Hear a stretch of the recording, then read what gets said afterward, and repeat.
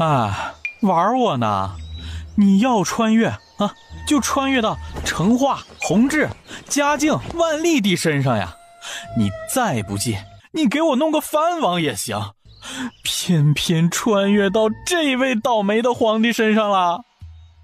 在眉山的一棵古槐树下边，叶轩经过了长达半个时辰的自我怀疑，终于接受了自己穿越的事实。来人，将这棵槐树给我砍了！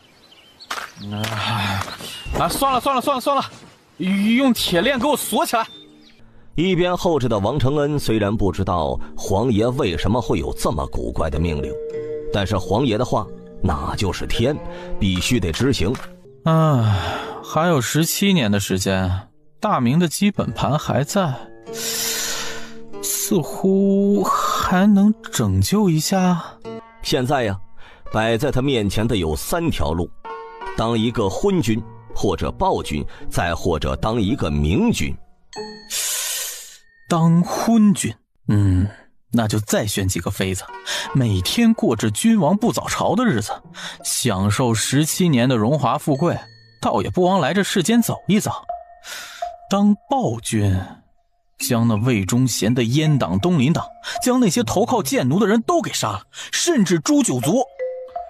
自己死了，我也得拉那些人垫背。当个明君，改写大明结局，为大明延续数百年的国祚。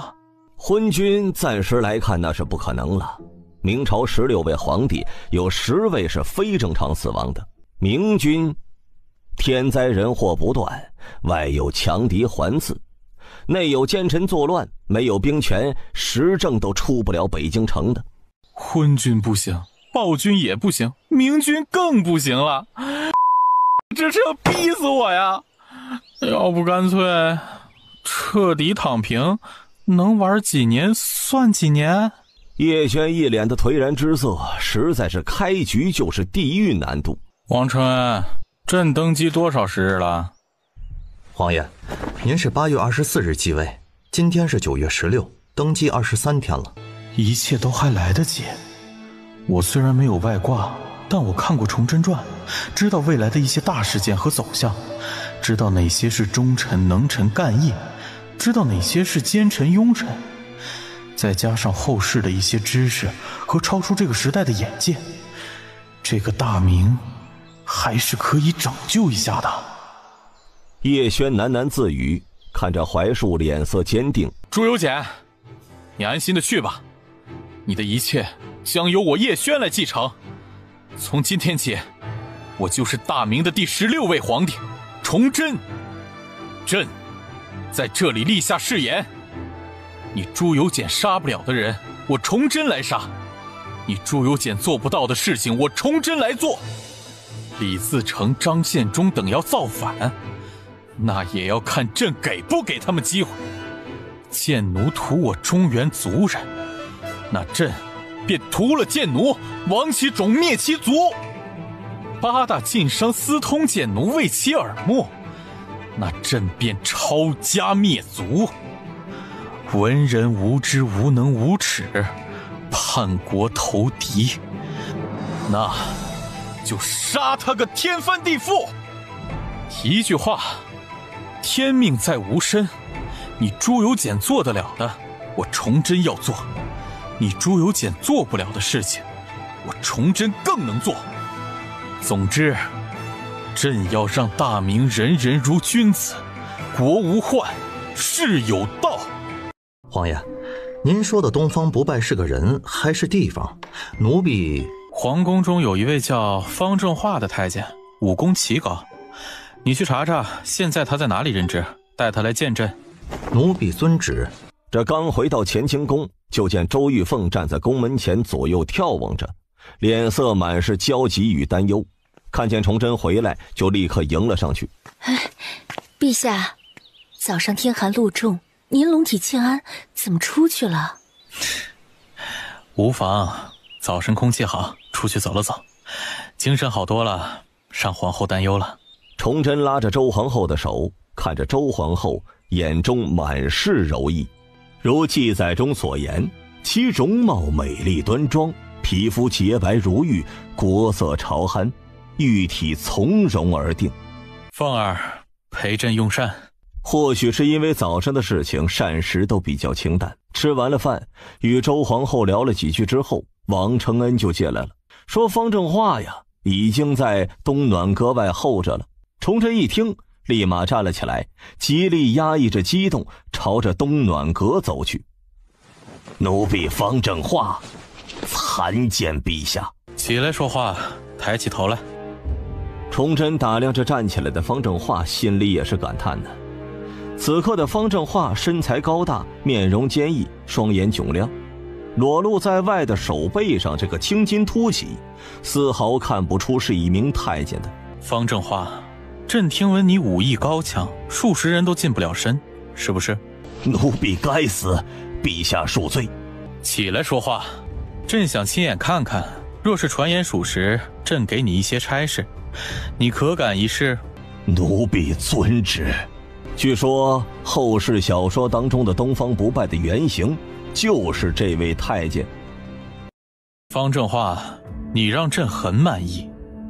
朕本想让你去做一些其他的事情，但朕身边可用之人极少，近一段时间你就随朕身边，护卫朕的安全，你可愿意？愿为陛下死而后已。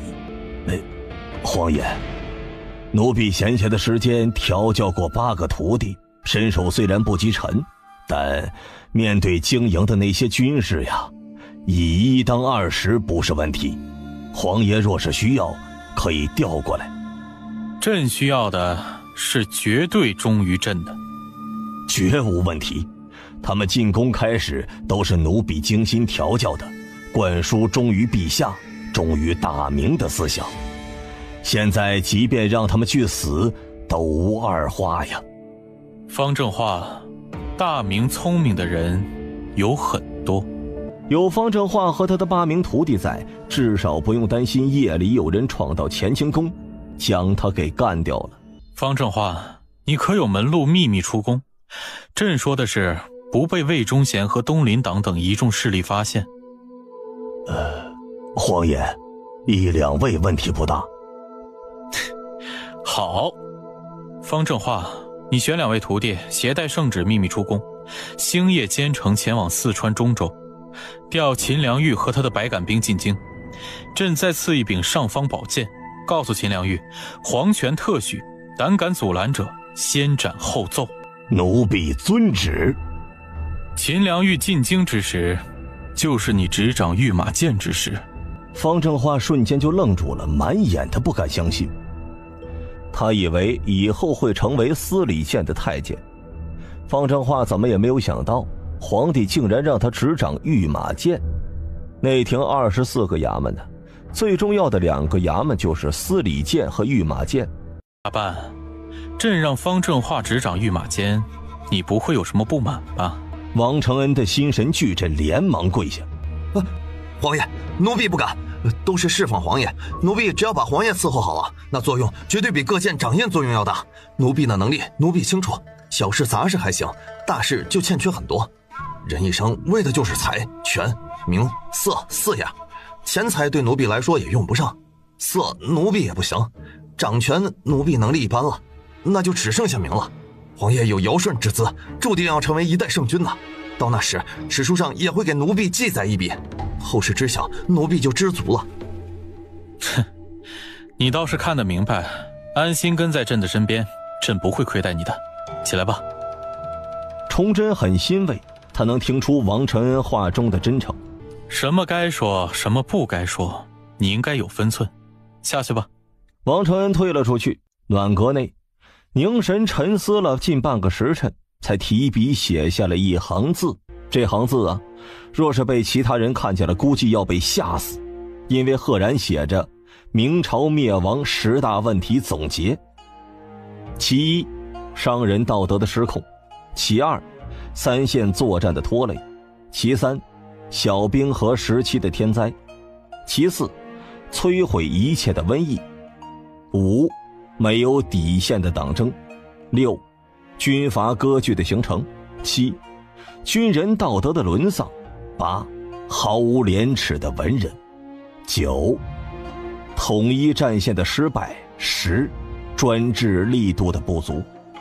这10项问题是他目前能想到的了，每一项都不会对大明造成毁灭性的打击，但这10项叠加在一起啊，以原来崇祯的能力，结局已经注定了。万古分明看检测，以身照耀附文章。皇爷，锦衣卫指挥使田尔庚求见。让他进来。崇祯将写好的东西用折子盖上，田尔庚就进来了。臣锦衣卫指挥使田尔庚参见陛下。陛下，精卫3大营各军主将身穿盔甲，全部于酉时3刻从前门进入英国公府。崇祯听完了之后，双眼眯了一下，这么不加掩饰的招各军主将入府，就是在向皇帝示威。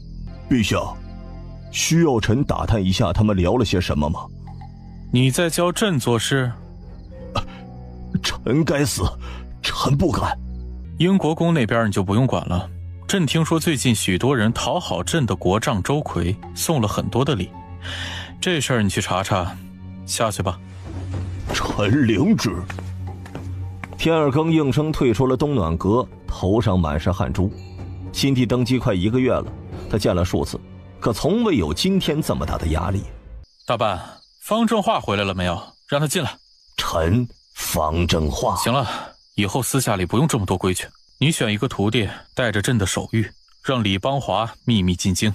皇爷，可是天启4年被魏忠贤弹劾的兵部右郎李邦华。对，就是他，让他秘密入京。大办，何事慌慌张张的？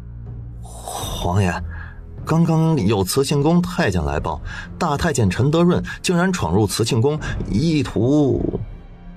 王承恩说到这里时就不敢继续说了呀，心中一声，穿越过来，忙活了一天，竟然把陈润德这个史上最色的太监给忘了。王承恩，去坤宁宫，请皇后去慈庆宫陪皇嫂，就说天色已晚，恐有非议，这件事情朕会给他一个交代。方正化，你亲自带人去将陈德瑞给朕抓回来，记住了，无论是谁阻挡，格杀勿论。还有，中途不允许他与任何人有接触，别让他自杀了。另外，让王体乾、魏忠贤、田尔庚和今日当值的指挥佥事、内操首领来见朕。9月的京都夜凉如水，崇祯就这么静静地站着，王体乾、魏忠贤跪在地上。崇祯没有搭理这2人，又是1刻钟之后，田尔庚、徐显纯来了。锦衣卫指挥使田尔庚，都指挥佥事徐显纯，参见陛下。崇祯是看都没有看跪在地上的2个人一眼，也不说话。皇帝不说话，他们4个人自然不敢抬头。4个人是一脸懵啊。皇爷，陈润德抓回来了。跪着的田尔庚和徐显纯一听是陈德润，心中猛然一惊。这位大太监的爱好，他们是很清楚的呀。陈德润，你好大的胆子！陛下，臣只是误入慈庆宫，望陛下恕罪。误入？你是说义安皇后，朕的皇嫂，在诬陷你，还是在欺骗朕？陛下，这其中或许……闭嘴！朕问你了吗？方正化，将这个狗贼拖下去严刑拷打，让他将所有的罪行全部交代清楚。朕允许你动用所有的手段。只是盏茶的功夫，方正化就拿着一叠纸走了进来。崇祯接过来一看，被压下去的怒火再一次被点燃了。这厮竟然娶了9个媳妇，这还不算呢，后宫当中与他结成对食的宫女竟然多达数十个，利用权力收取的财物多达数十万两。来人，将这个狗贼绑起来，朕明日有用。若是夜里死了，朕诛你们3族。王承恩，即刻带人抄家，家中男眷全部处死，女眷流放，所获财产冲入内堂，宫中结成对食的宫女也全部流放。崇祯说完，看着跪在地上的田尔庚和徐显纯，被窝里暖和吧？先帝皇后，朕的皇嫂的寝宫都有人敢擅闯，你们锦衣卫是做什么的？是不是哪天朕的寝宫也有人闯进来，将朕杀死了，你们才过来？我们锦衣卫只是……你是不是想说，你们锦衣卫只负责外围的安全，后宫不归你们管？陛下，臣死罪，请陛下恕罪呀！陛下，臣御下不言，臣立即彻查。王臣，这两人所犯过错，按照大明律该如何处置？皇爷，锦衣卫是皇帝亲军，任免杀罚都是陛下说了算。按照两人的过失，死罪。死罪？来人，拉出去斩了！陛下，可否容臣说几句？说。陛下，皇宫内24衙门，截止到昨天，太监有14835人，宫女3216人。负责景运门和隆宗门守卫的锦衣卫不可能全部认识，稍有疏忽，这很正常。因此，臣叩请陛下饶恕两位大人的死罪呀。今日景运门和隆宗门外轮值的锦衣卫全部革职查办，永不录入。田尔庚、徐显纯，以你们二人的过失，朕能诛了你们全族，但念你们二人忠心耿耿，又有魏忠贤替你们求情，暂不杀你们。但死罪可免，活罪难逃。田尔庚身为锦衣卫的指挥使，御下不言，降为指挥同知。指挥佥事徐显纯玩忽职守，怠慢本职，降为镇抚使。另外廷杖20，罚俸1年。魏忠贤，这个结果可还满意？雷霆雨露，皆是君恩。王体乾，你身为司礼监掌印太监，提督整个24衙门，你就是这么提督的？魏忠贤，陈德润是你带的人，你平日里就是这么调教的？此次事件，你二人难道没有过错吗？陛下，臣……行了，朕也懒得跟你们计较。明日处决陈德润，你二人亲自动手，一人砍陈德润50刀，他死之前少1刀，朕就在你们身上补1刀，一切所需你二人自出。下去吧。崇祯说完之后，直接进了暖阁内，都没有给两个人反驳的机会。进了暖阁的崇祯长长的出了口气呀，后背有些发凉。这事儿一个处理不好，就可能逼得魏忠贤谋反，那句容易引起哗变，那可不是说着玩的。这斩查的功夫，方正化进来了。皇爷，臣下手极重，这两人至少1个月的时间内无法下床，想要恢复完好，至少得3个月。干得漂亮！安排人守在暖阁外，没朕的允许，任何人不得进入。奴婢遵命。凤儿，皇嫂那边如何了？陛下，皇嫂受了惊吓，刚刚臣妾陪着说了会儿话，臣妾走的时候安排了内操守卫，现在这会儿应该是睡下了。辛苦凤儿了，时间不早了，我们也早些休息吧。有本启奏，无本退朝。诸位爱卿都没有事情要上奏吗？陛下，臣有事启奏。出声的是中极殿大学士施凤来。施爱卿请讲。陛下，臣奉旨会同司礼监、工部、礼部、钦天监选择大型皇帝陵墓，目前确定为谭玉陵。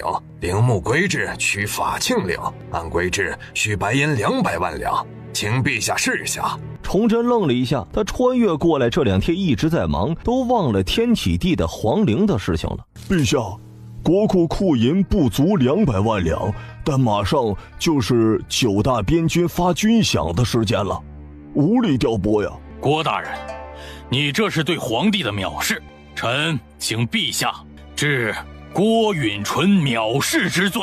曹大人，你这么说是什么意思呀？是不是暗示前线的将士们不行？这话要是传出去，不怕引起将士们的不满吗？施爱卿，现在京都大米多少钱一担？被问到的施凤来懵了，现在上奏的是大行皇帝墓陵的事情，这怎么扯到大米多少钱一担了？好像是1两银子，臣不知。曹爱卿，你说。陛下，好像是1两1钱。好像。魏忠贤，你说。陛下，糙米在780到850文铜钱每担，精米在900到900文铜钱之间浮动。崇祯心中快速地盘算着，明代一担约为120斤，1斤约为后世的1.2斤左右，这换算下来就是后世的145斤左右。也就是说呀，1两银子大概能买到155斤大米。后世1斤大米按2块5算，1两银子购买力那就是338块。修个墓陵要200万两白银，也就是于后世的7亿7千万，这得多大的工程啊！方正化，派人去街上问问，速去速回，朕在这里等着。方正化应声，从后面出了皇极殿。你们是不是以为朕在小题大做？臣等不敢。你以为你们这么说，朕就不知道你们在心中暗骂朕？你们天天喊着要为大明社稷，死而后已，可你们自己看看，连日常吃的粮食多少钱1斤都不知道，是不是觉得你们是朝廷的部院重臣？这些民间百姓应该关心的事情跟你们无关。百姓最关注的是什么？一日3餐能不能吃饱，这就是粮食。吏部，朕且问你，各地知县若是不知道本县的粮食价格，又怎么专心为百姓考虑？工部，你们都不知道粮食的价格，怎么招人干活？是不是觉得国家的工程反正是各地签派的，给多少都可以？你们考虑过一个百姓的付出和收获了吗？礼部，你们掌管着天下读书人，这群人天天喊着圣人，不知农时，四肢不勤，五谷不分，不知百姓的疾苦，何谈为百姓谋福利？你们掌管着天下的钱粮、经济命脉，若是连粮食的价格都搞不清楚，如何去调运？若是某地发生了天灾，你们如何能快速地安排赈灾的方案？拍脑袋决定吗？你们非要等到有一天，外有后金带兵进入关内肆意掠夺，无数同胞被杀，内有百姓起义，做亲者痛仇者快的事情吗？若是真的有这么一天，朕拼个鱼死网破，也要在死之前将你们的九族诛杀个干净。陛下，总计调查了12家米坊，所得的价格均和户部尚书郭大人、东厂提督魏大人所说的价格一致。这里是米坊老板画押的保证书。你们有没有什么要说的？朕给你们一个反驳的机会。臣等知错，请陛下责罚。除魏忠贤、户部尚书郭允后外，其余人等罚俸3个月，以儆效尤。现在不能杀你们，责罚一顿还是可以的。施爱卿，大行皇帝陵寝之事，你先同工部先行勘察现场，做好全面的规划，所需银两且等些时日。陛下，这不合礼法。朕当然知道不合礼法，但所需银两你给吗？只要你能给出来，别说200万两，500万两都行。行了，这件事情就这么定了。朕100年之后会亲自向皇兄赔罪，相信皇兄会体谅朕的难处。至于皇嫂那边，朕亲自去解释，尔等无需多言。诸位爱卿，有事继续吧。陛下，臣钱谦益有事启奏。准奏。陛下，现后宫有周皇后和义安皇后，客氏非后宫之人居住在后宫，于礼于法的不合，臣恳请陛下将客氏逐出皇宫。这等了一早上，终于来了，好戏开场了。钱谦益，你且细细说来。陛下，臣另有弹劾客印有18大理由。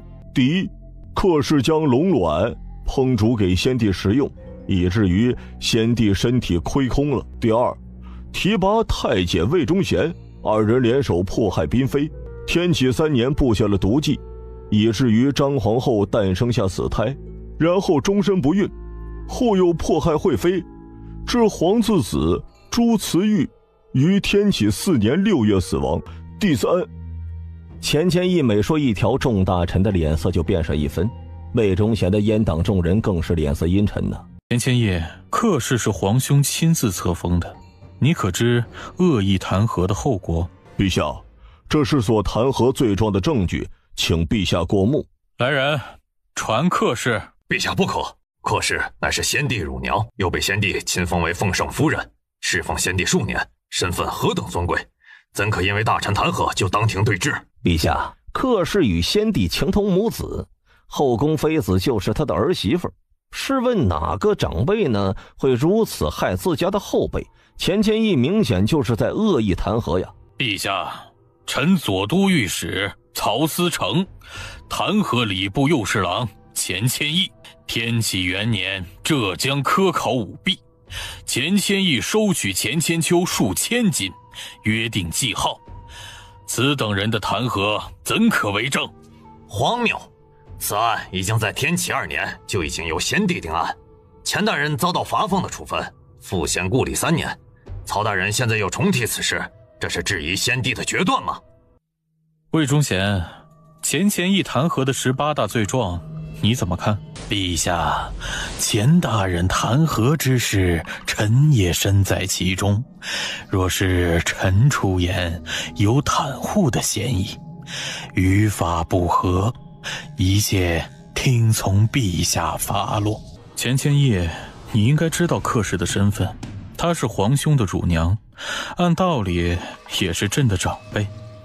你这弹劾的18大罪状，每一条都能将他凌迟处死10遍了。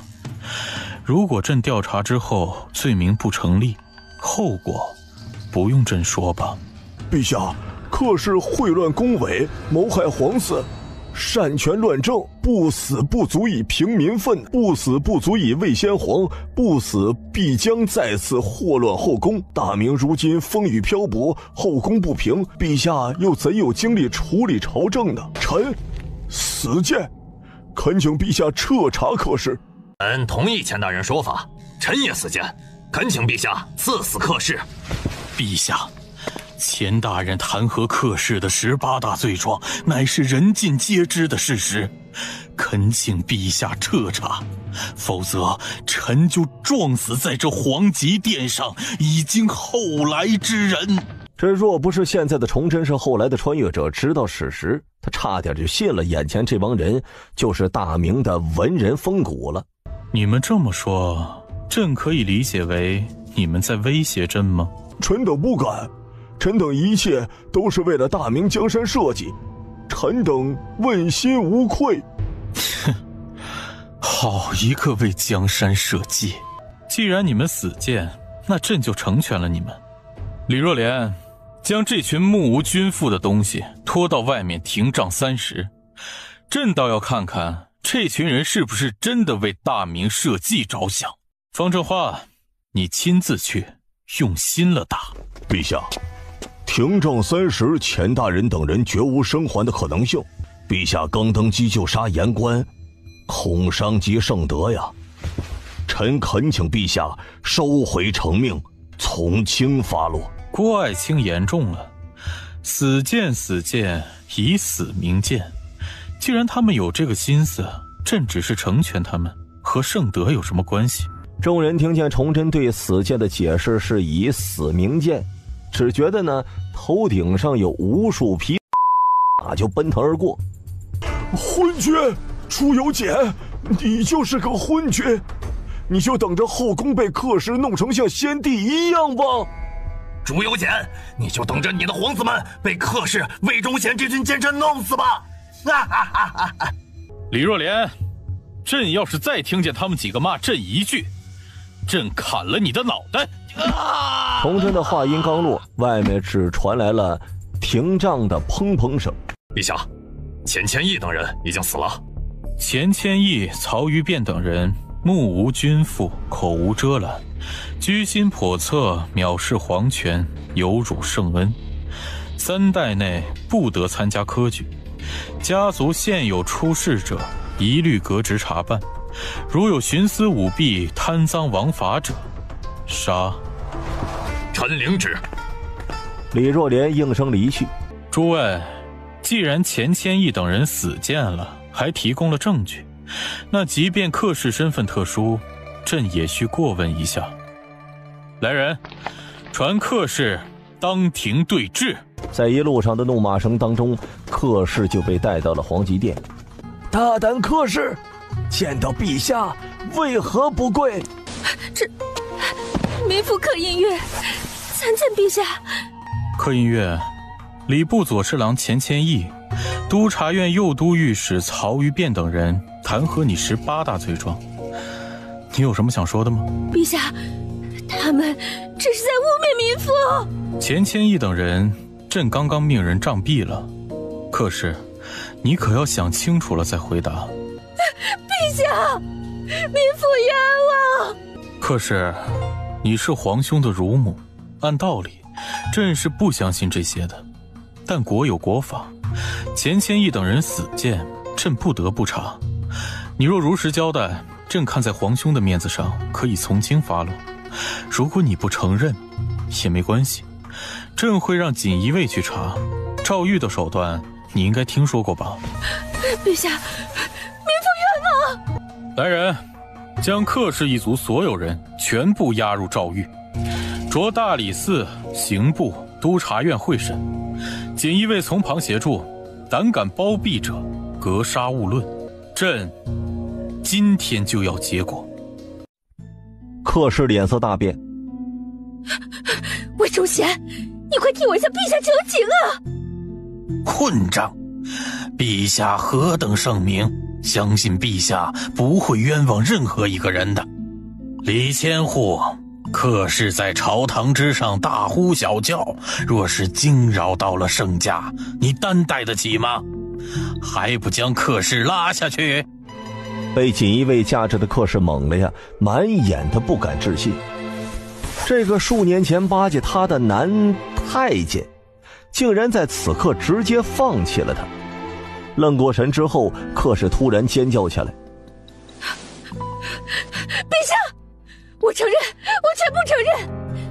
魏忠贤，既然你出卖了老娘，老娘就是死也要拉着你一起下地狱。陛下，这18条罪过我全部都认，大部分都是魏忠贤的主意。当年他为了巴结我，置办了一桌500两银子的60道酒菜，而后……够了！李若莲，将他带下去，让他全部交代清楚，做好罪证。朕在这里等着。李若莲一挥手，2名锦衣卫就将客氏给架了出去。足足半个时辰的时间，皇极殿内寂静无声。在众大臣站得腿发麻的时候，李若莲进来了，拿着一个厚厚的一叠纸。陛下，钱谦益所弹劾的18大罪状，客氏全部交代清楚了，且已签字画押，请陛下过目。王承恩将李若莲呈上来的供词递给了崇祯，崇祯接过来，慢慢的看着，时不时的打量着殿内的众大臣。众大臣此时此刻内心是惊惧不已啊！偷瞄着龙椅上一页一页翻看的崇祯，他们感觉那些纸就如同一张张催命符。李若莲，将客氏拖出去，临时处死，诛3族，财产尽数入内堂。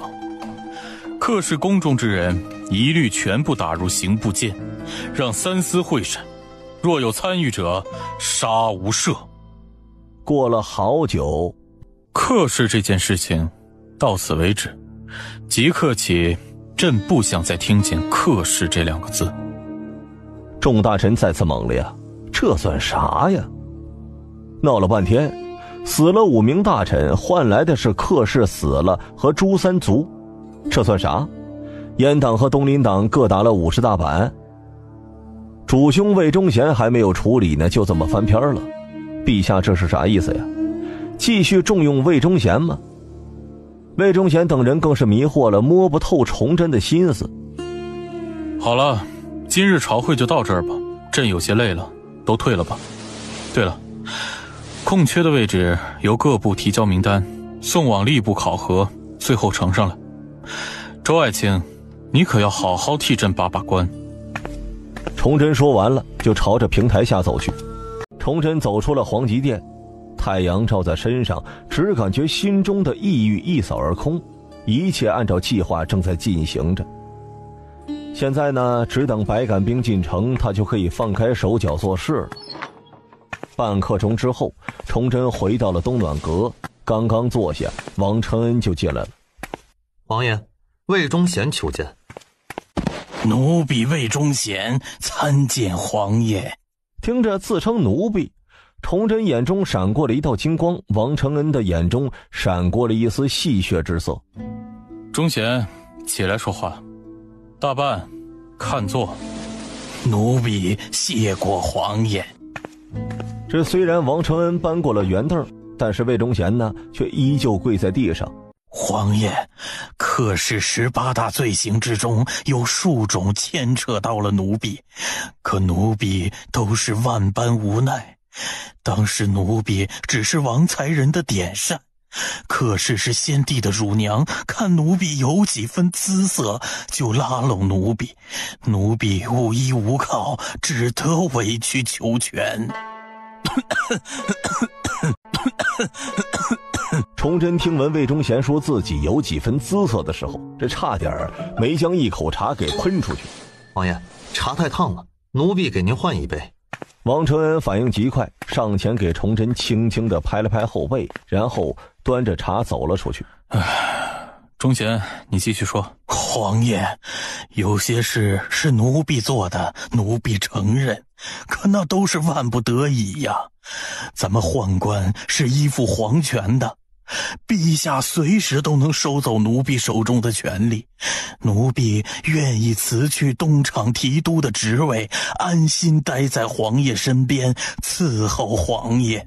崇祯的精神一振呢，这个剧情终于出现了。他穿越过来前就看过《崇祯传》上，就有魏忠贤请辞东厂提督以避风头，来试探崇祯的反应。崇祯为了稳住魏忠贤，没有答应。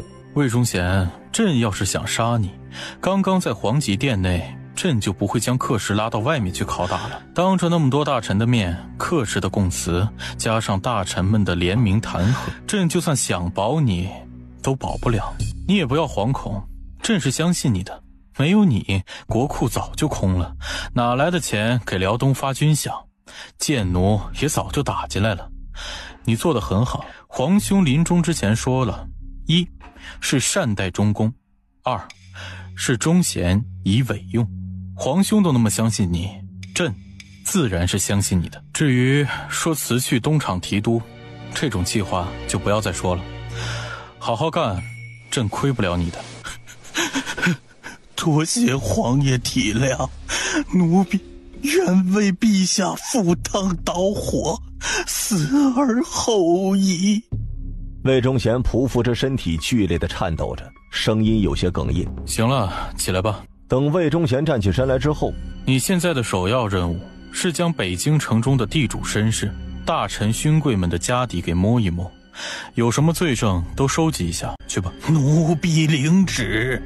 皇爷放心，就算是这些大臣家里有几只耗子，奴婢都能查得清清楚楚。这个朕相信，下去吧。等魏忠贤退出了东暖阁后，崇祯从龙案当中走到了门口，看着离去的魏忠贤的背影，久久出神。过了好一会儿，大办，将魏忠贤来东暖阁发生的事情暗中透露出去，再过10天半个月，再将他要查地主绅士、大臣勋贵的消息也放出去。接下来就是咱们看戏的时候了。魏忠贤不死，他们要终日活在他的阴影之下，毕竟谁也不想哪天刚睁开眼睛就被拉进了诏狱当中，然后抄家灭族了。所以呢，那帮大臣们为了自身，一定会疯狂地弹劾魏忠贤和阉党。到了那个时候，舆论倒逼之下，百杆兵进城了，就是他收网的时候了。想到了这里，现在的崇祯也不得不佩服朱由检，一登基呀，就是各种封赏稳住了魏忠贤。趁着魏忠贤放下戒心的时候，一举弄死了魏忠贤。当年17岁登基的他就有这种隐忍和心机，这换作前世的17岁少年呢，估计早就被魏忠贤给弄死了。这不得不说，古人是真的很早熟的。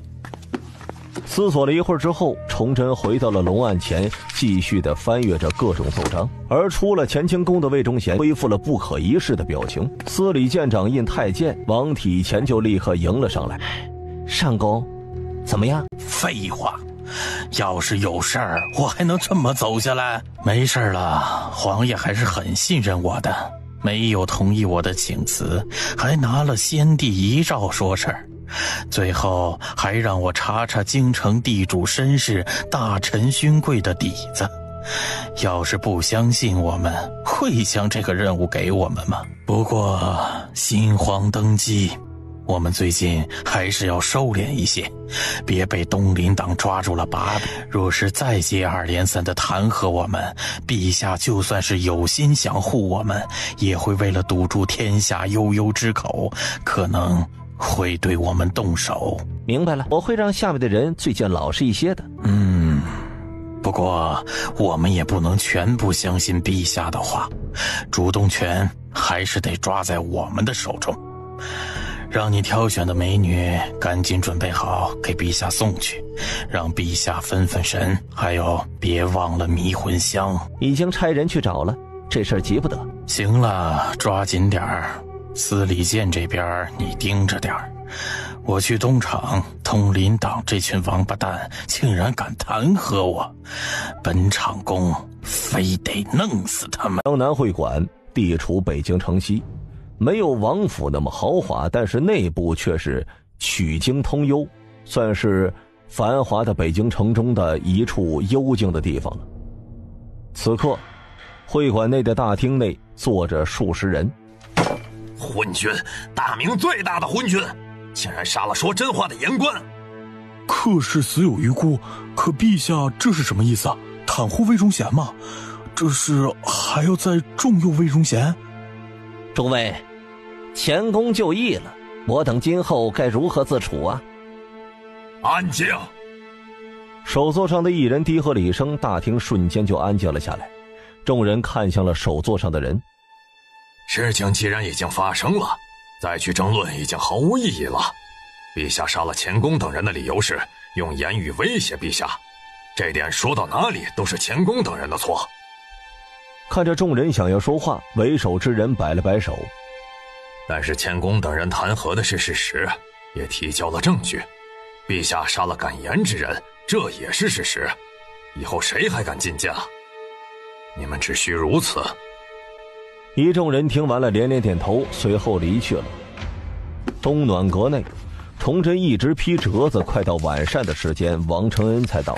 “王爷，李大人来了。”“让他进来。”“臣李若莲参见陛下。”“起来说话。”崇祯放下了奏折，看着龙案上的数十本奏折，暗地里长长的出了口气呀。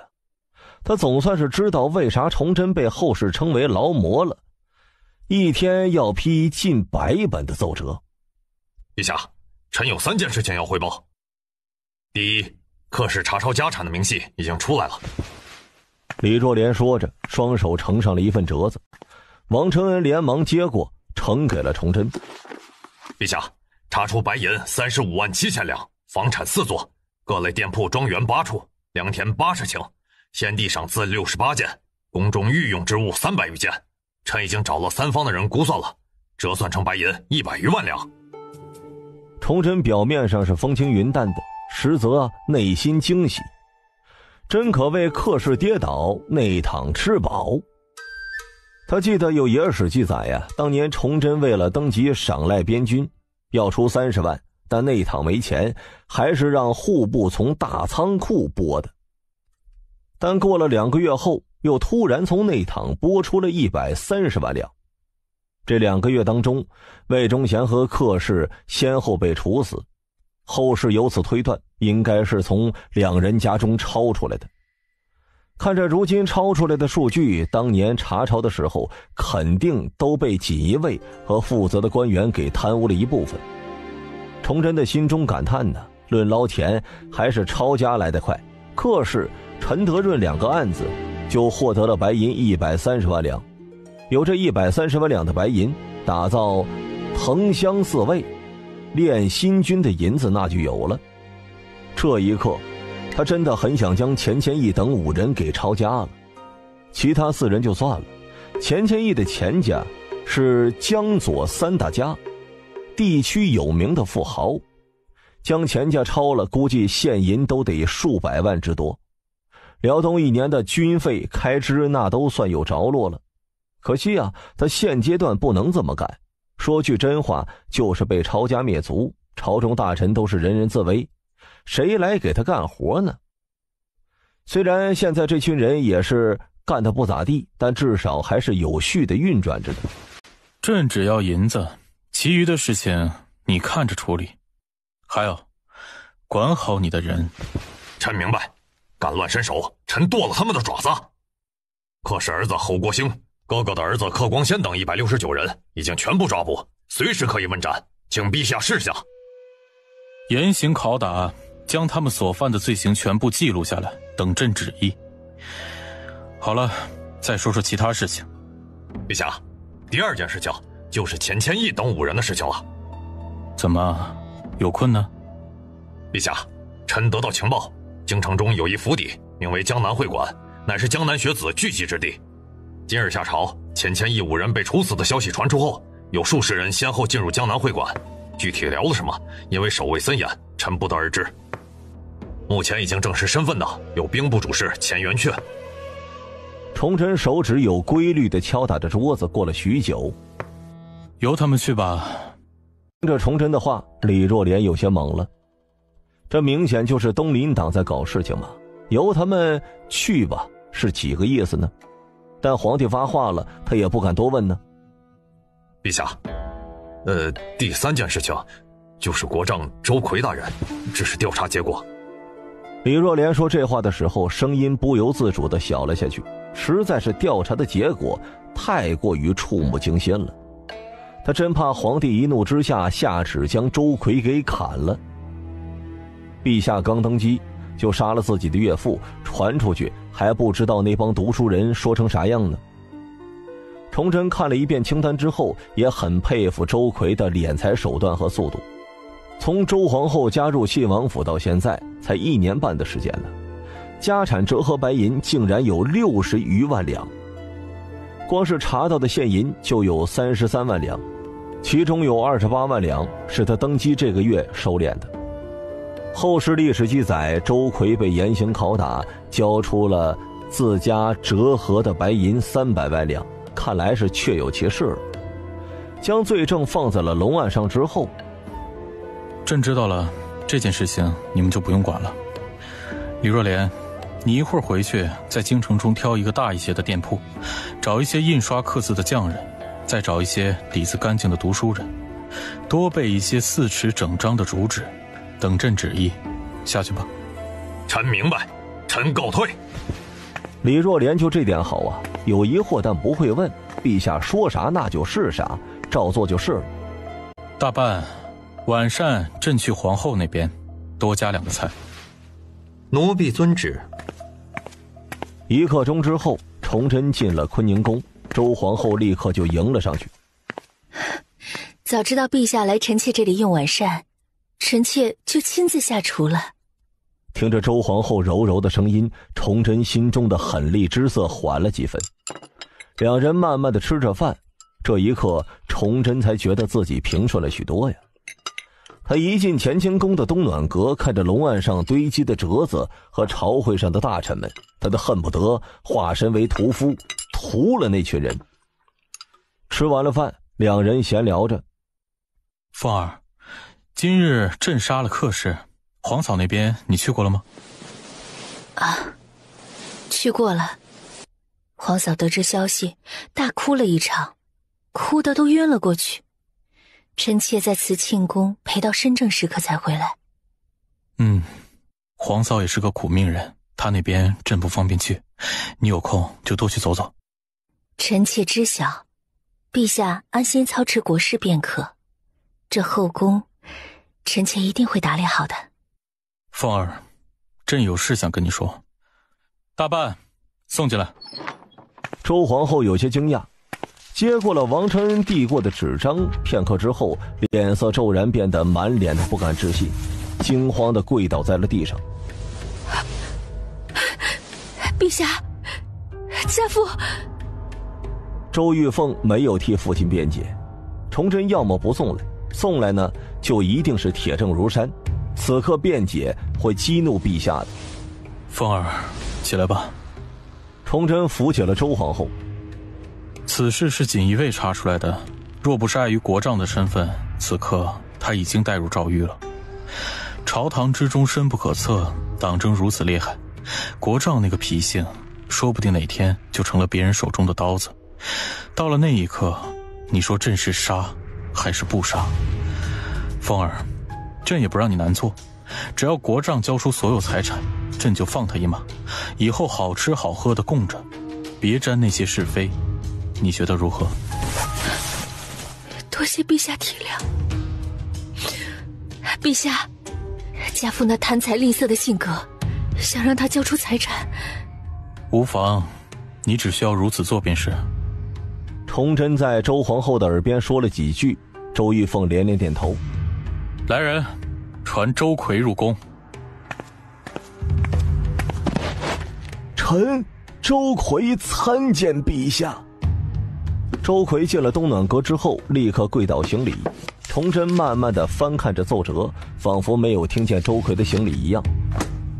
这半刻钟过去了，崇祯依旧没有叫周奎起来的意思。周奎的双腿已经麻了呀，内心也在思忖着皇帝是什么意思呢。又是半刻钟过去了，崇祯将奏折放下。周奎，你可知罪？陛下，臣不明白。不明白？那你告诉朕，你为何有数十万的家产？陛下，臣是冤枉的，臣怎么可能有这么多？周奎，你这是冥顽不灵啊！天启7年8月29日午时，南城青烟楼雅墨斋，你答应陈少明帮他弄一张盐引，他答应事成之后给你10万两白银，预先支付你3万两，这总不会错吧？你可真是迫不及待呀！朕刚登基，你就开始捞钱了。天启7年9月初3，大同王家家主约你在凤鸣院相聚，商议茶饮的事情。你一个国丈竟然去青楼，你的礼义廉耻呢？皇家的脸面都被你丢完了。锦衣卫查到的，你总不会否认吧？你当锦衣卫都是瞎子不成？要不要朕将这些人都抓来过问过问？锦衣卫的诏狱你应该知道吧？信不信朕让你去诏狱住半个月？听见诏狱，周奎浑身一哆嗦，眼中满是惊恐之色。进入诏狱的人有几个人能活着出来呢？周奎，朕给你一个活命的机会，只要你交出贪墨的财产，朕既往不咎。陛下，你就是把臣给杀了，臣也没有这么多的财产呐。崇祯冷冷地看着哀求的周奎，心中满是冷笑。周奎这个人贪财吝啬之极。历史记载，崇祯17年，李自成一路打到了北京，崇祯让大臣们捐银子助饷，招募兵勇。既然是要捐呢，那就得先弄个榜样。于是呢，崇祯让太监高定到周奎府去借钱。结果呀，这位爷充分发挥了一哭二闹三上吊，哭的那叫一个惨呢。总之就是要钱没有，要命一条。周皇后得知后，将周奎训了一顿，然后变卖了自己的金银首饰，所得的5000两都交给了周奎。谁曾想呢，周奎只捐了3000两，反倒是赚了2000两。其他皇帝国戚、王公大臣见国丈都如此了，也纷纷效仿，最后崇祯只募捐到了13万两。自李自成进京之后，周奎被抓，被逼得他杀了自己的妻子和儿媳妇。严刑拷打之下，才交出了自己的家产，白银高达52万两，真币负数10万，折成白银有300多万两。这最无耻的是啊，这货竟然为了保命，竟然将藏在他府上的太子朱慈朗交给了摄政王多尔衮。最后这条才是崇祯要第一个找周奎麻烦的主要原因。周奎，朕再问你最后一次，你交是不交？陛下，臣真没有这么多钱，臣……来人，将周奎拉出去砍了！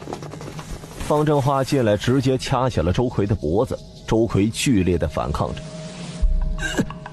陛下，臣女是皇后，臣是国丈，你新登基，不能杀国丈啊！国丈？朕既然可以封他为后，那朕就可以废了皇后。简单一句话，让剧烈挣扎的周奎瞬间安静了下来，满脸的不可思议。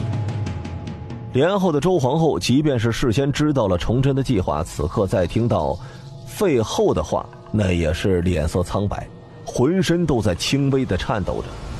周奎，朕若是将你的罪证公布出去，你觉得朕废后会有人敢说闲话吗？朕再给你一次机会，交还是不交？过了足足斩查的功夫，周奎也没有说话。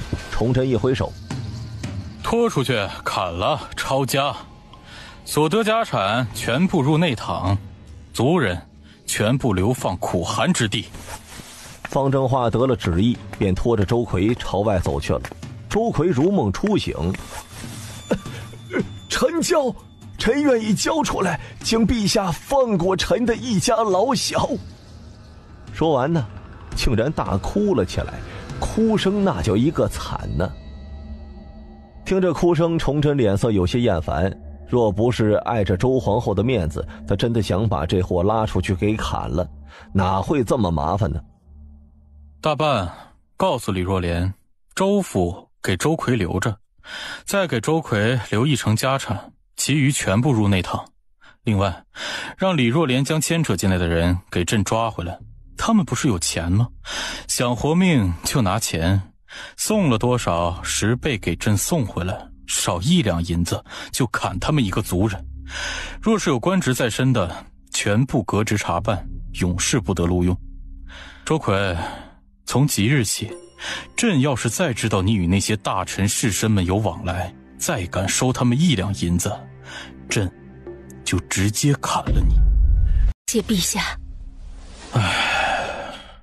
玉凤，希望国丈能体谅朕的良苦用心，否则日后清算的时候，国丈是必杀无疑了。日后若是国丈找你哭诉，你就谅谅他，免得他不长记性。等朝局稳定了，朕就封他一个伯爵，赐谢田地，安心的做个富家翁吧。臣妾待家父，谢陛下天恩。凤儿，以后不是正式场合，不用行大礼。你累，朕看着也累。到了后宫就是家里，不用如此繁琐。时间不早了，咱们也去休息吧，早日给朕生个龙子龙女。有道是云鬓花颜金步摇，芙蓉帐暖度春宵。一夜欢娱，洗漱用膳，上早朝。有了昨日的杀伐，今日朝会上的众大臣那就老实了很多了。崇祯也只是提了一些意见，全部让转入了内阁处理。崇祯刚用完早膳，准备去上早朝，方正化的脸色极其严肃的就走了进来。皇爷，派去中州传旨的方家回来了，快让他们进来。崇祯很是开心呢，他现在很想迫切的知道秦良玉的反应。随即看着方正化严肃的表情，疑惑地问：你怎么这个表情？皇爷，出大事了。大事？崇祯的脸色微变，若不是大事，方正化不会如此严肃的。就在这对话之间，传旨的一名太监进了暖阁，行完礼之后，皇爷，奴婢二人于天启7年9月26日出京，10月3日到达中州，将旨意传给了秦将军。秦将军接旨后说是为了保密性，就不写书信了，让奴婢二人给皇爷回话，大军会抛弃辎重，全速进京。行军途中，他会差人每天将行军记录送于北京。奴婢擅自做主，地址留在了北京外的一座山村中，请皇爷责罚。哼，好，做得很好。这算是这段时间以来听见最为开心的事情了。虽然让李若莲暗中在整顿锦衣卫了，但是相对来说人数太少，战斗力偏弱，行动受限制，远没有军队的震慑力大。方家，此事你二人做得很好，先赏银100两，等事成之后，朕再一并封赏。奴婢不敢要赏赐，为皇爷分忧乃奴婢分内之事。给你们就拿着，这段时间你二人就常驻在外，每日将信件送于东暖阁内。怎么只有你一个人回来了？方稳呢？皇爷，接下来的事情就与方稳有关了。皇爷，奴婢二人这一路来遇见了许多的难民，一打听说是陕北关中渭北发生了叛乱，零零碎碎有10数处之多。奴婢二人商议后，由奴婢回来复命，方稳则在沿路打探消息，约定好2日后回京，不出意外，后天这个时候应该会进宫。你们可知道叛军首领的名字？回皇爷，听说了几个，王二、王家银、王左挂等。方家的话瞬间打开了陈峰的记忆，崇祯似乎想起了后世的资料当中有这么一段记载。明末最出名的就是李自成和张献忠起义，但这俩人好在都是安塞马贼高迎祥的手下。高迎祥可能不出名，但是说闯王那就肯定出名了。他是第1代的闯王，李自成就是第2代的闯王。你们先下去休息吧。大半，去皇极殿告诉众臣，今日朕不上朝了，有事呈送内阁。说完便依旧披着折子，这种举动让王承恩、方正化很是疑惑。叛乱，这在任何时候都是天大的事情，这种事情不召集内阁商议怎么镇压，这怎么还有心披折子呢？事实上崇祯也很无奈，这个时代交通太过于落后了，魏中离北京2000里路，即便用600里加急在家打探消息，一来一回都得10天。况且呢，这个时候600里加急的驿站估计也起不到太大的作用了，所以呢，就再急也不差这1天了，不如等2天后方稳回来，将消息汇总出来再说。第2天天色微亮，锦衣卫换班的时候，李若莲带着一群锦衣卫出了宫，直奔自己的府邸。约莫过了半个时辰之后府邸后门走出来10名身穿便衣的男子，走出胡同后融入了人流之中。此刻街上已经是川流不息，人声鼎沸了，叫卖声此起彼伏的。公子，咱们去哪里呀？走吧，今天本公子请客，先填饱肚子再说。这几人就是秘密出宫的崇祯和方正化等一群人，唯独没有王承恩呢。他今天的作用就是迷惑宫中其他势力的眼线。此刻的皇极殿内，王承恩站在9层平台之上，面无表情，下方站着6部9卿的朝臣。王中官，陛下。王阁老，陛下来不来是咱家能决定的吗？安心等着吧，随时都可能会来。当然了，诸位大人若是不想等，那就回去。不过咱家可提醒诸位，陛下这2天脾气不太好。原本还有些微微躁动的众大臣听闻王承恩这么一说，瞬间安静了下来，眼观鼻，鼻观心，如老僧入定。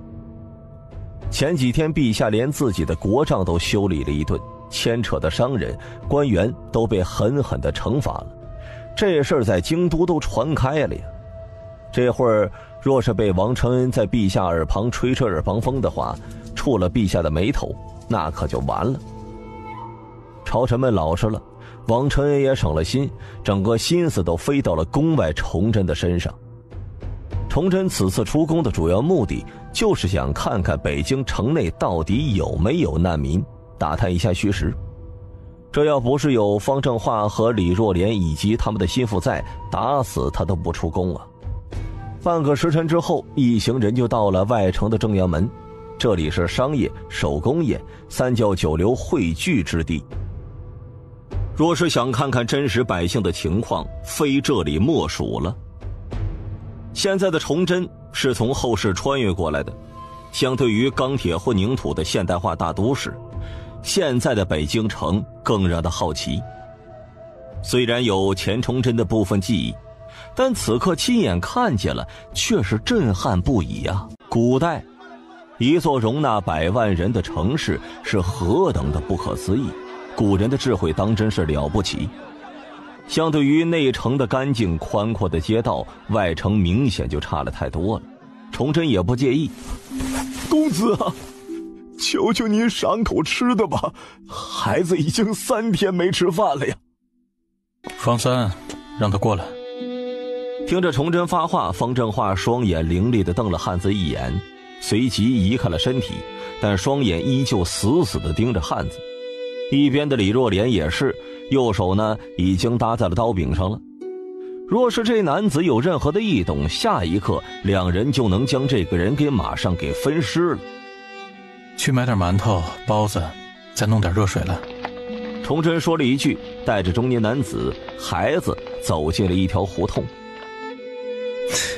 大叔，听您口音不是本地人吧？公子，我是从陕西逃难过来的。逃难？为什么要逃难？公子，你们身在北京不知道啊，陕北和渭北连年发生灾荒，久旱不雨，草木枯焦。朝廷不仅不组织救灾减免赋税，反而还加派了苛捐杂税呢。我们拿不出来呀，地方官吏竟然找了几个典型的当众打死，逼得我们卖儿卖女凑粮交税，我们也只能被迫外逃了。想着呢，来北京城讨口吃的，总不至于被饿死吧？不对，将他们围起来！李若莲瞬间就抽出了长刀，指着中年汉子：“你们到底是什么人？从实招来！”在李若莲喊出不对的时候，方正化和几名徒弟将崇祯围在了中间，警惕地看着四周。方家则是在中年汉子身上摸索着，查看是否携带了利器，只是片刻就朝着李若莲摇了摇头。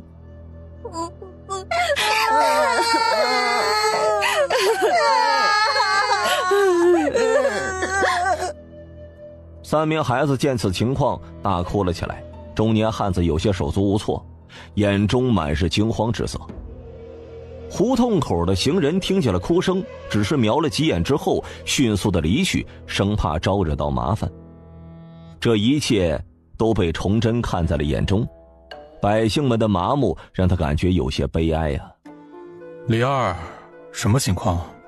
听见崇祯问话，李若莲低声道：“公子，我朝从太祖时期就有路引信票制度，大明律规定，若军民出100里者，须持有路引，未有路引者，军以逃军论，民以司度官金论，杖90。”说到这里，李若莲将头转向了中年汉子。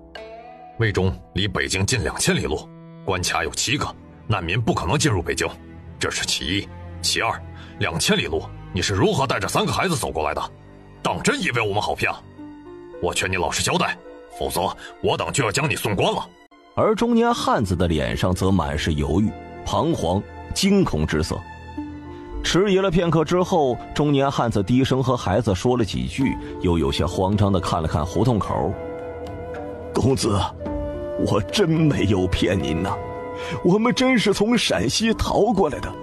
今年7月份，我家乡白水县发生了起义叛乱，有一个叫王二的人聚集了数百灾民攻打澄城，诛杀了知县张斗耀，开仓济民，整个县城一片混乱呢。我们趁着混乱，在县城当中找到了官印，撕开了路引，然后趁乱逃了出来。我们逃出来之后才发现路引基本没用了，除了北京城外的关卡外，其他地方的关驿要么没人，要么就是几个人做做样子，随便给几个铜钱都能过。有时候一大群人一起，连钱都不用交，直接就冲过去了。像我们年轻一些的还能往外逃，年纪大一些的就只能等死了。我们一起出来的30来人呢，如今也只剩下了不到10人，其余的都在逃的路上饿死了，病死了。这3个孩子就是同乡的后人，若不是这3个孩子，我都想去死了呀。说着，中年汉子呜呜地哭了起来，眼泪从眼角流下来，将脸上的灰尘冲出了一条条沟壑。李若莲眉头紧皱，似乎在判断中年汉子话语当中的真假，随即呢，脸色有些难看。若这人说的是真实的，那锦衣卫太失职了。方正化则是低声朝着方家说了几句，随即依旧警惕地看着四周。崇祯的面色彻底地阴沉了下来，他没有想到这一群难民如此大胆，竟然诛杀了知县，打开了官仓。但你能说这是百姓的错吗？不，绝对不是。百姓都快要饿死了，不反还等什么呢？不反就是饿死，反了也是死。这反正都是死，不如反了，好歹还能吃几天饱饭。太祖朱元璋因为快要饿死了才决定反的，凭什么只允许你老朱家反，其他人就不能反了呢？就这么说话的功夫，方家就提着一大包的包子和一个大茶壶过来了。中年汉子身后的3个原本有些虚弱的孩子瞬间就来了精神，双眼直勾勾地盯着方家手里的包子，直吞口水呀。但是看着李若莲手里明晃晃的刀，又紧紧地抱住了中年汉子的胳膊，崇祯接过了方家手中的水壶，给几人一人倒了一碗。李二，把刀收起来，别吓着孩子。大叔，你们先喝点热水润润肠道，一会儿啊慢点吃，别噎着。今天这包子管够。崇祯一边说着，一边将馒头递给了小孩子。这一切都看在李若莲、方正化的眼中了。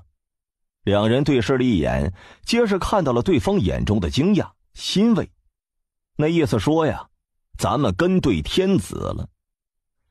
堂堂的一国之君对这种环境没有丝毫的厌烦，对浑身脏兮兮的难民呢，也没有丝毫的嫌弃，还温声细语地嘱咐着众人。待两人吃了馒头之后，方正化低声地说着：“公子，我已经安排方家去四周查探了，若是有其他灾民，我们再和其他灾民验证一下。”大叔，这件事情会比较严重，我们需要确定消息。如果你所说的是真的，我们既往不咎；但若是谎报，那就别怪国法无情了。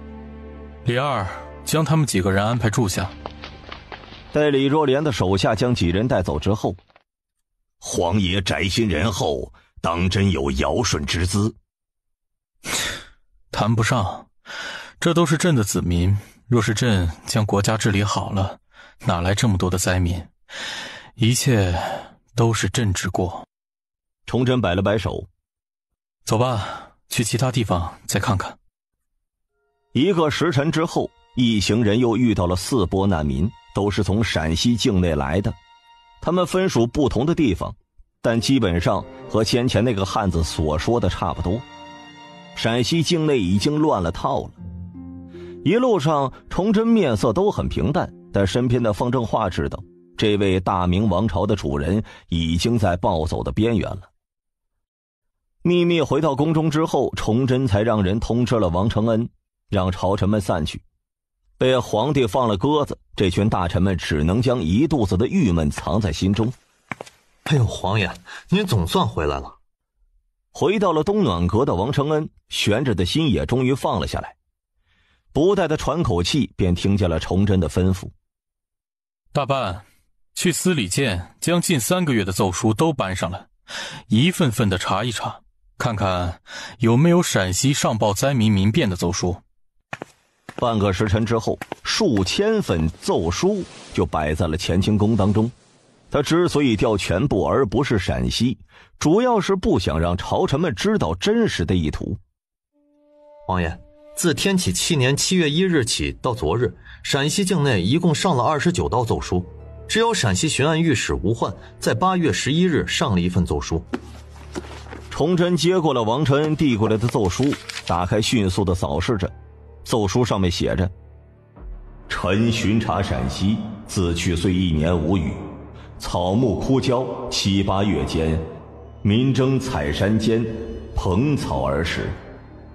这份奏书明确地记载了陕西的天灾人祸、民变的情况。最后结尾说：死于饥鱼，死于盗等耳，与其坐而饥死，何不为盗而死？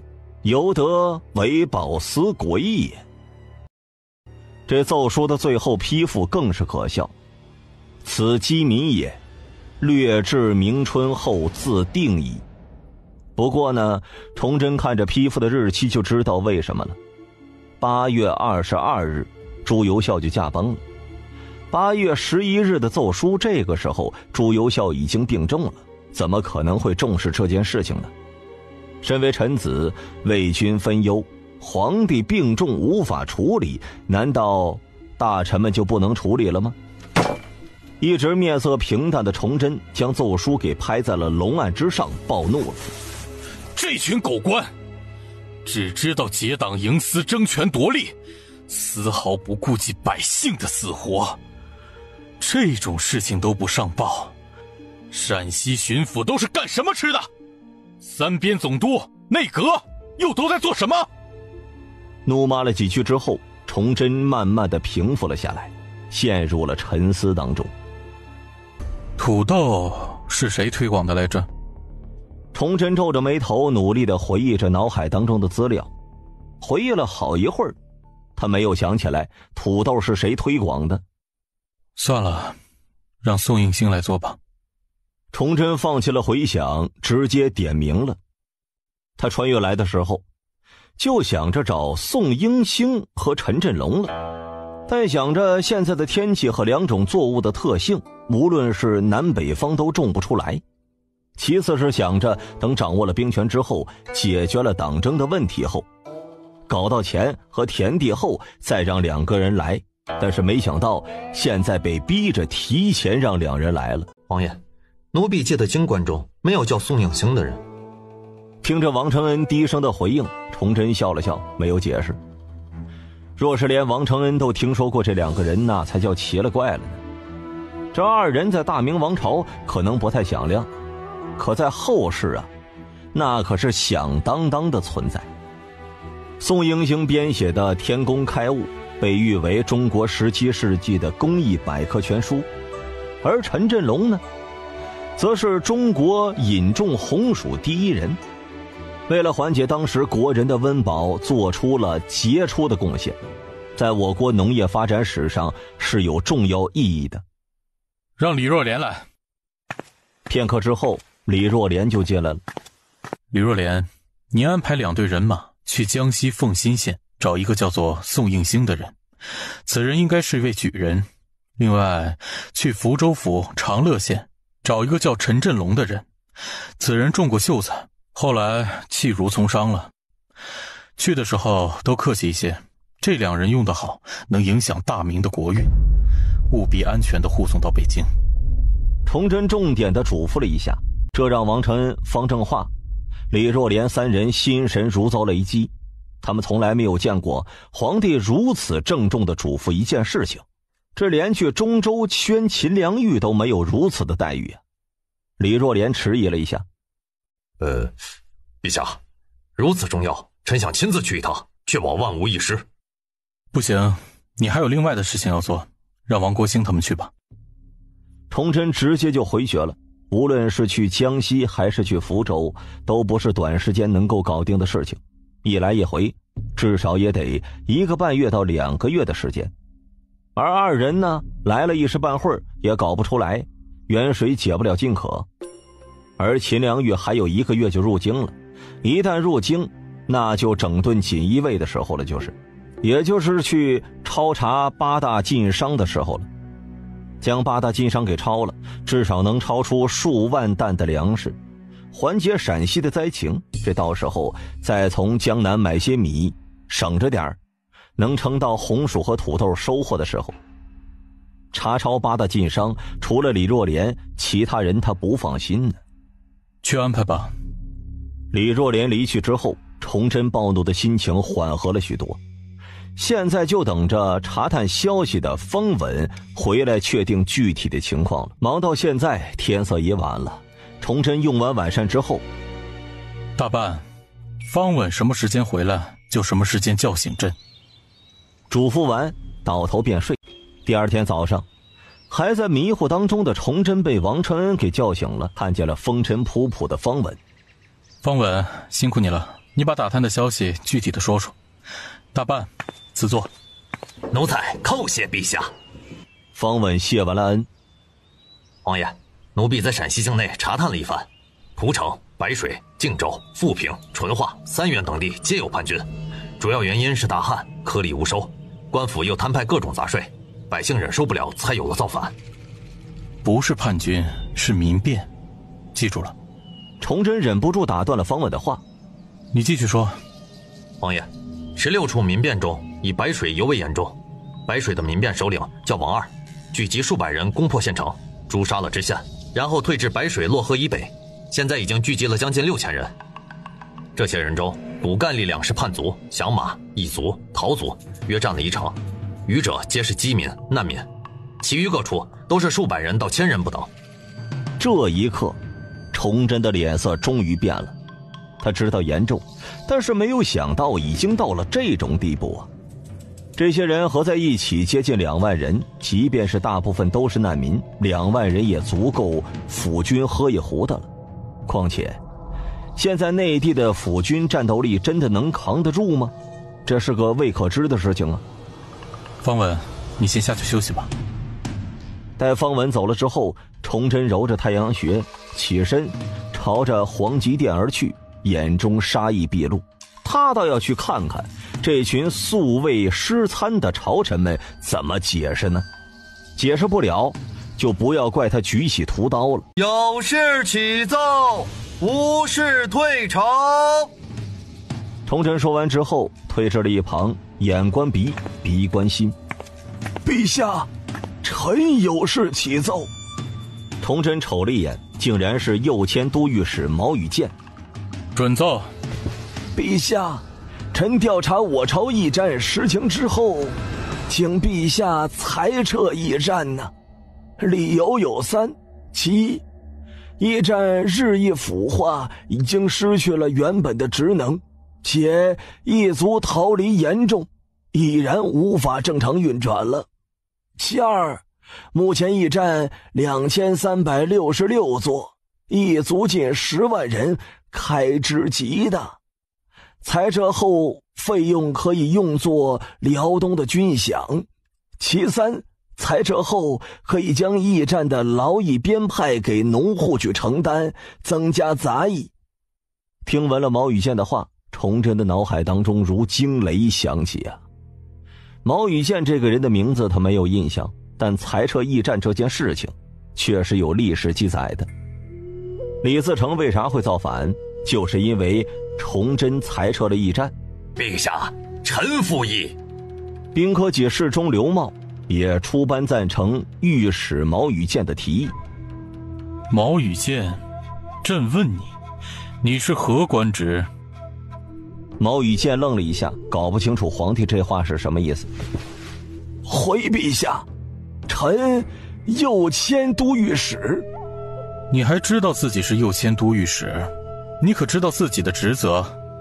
回陛下，纠合百司，辨明冤枉，提督各道，为天子耳目风纪之司。从朝会一开始就一直平静的崇祯猛然拍了一下龙椅，然后站了起来。那裁撤驿站这种事情跟你有什么关系？本职工作都没有做好，你去操心兵部的事情。驿站裁撤了，边关各地公文急报如何传送？朝贡礼节，潘蜀国来京城朝贡，又如何接待？裁撤的异族该如何安置？驿站又该如何自处？做事情都不用脑子想，都拍屁股决定的吗？别以为朕不知道你养了几个小妾，结果你正妻通过驿站来京知道了，你不反思自己的过错，倒是怨恨起驿站来了。此言一出，毛羽箭心中顿时卧槽了一声啊！此等私密之事，只有几个当事人知道，这皇帝是怎么知道的？其他大臣也愣住了，他们也没有想到这位毛御史竟然还有这种香艳之事，亏得他们还以为是为国为民，原来是私愤。来人，将毛羽箭拖出去斩了，将刘茂也拖出去，停杖20。殿外的锦衣卫立刻将毛羽箭给拖了出去，大殿内也只有毛羽箭求饶的声音在回荡着。诸位大人，还有没有上奏的？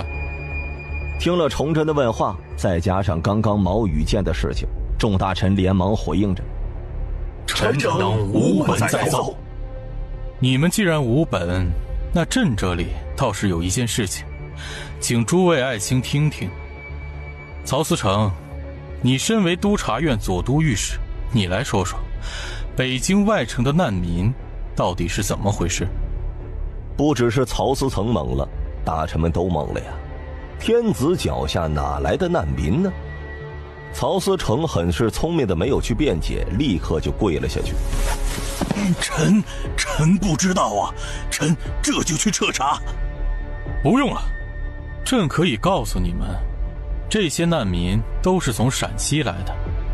陕西大旱，颗粒无收，依旧各种杂税，以致兵变。现在整个陕西境内有10数处兵变，最严重的白水县已然聚起了6000余人，其中一城是异族陶族。众位大臣这才知道为什么毛羽箭提到裁撤驿站，皇帝会如此暴怒了。这简直就是一刀子捅进了皇帝的心里去了呀！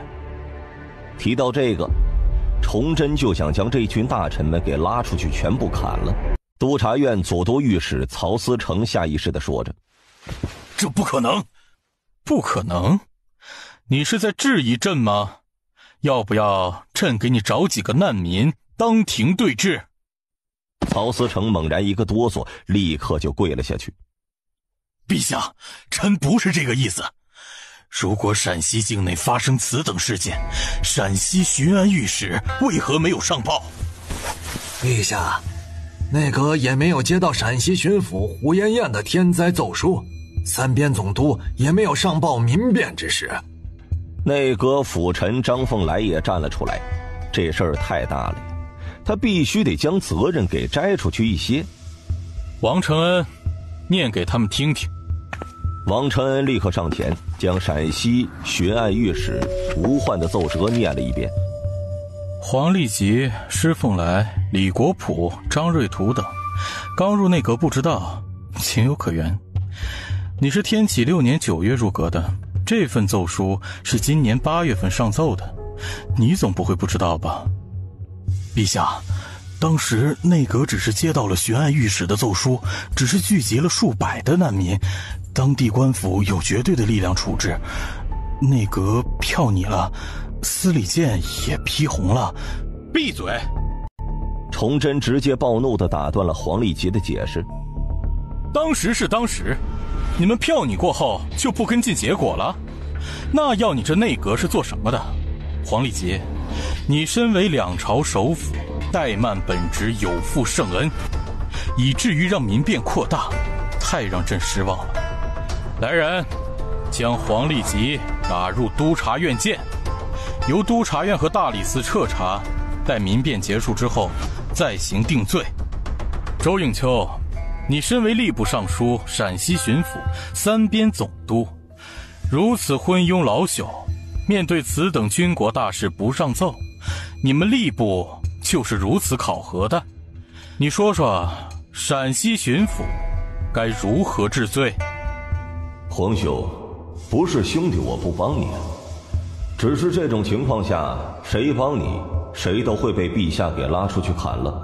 你放心吧，事后兄弟一定给你多烧点纸钱，让你在那边继续当个富家翁呢。被点到名的吏部尚书周应秋出班，心中默念了几句：陛下，按大明律，地方若有灾害，州县不以实文，上下相蒙者处极刑。周应秋说完，不再出声了。这满朝的大臣们也没人敢替胡延彦求情，毕竟死道友不死贫道嘛。周应秋立刻彻查陕西官员，如有瞒报漏报者，一律杀无赦；若有与盗同流合污者，抄家诛3族。崇祯说完了之后，也不管周应秋的回应，目光冷冷地盯着兵部尚书崔成秀。崔成秀，驿站归属兵部车驾司，异族叛逃，公费私用，关卡如儿戏。如此重要的设施，你该当何罪？陛下，臣有罪。崔成秀跪倒在地上。陛下，现在异族大部分都是驿站附近的百姓，任务繁重，且欠饷严重。据臣所知，不少地方欠饷银多达3年，加之地方天灾颗粒无收，异族只能叛逃。这非臣所能及。面对崔成秀的回答，崇祯沉默了。崔成秀说的是事实，异族军事为什么会叛逃？说到底，那还是钱的问题。没饷银，再加上吃不饱，任务重，处罚重，傻子才不逃呢。罢了，此事你虽没有主要责任，但负有失察之责。降为兵部左侍郎，暂领兵部。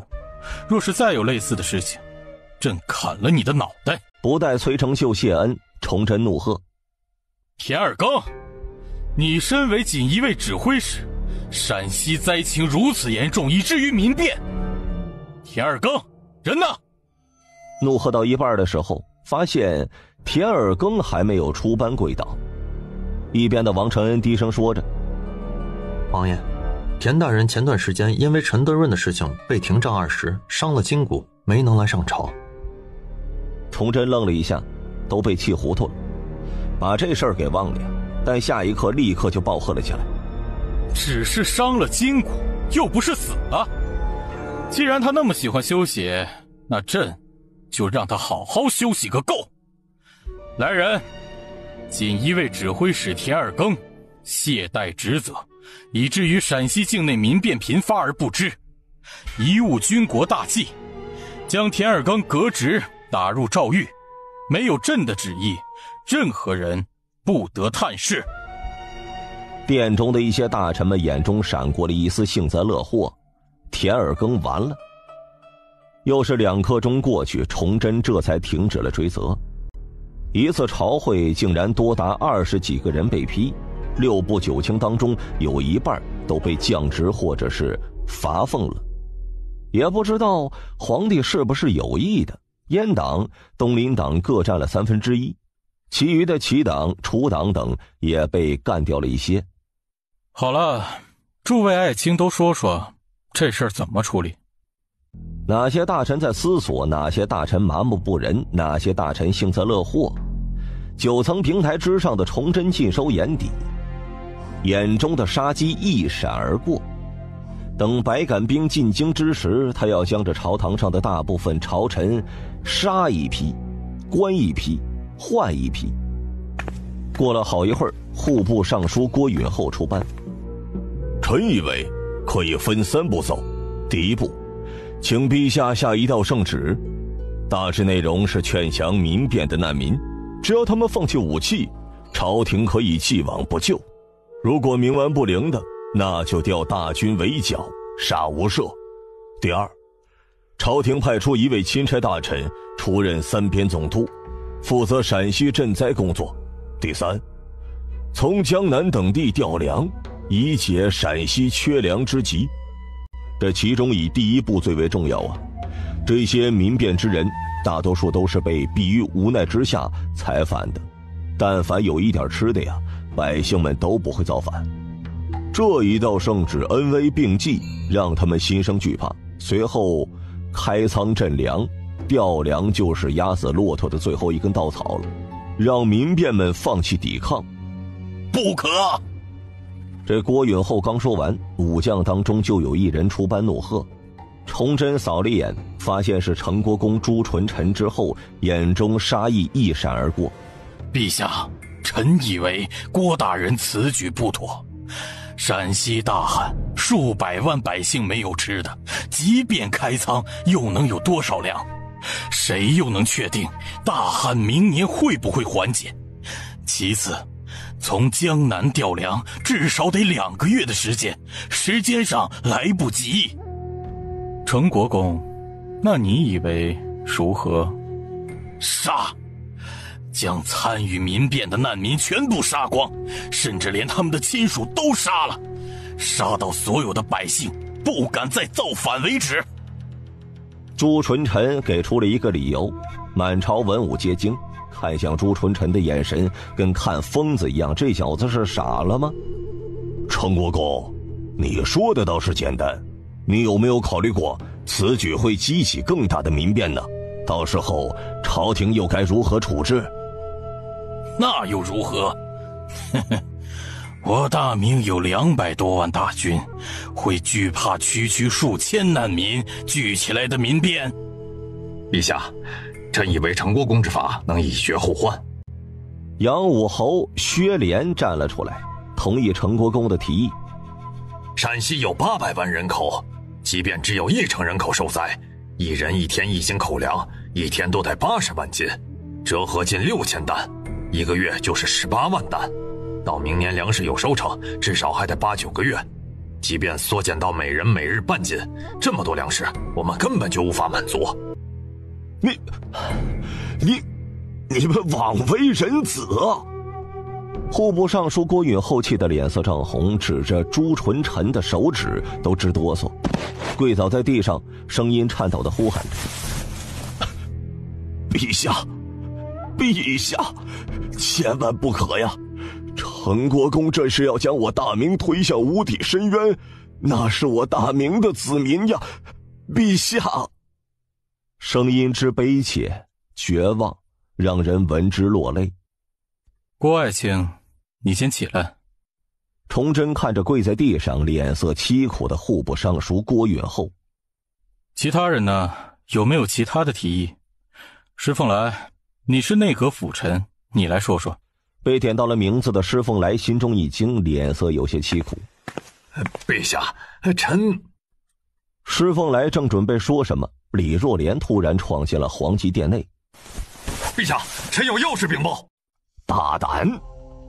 看着李若莲闯进了皇极殿内，礼部尚书孟绍瑜怒喝了一声：李若莲，你可知朝会时未经宣召，任何人不得随意的进入皇极殿？崇祯也是眉头一皱，他深知李若莲的为人，若不是有重大的事情，绝对不会在朝会的时候带刀冲入皇极殿内的。李若莲，你说。陛下，刚刚锦衣卫接到消息，国子监前的广场上有数百名学子聚集，大肆批判朝政，弹劾东厂提督魏大人等人，还说……但说无妨。还说陛下昏庸，自毁长城，斩杀直言劝谏的忠臣，以后谁还敢纳谏？李若莲复述完毕之后，众大臣瞬间浑身一个哆嗦。这么说，陛下简直就是大逆不道啊！崇祯猛地站了起来，走到了9层平台边缘，盯着李若莲。可查清是哪些人？陛下，具体人员名单暂未查清，但从目前得知的消息看，都是江南在国子监的贡生秀才。众人一听李若莲的汇报，眼中若有所思啊。崇祯双眼眯了一下，他现在知道为什么李若莲不顾朝会来急报了。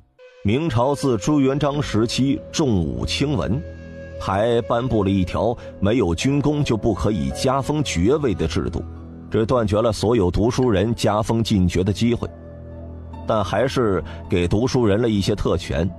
从秀才开始，可以免服兵役、免缴公粮、用婢女、法律优待，穿衣服方面也有特权，避免下跪。特别是法律优待这一条啊，明书规定，即便是犯了死罪，也可以特赦3次。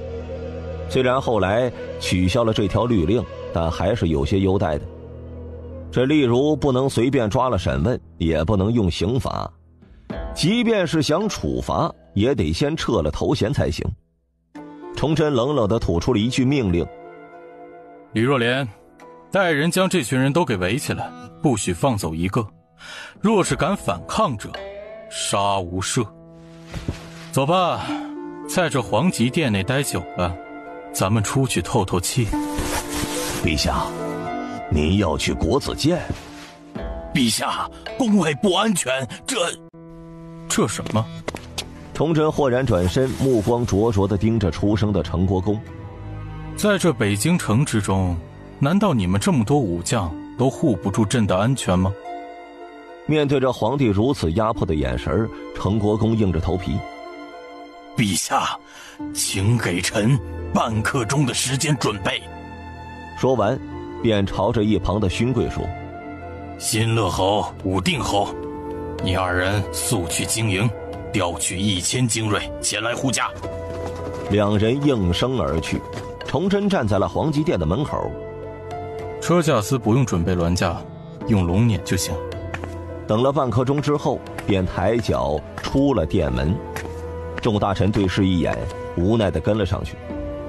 跟在崇祯身后的众大臣表情不一呀。除了东林党外的其他党争的大臣们，眼中皆是露出了幸灾乐祸的表情。这都是人精，这群学子的把戏，他们一眼都看出了是东林党安排的。闪开，都闪开！李若莲得到了命令，带着一群锦衣卫冲到了国子监外的广场上。围起来，胆敢反抗，上！瞬间让吵杂的广场安静了下来。你们是谁？我们是……有陛下撑着，谁怕谁？数十个学子打完之后，躺在地上哼哼唧唧的，一是疼的，二是如此公共场合被打，羞耻的。被数百名锦衣卫长刀指着，这群上可骂天子，下可骂小摊小贩的读书人慌了神儿了，想出声，但是看着躺在地上的数十人，却又不敢动。等待是漫长的，不知道过了多久，一阵整齐的步伐从远处急促而来，隐约夹杂着兵器与盔甲的碰撞声。1个钟头之后，骚动再次传来，众人循声望去，看热闹的数百名学子心中一惊，皇帝来了。果然，心中想法刚落，便听到了尖锐的陛下驾到的声音。众人齐刷刷的跪下，连躺在地上的那些哼唧的学子也都不例外。山呼海啸般的吾皇万岁万岁万万岁的声音响了起来。崇祯下了龙辇，方正化和李若莲护在左右，走到了数百名学子的面前，冷冷地盯着众学子。除了集会的学子，其他人都起来吧。跟过来的大臣们一听崇祯这话，立刻就升起了这群人完了的念头。跪着的数百名学子那个心中也猛地一突。谁组织的集会？学生海盐县共生钱如林参见陛下。为何要集会？到了这份上，钱若林也豁出去了，一咬牙站起来，朝着崇祯就怒吼起来：为钱公等人鸣不平，劝陛下亲贤臣，远小人。放肆！方正化怒喝，伸手抓住了钱如林的脖子，跟提小鸡一样将其给提了起来。钱如林脸色涨红，双手抓着方正化的右手，两脚在空中一顿乱晃。方正化，放他下来，让他继续说。朕倒是要看看他怎么为钱谦谦等人鸣不平的。方正化直接将钱如林灌在了地上，巨大的冲击力让钱如林好一会儿才站起来呀。陛下，钱公弹劾克氏，证据确凿，您为何杀了钱公等人？如此敢直言劝谏之人，您都杀了，以后谁还敢进谏？哼，是他们自己要死谏的，朕只是成全了他们而已。死谏死谏，冒死进谏，不是真死啊！冒死那是有可能死，那朕将这个机会放大了，行不行？如果只是嘴上说死谏，其实又不想死，以死来博名声，那就是欺君之罪，一样是死罪。你们天天喊着君让臣死，臣不得不死，朕真杀了，你们又在这里唧唧歪歪，真当朕是没脾气吗？你还有你说的亲贤臣远小人，朕倒是要问问你，你说的贤臣是谁啊？钱谦益吗？你知道什么叫衣冠禽兽，外君子内小人，道貌岸然，表里不一吗？钱谦益就是。崇祯一席话瞬间激怒了钱如林等数百名书生，正准备暴怒的时候，李若莲一挥手，一边看着的锦衣卫也不惯着，长刀直接架到了附近学生的脖子上。行了，朕也懒得跟你们废话。崇祯直接打断了钱如林的话，说吧，此次机会背后指使人是谁？不说是吧？等了片刻之后，数百名学子没有丝毫的动静。李若莲，将这群学子抓起来，每人先赏50军棍。朕倒是要看看这群人的脊骨是不是和嘴一样硬。得到命令的李若莲一挥手，陛下，这些都是贡生，大明律有规定，不得对秀才以上学子动刑。陛下，大明律有令，若是学子犯错，须通知当地儒学提举司处置啊。陛下三思，这些都是国子监的学子，是天子门生，这够了。看着一个个大臣出来求情，崇祯怒喝了一声：跟朕讲大明律，还跟朕讲规矩，那朕倒是要问问，这天下到底是朕的天下，还是这群学子的天下？看看这群读书人，一个个到底都是什么德行？9大边关的前线将士浴血奋战，抵御外来入侵，死了多少将士，耗费了多少军饷？陕西大灾，陕西徐安御史的奏书你们没有听见吗？百姓流离失所，饿殍千里，灾民常以草根树皮甚至租石吃观音土充饥，易子而食。此等惨状之下，这群读书人又在做什么？朝廷给了他们6项特权，还可以每月领一笔俸禄，你看看他们现在聚众闹事，有关心过百姓的死活吗？稍一有不满就抨击当权者，骂骂贩夫走卒，天生就觉得高人一等，眼睛都长到头顶上了。没有前线将士的拼杀，没有百姓的供养，没有朝廷的恩赐，他们能有机会坐在这里读书吗？不好好珍惜读书的机会，不去研习圣人经典，不想着学有所成报效国家，却一门心思的想着结党营私攀附权贵，这还算是读书人吗？朕真替将士们和百姓们感到悲哀，用生命换来的却是如此麻木不仁的一群人。这些人未来都将通过科举进入大明的官场，成为大明的基石。可你们看看这群人，张嘴之乎者也的圣贤话，满腔的仁义道德，实则一肚子的男盗女娼，圣贤书都读到狗肚子里去了。若是当这些人进入朝廷，大明亡国不远了。愤怒过后，崇祯再次盯上了钱如林。钱如林，朕再给你一次机会，说出此次集会的幕后指使者，朕从轻发落，否则别怪朕不客气了。钱如林沉默了，嘴角有些发苦，但依旧是硬着头皮。陛下，是学生组织的，只想为钱公讨一个公道。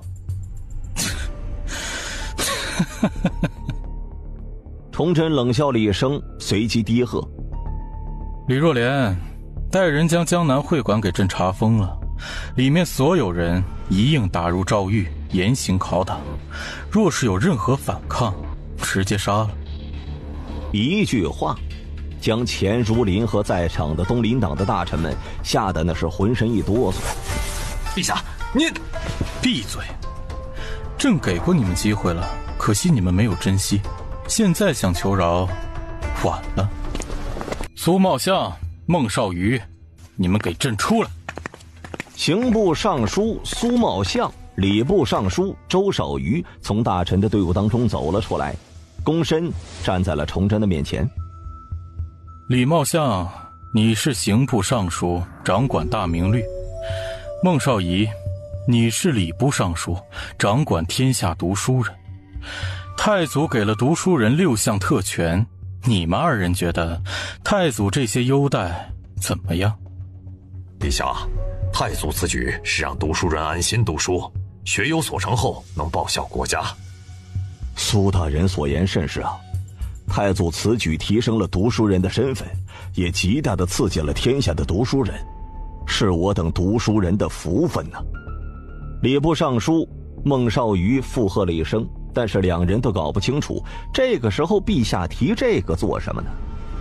读书人可以免交粮，朕听闻有些读书人隐瞒包庇帮别人免粮，借此发财，是不是真的？启禀陛下，此事臣略有耳闻。苏茂相有些诧异，这位少年天子是从哪里听闻的这件事情呢？难道要自己彻查此事吗？空穴不来风，既然你有所耳闻，那你就先从国子监开始查起。朕允许你动刑，记住了，是南北2庸同时彻查。陛下，大明律有规定，秀才以上读书人犯错，需先通知学生当地的儒学提举私教育。想要用刑，得先撤了他们的头衔才行，是不是先通知他们当地？不用了。崇祯打断了苏茂相的话，看向了群臣。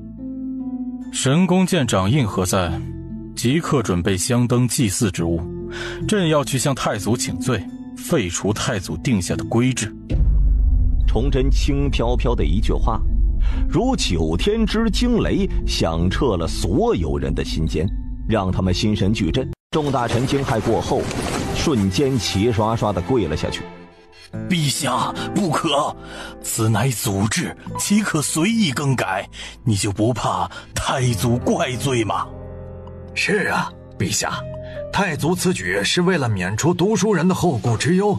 如果废了这些特权，那读书人势必分心，这将极大地影响他们的成长，对我大明培养人才不利呀。臣等请陛下三思啊！一众大臣都跪了下去。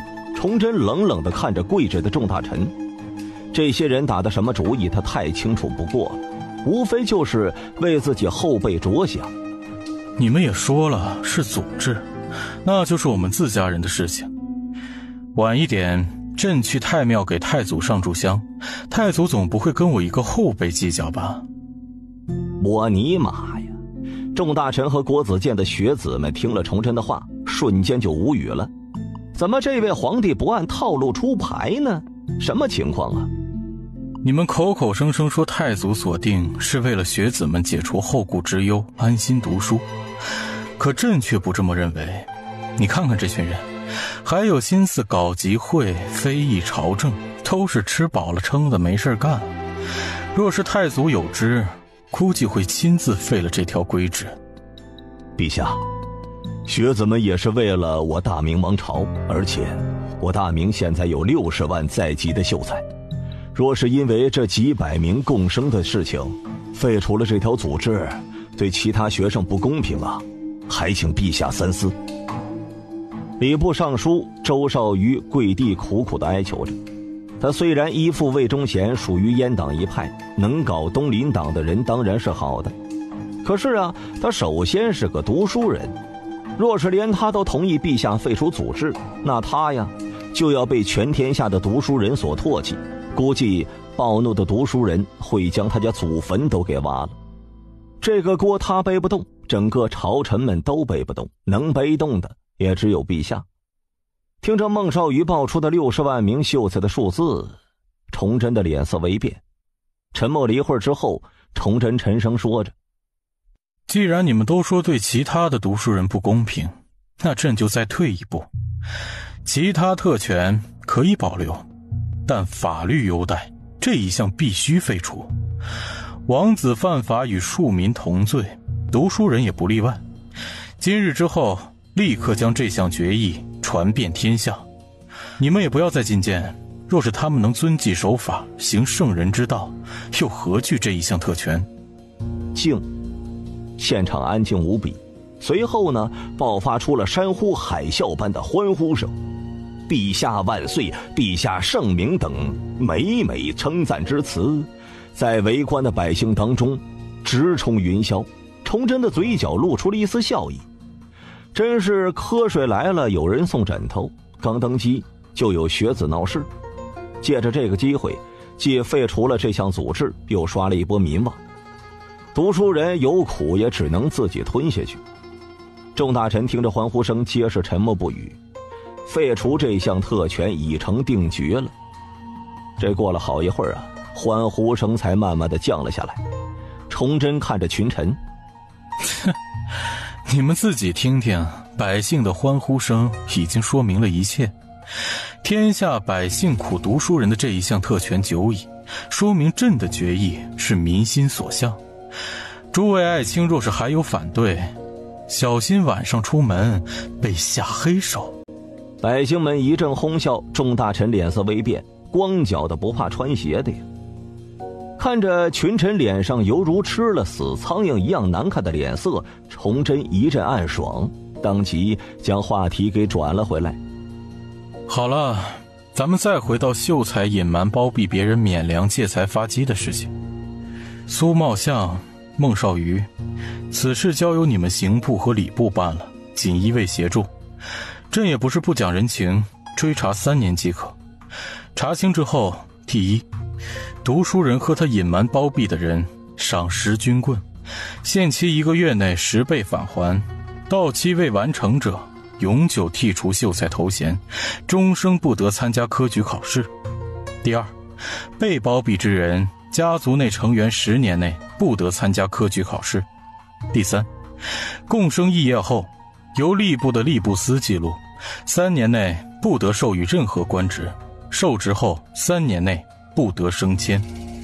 至于这些人，崇祯转身看着地上跪地求饶的数百名闹事的秀才和贡生们，嘴角闪过了一丝冷笑。所有人齐刷刷地看着崇祯，等待他的宣判。至于这些人，永久剔除所有头衔，永久不得参加科考。查清之后，领头之人领军棍20，流放3000里，其余人等各打20军棍。现场围观的百姓瞬间欢呼了起来，大呼陛下万岁。至于为什么会欢呼啊，有可能是单纯的嫉妒，有可能是因为平日里这帮人太讨厌了，还有可能就是陛下的公正。而数百名聚集闹事的秀才、贡生们则是面如烤笔。东林党的大臣们脸色阴沉无比，一名大臣站了出来：陛下，这个处罚是不是太过于严重了一些呀？重吗？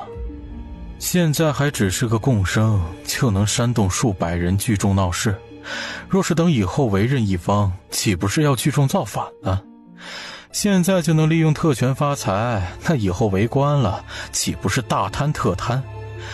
与其等到以后祸害百姓，不如现在就以绝后患。一些还想出来求情的大臣们立刻打消了这个想法。陛下连造反的话都说出来了，他们再去求情的话，那估计要被陛下拉出去给砍了呢。苏茂相、孟少瑜，你们只有1个月的时间，1个月没有结果，你们就可以回家养老了。还有，彻查完之后，礼部做一份地方州县推送秀才进国子监的方案，别什么人都往里塞，再出现这种污烟脏气的事情，别怪朕砍了你。臣领旨。你们不要怪朕无情，怪就怪这些吃饱了撑着闹事的贡生吧。现场所有的人顿时卧槽了一声啊！皇帝的这句话彻底将这群闹事的贡生们给卖了。今天之后，这群人将会被全国的读书人们视为敌人。崇祯再次扫了一眼国子监的众贡生和在场的百姓之后，转身上了龙辇。今日这种举动算是对天下读书人的一种试探，他也是真的想借这个机会废除了太祖定下的读书人的特权，可惜不是时候啊。全国不论年龄有60余万名秀才的群体，已然绑架了大部分的百姓，这说白了就是掌控了大部分的舆论导向。在这文化水平不高的时代，秀才对于普通人来说就是高级知识分子，他们的一句话往往能让百姓们相信。其次，想要废除太祖定下的东西，可不是一句话的事情，如果他执意要做，估计会被大臣们给喷死呢。什么大逆不道、大不敬、不孝、昏君、暴君等等大帽子都会扣在他的头上。若是曲阜孔家来引导一下，那乐子可就大了。等着，最迟1年，朕必做到。敢反对，那就直接屠了。不仅是读书人特权，连科举制度、选拔人才，朕都要改革。崇祯在心中默念着。回到了皇极殿之后，崇祯继续问着：施凤来，你身为内阁辅臣，陕西民变和大灾之事该如何解决？施凤来当即出班，有了刚刚学子们闹事的缓冲，这会儿呢，他也有了对策。陛下，臣以为想要彻底解决陕西的问题，可以采用扶剿并用的方针。扶以郭大人的提议为主，剿以成国公的提议为主，两路齐下。施大人倒是会总结啊。面对别人的嘲讽，施凤来没有反驳。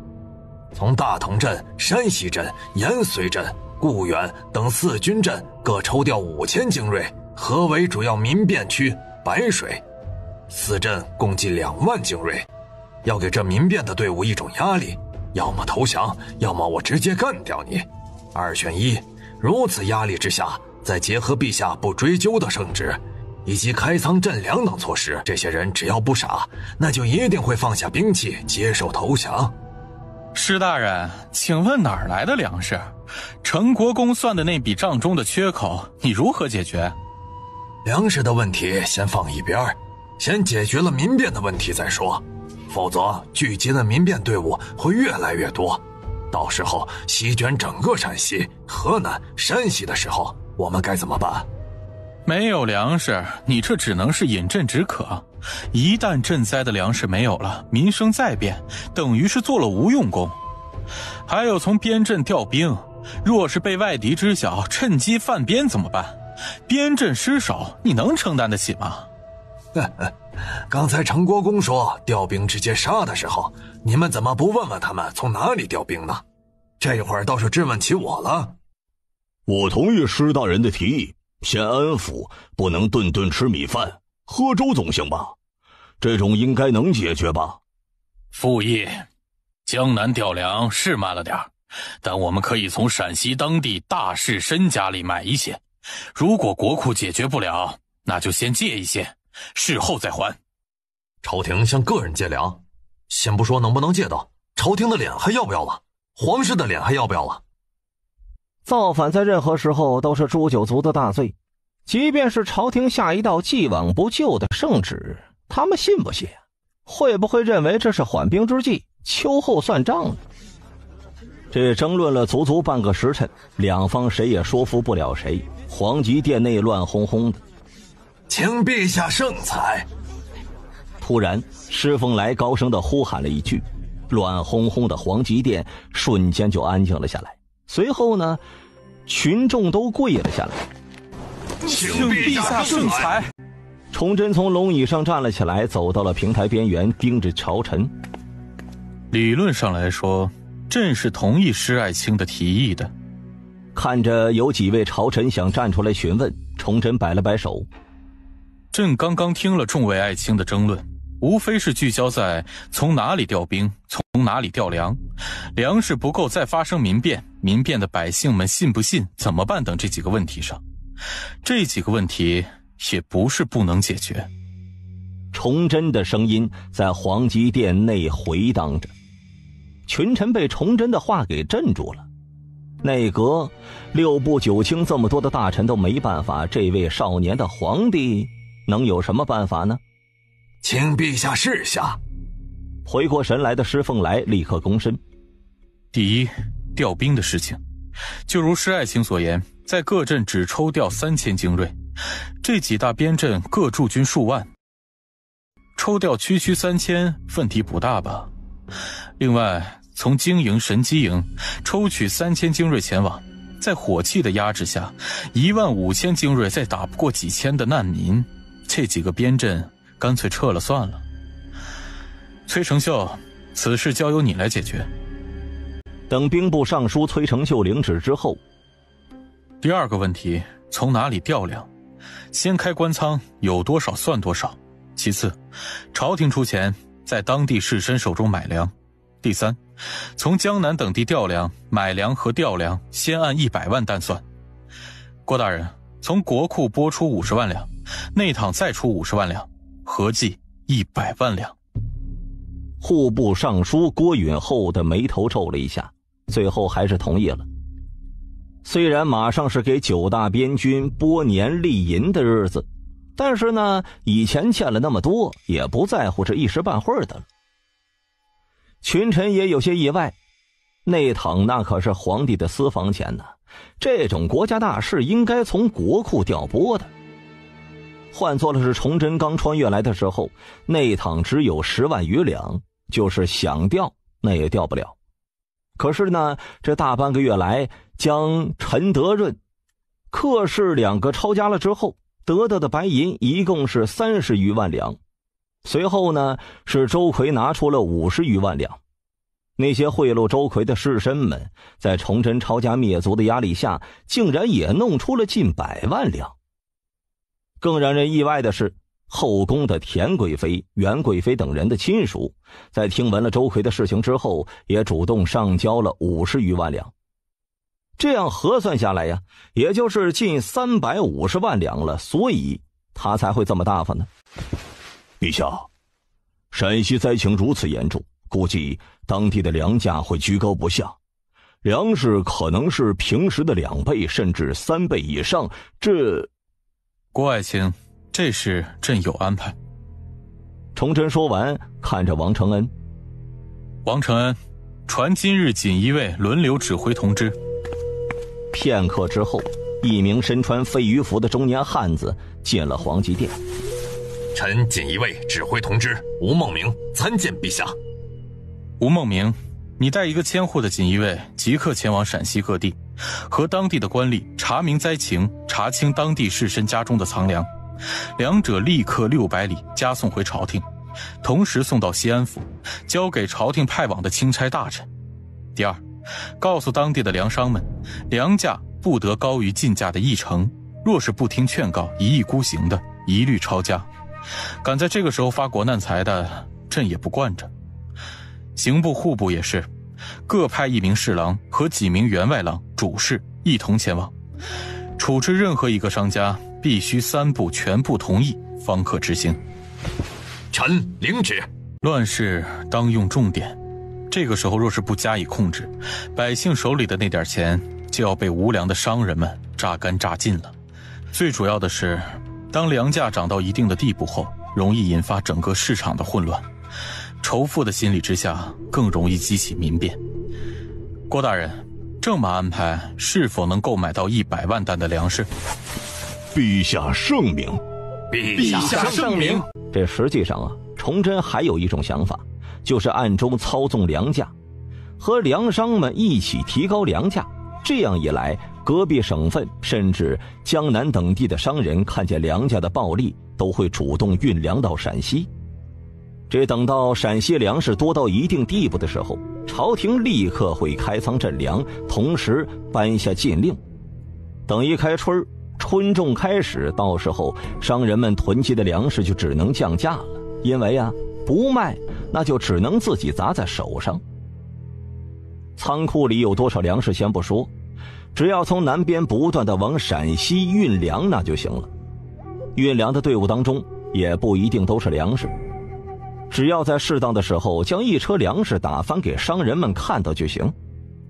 但是这种策略需要持续2-3个月才有见效。2-3个月会饿死多少的百姓，又会有多少百姓被逼得加入了民变的队伍，这些他都无法估计，也是不忍心的呀。咱们再来说说够不够的问题。按照陈国公的计算，1个月就需要18万担粮食，而且明年是什么情况都不好说。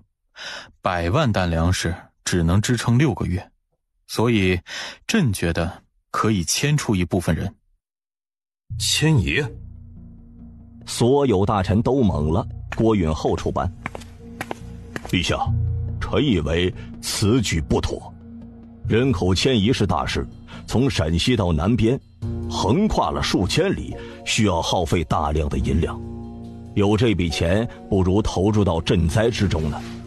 陛下，郭大人所言极是，即便是百姓们愿意迁移，这一路上吃的喝的，到地上的房屋安置、田地等等，都是大工程啊。陛下，此刻已经进入冬季，天寒地冻，迁移会导致大量百姓死亡的，请陛下三思。好了，崇祯制止了还要出班劝诫的大臣。谁说朕要迁到南方去了？将一部分受灾地的百姓迁移到陕西定边、甘肃定西、宁夏固原、山西吕梁等4个地方。大臣再次懵了。历代迁移大部分都是朝着南方迁移的，可是陛下说的这4个地方离受灾严重的白水等最远的也不过1000里，按照百姓们的脚力，大半个月左右就能到了。问题是这么近的距离，那边肯定也会或多或少的受灾了，迁过去做什么呢？崇祯走下了平台。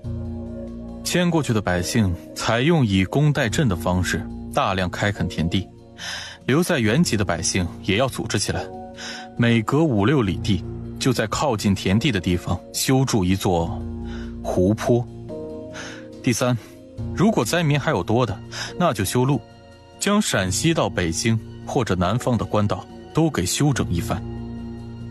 崇祯说完的时候，正好站在了皇极殿的大门前，随即一脚迈出，站在了大殿前，看着陕西方向，满脸的沉重。崇祯记得，自崇祯元年开始，全陕天赤如血，5年大饥，6年大水，7年秋黄大饥，8年9月西乡旱，略阳水涝，民舍全没了。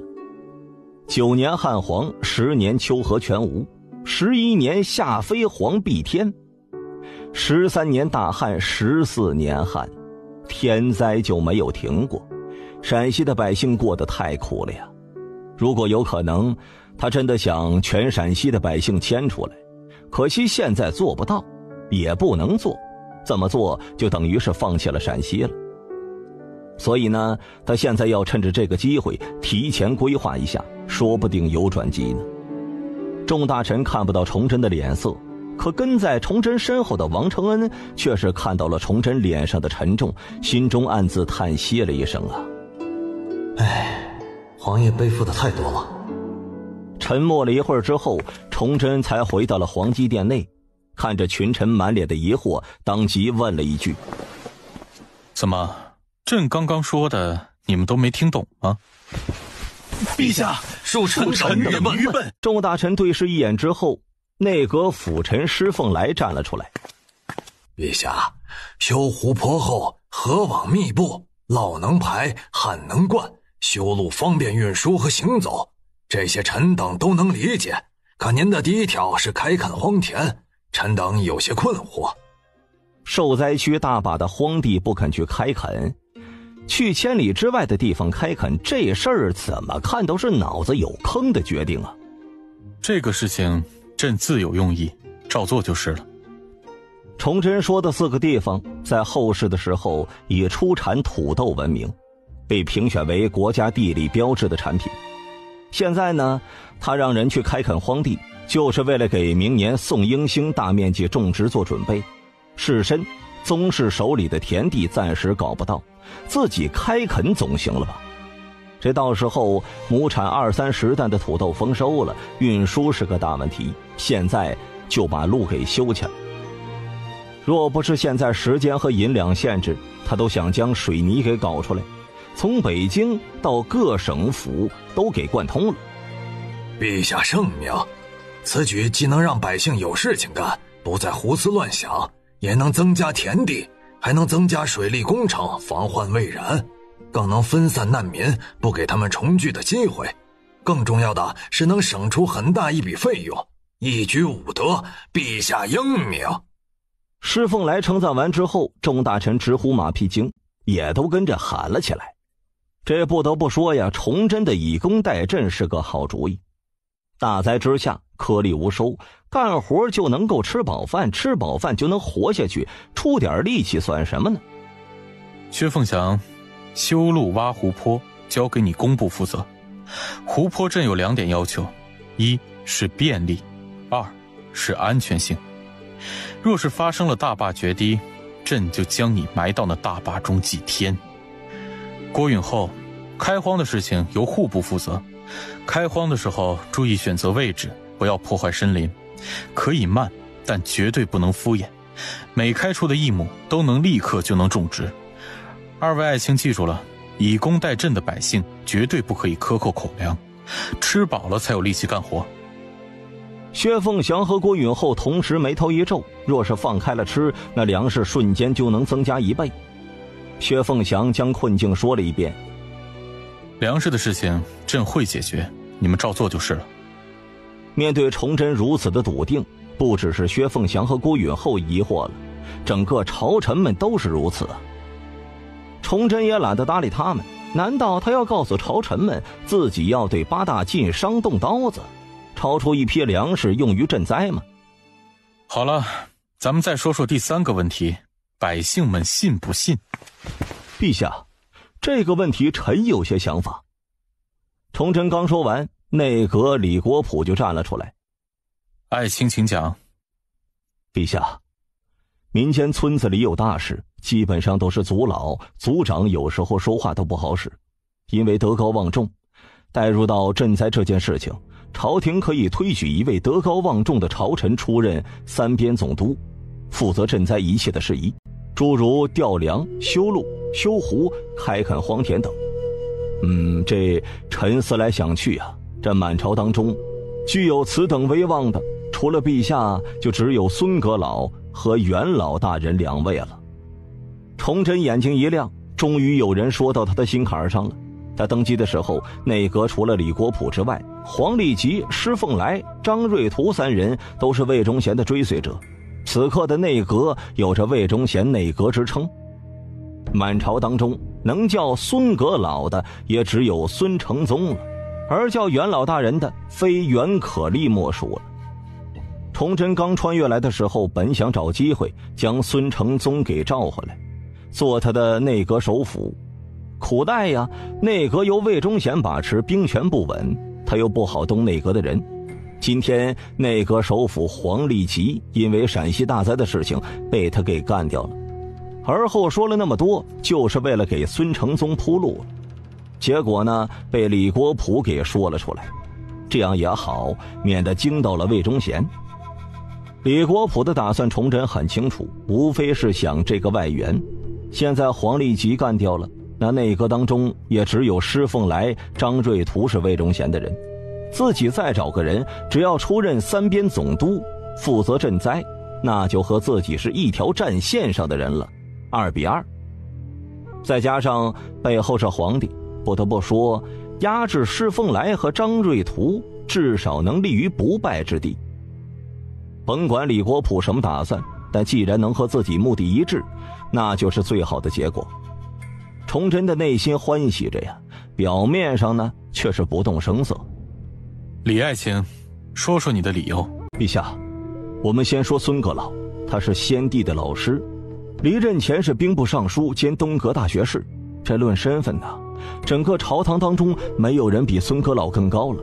蓟辽都师，修建宁锦200里防线，统领军队11万，功勋卓著，军队当中威望更高啊。由他担任3边总督是最合适不过的了。而且孙阁老现在在老家高阳，离京很近的。崇祯也不做评价，轻声说着，再说说袁可立。李国普毫不犹豫。袁老大人虽然未入内阁，但经历更加的丰富，历任山西道监察御史、上保司司丞、本司少卿、太仆寺少卿、通政史司左通政、右迁都御史、兵部右侍郎、南京户部尚书等，历经万历、太昌、天启三帝，为三朝元老之臣，告武士恩荣之赏，民间将他与邝忠、海瑞并称为我大明的三大清官。袁老大人出任三边总督，臣可以保证，袁老大人会将赈灾的每一分银两和钱粮都用于百姓之身的。铮铮之声在皇极殿内回荡着，群臣脸上的表情不一。崇祯轻声说着：“诸位爱卿以为如何？”陛下，臣以为孙承宗不可出任。别跟朕说废话，你推选一位再说。崇祯打断了内阁辅臣施凤来的话：“其他人也是一样，别指责别人不行，要么你们停推一位，或者毛遂自荐也行，朕只要结果。”既然皇帝发话了，众大臣也开始讨论了起来。虽然三边总督这个职位是个烫手山芋，但是也是位总督啊，封疆大使。赈灾做得好，那将平步青云，直入内阁；这办不好，那就是脑袋搬家，遗臭万年。从目前认知来看，国库空虚，办砸的可能性会更高一些。但是这是新帝登基的第一件大事，势必会全力支持的，所以呢，综合来看，好坏各一半。足足讨论了1刻钟的时间，大臣们从开始的低声细语到最后的激烈争吵了起来，谁都说服不了谁，各方都想争取自己阵营的人。崇祯听得有些头疼啊，随即站起身来：“朕有些事情要处理，你们继续廷议，什么时间出结果，什么时间退朝。王承恩，你在这里看着，有结果通报一声。”说完，崇祯下了平台，出了皇极殿，回到了东暖阁之后，看着方正化：“方正化，给朕弄些点心来。”片刻之后，方正化端着几盘糕点放在了崇祯的面前。崇祯一口糕点一口茶，吃的那叫一个舒坦呢。而皇极殿内，群臣对视了一眼，皆是叹了口气。皇帝的举动已经很明显了，要么选孙承宗，要么选袁可立。不是这两个人当中的一个，他们就老实的在皇极殿内待着，饿不饿你们自己看。施凤来看了看众人：“诸位，选孙承宗的站右边，选袁可立的站左边，有意见的站中间，哪方人数多就选哪方。王中官做个见证，如何？”陛下，王中官让奴婢来回话，皇极殿廷议有结果了。一帮滑头！一盘糕点还没有吃完呢，一位随侍的小太监就到了东暖阁。崇祯低骂了一声：“去告诉王承恩，就说朕在忙，让朝臣们等一会儿。”崇祯说完，将手中的糕点吃完，然后端起了2个装有糕点的盘子，塞给了一边候着的方正花：“你们几个先吃点糕点，垫垫肚子，朕睡一会儿，晾一晾他们。”说完，便走到了一边的软榻上躺了下去。方正化端着盘子哭笑不得呀，这会儿是吃也不是，不吃也不是。这不吃吧，这会儿又好饿，糕点又很香；吃吧，在东暖阁内吃东西，这要是传出去，非得被那帮御史给喷死。看着几位徒弟的眼神，方正化没好气地瞪了一眼，随即呢，朝着崇祯叩拜了下去，心中满满的感动。起身到了暖阁，低声笑骂：“换班去吃。”每人1盏茶的时间。在东暖阁内，崇祯轻微的鼾声响了起来，而皇极殿内的群臣们则是在心中都在吐槽着崇祯：神他妈的处理正事啊！满朝的朝臣都在皇极殿呢，您能处理啥正事？从早上上朝开始到现在，先是陕西灾情的事情，然后又去了国子监，忙活了个把个时辰，现在又回来商议赈灾的事情，这会儿早就过了午膳的时间了呀。这别说是吃饭了，茶都没有来得及喝一口呢，这会儿是又饿又渴的，这都好说。可内急这事儿没法忍。王总管，我们能不能去出宫一下呀？随便，不过咱家可告诉你，陛下随时可能来。今日陛下……下面的话王承恩没有说，那意思很明显，陛下今天杀了不少人，你要是想死的话，你就去吧。果然呢，群臣都安静了下来。又是半个时辰之后，崇祯醒了过来，径直来到了皇极殿，看着要行礼的群臣。免礼，说结果。陛下，臣等商议了一下，还是觉得孙承宗和袁可立更符合条件，但群臣在二人之间也各有倾向。现在群臣中选孙承宗的站右边，选袁可立的站左边。今日上早朝的大臣共计69人，选择孙承宗的有27人，选择袁可立的有42人，请陛下圣裁。崇祯看了看左右两边的群臣，嘴角挂着一丝不可琢磨的笑意。阉党一派的人全部选择了袁可立，而东林党一派的人呢，则是选择了孙承宗。武将勋贵当中，则是大部分选择了袁可立。对于这个结果，崇祯没有丝毫的意外，因为孙承宗就是被阉党给排挤走的，肯定不希望孙承宗再回朝堂。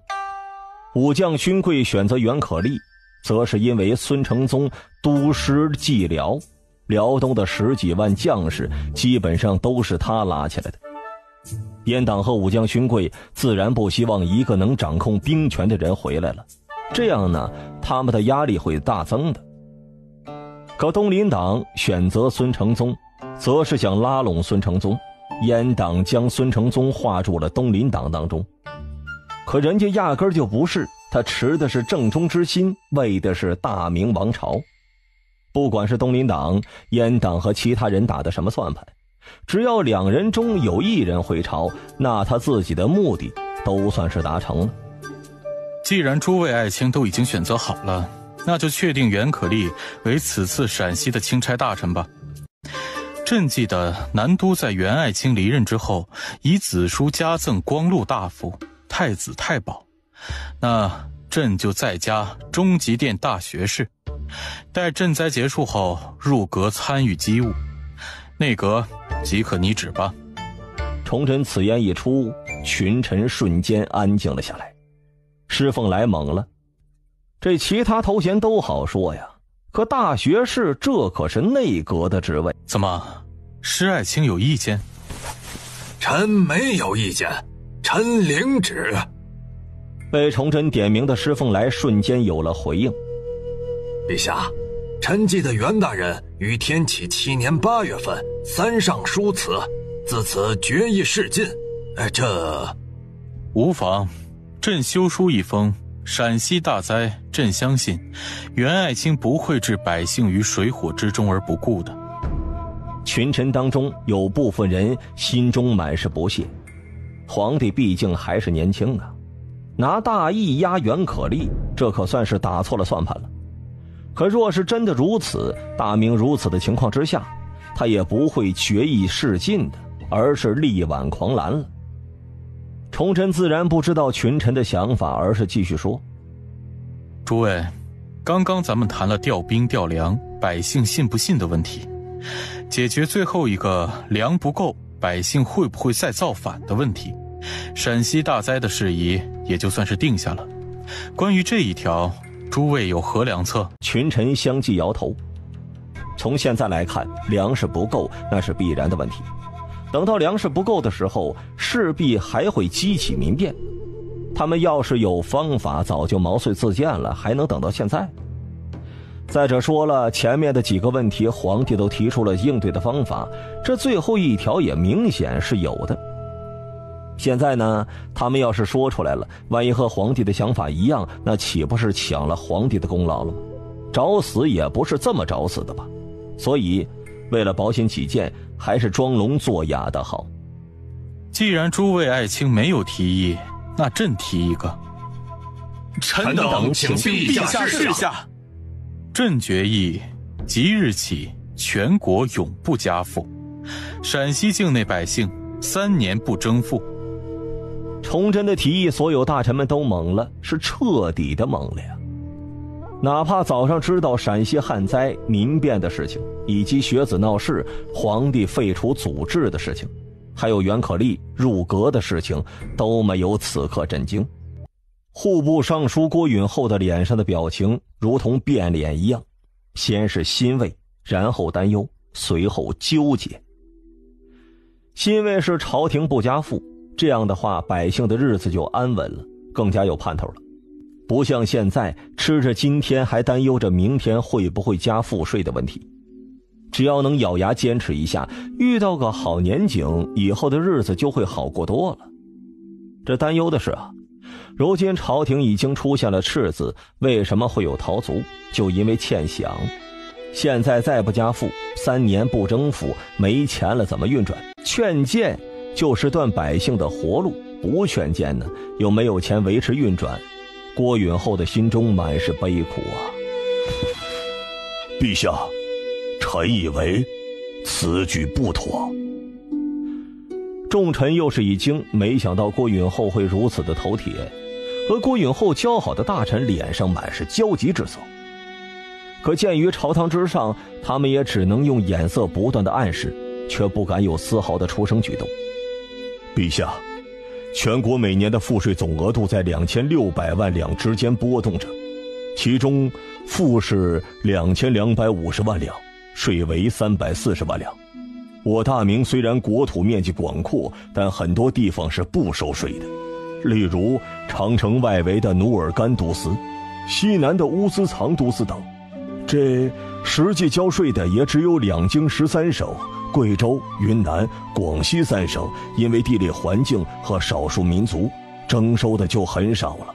所以啊，真正交税的只有两京10省，而陕西的赋占了全国的1/5，折算下来就是338万两。今年9大边军的年例银也不过是327万两的预算，若是不征赋的话，朝廷根本就无法补足这个缺口。请陛下收回3年不征赋的成命。郭允厚作为户部尚书，对全国的赋税了如指掌。郭大人啊，你身为朝廷户部尚书，百姓口中的财神爷，陛下此举是为了稳住百姓，让百姓生活的。闭嘴！郭允厚转身看着出声的大臣，你用脑子好好的想一想，与其出现边军叛逃、战力削弱、外敌入侵之下的屠杀，百姓苦一些算得了什么呀？你出声的大臣满脸的通红，不知道是被郭允厚气的，还是被羞辱的。群臣听着郭允厚的账算的也沉默了。这是实情啊。崇祯心中叹了口气，郭爱卿，你的担忧朕都知道，先解决眼下的问题，缺的这部分银两，朕来想办法。群臣满脸不相信地看着崇祯，你想办法？哼，你能有啥办法呀？这又不是几两，省省就能省出来了，这可是几百万两，你是能变出来还是咋的？崇祯看着群臣的质疑，也不做解释，他总不能说朕要对你们开始抄家了吧？再说了，全国田地大半都在士绅宗室的手中，他们的不交赋税，光靠百姓手里那点有什么用呢？现在不加赋只是第一步，等稳定下来，他还要不征赋。最后呢，就是种田有补贴，前提是他得将后金、瓦剌、吐蕃等等给灭掉，否则呢，年年征战想完成这些是不可能的。行了，此事就这样定了。内阁拟旨送到东暖阁，朕今晚就要看到圣旨，晚上就要发出去。半个月内，朕要让所有的百姓都能看到这道圣旨。崇祯最后补充了一句，他要是不强调一下这道圣旨能在3天内送到东暖阁，那都算快的。不是内阁办事效率低呀，实在是圣旨太麻烦了。从拟旨送到东暖阁起，最起码得20-30道审核程序。哪怕一句话觉得不合适，都有可能会被驳回，重新写。行了，都散了吧。户部负责调粮的事情，刑部和礼部负责国子监学生的事情，军部负责摸清全国驿站和调兵的事情，吏部和督察院负责陕西官吏欺上瞒下的问题，工部负责修路、修湖、开垦以及大型皇帝陵寝的事情。锦衣卫和东厂的人，除了京都必要的留守之外，其余人等全部撒出去，对外敌情探查，对陕西境内的官吏、粮商等探查。督察院的监察御史动起来，将看到的情况如实上报。通政司将所有的公文及时传递，各部最迟明天中午之前将计划送到东暖阁。朕提醒诸位，锦衣卫全程监督，再出现欺上瞒下、贪污克扣的事情，朕不管不问，直接抄家灭族。退朝吧。啊，还有，明天不上朝，各位抓紧时间。这崇祯说完之后，不待群臣跪拜，便下了9层平台，出了皇极殿，回到了东暖阁之后，屁股还没有坐热呢，王承恩就进来了。王爷，户部尚书郭大人求见。让他进来吧。臣郭允厚参见陛下。郭爱卿平身。崇祯抬了抬手，大办，赐座，赐茶。待郭允厚谢拜之后，郭爱卿，朕知道你的来意，相信朕不会拿我大明国运开玩笑的。郭允厚很是失礼地看着脸色严肃的崇祯，久久不语，似乎是从这位少年帝王的脸上看出了什么。这过了好一会儿之后，王承恩轻轻咳嗽了一声。郭大人，陛下面前不可失礼。被崇祯制止了。郭爱卿，你只管安心地去调粮的事情。臣明白。郭允厚行礼过后，朝着门外退去。将要出门的时候，崇祯淡淡道：郭爱卿，不要参与党争。郭允厚浑身一震，眼中闪过了一道金光，随即默默离去了。崇祯记得，这位关心民众的疾苦、殚精竭虑、富民强国的户部尚书一生的污点，就在天启7年被迫参与了党争，现在还陷得不太深呢。这位户部尚书大人可是日后搞福王的重要人物呀，可不能被党争给牵扯了。片刻后，提笔给袁可立写了封信。方正化，找个徒弟进来。片刻之后，方稳就进来了。你秘密出宫，昼夜兼程去河南的商丘县，赶在翰林奉旨的人之前见到袁可立，见到他之后，将这6个字告诉他。说完便提笔写下了6个字。一边的王承恩、方正化看着字迹，浑身一震，脸上写满了震惊。平党争，收广宁。这是崇祯写在龙案上的6个大字。崇祯自然知道袁可立为什么要治之，一是相交长达37年的好友高攀龙被阉党给整死了，二是好友孙承宗被罢免，三是厌恶了无休止的党争。既然知道了，那对症下药就是了呗。这封信就是表面文章，想单凭这封信说动袁可立回来不现实，但崇祯有把握，只要告诉袁可立这6个大字，他一定会回来的。哪怕是没有圣旨，他都会上书请求回来。平党争是让朝廷立志清明，收广宁是大概率收复失地，甚至有可能反败为胜，消灭后金3方策略之一。还有最重要的一点，只要袁可立回来，江东岛毛文龙那边就能够稳住，因为毛文龙和袁可立的关系非同寻常啊。可惜这么一位能力挽狂澜、能文能武的老臣，被昏聩的朱由检给寒了心。3上辞书，他既然穿越来了，自然就不能错失啊。方文，若是袁可立问近日发生的事情，除了秦良玉和白杆兵进京的事情之外，其他的只要他问，你就如实回应就是了。奴婢领旨。方稳叩谢后离去了。他累吗？自然是累的。前几天去了中州，昼夜兼程，每天只休息2-3个时辰。现在去找袁可丽也是如此。这种关系国运的事情，皇爷让他们去做，那是信任他们。他们是太监，若是没有崇祯，那这辈子就是端茶送水的阉人。现在有机会，自然是做事情要努力了。所谓士为知己者死，莫如是也。东暖阁内，崇祯盯着墙壁上的大明王朝的地图，眉头轻皱。陕西缺粮的事情必须得解决。内堂还有300余万两，那是练新军和打造禁卫军的钱，这关系到改革的事情，绝对不能动用。大办，方正化，你们在京城有没有认识的比较可靠的商人？面对崇祯的问题，两个人面露思索之色。片刻之后，王承恩摇了摇头，方正化却是轻声说着：“皇爷，奴婢在进宫前与芜湖巨店的少东家阮康文有过几面之交，其人乐善好施，重情义，讲义气。现在在北京城的分店中历练呢。”崇祯皱了皱眉头，印象当中并没有这么一个人，反倒是王承恩若有所思。方大人说的可是家里经营江染业的万历2年以一人之力承修芜湖西城门之资的徽商阮弼的后人。王中官知道此人？知道一些。王承恩面露回忆之色。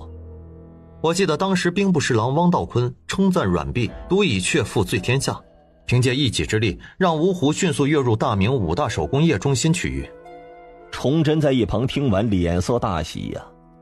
阮康文爷爷都能捐银造城门，孙子继承家风，捐银助陕西百姓渡过难关，实在是太正常不过了，谁都无法挑出毛病的。方正化，朕修书一封给他，你秘密送给他。奴婢领旨。崇祯在龙案上提笔疾书，片刻后便写完了，将信递给了方正化。方正化看完之后，脸上满是惊讶：“皇爷，这……所以要绝对的保密。”是。方正化领旨退出了东暖阁，刚好遇见了提着食盒的周皇后。东暖阁内，崇祯听见了周皇后的声音，便示意了一下王承恩。片刻之后，周皇后进来了。听闻陛下处理朝政未吃午膳，臣妾炖了当归参鸡汤，特地给陛下送来提神补气。周皇后一边说着，一边盛着食盒当中的汤，香气扑鼻呀。凤儿有心了。方正化的徒弟方军就到了芜湖巨店当中，找到了正在忙碌当中的阮康文。面对阮康文的疑惑，方军低声说了一句：“我师父是方正化。”阮康文脸色一肃，立刻将方军引到了自己处理事情的房间之内。听闻方大人最近……少东家，师父最近很好，这次来找奴婢是奉了陛下的旨意。抱着方军手中的书3叩首之后，颤颤巍巍地将书信给接了过去。片刻之后，脸上露出了和方正化一样的表情啊。少东家，别问我，我什么都不知道。你若是有话，我带给皇爷。阮康文沉思了盏茶的功夫。方公公，请您转告陛下，草民必不负陛下圣恩。方军离去之后，阮康文脸上满是喜色。到了有正时刻，王体乾拿着命袁可丽和永不加赋的圣旨到了东暖阁。崇祯看了2遍之后，便点了点头。王体乾松了口气。数十匹骏马从北京的各个城门加速冲出，马背上的人高声呼喊着：“陕西旱灾，陛下体恤百姓，特下旨，大明即日起永不加赋，陕西境内百姓3年内不征赋。陕西旱灾，陛下体恤百姓，特下旨，大明即日起永不加赋，陕西境内百姓3年内不征赋。北京城内，差役骑着马，在京城各条街道坊市内一遍一遍地高声喊着。同一时间，北京城内各级衙门、坊市、仓库、超官处都开始张贴告示了。得到消息的人不断地聚集在贴有告示的各个地方，议论声逐渐沸腾了起来。陛下圣明，昨日废除了读书人法律优待的组织，今日又宣布了永不加赋的声令，陛下真是位明君呐！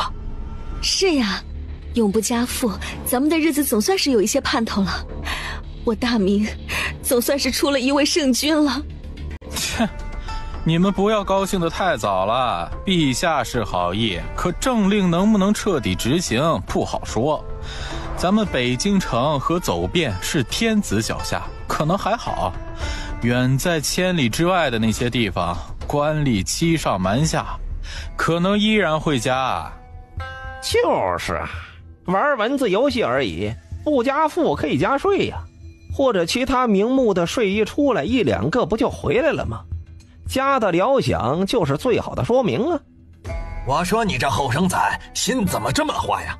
陛下若是想加赋税，用得着玩这种上不了台面的把戏吗？就是没有这2种策略，再给你加税，你就是不交啊。对，这位老哥说的对，昨日远远地见了陛下一眼，陛下英姿勃发，气度不凡，昨日废除组织就已经是最好的证明了。哼，我看呢，这后生仔就是昨天那群读书的同党，怨恨陛下，所以才有这种想法的。哎，官爷，将这2个心肠蔫坏的后生仔抓回去，好好的审问一下。阮康文声情并茂，哗哗地讲了起来。讲到祖父捐银城建城墙的时候，更是挥舞着双手，足足过了盏茶的功夫，才将发家史给讲完了。所以呢，少东家这是将这10万两白银捐给朝廷，帮助陕西百姓度过大灾。捐给朝廷？少东家，你图什么呀？不图什么，我爷爷能捐银造城墙，这做孙子的捐银帮助陕西百姓渡过难关，这不是很正常吗？各位父老乡亲，朝廷刚刚颁布了永不加税、陕西3年不征赋的诏书。我阮家虽然只是商贾之家，但我阮家也有一颗爱国之心。诸位可曾见过吃观音土活活把人给撑死的？诸位可曾见过白骨露于野，千里无鸡鸣的惨状？诸位可曾听过一子而食？这就是陕西灾区的现状。古籍中记载的这些东西已经在现实中发生了。我昨晚得知这个消息后夜不能寐，我在想，如果我也在受灾区，我是否能活下来呢？那些树皮、草根、观音土，我是否也能吃下去呢？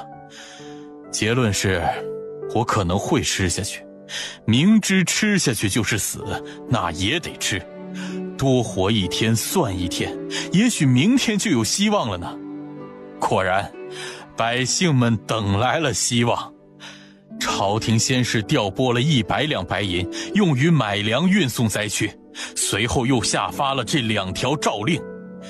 听闻朝会时，陛下力排众议，坚持要调粮赈灾，差点将劝谏的大臣拉出去给砍了。还有这100万两赈灾款，陛下从内帑拨出了50万。既然陛下都能拿出私房钱，我一个商人又为何不能呢？父老乡亲们，我再次号召大家，若是有余力的，就捐几两碎银，帮一帮这陕西的父老乡亲们。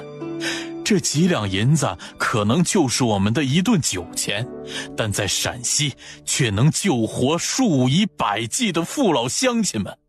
我在此申明，凡是捐银的，1两以下在我芜湖据店购买面料的减价半成，1两到2两的减价1成，10两到100两减价2成，100两以上者减价3成，3年内有效。捐银的可以在这边登记。阮康文说着，又是数人搬着桌子一溜摆在了坊市门口。围观的百姓们沉默了呀，这看热闹可以，但捐银这事儿直接关系自己的温饱问题，得慎重慎重再慎重。现场的气氛有些尴尬，阮康文扫视了一圈之后，朝几个方向隐秘地点了点头。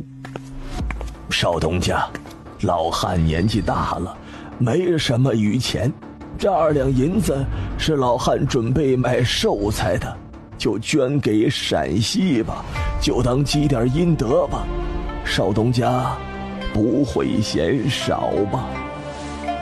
一位身材有些佝偻的老年人颤颤巍巍地走出了人群，慢慢地走到了记录的桌子前，从怀中掏出了一块破布，打开是一块块小小的碎银。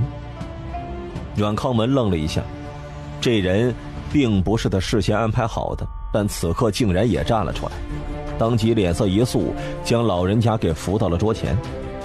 老人家，我带陕西的父老乡亲，谢谢您了。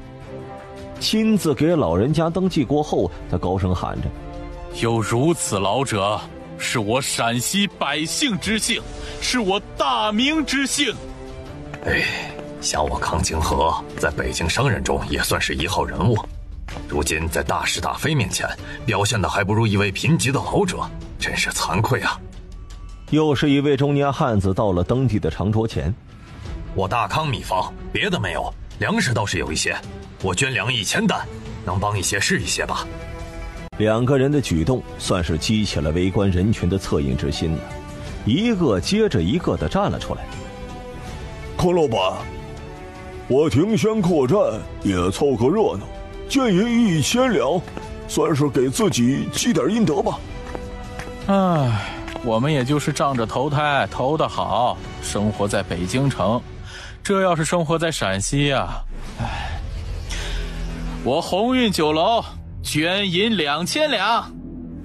又有几名阮康文的好友站了出来，出手就是1000两啊。昨日阮康文在找他们的时候，他们就纷纷表示赞助，1000两白银对于他们来说不算什么，花钱买个好名声，这笔买卖做得值当。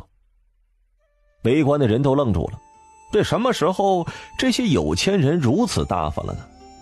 但不管怎么说呀，捐出的都是真金白银，10几张登记的桌子前都排满了人了。消息越传越广，整个京城的人都知晓了，百姓们都陆陆续续地赶了过来，其中不乏商贾巨富、达官显贵、勋贵士绅。这些人其实是不想来的，但此次捐银活动已经形成了大势了，官府已经派人介入了，最后的名单呢，肯定会直达天听的。更有甚者，朝中大臣们都认为这是皇帝搞出来的，否则呢，朝会上皇帝说缺银子，他来想办法，然后第2天就闹出了这么一出捐银的把戏。皇帝看了名单以后，有些商人捐了，他们1毛都没捐，到时候会不会被惦记上呢？从这几次的事件来看，这位新帝可不是这么好糊弄的，随便暗示一下某位大臣，他们就吃不了兜着走。虽然恼恨阮康文，但该捐还是得捐，而且还不能少。坊市门口的100余张桌子都是长长的队伍，每一名桌子前都有一名锦衣卫持刀而立，而这些锦衣卫呢，就是崇祯让李若莲安排的。第1天捐银人数高达17000余人，捐银22万两。第2天捐银人数66000余人，捐银48万两。第3天捐银人数32000人，捐银19万两。这活动啊，一共持续了7天，总共捐银人数16万余人，占了北京城近2成的人口，捐银150余万两。冬暖阁内，崇祯看着户部尚书郭允厚，轻笑着：“哼，郭爱卿，何必2500万两？够了吗？”郭允厚笑得嘴都合不拢了。陛下圣明，支撑到明年秋收猎猎有余啊，还能多出数十万两的。朕也没有想到我大明的百姓会在这个时候慷慨解囊，解了我们的燃眉之急呀。听着崇祯的大笑，郭允厚内心很想告诉崇祯：陛下，你这演技不行啊，全城的商贾士绅都猜出了这是您的手笔了，您还在这里装。咱别管咋说呀，这150万两的真金白银算是入了太仓库了。郭允厚走了之后，崇祯再看了一眼总会的数据，嘴角不由自主地挂上了笑容。150万两白银呢，那就是150万担粮食，加上之前的150万担，这250万担粮食足够灾民坚持到明年8月份了。到时候土豆和红薯有了收成，陕西灾情就算是彻底的化解了。再加上修建的密集水库，以后即便是有灾情，也不会再有今年这么严重了。可惜这种薅羊毛的事情做一次还行，因为前朝并没有人这么干过，以后再想薅这种方法，那就不太见效了。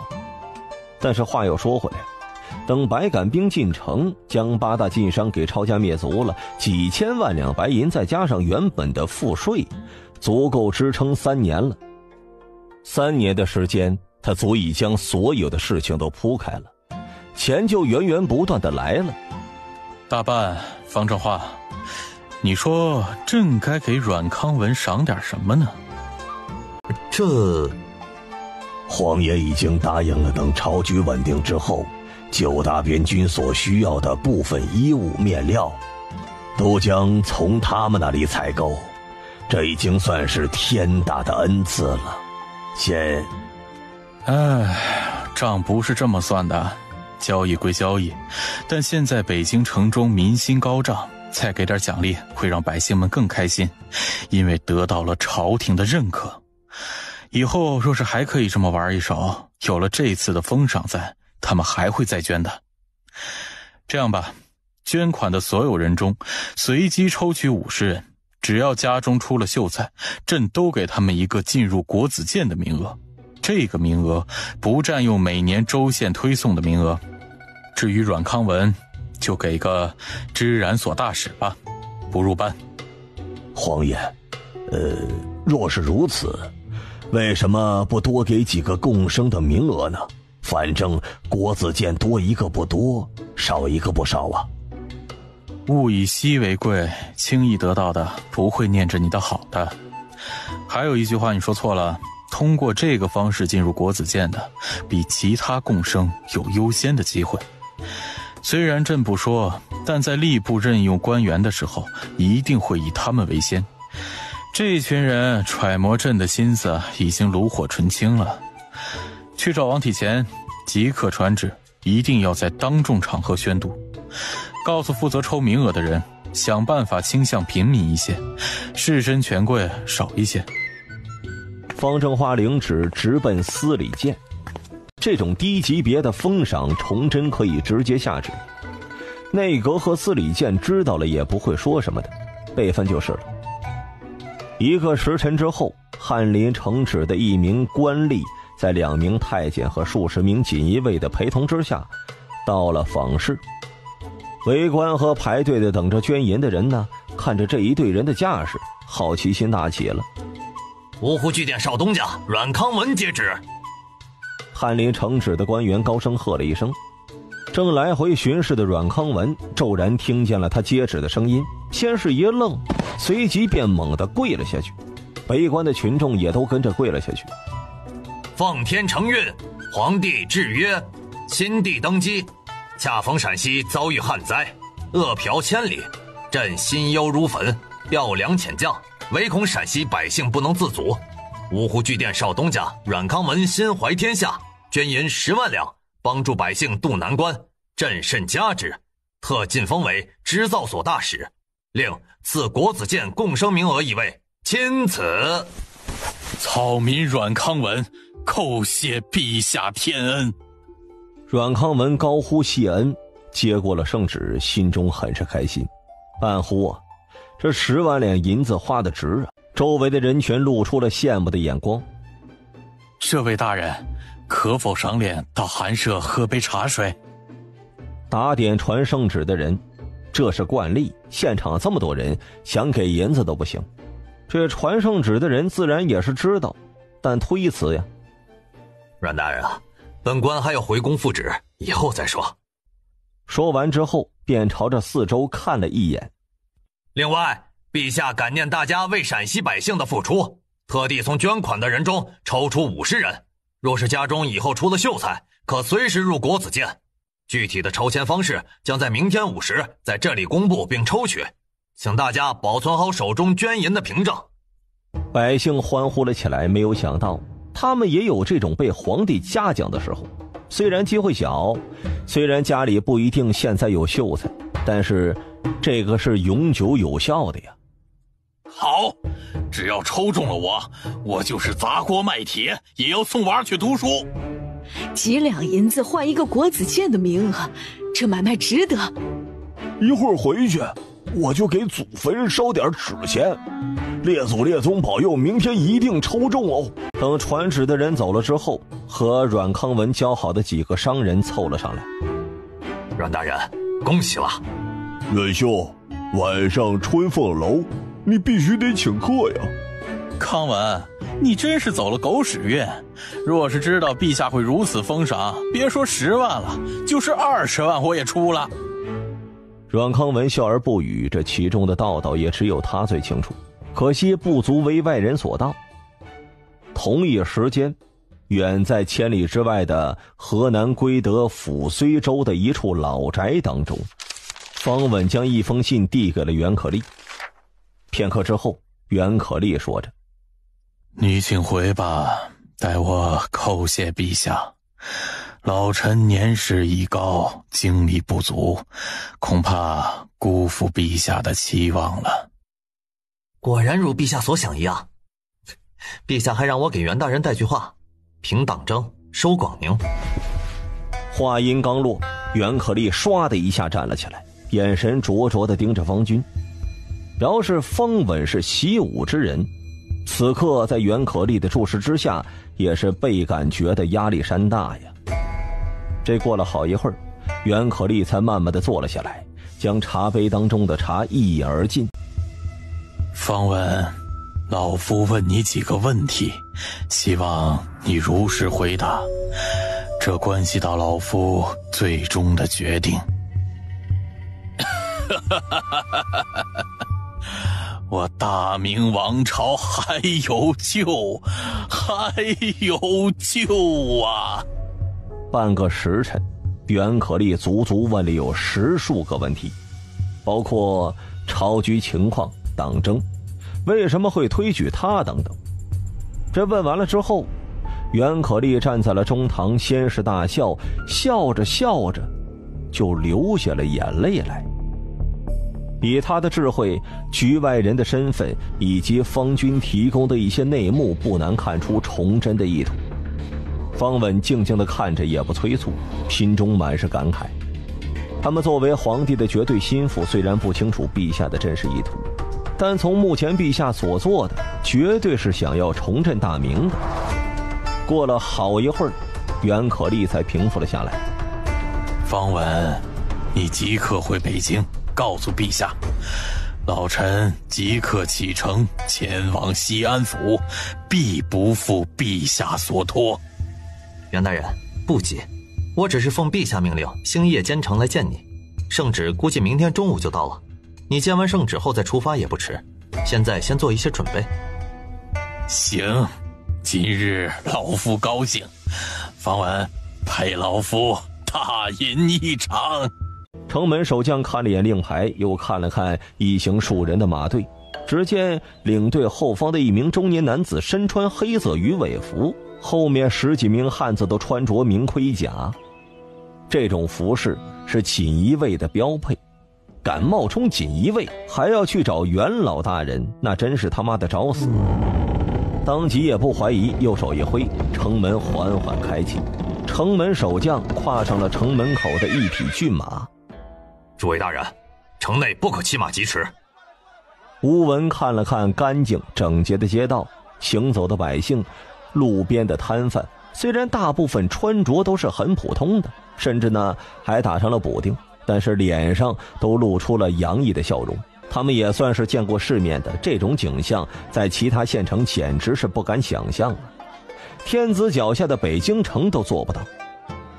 你们瞧，随州县城民风倒是淳朴啊。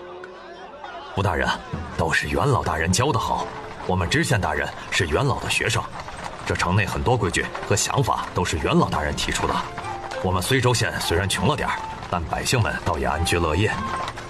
早已经得到消息的袁可立带着家眷们在庭院前等候了。袁可立接旨。翰林承旨的人进了袁可立的宅院，立刻高声喊了一声。袁可立和一众家眷跪倒，奉天承运，皇帝制曰：自古帝王平定天下，是赖师武臣立。袁可立一世清廉，经世忠臣，人品贵重，坚刚不可夺其志，臣祸不能动其心，特以原职回朝，另加中极点大学士兼兵部尚书，入陕西负责赈灾事宜，待赈灾结束之后入阁参与机务。钦此。臣领旨谢恩，必不负陛下所托。传旨的人对袁可立的态度有些奇怪，毕竟这位大佬半年前三上辞书，很坚决的辞官归隐，这现在怎么这么痛快呢？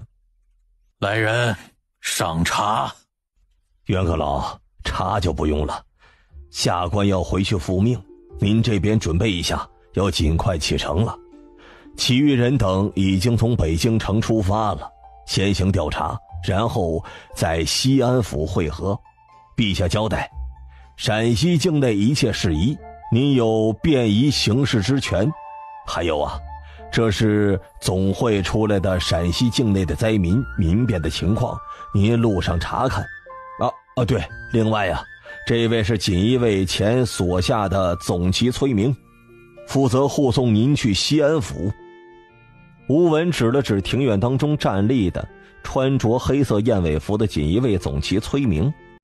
袁可立叹息了一声啊，放不下灾民是一回事，平党争和收广宁却是关乎大明国运的事情，这是他毕生的夙愿。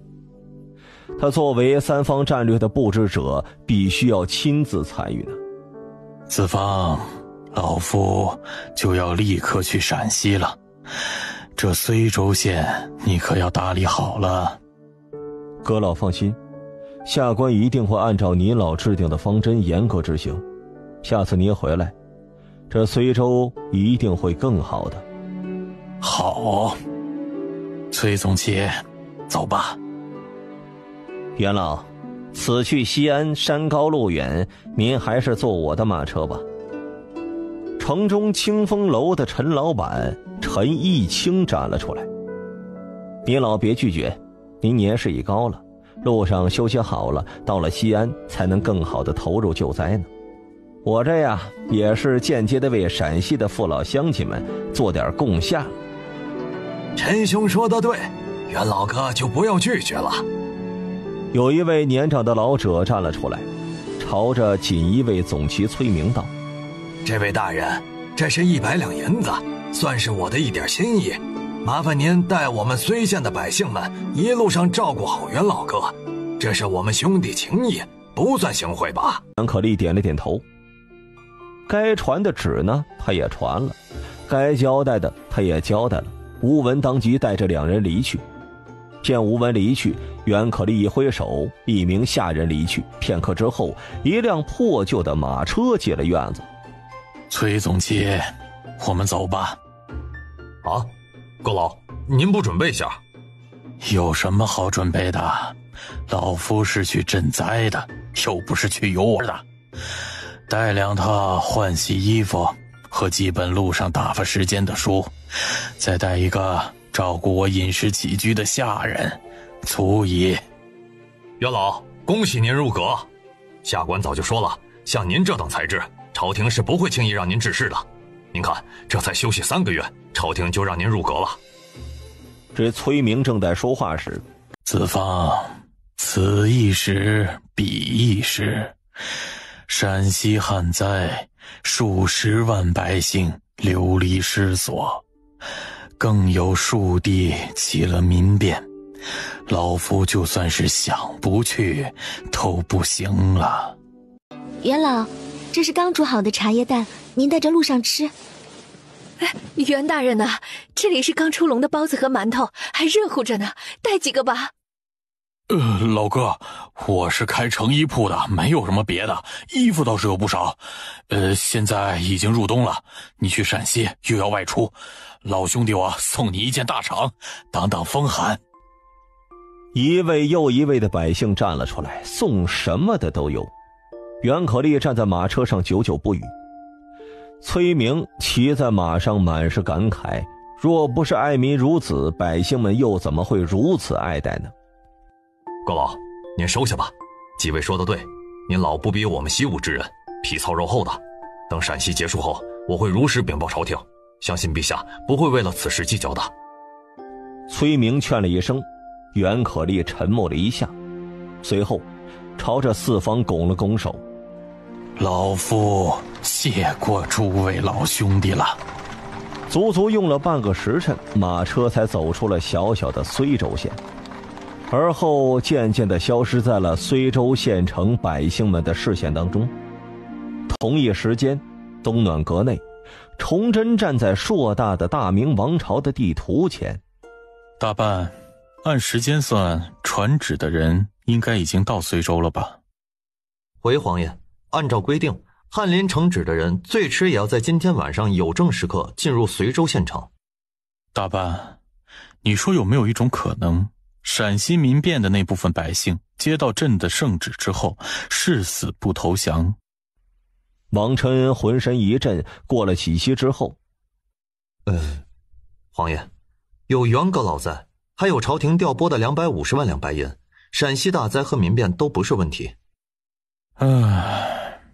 或许吧。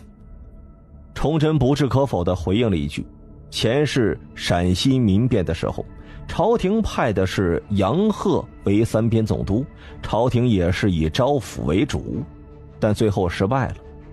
随后呢，陕西境内宛如地狱一般，连续14年天灾不断，民变席卷整个陕西省、山西、河南、甘肃、宁夏等地。崇祯元年的时候，民变的军队就已经达到了6万人呢。随后呢，什么牛鬼蛇神都出来了，闯王、紫金梁、满天星、蝎子块、撞塌天、混世王等36营。若是招抚失败，那就别怪朕狠辣无情了。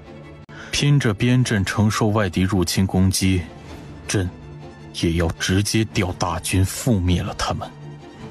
崇祯盯着地图，眼睛里杀机毕露。攘外必先安内，这股民变就像是星星之火，可以燎原的呀。崇祯不能因为这些人是大明的百姓就心软，这要知道啊，这起民变极大地消耗了大明的军事、财政、精力，最终导致了贱奴入关，数以千万计的百姓被屠杀了。与数千万的百姓比，这几千人就不算什么了。希望袁可立给力一些，不要重蹈杨鹤的覆辙，否则朕真的要举起屠刀了。崇祯内心暗自感叹了一句：秦良玉到哪里了？皇爷，早上汇总的消息，秦将军的百杆兵已经到汾阳了，距离北京城还有半个月左右的路程，和秦将军预定的行军计划是一致的。崇祯轻轻地出了口气，藏在袖中的手狠狠地握紧了几次，暗道再忍半个月。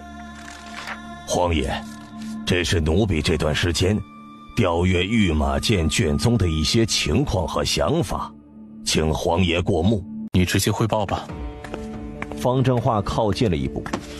皇爷，经嘉靖初步户查侦，御马监下有马房20处，牧场56所，共占地24000余顷。相比正德初年，下辖的牧场扩大了4倍有余，但牧场的马、驼、驴等有3900头。天启6年，御马监下辖的牧场等只有14000余顷，牧场的马、驼、驴不足3000之数。这100年间，御马监内部的人一些皇亲国戚、勋贵士绅侵占牧场11000余顷啊！1顷等于100亩，1亩等于666平方。14000顷折算下来，就是边长都是60里的正方形，却只养了3000头马，是何等的浪费！崇祯听完了之后，没有发表意见。说说御马监的财政和藤乡四卫的情况。皇爷，司马监管辖的皇庄、皇殿总计81处，如果正常运转，年化白银在44万两左右。从天启元年开始到现在，每年不足10万两。藤乡四卫满编是22400人，是现在藤乡四卫记录是3万余人，但奴婢调查过，实际不足12000人，且占理虚府，比奴婢在经营中厮杀的那部分人好一些，但也有限。司马监掌印太监刘应坤是魏忠贤的人，司马监内其余从属有一大部分都是魏忠贤的人，但藤乡四卫并没有想象当中的糜烂，四位指挥使只有1人依附了魏忠贤，其余3人还是忠于皇权的，但也贪腐了不少。崇祯的脸色终于变了。如果说牧场等地被侵占，这都不算什么，大权在握时追查回来就行了。将贪污之人抄家灭族，还是能充实一下内堂的。贪污万顷亩场，超出500万两白银不算过分吧？但没有想到的是，天子亲军号称禁军当中的禁军的藤乡四卫，竟然会腐败到如此的地步。吃空饷，冒名顶替，占理虚服，依附权势。天子亲军都如此，更何况9大边军和驻扎在各地的卫所军了。这过了好一会儿，崇祯才平复了下来。你若是接手，打算怎么做？方正化的脸色开始在纠结、惶恐、愤怒、豪情等之间来回转换着。犹豫了足足近盏茶的功夫，脸色严肃了起来，似乎是有了决定。跪倒在地头，头紧紧地贴着地面。承蒙陛下信任，臣接下来的话有些大不敬，请恕臣无状啊。朕恕你无罪，讲吧。崇祯这会儿的好奇心也被方正化给勾了起来，他倒是想听听方正化会说出哪些大不敬的话出来。跪在地上的方正化先深深地吸了口气。陛下，大明的脊梁断了。一句话直接将一边候着的王承恩吓得一个哆嗦，连连给方正化使眼色，心里却暗自吐槽啊，皇爷让你谈谈自己的想法，不是让你挑刺儿的呀。你说大明的脊梁骨断了这种大逆不道的话，你是想让陛下打断你的脊梁骨吗？反观崇祯则是脸色如常，似乎没有听见这句话一样。大明的老一辈们已经被野仙贱奴打怕了，没有了丝毫的进取之心，也没有了敢战必战的信念。陛下，我大明王朝疆土广阔，外敌也不少，但最大的敌人是辽东的贱奴。崇祯的眉头一皱，让方正化谈想法，怎么又扯到外敌上去了？但是他还是耐着性子反问：依据呢？万历46年，努尔哈赤七大恨，告祭天地，起兵反明。这七大恨就已经说明了建奴的决心了。而后数次攻击我大明王朝，越打兵力越多，战力越强，劫掠越多，所以奴婢就料定建奴一定是我大明的心腹之患。崇祯的心中一震，脸上却不以为意的表情。那又如何？辽东有孙承宗修建的关锦宁防线，大城9座，堡垒40余座，兵力10余万，区区建奴那几万人马不足挂齿。天真！崇祯话音刚落，跪在地上的方正化瞬间直起了身子。陛下，奴婢虽然不知道孙阁老最终的目的是什么，但奴婢是习武之人，知道久守必失的道理。民间有千日做贼，哪有千日防贼的道理啊？战术也是如此。我们是有城堡固守，但没有对应的野战骑兵，他们完全可以用无尽的骚扰战术，每一次进攻我们都会耗费无尽的资源，而他们是仗着骑兵的速度，损失会非常的小的。如果我大明朝局势稳固，赋税年收入5000万两的话，这种战术自然是可行的。可是现在呢？崇祯没有回应，转身走到了挂着的地图前，盯着山海关外的关宁锦防线，心中感慨万千。后世对这条防线的褒贬不一，有人说这条防线是明朝最重要的防线，因为它大大的阻挡了建奴入关的时间，一条防线耗死了建奴2任主人。也有人说这条防线是明朝的马奇诺防线，看似强大，实则满是漏洞啊。可是想一想就明白了，哪朝哪代哪个国家的防线会与敌人进攻路线重合在一起，或者是高度上平行呢？对于一个势必要入侵的敌人来说，这种防线就是在逼着他们找其他的方法。果然，崇祯2年，古太极率兵绕到蒙古，避开了锦宁防线，从长城的龙井口和大安口进入，攻占遵化，直指北京城。这在崇祯看来，孙承宗建立的关锦宁防线是进攻的同时兼顾防守，既防御建奴的骑兵，也作为日后收复辽东地区的屯兵点。这也是他想要重招孙承宗入阁的一个主要原因。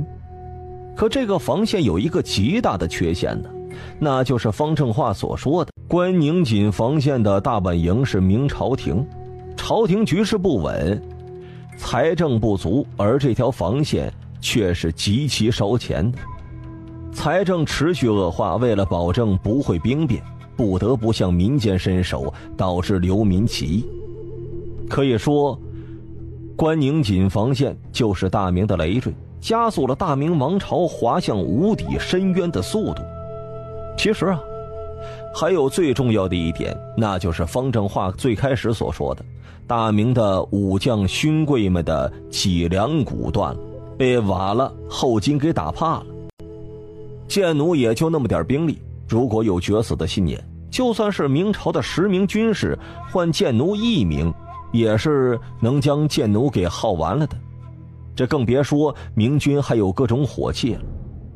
松锦会战，建奴和明军几十万军队会战，明军竟然采用了退避战术，最后被蚕食干净，战术之愚蠢，只能用可笑来形容。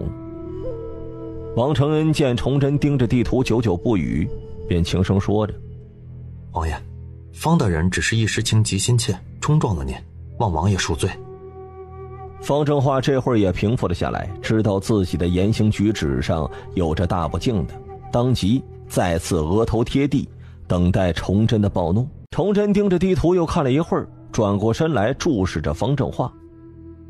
方正化，说说你接下来的想法。方正化再次抬起头来，眼中满是金光与豪情啊！臣若是接手司马监，会重新整顿藤乡四卫。第一藤乡四卫指挥使，臣会从经营9大边军当中抽调年轻的将领来担任，因为他们有血性，敢打敢杀敢闯。第二，以保留下来的藤乡四卫的军事为主体，再从民间招募一些勇士进入藤乡四卫，让藤乡四卫满编。第三，藤乡四卫则是依托御马剑下的牧场和黄庄赚取的银两，组建骑兵，不说全部吧，但至少是80%是骑兵，余者皆为步兵，负责操控火器。这对战时，骑兵在火器后冲锋。平时呢，只留一营在北京城，其余3位去镇压民变，或者去边镇厮杀，或者负责和各地的抚慰军训练。臣要将藤乡四卫训练到既能骑射，更强于格斗，其决死冲锋威力甚大，下马步兵战斗亦可观。这支骑兵最终要和贱奴的骑兵一样强大，最终的敌人也是贱奴。喜，大喜！崇祯此刻内心有些震撼了，方正化真的给了他太多的惊喜了，战略眼光可喜，提议更是可喜。若是按照他的计划，这绝对是一支精锐当中的精锐。即便这个时候有火器在，即便的准备在朝局稳定之后成立大明工业司，让徐光启和毕昴康做院长，重点研究火器，但是这20-30年内也不可能搞出后世的那种38大盖，这是工业基础决定的。所以呢，至少在未来的30年内，强大的铁骑是战场的主宰。短期来看耗费巨大，得不偿失，但是长期来看是绝对有必要打造的。骑兵不仅针对贱奴，以后对周边的瓦剌、达剌、吐蕃、叶尔羌、乌斯藏、诸部等，以及暹罗、南越等等，都需要强大的骑兵。沉思了片刻之后，方正化，提议虽好，但朕问你几个问题。第一，火器的威力你应该看过，不仅我大明有，贱奴也在研制。你组建的藤乡四卫该如何挡住火器？方正化似乎是早就思考过这个问题了。陛下，臣承认火器的威力是大的，但是以目前的火器来看，我们分为火铳类和火炮类，无论是哪一种，都有装弹速度慢、炸膛率高的准头差的致命问题啊！火铳内20步之内，臣有信心躲避不被击中，更别提骑兵了。火炮长于攻城，拙于野战，移动慢，装填一次需要半茶的功夫，这也就是2分钟左右啊。这个时间呢，骑兵能奔出3里地了，这个距离早就已经过了2军的缓冲地了。陛下，臣打造的藤乡四卫骑兵主要是针对贱奴的骑兵。臣对于骑兵有2种设想，第一是满挂式重骑兵，应对敌人的骑兵，阻止敌人骑兵的冲锋；第二是轻骑兵，手持火铳和战刀，依靠速度摆脱战场，装填弹药之后再进行回旋绞杀。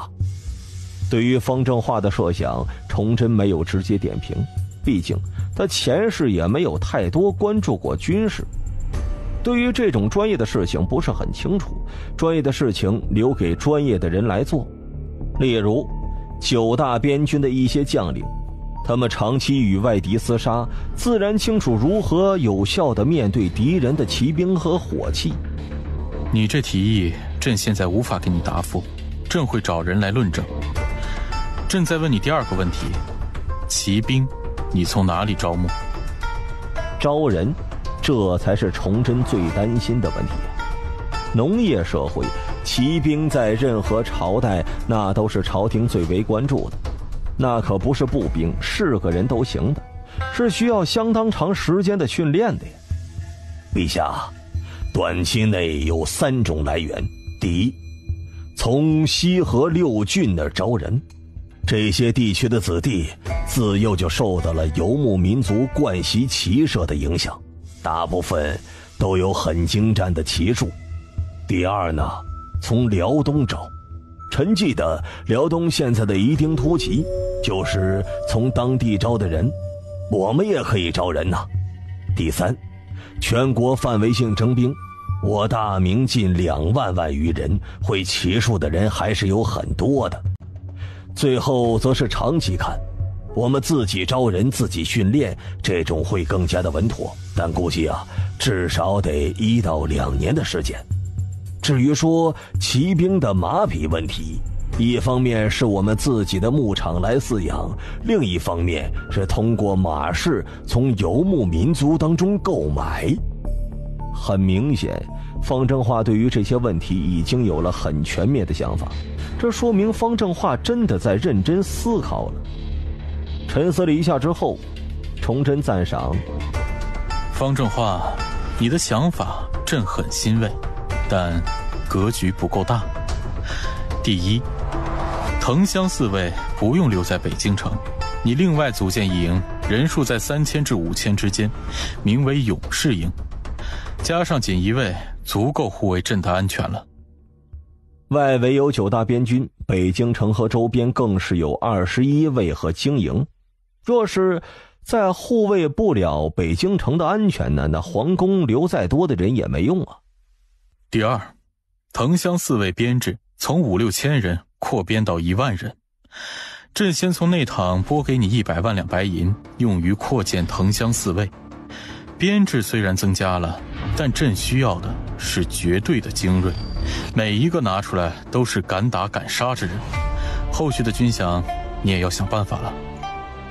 100万两多白银多吗？那要看跟什么对比了，但用于骑兵身上就真的不算多了。夷丁突骑月俸1两6钱加1担大米，年俸约30两，购买马匹和养马、草料、消耗战损，一年差不多30两。骑兵盔甲、武器等，一年消耗大约15两。另外，每年如训练、调度、巡防和战后抚恤等，一名骑兵也需要8两左右。这几项合加起来，一名骑兵一年需要消耗83两银子。藤乡4卫是皇帝亲军，再提高一些不过分吧？就按100两算，100万两白银也就够支持1万骑兵一年的费用。这所以才有编成一马之起，当不足3到5人之说。建奴那么点地方，为啥能养得起那么多骑兵呢？因为人家根本就不发俸禄，战士们会结其财富与人口为己有，除了部分要上交给首领之外，其余的战利品皆归自己，这就很有诱惑力了。但是只要骑兵组建起来，崇祯就可以实行以战养战的战法了。建奴骑兵现在没法打，但大明周边还是有很多软柿子可以捏一捏的，只要动作够快，在敌人和外界没有反应过来之前，迅速的干掉就行了。方正化满是不敢置信，声音有些颤抖：“陛下，您这是同意了臣的想法了？”为什么不同意？藤乡4卫组建骑兵，朕是同意的，但骑兵的种类以及如何训练等，这个朕需要找边军的将领们商讨后再决定，希望你能理解。臣明白，臣叩谢陛下天。刚刚站起来的方正化再次跪倒了，语气有些哽咽，眼眶微红。藤乡4卫是皇帝亲军，若是没什么意外，那就会一直在北京城附近了。虽然他是御马监掌印，但也没有独掌一军去与敌人厮杀的痛快。还有半个月，秦玉良就进京了，你还有半个月的准备时间，朕希望的是圣旨一下，你就能迅速地掌握御马剑，短时间形成一股有生力量，整顿完成后，先组建勇士营，等开春了再组建骑兵的事情。臣必不辜负陛下所托，鞠躬尽瘁，死而后已。至此，御马监和藤乡四卫的事情彻底就定了下来，一支席卷整个亚欧大陆的铁骑自此诞生了。王承恩的眼中有些羡慕，但他自家人知道自家事，这事儿就算给了他，他也搞不了。过了好一会儿，方正化才平静了下来。关于藤乡四卫和勇士营的新指挥使的人选，你有什么合适的？方正化先是点了点头，随即又摇了摇头。这一幕看得崇祯有些疑惑。陛下，臣目前只有一个人选。谁？臣前段时间老家来信给臣了，说是大名府发生了一件有趣的事情。大名府外有一伙强盗，大约30-50人，专门抢劫过路的商人旅客。大明知府派官军去了，人数多了强盗就跑，人数少了又不够强盗打的。如此10几次之后，强盗愈发的横行了。这结果呀，惹怒了大名府的知府。这名知府带了7、8名家丁，装扮成了商人，在强盗袭击的时候抱起，以一人之力击杀了20来名强盗，其余强盗也就投降了。臣就调查了一番，发现这名知府是天启2年的进士，出任户部去世，升任员外郎，后为大名知府。此人少年时爱读兵书，喜射骑，虽是文人，但却武艺超群，实在是读书人当中的另类啊。听见方正化说到大名府，崇祯内心猛然一动，脑海当中浮现出了一人。大名府不出名，但是大名府却出了位极其出名的知府。大名知府卢象升。崇祯心中暗道，果然是这位猛人呢。卢象升刚开始并不出名，真正崭露头角的时候是在崇祯2年10月。皇太极率军避开了济宁防线，借道蒙古，从长城的喜峰口突入关内，北京城危在旦夕。卢象升招募了1万兵马进京勤王。崇祯3年整顿大明、广平、顺德3府的兵备，与之前招募的1万兵马合并，称之为天雄军。这支天雄军由于都是老乡、朋友、兄弟、家人等等，往往一个人战死就可以激发大部分人的愤怒，所以呢，战斗精神极强，一旦遇上了敌人，就紧紧地咬住，打到底。而卢象升每次打仗都是身先士卒，与士兵同甘共苦。有次军队缺粮，士兵3天没有吃饭，卢象升同样3天没吃饭，甚至连水都不喝呀。天雄军参与镇压高迎祥、李自成等农民起义军，一度将起义军打得到处逃窜，在宣大抗击建奴屡建战功。可惜啊，这么一位敢打善战的名将，被太监高启乾给搞死了。卢象升的天雄军、孙承宗的夷丁铁骑、孙传庭的秦兵并称明末3大军，由此可见这支天雄军的战斗力了。崇祯犹豫了，到底要不要现在启用卢象升呢？天雄军因卢象升而起，若是现在将卢象升调离了，那还会不会出现天雄军呢？崇祯在犹豫着，方正化继续说：陛下，臣推选此人理由有3。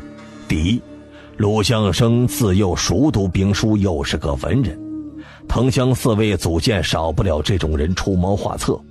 第二，他能与大名府百姓同甘共苦，那就一定是能与同乡4卫的军士同甘共苦的，这最难得的，带出的兵也更是拥护。第三，个人武力超绝，胆大心细，这是军事的先决条件。过了好一会儿，崇祯才下定了决心，传卢相生即刻来见朕，朕要亲自见一见再说。既然提前启用了卢相生，那其他几人他也准备提前启用了。朕再给你几个人选，朕觉得可堪大用，你也一并传旨让他们来见朕。黄德功，开元卫人，现在应该是开元卫的千户。周玉吉，锦州卫人。曹文照，山西大同人，现在在辽东军中担任游击。他的侄子曹变交也是一位猛士。孙传庭，代州镇武卫人，中过进士，做过吏部检锋司主事、稽勋司郎中，现在应该赋闲在家。方正华一边用心记着，一边暗自奇怪，这位少年的皇帝是从哪里得知的这么多人呢？当他听见孙传庭的时候，心神更是一震。孙传庭？见方正华如此神情，崇祯好奇地问着：怎么，你知道这人？陛下，此人中进士的时候，袁崇焕、梁廷栋、马士英、姜日广等人与他同榜，虽是文人，但他的九世祖孙承是洪武年间的镇武卫百户，五世祖孙琦，高祖父孙宗派，祖父孙嗣约，父亲孙元振均中过举人。他也是仪表魁梧，身长8尺，能左右射，武艺绝伦。臣是习武之人，自然是知晓这等人物的。臣刚才本想推选他的，但是他得罪了魏忠贤呐，臣怕召他回来会让魏忠贤等人怀疑，所以就没有提。没有想到陛下也知道他。崇祯点了点头。孙传庭可是位猛人呐，擒获闯王高迎祥，消灭50股义军，稳定了陕西的局面。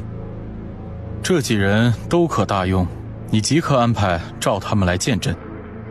待方正华离去之后，崇祯盯着大明王朝的地图，心中满是感慨。这一日，崇祯用过了午膳，在东暖阁，方正华就进来了。皇爷，李大人来了。正埋头在奏书当中的崇祯头也没抬的回了一句：哪个李大人？李邦华李大人。崇祯的手一抖，瞬间站了起来。快宣！片刻之后，一身锦衣卫打扮的李邦华走了进来。草民李邦华参见陛下。李爱卿，请起。崇祯上前忙扶起了李邦华。大办，赐座，此茶。李爱卿，你回京了，朕终于可以睡个安稳觉了。刚坐下的李邦华瞬间懵了呀，看着崇祯不知所以然，心中也是暗自嘀咕着：您睡不着去找太医啊，我又不是太医，找我有啥用？请陛下示下。李邦华刚回应完，一阵古怪的声音在东暖阁内响了起来。众人相视一眼，最后将目光看向了坐着的李邦华。此时呢，李邦华风尘仆仆的脸也红了。方正华上前低声问着：陛下，李大人日夜兼程赶路，一路上都是干粮充饥，早上出发到现在都还没有吃过饭呢。崇祯瞬间了然了，从龙案上端过了一份糕点。李爱卿，你先垫垫肚子，吃完了再说。臣谢过陛下。李大人，陛下面前切莫失了礼仪。无妨。崇祯也不计较，此刻的李邦华若是拘礼，那就不是头铁的李邦华了。这位敢直接怒怼万历、天启2位皇帝，更敢直面开司魏忠贤的人，若是拘礼了，那才是奇了怪了。崇祯暗自打量着李邦华，李邦华也在暗中打量着气度不凡的新帝。一刻钟之后，李邦华也吃完了，抹了抹嘴巴子。陛下，草民吃完了。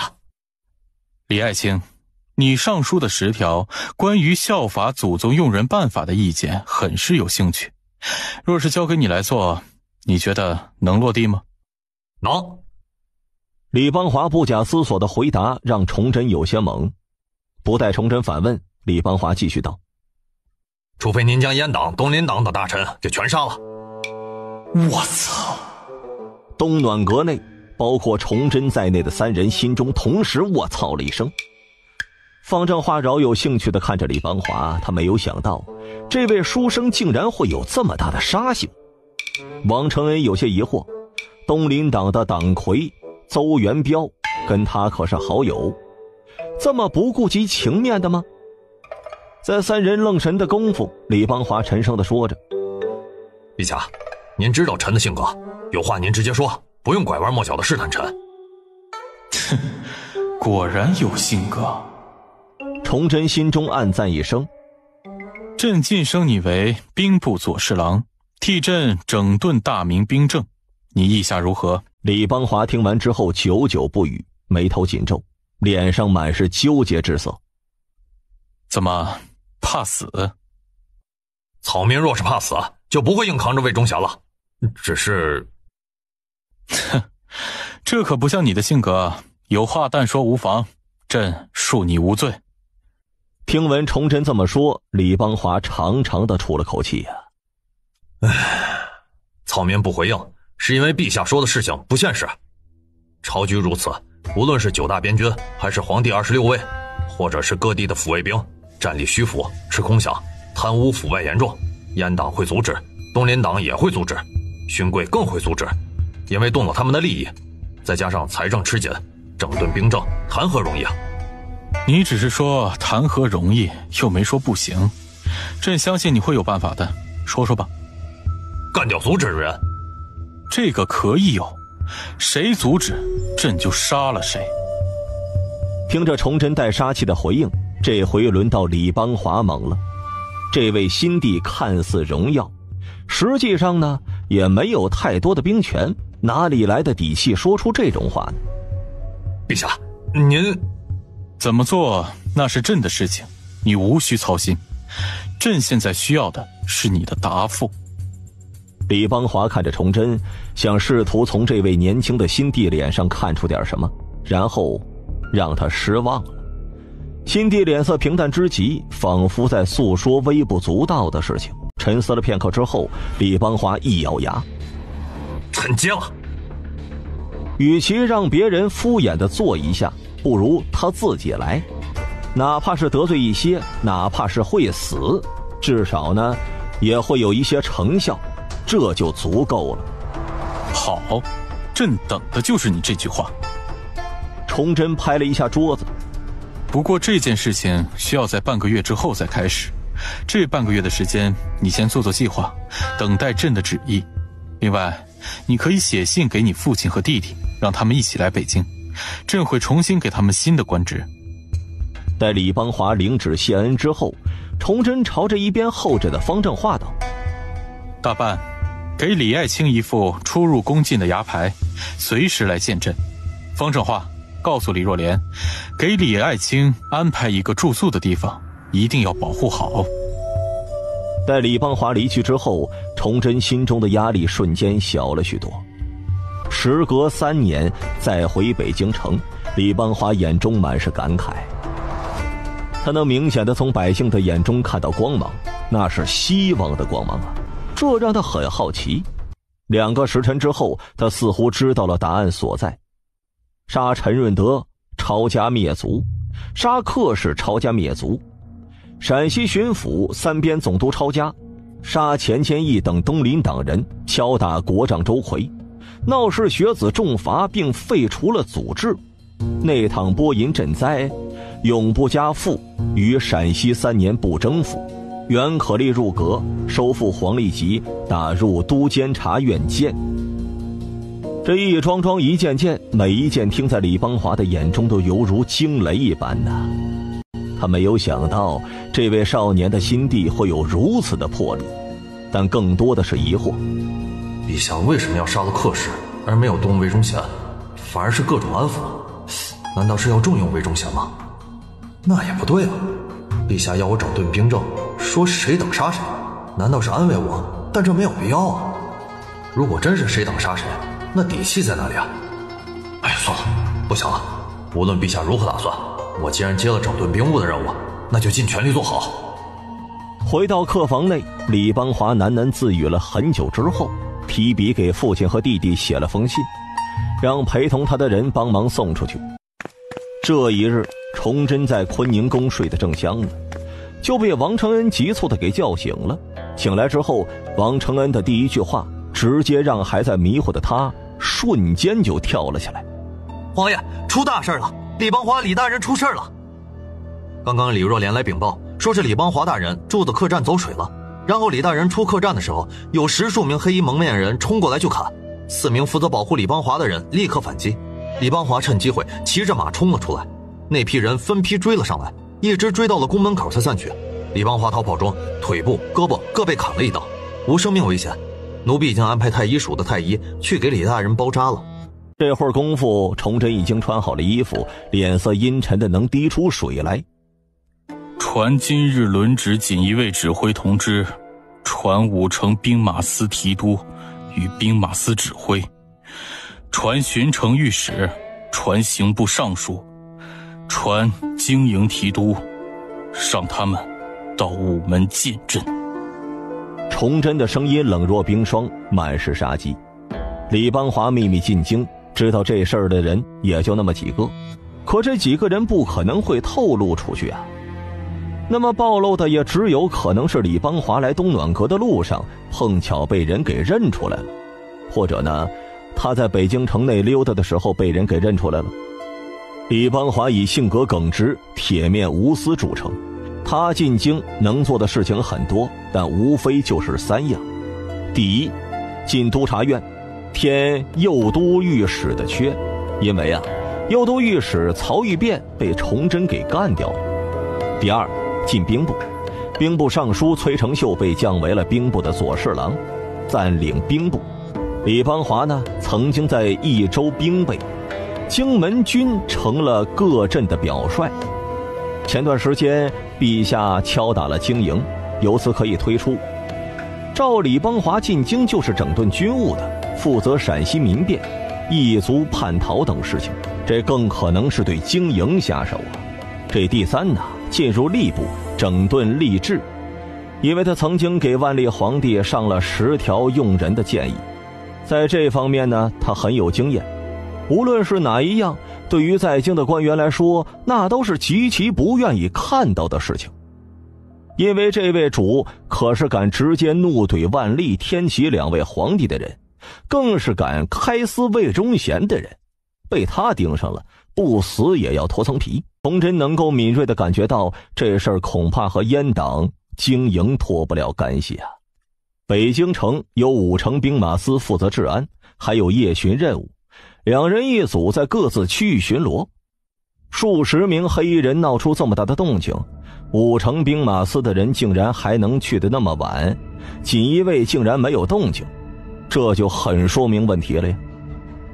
这一定是有人调开了夜巡的人，然后呢，能有这个权力的只有东厂、兵部和经营的人，更有甚者，就是5城兵马司的人干的。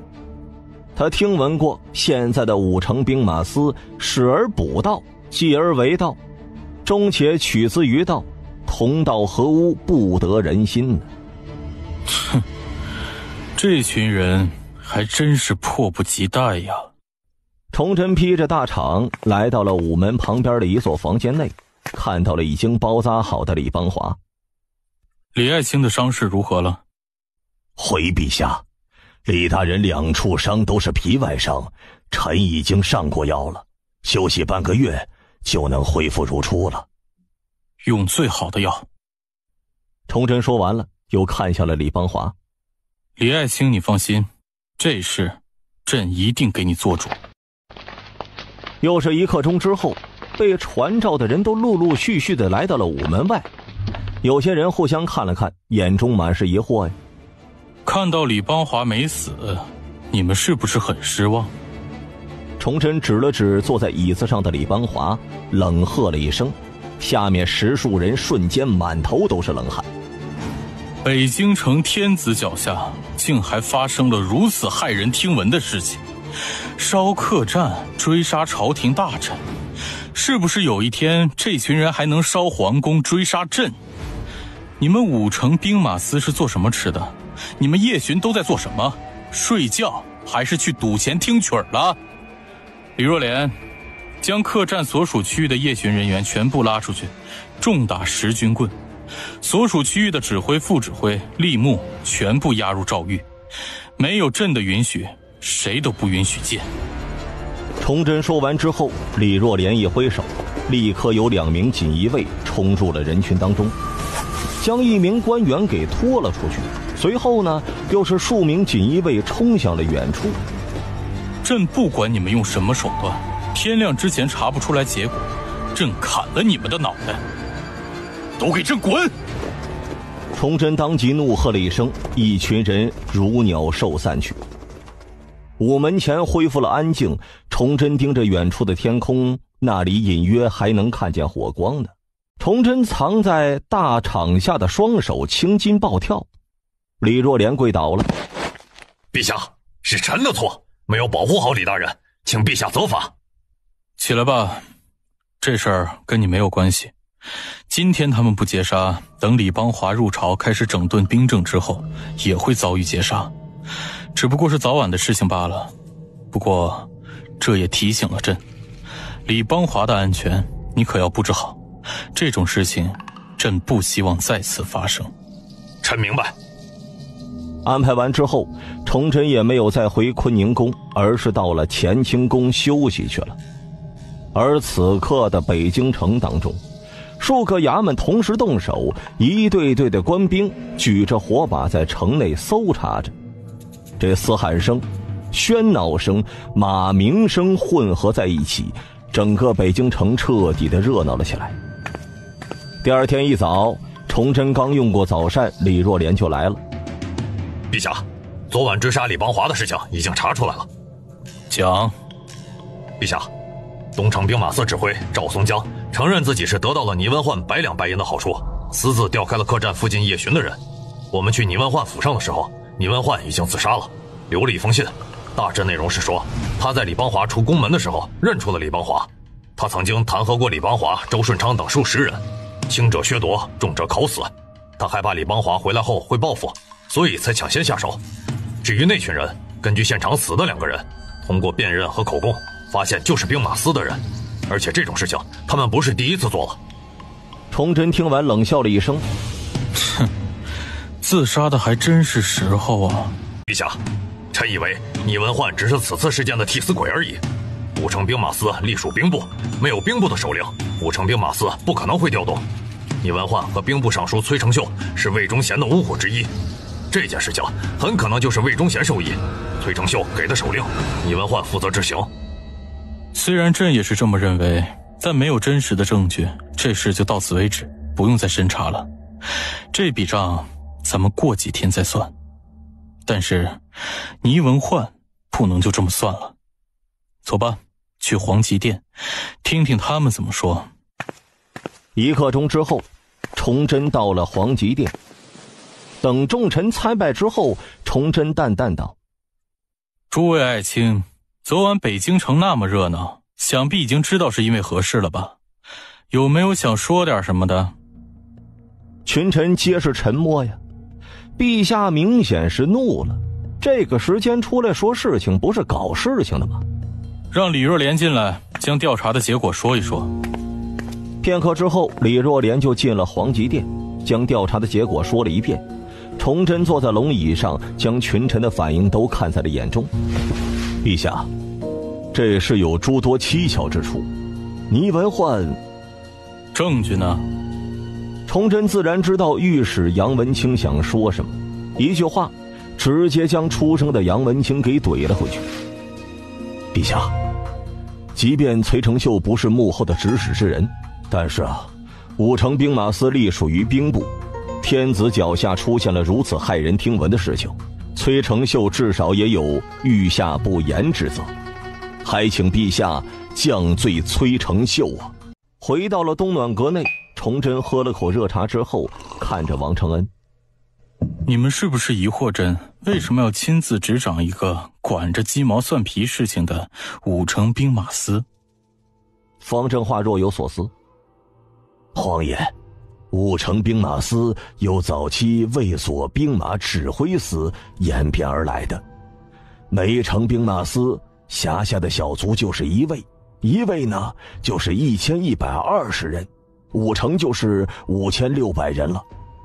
加以整顿之后，再不济也是一支不可忽视的力量啊。这还有呢，武城巡城司掌控北京城的宵禁之能，只要调配得当，这大部队呀，没有任何可能性悄无声息地攻击皇宫呢。”崇祯满是赞赏地点了点头：“这只是其中的2个方面，更重要的是，武城巡城司的人经常与百姓接触，能打听到很多的小道消息，算是另一股情报机构了。可别小觑这种情报，有的时候家长里短透露出的信息更为致命。”皇爷英明。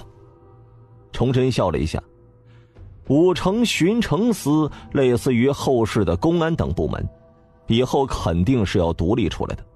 这若是有机会啊，他还想把巡捕营给独立出来，那也是一股不可忽视的力量了。”去告诉李邦华，如果能工作，就先从武城兵马司整顿起来，速度要快。而此刻，刚刚出宫前往经营大营的勋贵们突然围住了英国公张维贤。“英国公，您刚刚为何要从陛下的手中要武城兵马巡城司啊？这其中有什么深意吗？”“这天要变了。”英国公张维贤意味深长地说了一句，一边的勋贵们满脸的迷糊之色。他现在是琢磨出来，这位新帝是真的打算动刀子了。什么封赏重用魏忠贤，那都不过是迷惑阉党的缓兵之计吧。这新帝的计划要么就是不动，一动就是一击必杀，掌控全局。从方正化、李若莲、李邦华以及武城兵马司都能够看得出来，他现在倒是想知道皇帝的最终底牌到底是什么呢？“都散了吧，回去继续操练经营。这段时间都住在经营大营，没有老夫的允许，赶出军营的，按叛逃罪论处，杀无赦。”张维贤说完了，上了马，领先朝着城外经营大营而去。回到经营主帐，刚坐下来，还没有来得及喝口茶呢，一名信卒被亲卫给领了进来。“殿帅，小的是广平府从台驿的驿卒，奉驿长张新宇之命前来传递消息。”这听到广平府从台驿6个字的时候，张维贤心中一惊，一股不好的念头升了起来。从台驿驿长是英国公远房的族人，也是他安插的人，主要是打探消息的。“左右退下！”张维贤低喝了一声，大帐当中除了他儿子张之吉之外，其余人全部都退了下去。“说。”“殿帅，驿长让我转告您，广平府有大军经过，人数具体不详，看装备好像是百杆兵，以时间来算，这会儿估计已经过了定真府了。”张维贤心头有万道惊雷响了起来，瞬间就站了起来。他知道天要变了，没想到皇帝会调百杆呢。不等他说话呢，一边伺候的儿子张之吉怒喝起来：“不可能！既然是百杆兵，从中州出发，为何这一路上府县尉所有的急报没有传回朝廷呢？”“小公爷，真定府前后数座驿站和通往北京的道路都被锦衣卫给封锁了，凡是沿路进京的公差人员全部都被扣下了。小的熟悉那一带的路线，从一条小道过来的。”“你先下去休息吧，记住，消息不要外传。”张维贤缓缓地坐了下来，脸上满是颓败之色。真定府到北京不到500里的路，按百杆兵这种山地军的速度，也就是3、4天的事情。等百杆兵过了真定府的封锁后，急速行军。等北京城的大臣士绅勋贵得知消息的时候，白杆兵早就已经到了北京城外了。白杆兵在四川中州拥有调兵权力的也只有陛下和兵部。兵部尚书呢是魏忠贤的人，兵部绝对不知道这件事情，那么也只有陛下了。方正化、李若莲、李邦华、袁可立、武成、荀承思，这一件件的事情在张维贤的脑海当中串联着。过了好一会儿，张维贤才轻声地说着：“陛下果真是好手段呐。”张之吉这会儿也意识到了事情的严重性来。是啊，这估计任谁都想不到陛下会调白杆兵进京吧，还成功了。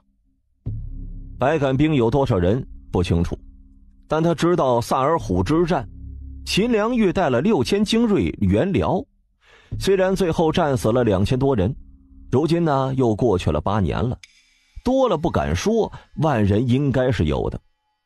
这10000人至少能当3到5万人来使用，这是白杆兵打出来的战绩。这若是锦衣卫被控制了部分，藤乡四卫也能控制部分，武成、荀承思几方联合起来至少得有3万人马。经营现在什么战斗力他很清楚，即便是加上经营360位领将的家丁，也只能和皇帝控制的这部分抗衡。但是呢，这是北京城啊，前几天皇帝刚废了一条令百姓们厌恶的祖制，还永不加赋，还有陕西的事情，那民望是刷到了新的高度了。只要皇帝振臂一呼，全城百姓都会站出来的。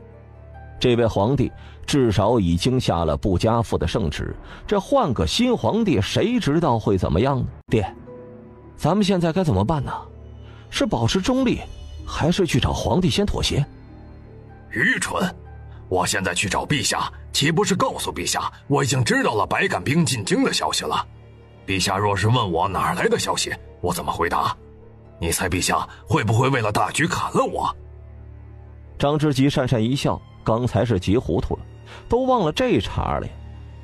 那静观其变。不行，必须得做点事情。白杆兵的事情我们就装作不知道，不过我们可以向陛下示好。怎么示好啊？听陛下的话。为父问你，陛下为什么要调白杆兵进京啊？对于这个问题，张之吉没有丝毫犹豫。从目前的形势来看，为了清除阉党，魏忠贤有五虎、石骸、40孙，其中兵部尚书崔成秀、吏部尚书周应秋、工部尚书吴纯夫、左副都御史李奎龙、锦衣卫指挥使田尔庚、锦衣卫指挥佥使徐显纯、锦衣卫指挥崔英元、东厂理刑官孙云鹤和杨衰等。阉党占据了朝廷3成的大臣，联合起来是可以调动21位的。还有部分锦衣卫和藤乡四卫，陛下调兵就是怕这些人引起动乱。你还漏掉了内操卫队，那可是魏忠贤亲自统领的，也是一股不可忽视的力量。明日早朝，为父直接弹劾崔成秀。崔成秀前几日因为陕西民变被罚，今日又有武成兵马司的问题，陛下早就不满了。可满朝没有人弹劾，他就是想动也动不了。只要为父弹劾，再找几个交好的文臣，陛下一定会直接将崔成秀打入刑部监，然后为父再举荐李邦华担任兵部尚书，这样就剪除了魏忠贤的最得力助手。有了兵部的制约，即便21位中有人投靠魏忠贤，那也只是少部分。再加上白杆兵、武成兵马司、锦衣卫、藤乡四卫，陛下就能立于不败之地了。这个为父自有主张，你无需操心。这几日你待在大营，看住所有经营将领，另外撒出大量人马，盯住亲军21卫以及天津卫、辽东方向的卫所，任何异动都要第一时间通知我。爹，您这布置是我们要彻底的站到陛下这边？现在还有的选择吗？不站队，等事后了，陛下找我们清算。这位新帝可不简单，绝对不会容忍有一股他掌控不了的力量存在的。可陛下有如此手段，那就是想重振大明，整顿兵政是肯定的。调李邦华回来，估计就是为了此事。现在经营糜烂，吃空饷等等，陛下难道不会清算吗？张维贤先是点了点头，后又摇了摇头，急得张之吉直咧嘴。这些事情你不用操心，做好我安排的就行。这种逍遥的日子过不久了。第二天朝会的时候，众大臣看着拄着拐杖站在皇极殿内的李邦华，皆是很无语啊！你他妈的被砍了2刀，不好好休息，来上什么朝呢？你这么搞，以后我们生病了还找什么理由告假呀？这果然呐，在众人吐槽之后，崇祯就称赞了起来。诸位爱卿，李爱卿身中2刀还坚持上朝，这是何等的精神，当为诸位的楷模。一时间，无数怨念的眼神看向了李邦华。李邦华冷哼了一声，在一声有本奏无本退朝之后，众臣开始上奏了。崇祯也是有一搭没一搭的回应着。半个时辰之后，在朝堂上一直很少出声的英国公张维贤出班了。陛下，臣有本启奏。众臣心中猛然一震，这位大佬可是勋贵的第一人呢，他若出声，那肯定是大事情。英国公请讲。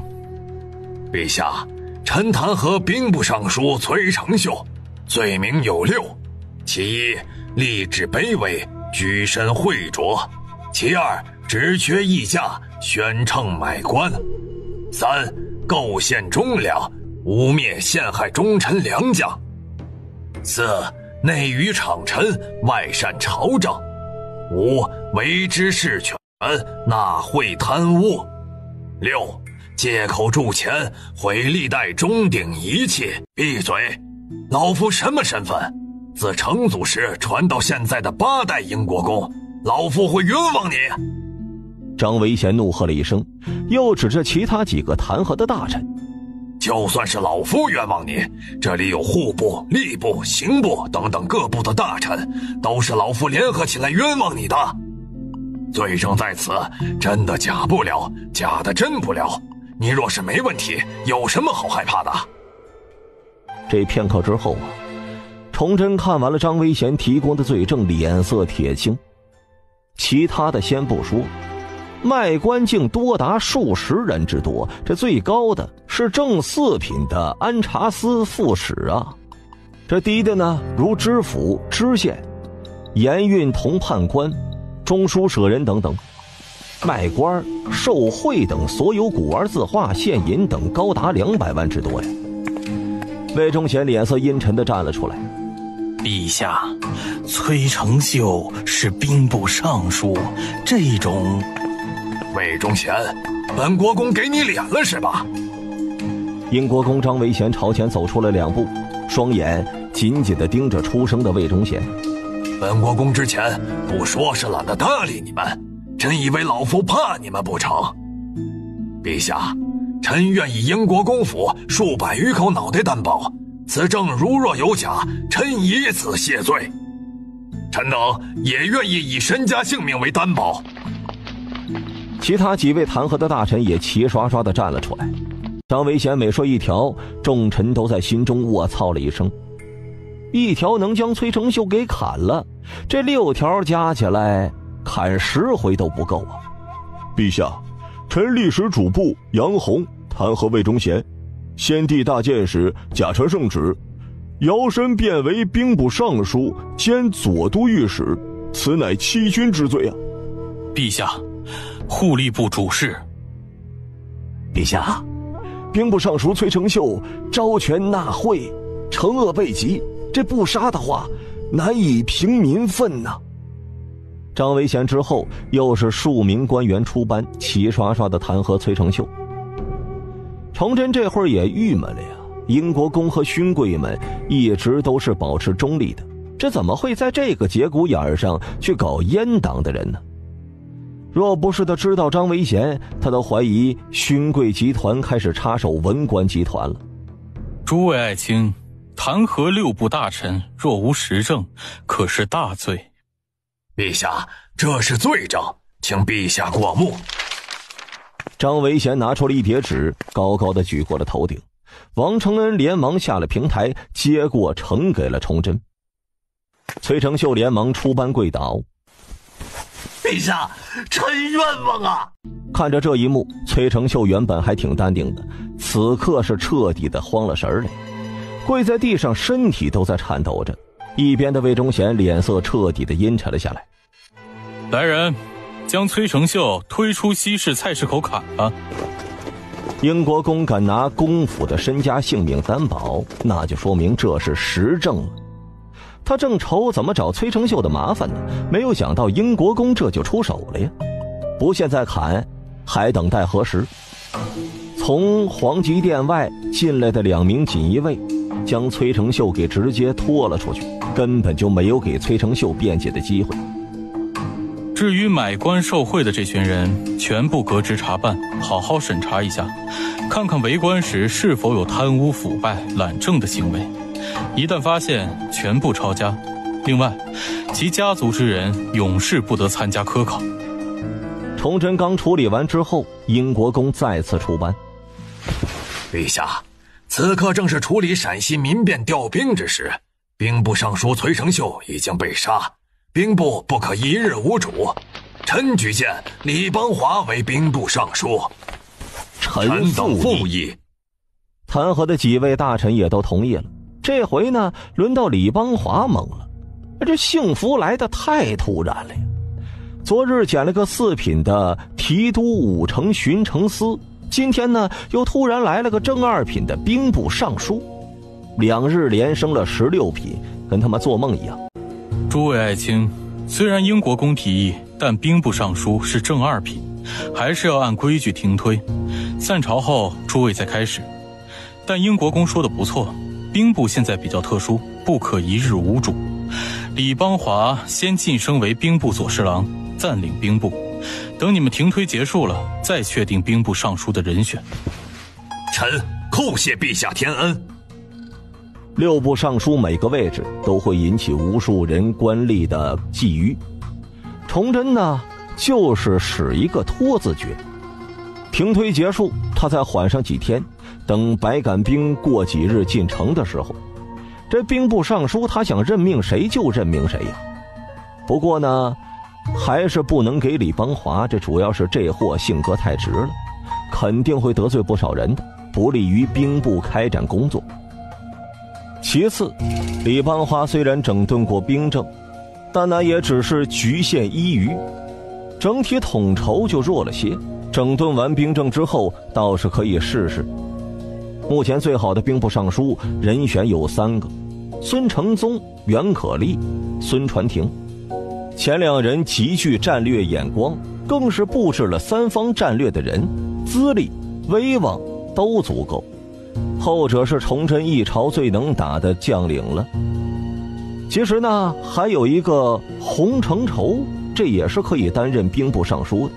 至少他在兵败被俘之前，还是尽职尽责的，战功赫赫，将李自成打得只剩下了18骑逃走了。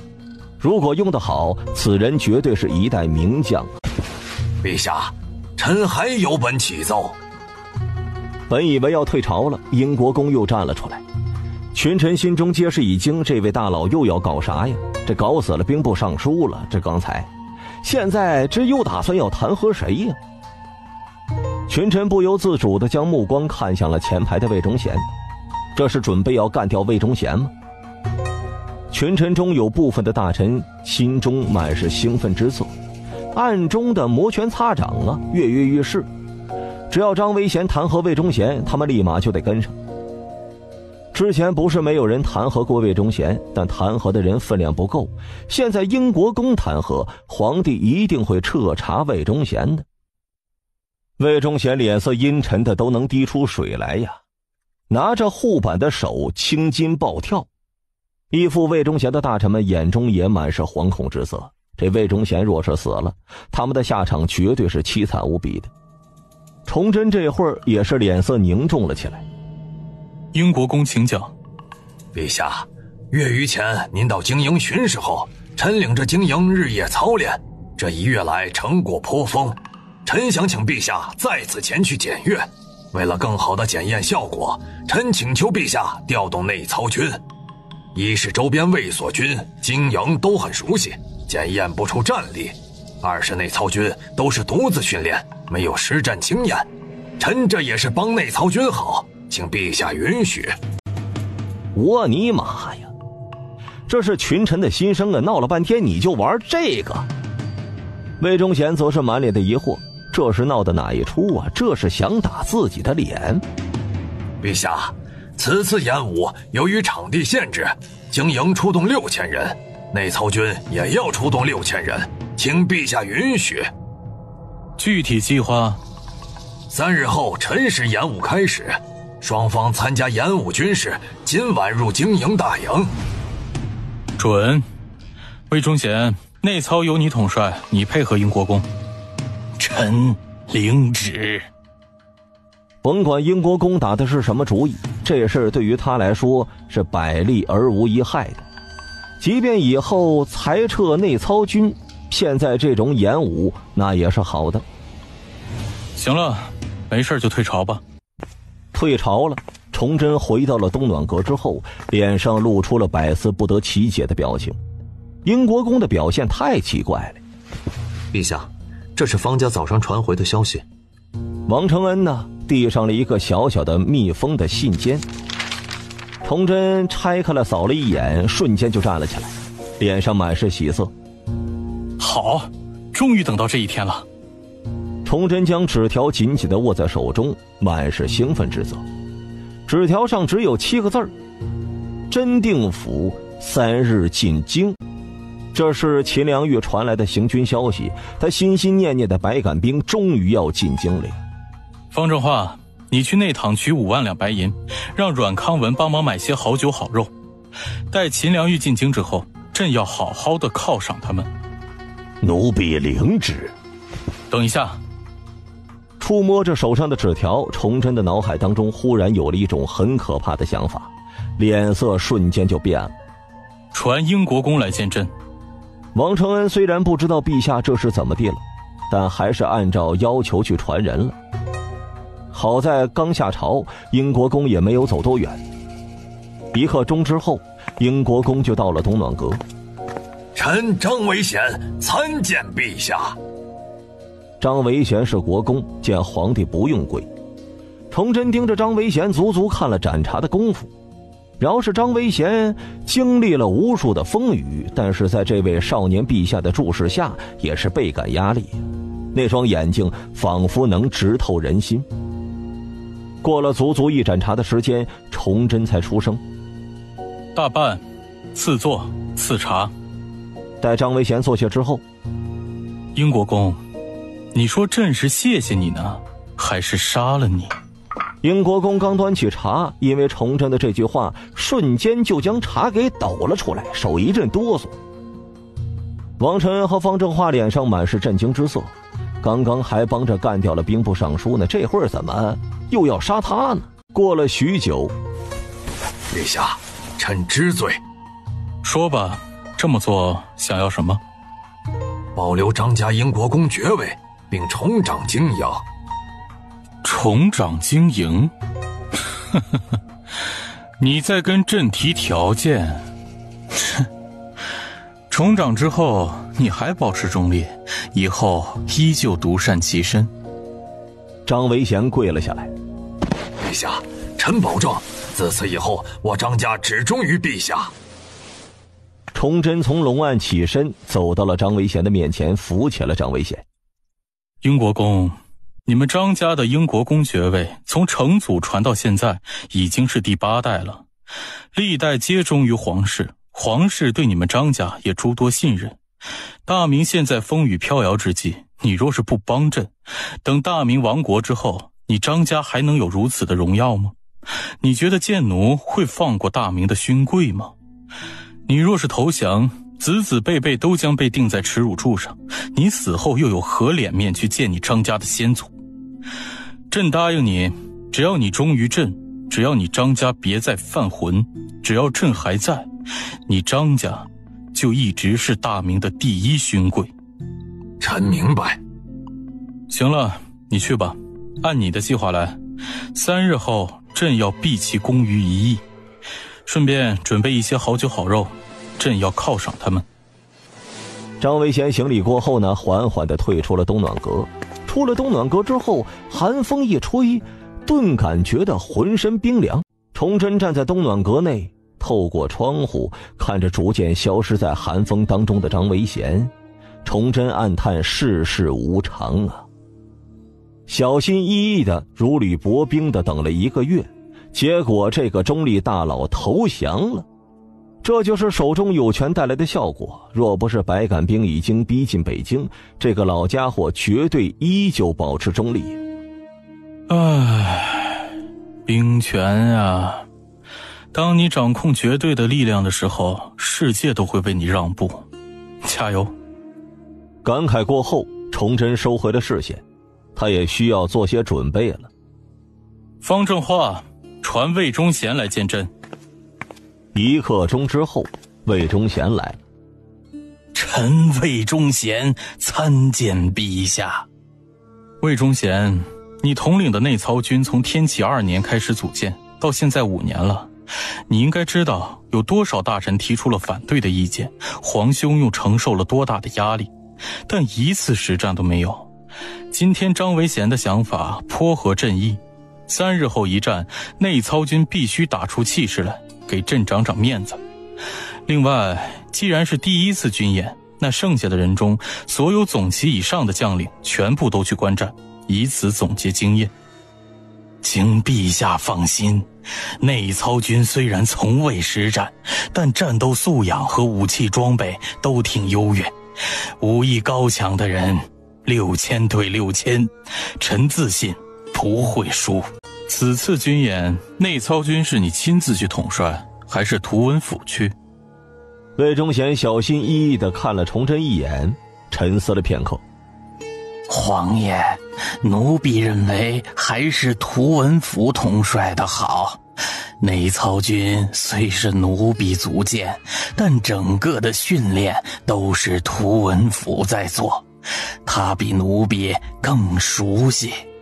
奴婢就带其余人在一旁观摩学习。你心中有数就行，去准备吧。魏忠贤行礼后离去。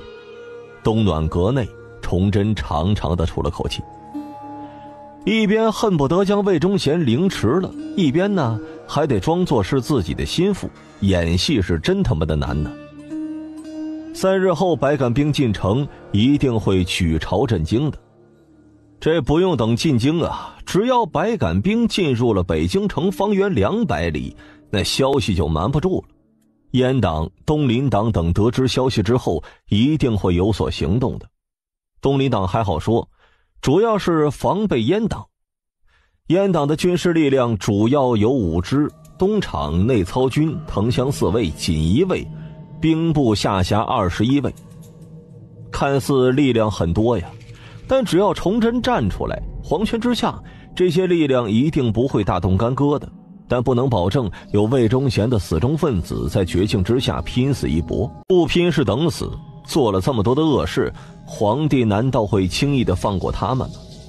拼一把呢，或许还有一丝希望，虽然这希望渺茫，但终究是有希望的。万一成功了呢？崇祯无法保证，只能做好了万全的准备，将影响降到了最低。大办，去传李若莲和李邦华来见朕。另外，去慈庆宫通知皇嫂到坤宁宫，田贵妃、袁贵妃也到坤宁宫，传朕口谕，这几日没有朕的允许，谁都不许出坤宁宫。王承恩领旨到了坤宁宫，将崇祯的话讲了一遍。周皇后和义安皇后皆是浑身一震，对视了一眼，皆是看出了眼中的担忧之色呀。待王承恩走了之后，周皇后拉着义安皇后张嫣的手，满是担忧啊。嫂嫂，这……妹妹放心，皇叔何等的睿智，既然传来话了，那就说明已经做好万全的准备，我们等消息就是了。这一边的田贵妃和袁贵妃听闻了两人的对话，眼中满是疑惑。但他们知道陛下既然只告诉了周皇后和义安皇后，而没有告诉他们，他们再去问，那就是犯了后宫不得干政的大罪了。待到王承恩回到东暖阁，李若莲和李邦华也先后进了东暖阁。崇祯看着二人，3日后百杆兵进京。百杆兵进京？这不可能啊！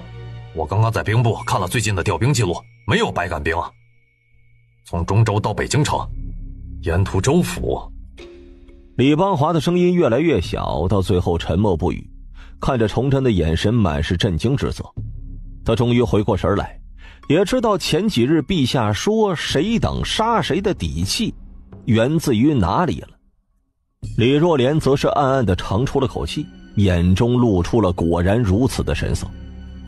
崇祯让人在离北京城外截住了从中州来往信件，他就有所猜测，这会儿验证了，他的心呢也落地了。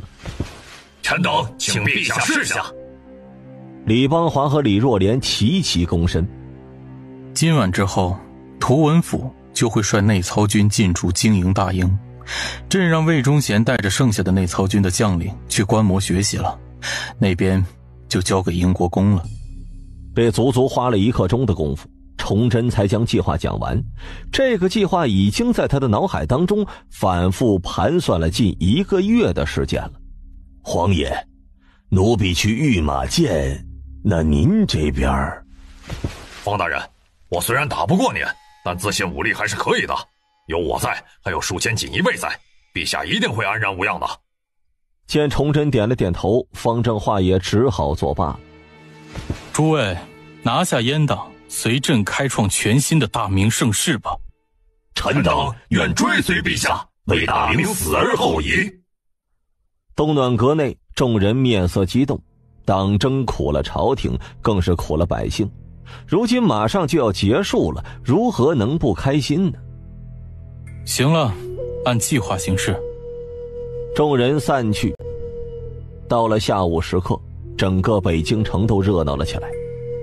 经营和内操军演武的事情已经传遍了整个北京城，百姓们议论纷纷的。一个是太监组成的皇帝禁军，一个是护卫北京城的京军，不知道谁更强一些啊？肯定是京军了，毕竟是全国的精锐，战斗力绝对惊人。这俺也是这么认为的，毕竟少了那玩意儿，别的先不说呀，力量肯定不如正常人。你要是这么说，那我就非得杠一下了。前段时间方正化一人吊打经营60多人，这你又怎么说？对呀，打仗比的不全是力气，装备也是一方面。太监军的火器听说是最好的。滚蛋啊！演武能用火器吗？这是演武还是送死啊？哎，你要是这么说呀，经营还有红夷大炮呢。经营也好，内操军也罢，我看都比不上边军的战力。两个都是怂包，能看出个啥？边军才是磨刀石啊！你这话就有些抬杠了，还边军呢？你咋不把百杆兵拉来当磨刀石呢？嘿嘿，这个真的可以有啊！百杆兵离北京城不足200里了。静，无比的安静。菜市场门口，一群闲的扯淡的人呢，用诧异的目光看着出生的年轻人。出生的人呢，也有些懵了，搞不清楚这些人为啥用这种眼神看着自己呀。过了好一会儿，一个年纪大的人怒喝着：“三娃子，你胡说些什么呢？百杆兵那是四川的，咋会来到北京来？”老李说：“我说的是真的，百杆兵真的到了北京了，真的呀！我下午去城外送货，遇见了几位商人，听他们聊天的时候说的。”好，百杆兵来了，将这两群混账好好教训一顿。别瞎说，百杆兵可能还是和8年前一样去援辽吧，只是路过北京城。这管他呢，这跟我们老百姓没啥关系。这言者无意，听者有心，就这么闲扯的话很快就传开了，慢慢的就传到了北京的士绅朝臣的耳中了。所有得到消息的朝臣被这个消息吓了一大跳，震惊过后，便准备前往皇宫觐见皇帝。这结果呢，刚出门就被武城巡城司的叶巡人给拦住了。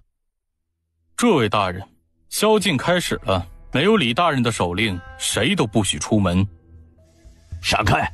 我有紧急军情面见陛下，耽误了军情，你承担不起。拿手令了，没有手令，您还是老实待着吧。前几日那些人的下场，你应该看得很清楚，别让我们为难。你们，同样的一幕也在北京城各处上演着，但毫无例外呀，全部都被武城巡城司的人给拦了回去。王哥，万一这些人真的有紧急军情怎么办？我们这么拦着，你傻不傻？若是紧急的军情，那也应该是兵部经营的人通报，和这些人有啥关系？这明显就是幌子嘛！我是说万一是真的呢？那跟我们有什么关系？我们只是执行李大人的命令，就是闹到陛下那里，也是我们有理。行了，继续巡逻了。被拦回去的大臣们一个个怒火中烧，但又没有办法。谁让他们这个新上任的武城巡城司的提督还兼着兵部左侍郎，暂领兵部的官职呢？一整夜当中，北京城当中的众大臣们在自己的家中夜不能寐，各种的猜测。好不容易熬到了上朝的时间，众大臣直接冲了出去。1个时辰之后，午门口所有大臣们都聚齐了。等到宫门开启，众大臣进入了皇极殿。从乾清宫出来的崇祯、王承恩低声说着：“王爷，昨晚李邦华传来消息，说是城内都在议论白杆兵进京的事情。昨夜各大臣都想出门，但都被李大人的武城巡城司的巡夜人给挡回去了。这会儿估计大臣们还没有互通消息。”哼，随他们，已成定局，也翻不起浪花。崇祯轻笑一声，到了皇极殿，一套流程完毕之后，内阁施凤来直接出班。陛下，臣弹劾梁玉。理由呢？秦良玉武兵部内阁调令，私自率兵进京，实属叛逆之罪。秦良玉是奉了朕的旨意，何罪之有？崇祯直接承认，100多里路，急行军1天就到了，也没有什么好隐瞒的了。群臣心中皆是一震呢，他们心中有所猜测，没想到真的是陛下呀。震惊过后，施凤来立刻道：“陛下，敢问您调白杆兵进京做什么？陛下，越过兵部和内阁，私礼监，这是违反祖制。恳请陛下下旨，让陈良玉率兵退回中州。”陛下，您让秦良玉率兵进京，石柱一带若是趁着秦良玉进京了，再次发生了叛乱怎么办呢？够了！崇祯怒喝了一声，站在平台的边缘。普天之下莫非王土，率土之滨莫非王臣。朕要做什么，还需要向尔等汇报？陛下，这……闭嘴！崇祯再次怒喝，打断了施凤来的出声。李若莲带人围住皇极殿，连只苍蝇都不能飞进来。没有朕的旨意，任何人不得出入皇极殿，哪怕他们是去如厕，也要派人跟着。李邦华，从即刻起，关闭北京城内外城所有的城门，除打探军情人员外，其他人一律不得进出。你亲自负责这件事情，提督城内的所有军备。城门封闭，外有30米宽的护城河，飞都飞不过去，更不用说传递消息了。关闭城门，既是防止城内传递消息，更是要防备英国公等，一旦这货临时倒戈了。崇祯冷冷地看了群臣一眼，转身离去。等将那群掌兵的人处理完了之后呢，再来跟他们好好算账。待崇祯离去之后，皇极殿内群臣脸色不一，阉党一众聚在一起，满脸的阴沉和惊惧之色。能坐到这个位置上啊，没有几个人是傻子的。事到如今，他们已经看的是明明白白了。调几千里外的白杆兵做什么呢？这很明显呢，陛下不信任京城周边的兵马调白杆兵来京的目的也只有一个，也只能是一个平党争。他们作为阉党的依附者，肯定会被清算了，而他们的主心骨魏忠贤估计这会儿还蒙在鼓里呢，肯定是指望不上的。被困在皇极殿内，想传递消息都做不到，此刻呢，那就是砧板上的鱼肉任人宰割呀。而东林党和浙党等的脸色也是极为难看的。从这位新帝的手段来看，这绝对不是善茬。阉党被清算了，他们若是还敢蹦跶，陛下真的会不管不顾地砍了他们。他们似乎在这位新帝的身上看到了太祖和成祖的影子。想到这里，群臣浑身就是哆嗦了一下，眼中满是恐惧之色。其他人例如户部尚书郭允厚等一心为国为民的大臣，眼中满是喜色。这没有了党争，大明也就有了喘息的机会了。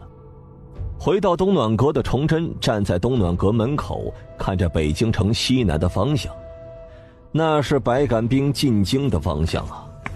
王爷，方家传回消息，白杆兵距离北京只有180里，再去掉传递消息的时间，白杆兵应该离北京城不到130里地，最迟明天辰时就会到北京城来。听着王承恩的回应，崇祯点了点头。大办，安排人去高阳，让孙承宗火速进京。王承恩带人去司礼监，拿下司礼监的一众人，将印信等全部拿到东暖阁，多带一些空白的圣旨。方正化，你陪着一起去，顺便去一趟御马监，将御马监的掌印太监刘应坤等人拿下。奴婢领旨。王承恩和方正化离开，带着李若莲手下的100户直奔位于皇宫东北角24局所在地。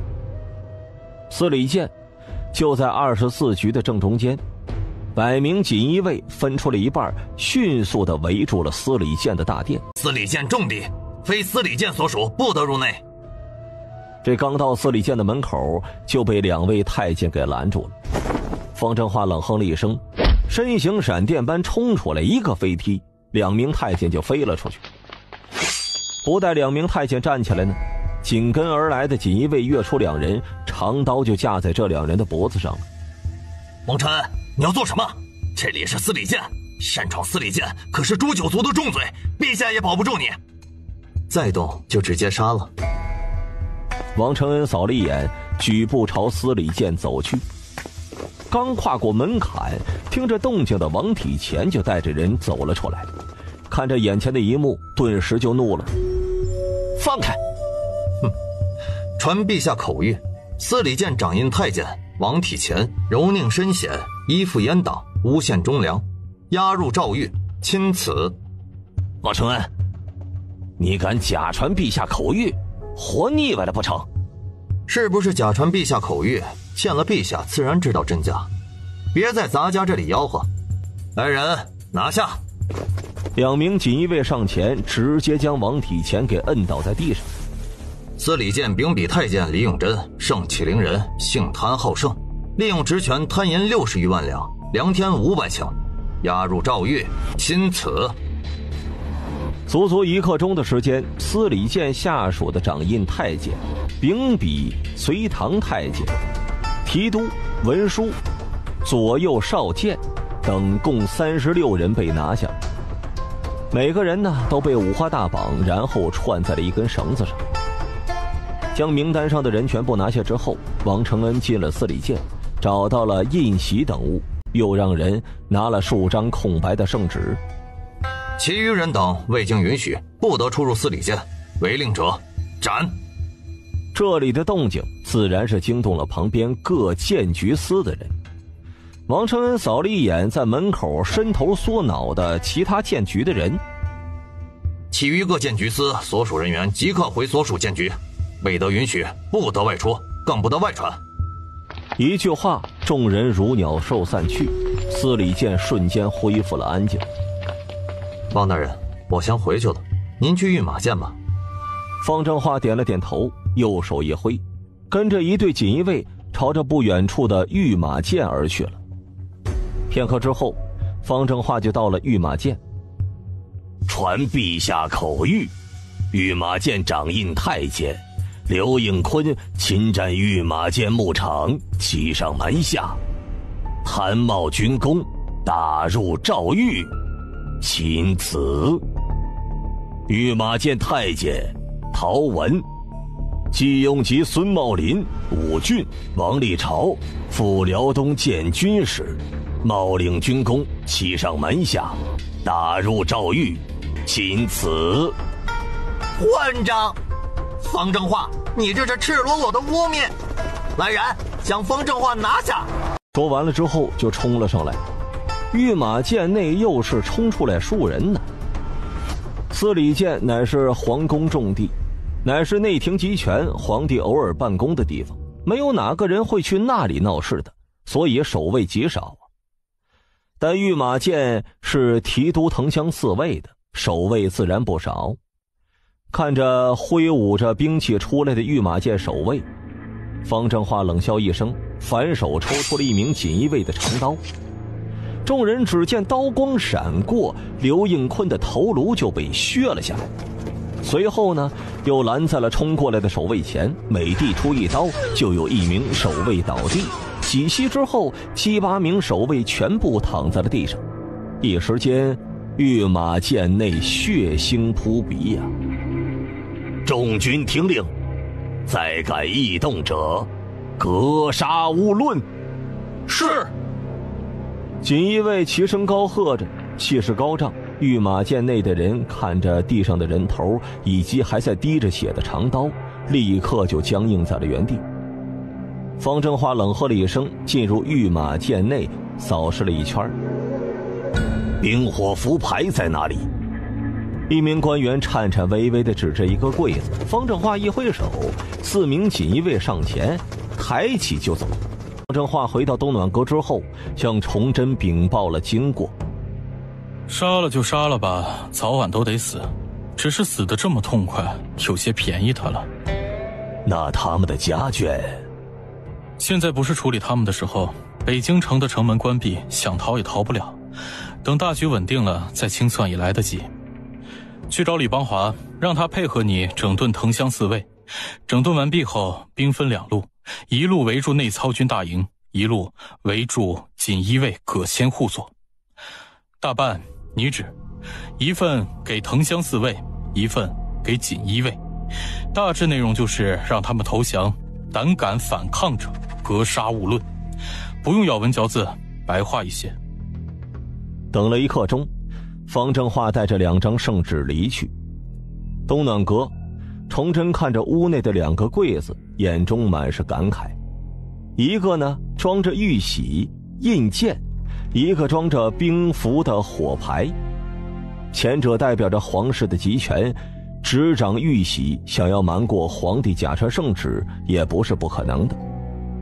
魏忠贤就干过很多次，连天启的一位妃子都敢下假圣旨打入冷宫，何等的胆大包天呢？后者则是调兵建军的权利，代表的是军权，虽然有诸多的限制。明朝12监、8局、4司的制度，让明朝形成了一个大特色，那就是百姓会主动自宫，因为呢，只有自宫了，那才能进宫啊，代表着未来无限可能。诸如王振、魏忠贤等，为了权力，自己挥刀嘎了自己的命根子，也算是位狠人了。明朝末年，太监人数高达了9万人，而人口总数呢，也就才18000，何等可怕的比例啊！这是。魏忠贤这种如果不进宫的话，充其量也就是个酒鬼赌徒，这说不定哪天就被人给打死了。可进宫之后成为了9000岁，权倾朝野，该吃吃，该喝喝，该玩的呢，那也享受到了。6年权倾朝野的时间换来了未来30年的生命，这买卖值不值，也只有当事者最清楚了。权力贪欲真的是会害死人的。崇祯拿起了玉玺，感受着玉玺上的温润，一时间感慨万千呢。离开后的方正化带着一队锦衣卫到了午门外。此刻的午门外，数百名身材高大、腰挎长刀、手提长弓、背着剑壶的大汉站在那儿。方公公，李大人让卑职在这里等您，配合您的一切行动。李大人还让卑职告诉您，此刻北京城内已经戒严了，武城巡城司和顺天府的人全部出动了。好，等会儿听我命令，不要有丝毫的犹豫。走，随咱家去金台坊消灭叛逆。北京金方台，藤乡四卫的驻扎地。来人止步！大营门口的守卫看着数百名全副武装的队伍，立刻高喝。拒马庄后，数位手持火铳的士兵凝神戒备着。这方正化扫了一眼，拿出了圣旨：咱家乃陛下长士，奉陛下之命前来传旨，速速打开营门，通知四位指挥，指挥同知使前来接旨。这说完呢，将腰间的牌子扔了过去。守卫看了一眼之后，将腰牌递给了方正化，然后让人拉开了拒马庄，让开了路口。片刻之后，藤乡四卫的大帐当中，藤乡四卫的指挥使指挥同知就到了。方公公，怎么是您？藤乡左卫指挥使孟全州看着中央站着的方正化，脸上带着一丝喜色。方正化点了点头，扫了一眼大帐当中的人，顿时脸色一沉。孟大人，武乡右卫的人呢？方公公，周大人刚刚在开会，稍后就来。孟全州话音刚落，就听见外面阵阵的马的嘶鸣声响了起来。方正化抢先一步冲出了大帐，只见数百名骑朝朝着营门口就冲去了。这老周这是做什么呀？有任务吗？我们怎么都没有接到通知呢？孟全州眉头皱了皱，眼中满是疑惑。方正化听完之后，面带冷笑之色，一个疾步就冲上了大帐的顶部。陛下有旨，武乡右卫的指挥使周斌依附阉党，贪赃枉法，捉锦衣卫打入诏狱，钦此。孟全州、于明、王琦速速拿下叛逆周斌，反抗者杀无赦。看着大帐顶端右手高高举起的明黄色圣旨，孟全州三人愣了一会儿之后，立刻就冲了出去，一边跑呢，还一边高喊：关闭城门，诸军即刻捉拿叛逆周斌。一时间，整个藤乡四卫的大营乱成了一锅粥啊！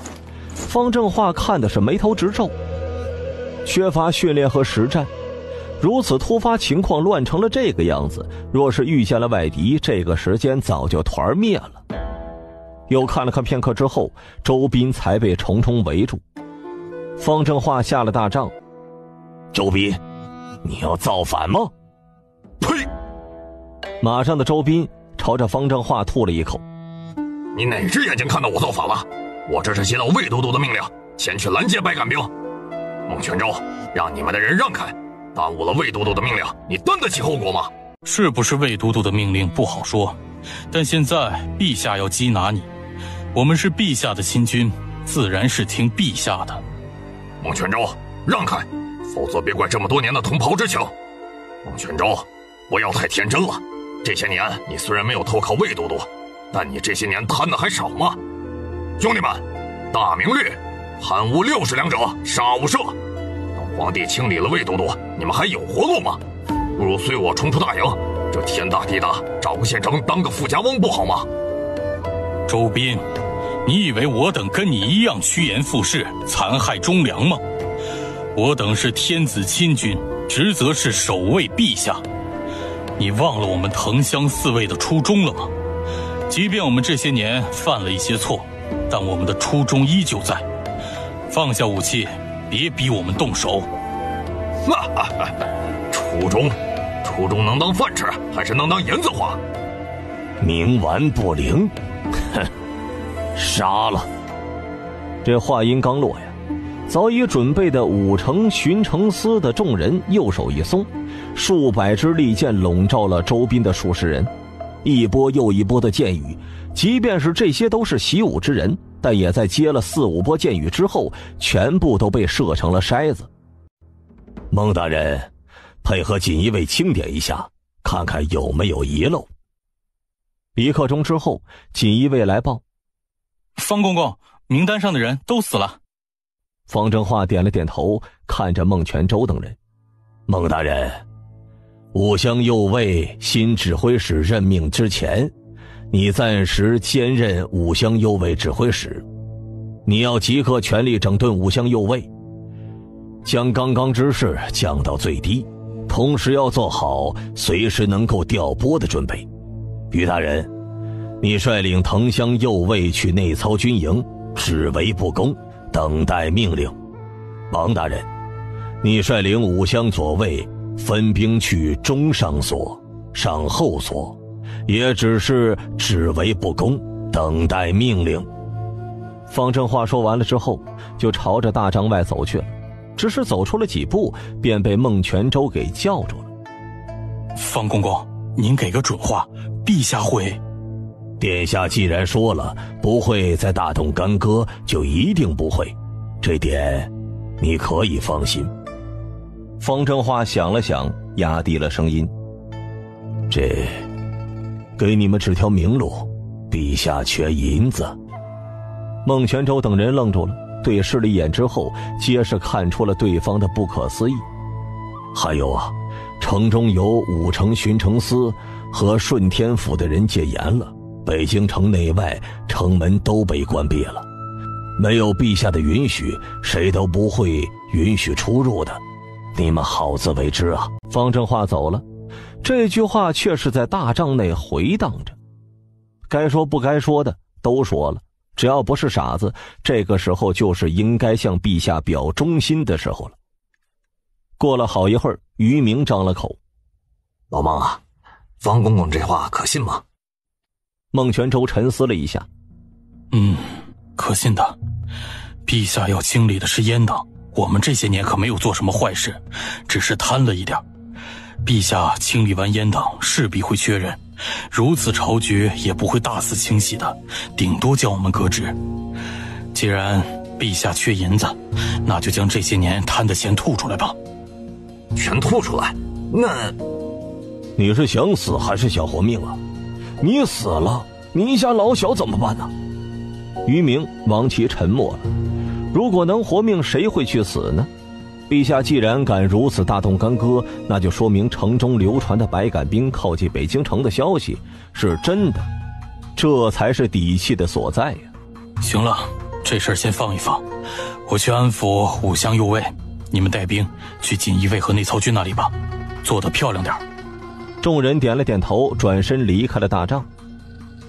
片刻之后，一队军士从藤乡4卫的大营当中冲出来，朝着城中各个方向而去。而此刻的兵部衙门之内，21位的指挥使齐聚一堂，首座上的李邦华嘴角挂着一丝冷冽：找诸位来没别的意思，就是想问问诸位，谁投靠了魏忠贤？我尼玛呀，你是不是太直接了一些呀？21位指挥使脸色皆是一变，心中暗自吐槽着这位新上任的兵部临时主事人。李邦华放下了茶杯，扫视了众指挥者，最后呢，将目光看向了旗手卫的指挥使吴长青。吴长青，吴大人，你先说说吧。旗手卫指挥使吴长青脸色阴沉着：李大人，你这话是什么意思？我怎么听不懂？听不懂？21位指挥使中，本官为什么第一个点你的名字？你心里没点数吗？将吴长青拖下去，重打20军棍，让吴大人清醒清醒。话音刚落，4名虎背熊腰的锦衣卫就进了大堂，伸手就要去抓吴长青。吴长青怒了：李邦华，你敢！我是皇帝亲军上职26位，正3品的武将，你没权处置本将。李邦华瞬间站了起来，冷冷地盯着吴长青。哟，你还知道你是陛下亲军啊？知道你还投靠魏忠贤？好好的亲军指挥使你不做，你非要去当狗啊？正三品指挥使又如何？本官是兵部左侍郎，暂领兵部，一日没有任命兵部尚书，我一日就是你们的顶头上司。本官既然敢召你们来，那就是得了陛下的便宜之权。就算给你杀了，陛下也不会说什么。目无尊卑，直呼上司名字，藐视上司，罪加一等，再加10军棍，拖下去打！敢反抗，以谋逆罪论处，杀无赦。4名锦衣卫腰间的长刀铿锵出鞘，长刀斜斜地指着吴长青，领头的开了口：“吴大人，刀剑无眼，别让我们为难，请吧。”诸位指挥使，李邦华现在这么对我，一会儿就会这么对你，你们难道也想被羞辱吗？其余20位的指挥使脸色有些难看了，有人正准备说话呢，突然听见数道脚步声，刀剑出鞘之声不绝于耳。你们敢动手，本官就能将你们全部灭掉，事后就说你们意图造反，你们动手试试。见众人沉默了，李邦华右手一挥，4名锦衣卫上前抓住了吴长青，直接拖了出去。片刻之后，砰砰声和惨叫声就从庭院传进了大堂之中。沉默了一会儿之后，金吾前卫楚军站了出来：“吕大人，威你也立了，有事您就直说吧，召我们来到底要做什么呀？”怎么，我刚刚说的不够直白吗？还是你们真的听不懂啊？吕大人，您是认真的？您知不知道这么做会给陛下惹来多大的麻烦呢？哈哈哈哈哈！听着楚军的话，李邦华哈哈大笑，笑得众人是莫名其妙的，恨不得冲上去抽他丫的一顿。能惹多大麻烦？今日上朝之后，众大臣已经被陛下困在了皇极殿内，估计3天内是不会出现了。司礼监王体乾、李永贞已经被打入诏狱了，御马监刘应坤被杀了，所属之人也全部押入诏狱了。5项右卫指挥使周斌以及下属已经被斩杀了。锦衣卫中，李若莲、王国兴、吴孟明、高文才等等早已经效忠陛下了。剩下的那群人，此刻估计已经被藤乡司卫的人围住了。魏忠贤带着6000内曹军身在京营之中，既然进了京营，您认为还能出来吗？白杆兵明早就进城了，你觉得我能惹什么麻烦？李邦华的一席话将众人惊得3魂出窍，七魄升天，整个人都神游天外了。这过了盏茶的功夫，李邦华猛然一拍桌子：“魏忠贤已经完了！你们以前做的那些破事儿，本官也懒得管，陛下也懒得计较。但前提是你们配合将潜伏在你们中的魏忠贤的人揪出来。你们是皇帝的亲军，效忠的是陛下，你们忘记了你们的使命了吗？身为军人，你们的职责是保护百姓。可你们看看大明被魏忠贤祸害成什么样子了？如今大明风雨飘摇，陛下欲平党争，重振大明。你们身为大明最精锐的将士，陛下的心腹，不向着陛下还在等什么？本官知道你们怕举报了别人，担心有人找你们麻烦，本官也不让你们为难。来人，将准备的东西给诸位大人端上来。数人端着盘子进来了，里面的笔墨纸砚、官封一应俱全，放在了众位指挥使的面前。本官给你们1刻钟的时间举报对方，1刻钟过后，你们若是还没有交代，那就别怪本官无情了。真以为锦衣卫查不出来吗？机会给你们了，就看你们能不能把握了。李邦华说完，就自顾自地端起茶杯喝了起来。堂下的20位指挥使呢，皆是面面相觑。沉默了一会儿之后，一名锦衣卫提起了身前的笔，沉思了片刻后，开始在纸上写了起来。一人动了，其他人也跟着写了起来。听着动静，李邦华心中冷哼一声。1刻钟的时间很快就到了呀。李邦华手一挥，身后后置的人走下了大堂，将各指挥使手中的官封给收了回去。好了，诸位去休息了，除了不能踏出兵部，其他随意。提醒诸位，别拿自己前途和家人开玩笑。李邦华说完，拍了拍厚厚的官封，转身朝着外面走去了。半个时辰之后，李邦华出了东暖阁，将官封交给了崇祯。又是半个时辰后，20位指挥使的举报内容汇总了出来。崇祯看着汇总的信息，猛地拍了一下龙案，眼中杀机弥漫着。识君之路，却不忠君之事，真该杀。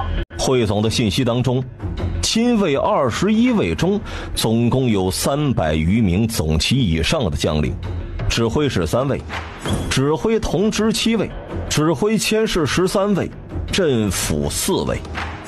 基本上每一位都有人投靠了魏忠贤，触手之广，简直是骇人听闻呐！请陛下下旨，臣带人将这些人抄家灭族，以儆效尤。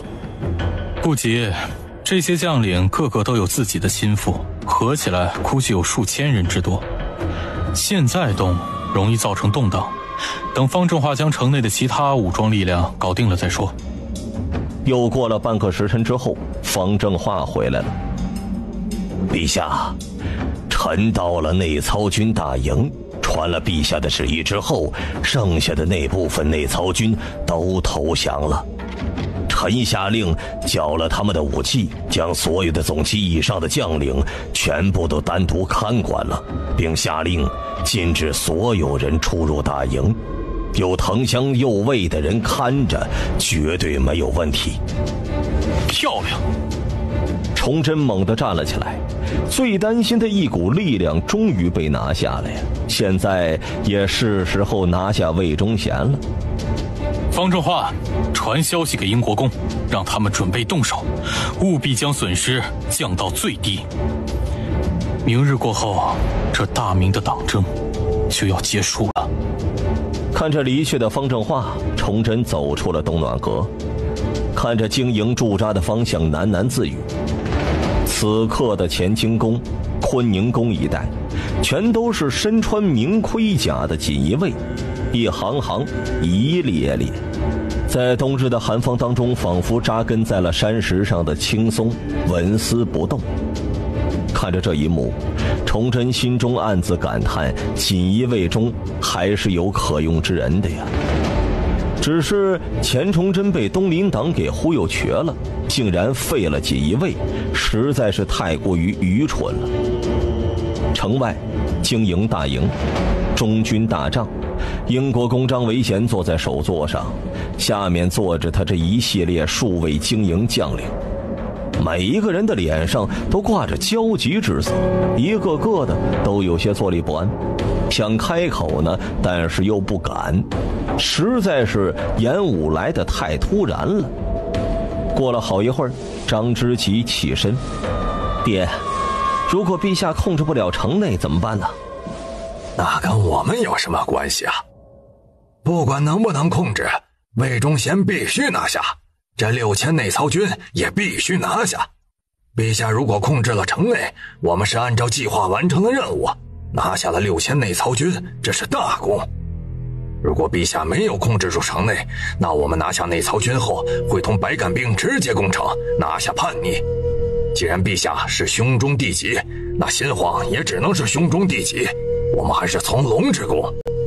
张之基和众位将领的心中极其震动，暗自感叹英国公打的一手好算盘呢，无论是哪种情况都是赢家的。爹，那您是希望陛下成功呢，还是不成功啊？张维贤没有回应，目光显得有些深邃。他内心中更多的是希望陛下能够掌控。从这位新皇帝登基后的所作所为来看，有太祖和成祖之姿。大明如今风雨漂泊，他自然是希望有一位明君能够重振大明，这样呢，他的张家才能够延续荣耀。但这位新帝的掌控欲比较强，以后呢，再像如今这么逍遥是不可能了，这就是矛盾之处啊。换一位新君，谁也不知道是什么样子的，万一是昏聩无能呢？安心的等消息吧。张维贤说了一句话之后，便如老僧入定，大帐内安静无比，只剩下了中间的一堆篝火发出了噼里啪啦的声音。这不知道过了多久啊，一阵急促的脚步声传了过来，随后一人便进了大帐。奴婢见过英国公。来人先是向英国公行了一礼，传陛下口谕，城内已定，全力拿下魏忠贤和内操军，将损失降到最低。张维吉等人内心一震，臣领旨。来人，去请魏忠贤和图文甫来大帐，就说商议明天演武之事。等了约莫1刻多钟吧，魏忠贤就进入了大帐之中。英国公，文府在整顿军营，一时间抽不开身，还请见谅。不如我们先商量着。张维贤没说话，朝着大帐当中的几个人点了一下头，2名将领朝着大帐外走出，只是片刻就听见了数道惨叫声。英国公，魏忠贤亲信全部被斩杀。2名将领提着那把长刀，还在往下滴着血呢，然后就架在了魏忠贤的脖子上了。你们这是做什么？奉陛下旨意，拿下逆贼魏忠贤，胆敢反抗，格杀勿论。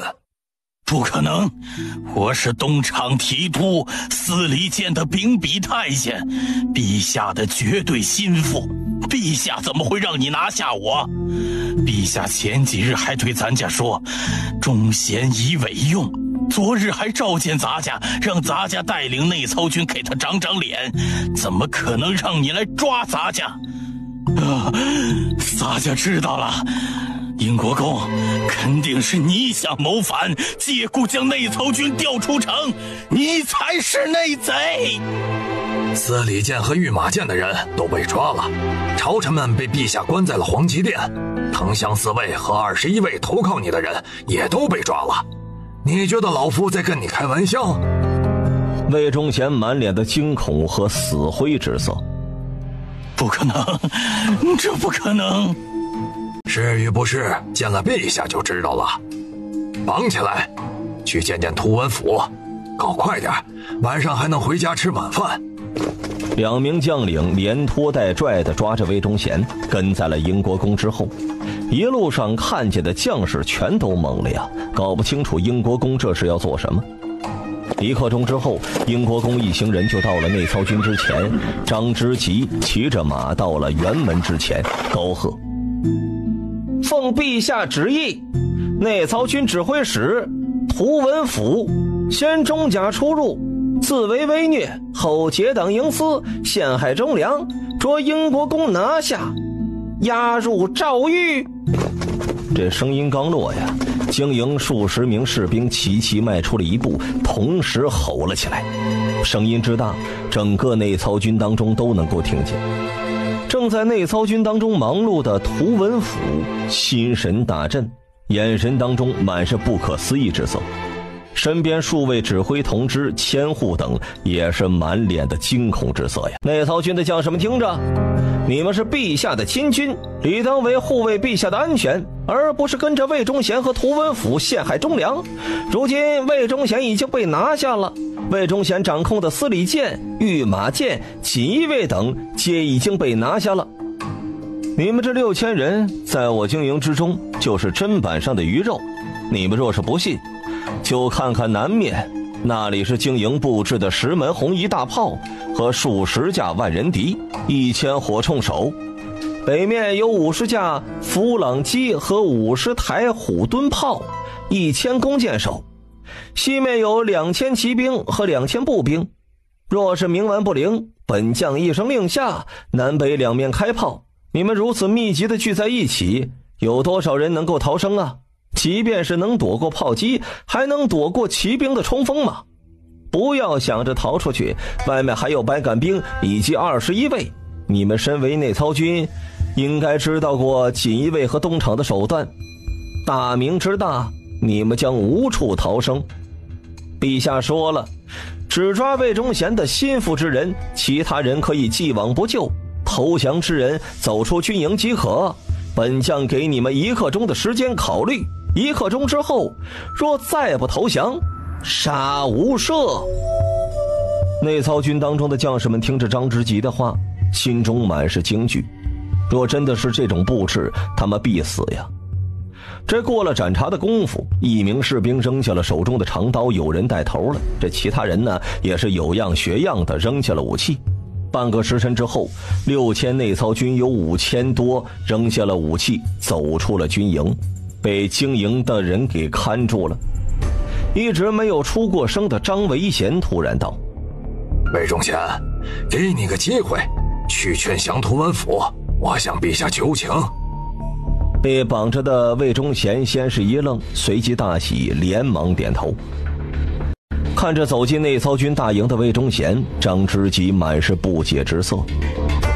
爹，您这是什么意思？魏忠贤想将功赎罪，劝降图文府无果，被暴怒的图文府给杀了。听着张维贤的话，张之吉先是错愕了一下，随后若有所思起来。内操军残部，冥顽不灵，杀！张维贤没有徽章，右手挥了一下，旗羽打起，数道轰鸣之声响了起来，一道道实心弹万人敌落在了内操军营当中。这一时间，内操营中营帐破碎，战马嘶鸣。刚刚投降的那部分内操军将士看着这一幕，浑身直打哆嗦，暗自庆幸投降了，否则这会儿会死无全尸的呀。攻！再次下令之后，1000长枪兵排着阵容就冲了进去。片刻之后，长枪兵退出。殿帅，大营内已经没有活口了。知己啊，带人再清点一次，将魏忠贤、图文府的头颅砍下来。为父要去见陛下，然后再将这6000人分开审一审，让他们互相举报一下魏忠贤的同党，然后……张维贤话还没有说完呢，但张之吉却是听懂了，斩草除根。1个时辰之后，张维贤单枪匹马地进了北京城，直奔东暖阁，将具体情况汇报了一遍。陛下，魏忠贤被陈在中军大帐中抓取了，内操军大部分投降，只有图文府顽强抵抗。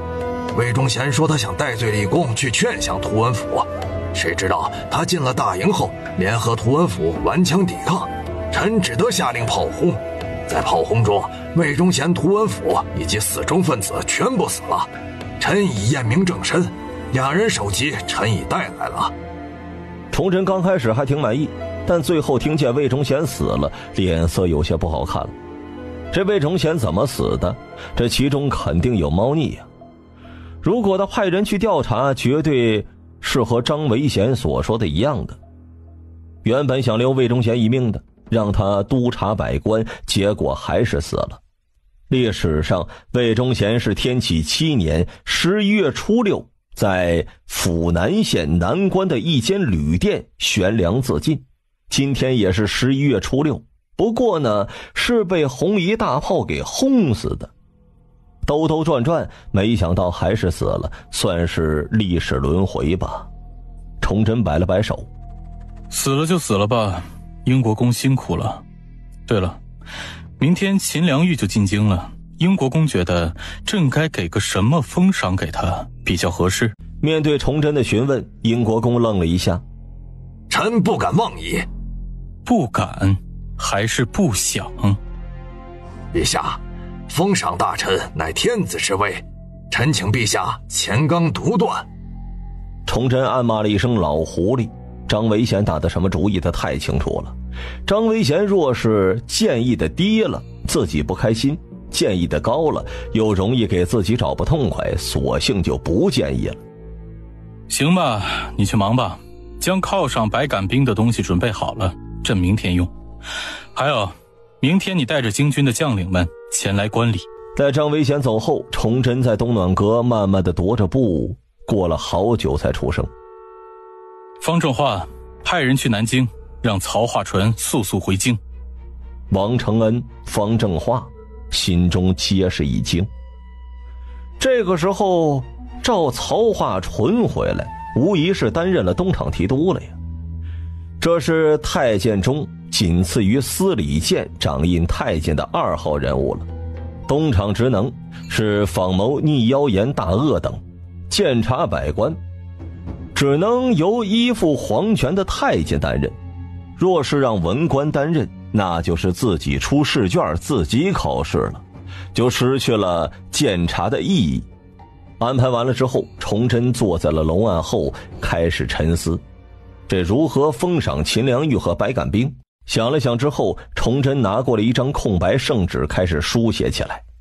写完之后想了想，一连又写了2张，将一旁伺候的王承恩都给看懵了。王爷，忙了一天了，您先休息一会儿吧，有事情奴婢再叫醒您。看着已经渐渐暗下来的天色，王承恩上前说了一句，不说还好呢，一说崇祯就感觉到无比的困意呀。行，那朕睡会儿。哦，对了，给皇极殿的那些大臣们送点火炉和棉被，别把他们冻死了。说完，倒在软榻上便昏昏沉沉地睡了过去。东暖阁内安静了下来，忙乱了一天的北京城也安静了下来。100万居民的北京城如同死城一般的安静无比，唯有举着火把夜巡的人才能够显示出这座古城的雄伟。崇祯这一觉睡到了卯正时刻，醒来时神清气爽的，这是他1个多月来睡得最安稳的一次了。王爷，早上寅正时刻传来白杆兵的消息，大军已经开拔，于4正时刻到达北京城外。好，传令给李邦华，带秦良玉的白杆兵到城外后打开正阳门，并传令给秦良玉，让他们直接进城到承天门，朕要亲自犒赏他们。盼星星盼月亮，盼了1个多月，终于是将大明最能打的一支军队给盼来了。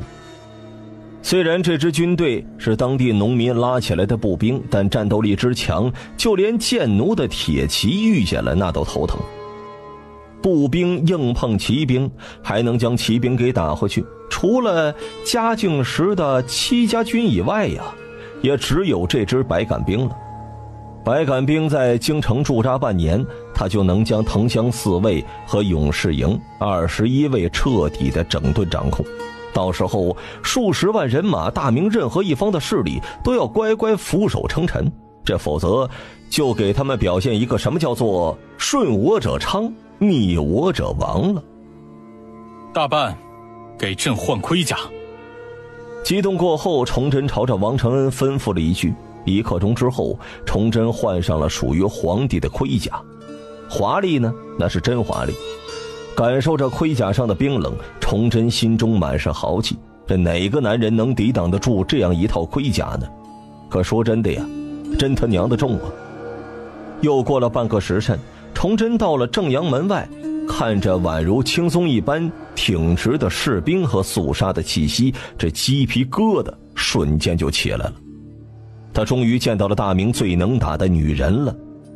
臣石柱待宣慰使秦良玉率白杆军参见陛下，吾皇万岁！吾皇万岁！震天的参拜声一声接着一声，在承天门的广场上回荡着，朝着远方散去。欢呼了几声之后，白杆兵安静了下来。秦将军请起。崇祯终于见到了这位大明最能打的女人了。不仅是大明啊，整个华夏的历史上那都是绝无仅有的。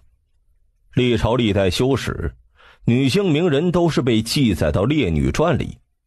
女性将领也不少，诸如10载第1位女将商朝妇好，隋朝岭南圣母显英，北魏替父从军花木兰，北宋佘太君，南宋梁玉红等等都是如此。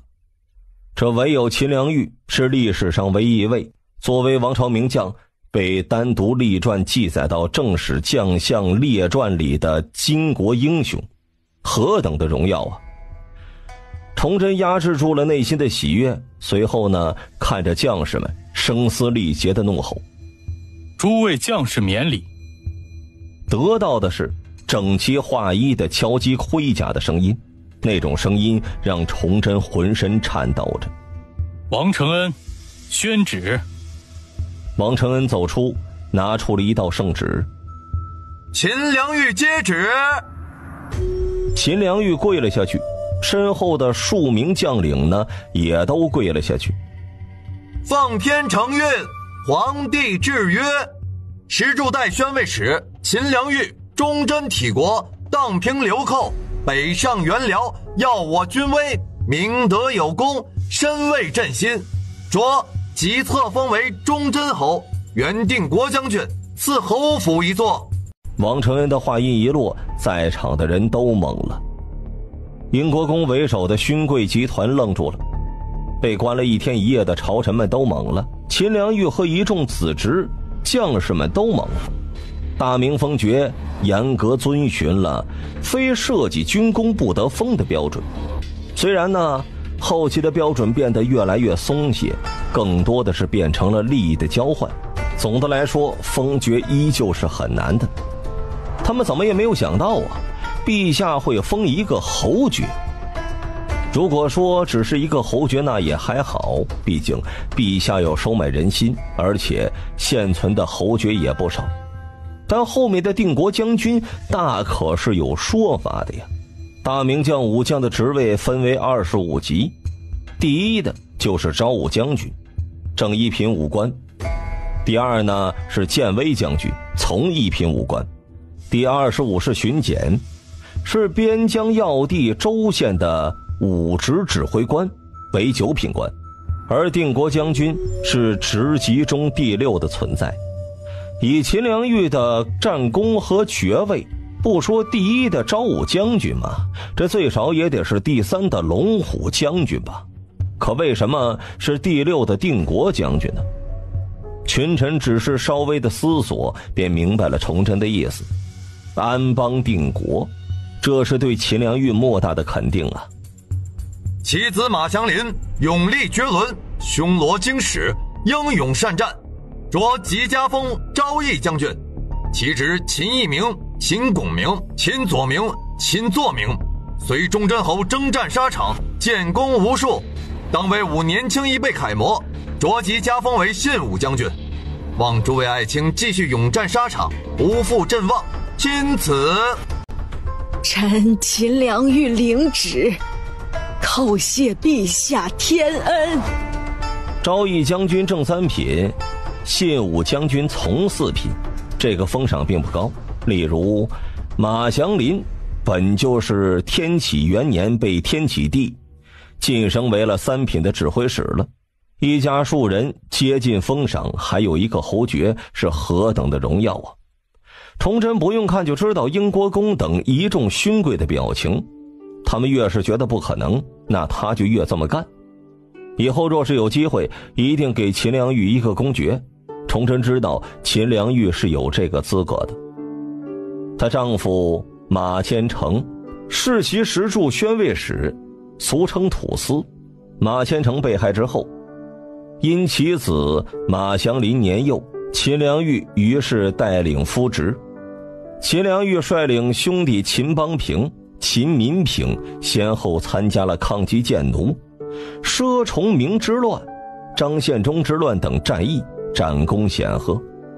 到崇祯17年，70岁高龄的秦良玉依旧领兵对抗张献忠，兄长秦邦平、秦邦汉太昌元间1621年浑河战役之中战死，弟弟秦民平天启4年1624年平定佘安之乱中战死，儿子马祥林崇祯15年也就是1642年战死于襄阳，儿媳张凤仪崇祯6年1633年战死于河南侯家庄，侄子秦拱明、秦邦平子在平定沙浦之乱当中战死了，一家11口人9人战死沙场，是何等的悲壮啊！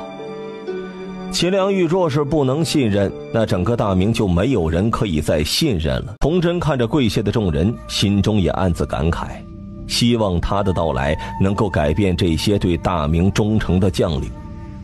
待秦良玉谢恩之后，崇祯突然道：看到秦将军，朕诗性大发，作诗2首赠于秦将军。崇祯这番话顿时引起了群臣的兴趣。崇祯沉吟了一下：学来西川八阵图，鸳鸯袖里握军符。由来金国甘心受，何必将军是丈夫。不待众人喝彩，崇祯又继续道：蜀锦征袍自简成，桃花马上请长缨。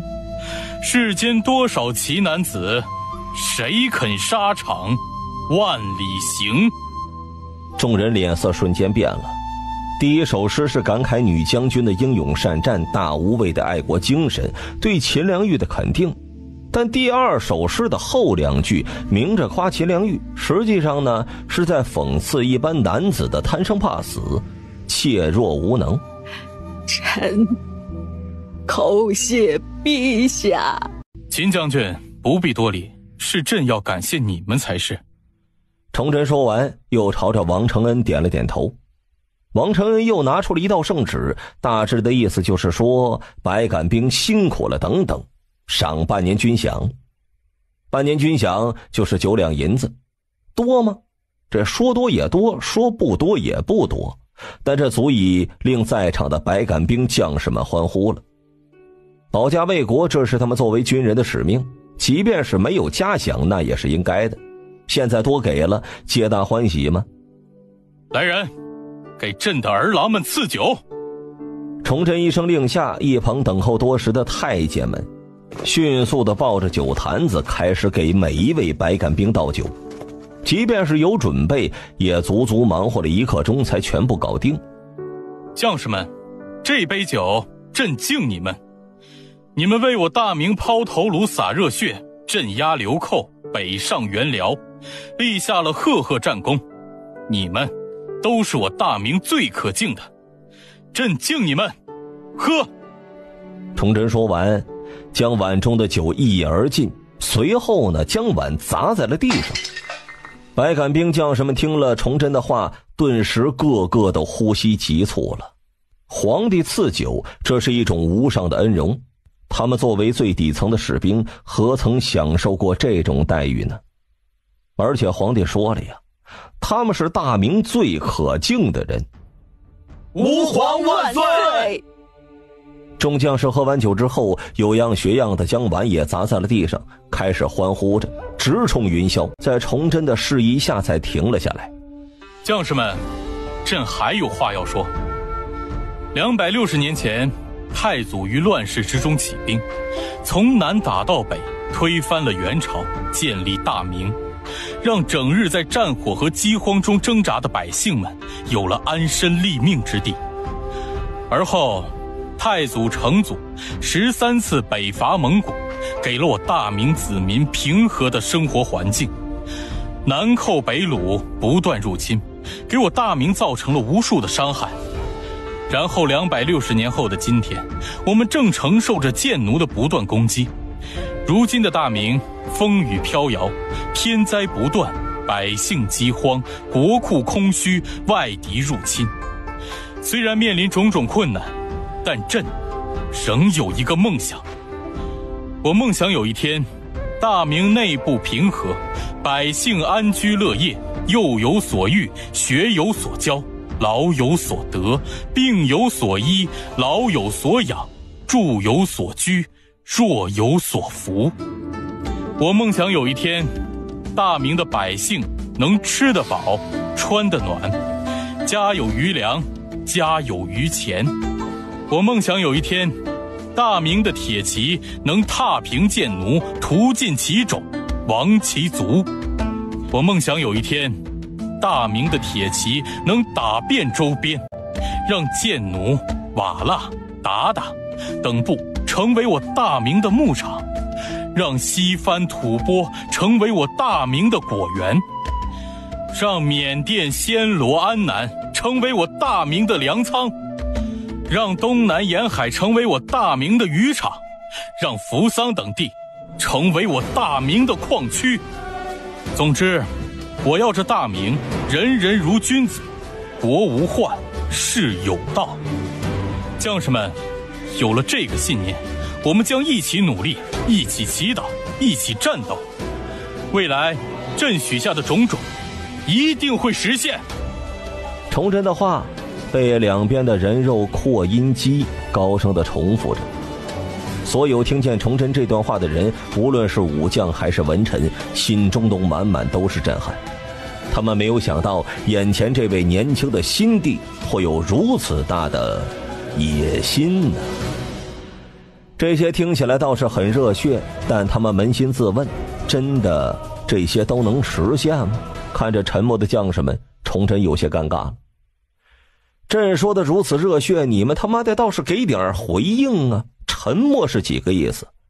沉默了片刻之后，崇祯继续道：朕知道以我大明如今的实力，想要做到这些很难，但朕刚刚登基不足3个月，就诛杀了魏忠贤，平了党争，这就是一个很好的开始。人固有一死，或重于泰山，或轻如鸿毛。太祖和成祖13次北伐，都给我大明换来了数十百年的安稳，但他们又经过休养生息，恢复了再次入侵。朕虽年少，但也知道斩草不除根，春风吹又生的道理。我们这一代人不打，下一代面对入侵还是要打，这中间又会死多少人？贱奴祭天7大恨和无休止的攻击紧宁防线，就足以证明他们亡我大明之心不死。这些年战死在紧宁防线的战士还少吗？贱奴毫无人性的屠杀劫掠，你们指望他们对着我们的子孙后代手下留情吗？指望他们留情，不如指望自己将他们打完了。所以晚打不如早打，我们这一代打完了，下一代人再重建就是了。经过了崇祯这么一提醒，众人幡然醒悟呀，一股别样的气息悄然在承天门前的广场上升了起来。陛下，末将愿意追随陛下，做陛下军前一小卒，踏平贱奴。齐良玉之子马祥林忽然站了出来，声音铿锵有力：臣秦拱明。臣秦左明。臣秦奏明。愿追随陛下。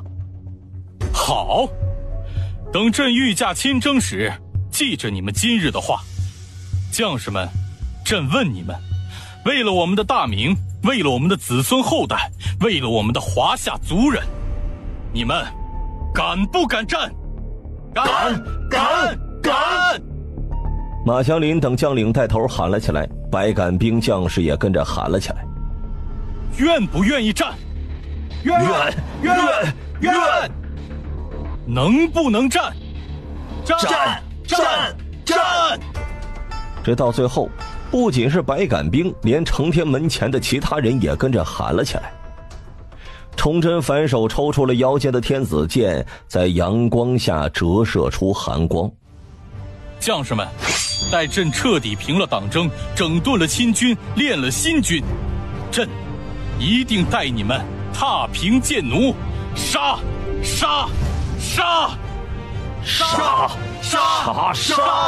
整个承天门的广场之上，喊杀声直冲天际，在北京城当中回荡着。一边关里的京军将领锦衣卫、武城巡城司等人也都被感染了，跟着一起吼起来。英国公虽然内心当中暗自感叹崇祯的幼稚年轻，但此刻这种场合呢，也只能跟着吼：将士们，朕给你们准备了好酒好肉，朕在这里等着你们，等你们抓完了叛逆，大口吃肉，大口喝酒。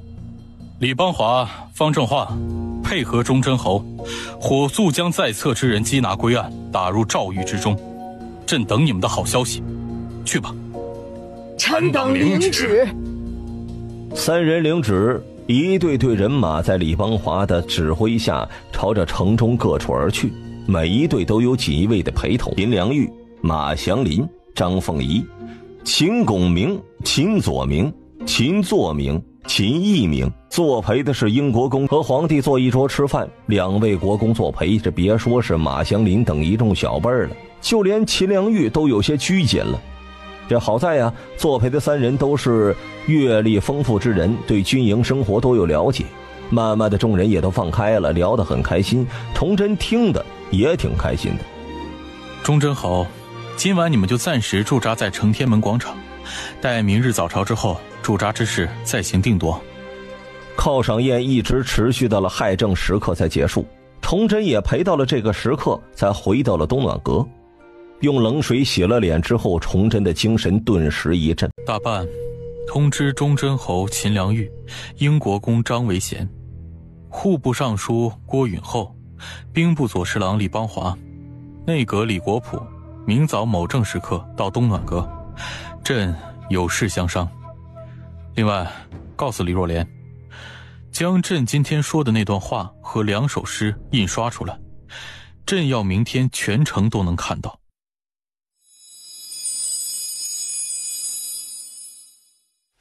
臣等参见陛下。崇祯刚到东暖阁，秦良玉等人就行了大礼了。诸位爱卿免礼。崇祯一抬手，诸位来这么早，估计还没有用早膳吧？先陪朕用早膳，吃饱了才有力气商谈大事。就这么说话的功夫，王承恩带着几名宫女将早膳摆到了桌子上。陛下，您早餐就吃这个？秦良玉看着桌子上的早餐，声音满是疑惑。这桌子上啊，几盘包子、馒头，一盆白粥和3、4碟咸菜。这别说是皇帝了，一般的士绅家早餐，不说是大鱼大肉，炒俩热菜呢，不过分吧？不待崇祯回应，一边正在给众人盛粥的王承恩低声说着：“皇爷自登基以来，每日早餐就是馒头、清粥和咸菜，午膳和晚膳也不过4菜1汤。”众人再次一惊，看着崇祯的眼神都变了。如果说昨天崇祯的那番话是煽情的，是用来激励士气的，那么今天再看到这一幕，他们瞬间就觉得陛下的话似乎是可以实现的呀。由俭入奢易，由奢入俭难。皇室那么多亲王、郡王，哪一个不是锦衣玉食、奢靡成风的？贵为一国之君，还能如此的自律节俭，这最起码呀是成为一名明君的基础。来，都吃吧。崇祯当先坐下，朝着众人说了一句：“早餐吃这个才抗饿，都赶紧吃吧。”小半个时辰之后，众人都吃完了。王承恩给众人上了热茶之后，便退到了龙案后，束手而立。今日请诸位来，是想问问诸位，阉党余犯该如何处置？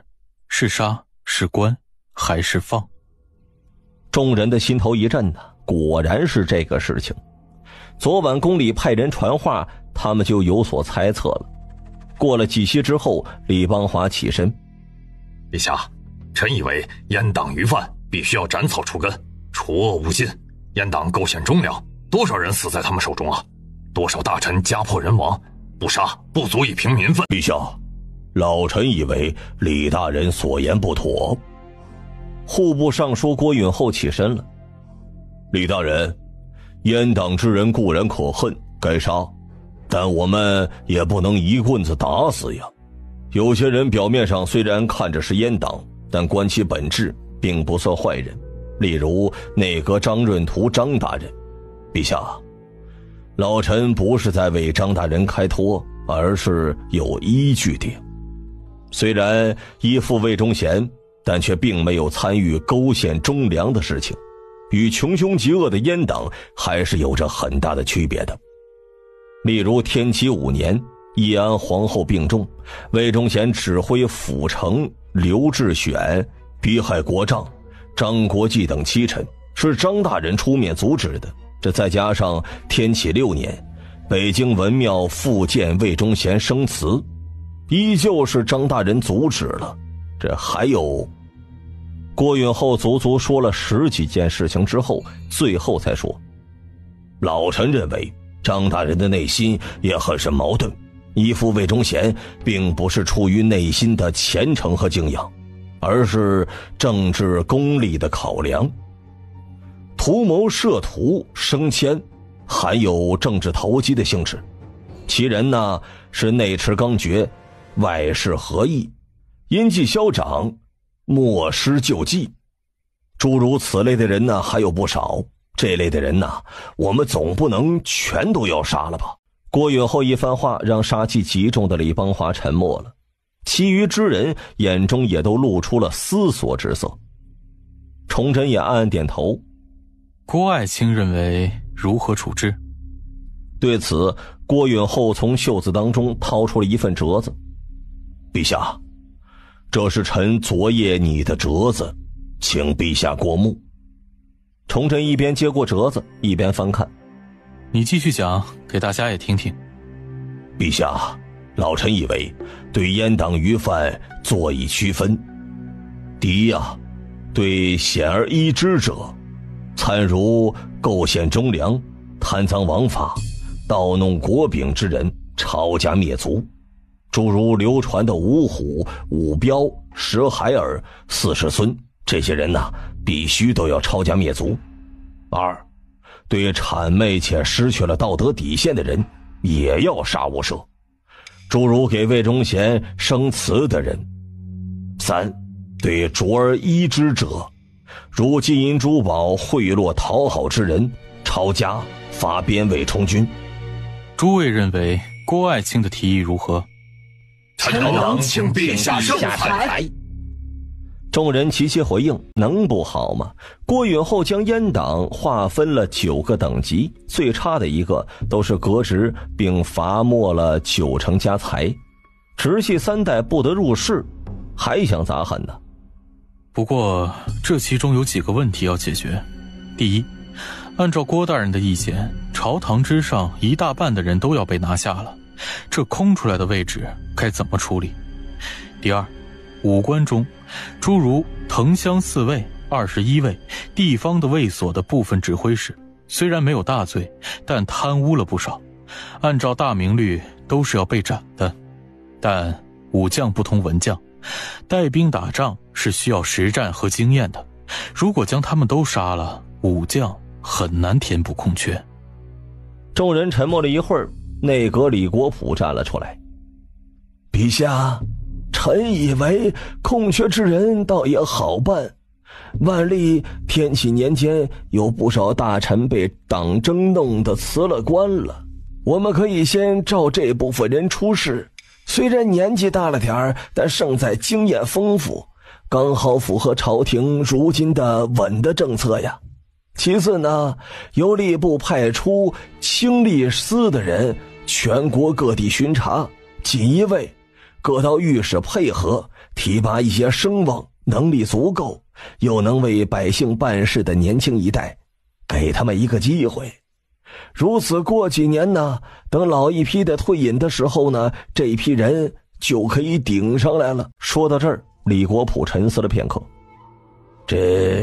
至于武官那一部分的将领啊，第一，让他们交出贪污的银两；第二，将他们调到全国其他的卫所，分散他们在县尉的权力，但家眷呢必须留在京都；第三，给他们任务，1年内练不出一支能打敢打的卫所军，直接砍了，标准可以由兵部拟定。第四，杀一部分，这是上述3条的先决条件，免得他们以为不敢对他们动手呢。最后下发诏书，这是特例中的特例，以后若是再发生类似的现象，直接杀无赦，防止后面再有贪污拿这个事儿说事儿的。好，好主意。李阁老所言甚是。李国溥说完了，众人都纷纷拍手称好。崇祯也非常的满意，调陈虽然中规中矩，但是呢符合现在的局势。好，既然主调都已经定下来了，那就再辛苦几位完善一下，一会儿朝会的时候宣布一下。又一个时辰过去了，众人完善了细节，将折子递给了崇祯。崇祯细细地看了一遍之后，合上了折子，从龙案后起身了。走吧，去皇极殿，想必那些人都等急了吧。皇极殿内，群臣皆肃然而立。这不老实不行啊！昨日承天门的种种，他们都看在了眼中。皇帝摆明了要清算，这会儿不老实点儿，万一触怒了皇帝，那可真的是死得冤枉了。大部分朝臣虽然表面风轻云淡的，但实则内心焦急啊，惶恐呀。陛下驾到！在众人游神之时，王承恩的宣号声响起，群臣一激灵，身形更加的挺拔了。崇祯进了皇极殿，坐在了龙椅之上，看着众臣的模样，心中冷哼了一声，这早知如此，何必当初呢？待众臣参拜之后，崇祯出声了：诸位爱卿，这几日发生的事情，想必大家都有猜测了。不错，魏忠贤已经死了，司马监、御马监、内操军等都已经被拿下了。陛下圣明！众臣齐刷刷地跪了下去，高声地呼喝着。崇祯也懒得搭理。朕和李国普、张维贤、秦良玉等人商量了一下，对魏忠贤残余分子有了处理方式。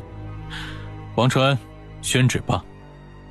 王承恩站在9层平台的边缘，拿着圣旨就念了起来：奉天承运，皇帝诏曰：朕揽诸臣屡恋逆恶魏忠贤罪状，据以洞悉，窃私先帝以左右危老，稍加私宠。忠贤不报国仇狱，专惩私直党，盗弄国柄，抄家诛三族，其冒滥宗亲，皆抄其家，严章永树。诏书所到之时，着当地知府，即可拆除所有生祠，拆价变卖上交户部。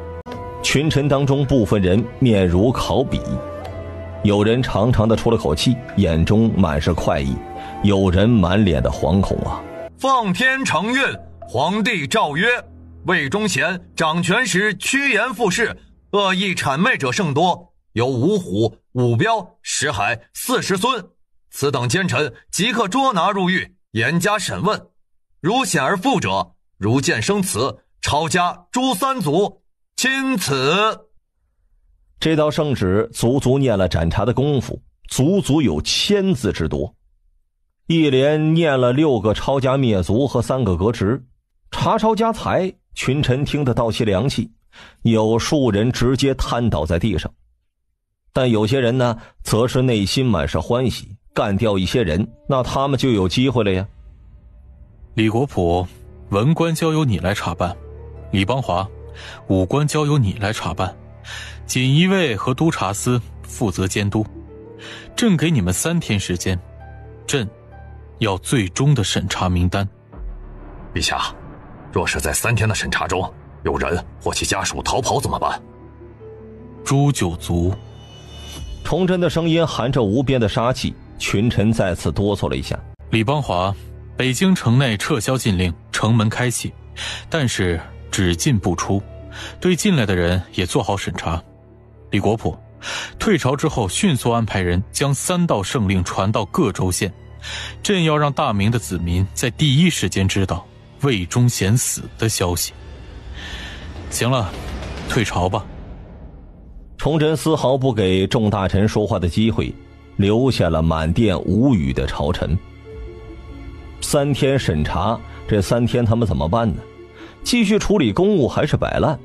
这是要彻底的压榨他们的价值直到死吗？继续处理是个死，不处理估计死得更快更惨，那还是继续处理吧。众臣叹了口气之后散去了。李国普和李邦华对视一眼，李邦华点了点头，走出了皇极殿，看着明晃晃的太阳，深吸了口气。来人，速去徐显纯、孙云鹤、杨环、崔应元等府邸，将其拿下，一应家眷也全部关押，所有家产全部运送至南新仓，敢反抗者，杀无赦。李国普上前一步：“来人，速去左都御史曹思成、副都御史李奎龙、太仆少卿曹尹成、田吉、吴纯夫等府邸，将其家眷拿下，所有家产全部运送至南新仓，反抗者杀。”被点到名字的人脸色猛然一变，来不及说话就被门外的锦衣卫给拖了出去。这2人点到的都是魏忠贤的五标，五虎、石海尔、四世孙，这些人根本就不用调查呀，恶行早已经是人尽皆知了。诸位，该干嘛干嘛去，好自为之。李国普看了看皇极殿内的群臣，很是感慨地说了一句话之后便离去了。半个时辰后，数十匹骏马冲出了北京城，他们就是负责向各州府传递2道圣旨消息的人。等到这2道圣旨传遍大明之后，这天下的各方势力该会是何等的惊恐呀！东暖阁内，崇祯坐在龙案前奋笔疾书，王承恩站在一边研墨，前面站着李若莲、方正化。片刻之后，崇祯写完了2份奏帖。大办，拿印玺来。王承恩立刻从身后的箱子当中拿出了印玺，印上了印泥之后递给了崇祯。崇祯在2份奏帖上盖上了印玺，随后呢递给了李若莲和方正化。2人错愕了一下，然后同时打开了奏帖。锦衣卫千户李若莲终须体国，在诛除魏忠贤一案中护朕安全，卓吉晋为锦衣卫指挥使，高文采晋为指挥佥事，钦此。上宝见太监方正化武功高强，在诛除魏忠贤一案当中屡次功勋，卓吉晋封为御马监掌印太监，提督藤乡4尉，钦此。这2人眼中满是惊喜，同时叩谢。崇祯第一次找他的时候说的是做得好就提为锦衣卫指挥同知，暂领锦衣卫。崇祯也懒得等以后了，这一次性就到了位了。一张手谕，数名锦衣卫的将领都得到了升迁，有人呢从正6品百户直接到从4品的镇抚使。御马监和锦衣卫是朕的亲军，就不下圣旨了。你们拿着朕的手谕去内阁、吏部、兵部备案，朕相信你们，希望你们也不要让朕失望，更不要成为第2个魏忠贤。臣不敢。2人迅速跪了下来。臣愿追随陛下，马踏剑奴，开创大明盛世。崇祯点了点头，他可不是万历和天启帝2位皇帝啊，一个不上朝，一个沉迷木工，21位在手，再加上上列的新军，他谁都不怕。朝臣再敢结党营私，出来一个杀一个，这天下想当官的人多的是啊。你们即刻开始整顿藤乡4尉和锦衣卫，老弱病残全部清除出去，朕只要精锐。你们给个准信，什么时候能整顿完？陛下，今天是天启7年11月8日，最迟在20日之前，臣可以彻底的整顿完。臣也是。待李若莲说完，方正化也跟着说了一句：好，整顿完后，朕有大案要交给你们。听着大案，2人心头猛然一震，他们从未见过陛下眼中有如此强烈的杀意，连诛杀魏忠贤都没有啊。待2人离去之后，崇祯看着身边的王承恩：大办，朕本想给你司礼监掌印太监一职，但朕身边又没有信得过的人，你就担任司礼监提督太监吧。奴婢叩谢陛下。王承恩大喜，提督太监虽然没有批红的权利，但却是掌督理皇城内一切的礼仪，行名及管理当差，听事各议。这换句话说呀，司礼监提督太监才是所有太监的老大。别看司礼监的长影执笔条件有批红和参与阁议的权利，但是呢，那是在皇帝不怎么管的情况下。如果皇帝勤政，那司礼监就是个端茶送水的递公文的人。眼前这位皇帝就是勤政的人，所以再怎么看，提督太监都比掌印秉笔太监要舒服得多。崇祯对于王承恩的态度很是满意，沉思了片刻之后，从龙案上拿起了一份名单，递给了王承恩。传这几个人来见朕。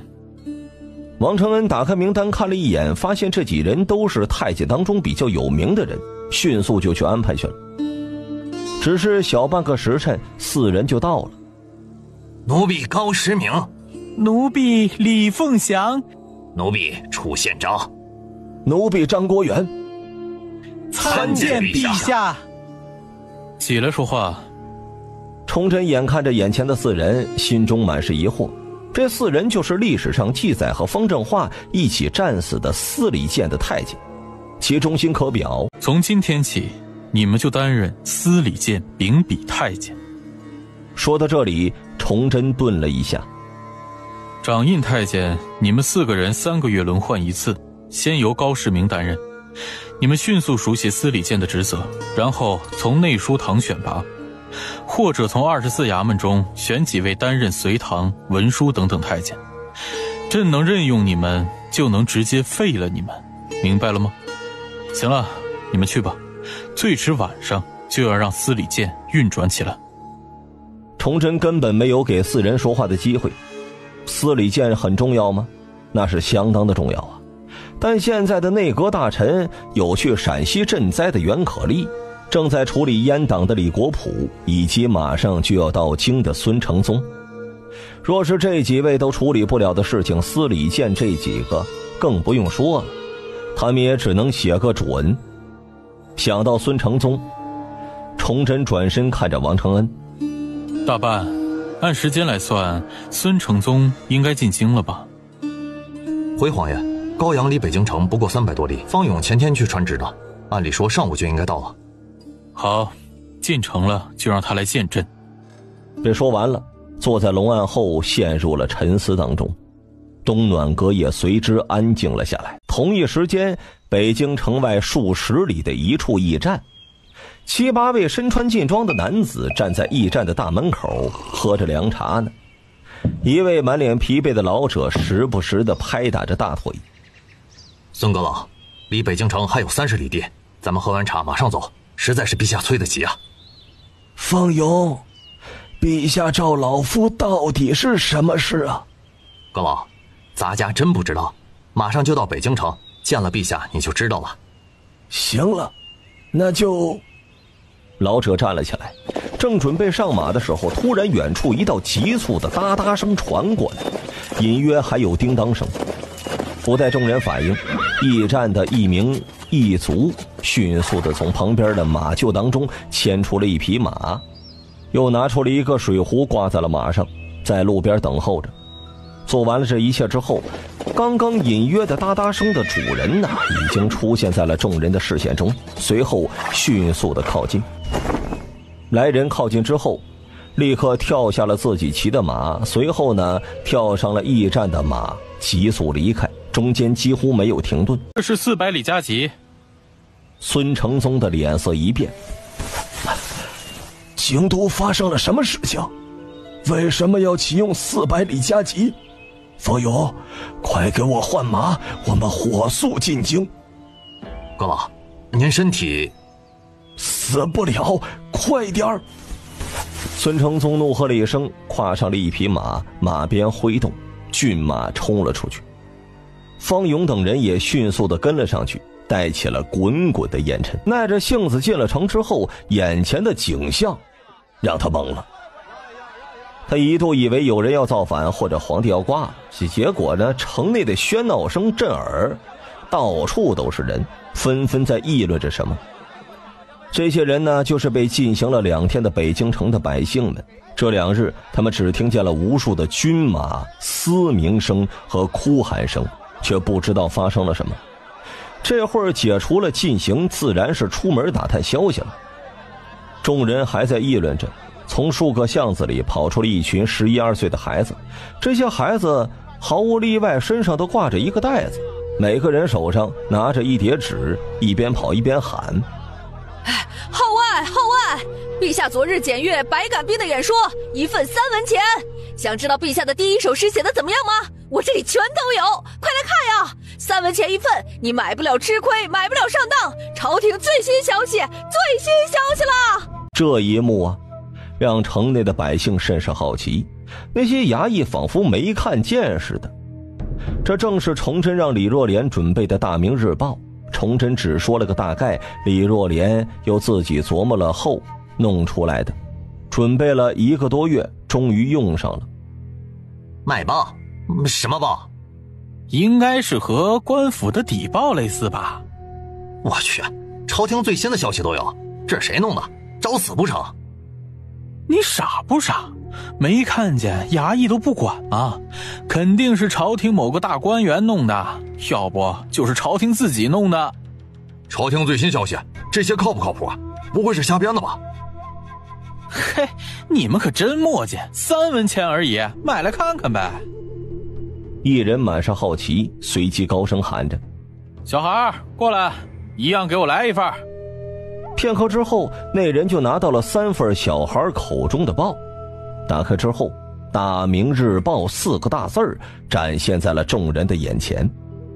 开篇就是对大明日报的解释，随后呢就是一篇文章的标题：皇帝检阅百杆兵演说，朕有一个梦想。260年前，太祖于乱世之中起兵，从南打到北，推翻元朝，建立大明。众人看了几行之后很是无语。就这还没有我写的好呢，很明显是忽悠。闭嘴，要看就闭嘴，不看就走开。拿着报纸的人怒喝了一声，然后继续看着。这看着看着就读出了声啊，然后声音越来越大，眼中满是兴奋。周边的人也都安静了下来，仔细地听着。我梦想有一天，大明内部平和，百姓安居乐业，幼有所育，学有所教，老有所得，病有所医，老有所养，住有所居，若有所服。总之，我要这大明人人如龙，人人如君子，国无患，世有道。读完了，周边的人都安静了下来，眼中满是向往、憧憬之色。这一幕在北京城的各个街道、小巷中上演着。好呀，好，写得真好。现在我相信了，这一定是陛下写的。除了陛下，谁还有如此的魄力和胆识啊？对，真希望那一天到来呀。如此热血，我要买一些回去给孩子们，让他们每天都读一遍。小孩过来，给我100份。一群傻子，这都是在做白日梦。以我大明的国力，这些能实现吗？这不就是痴人说梦吗？一道尖酸刻薄的声音打断了正在争抢报纸的百姓们。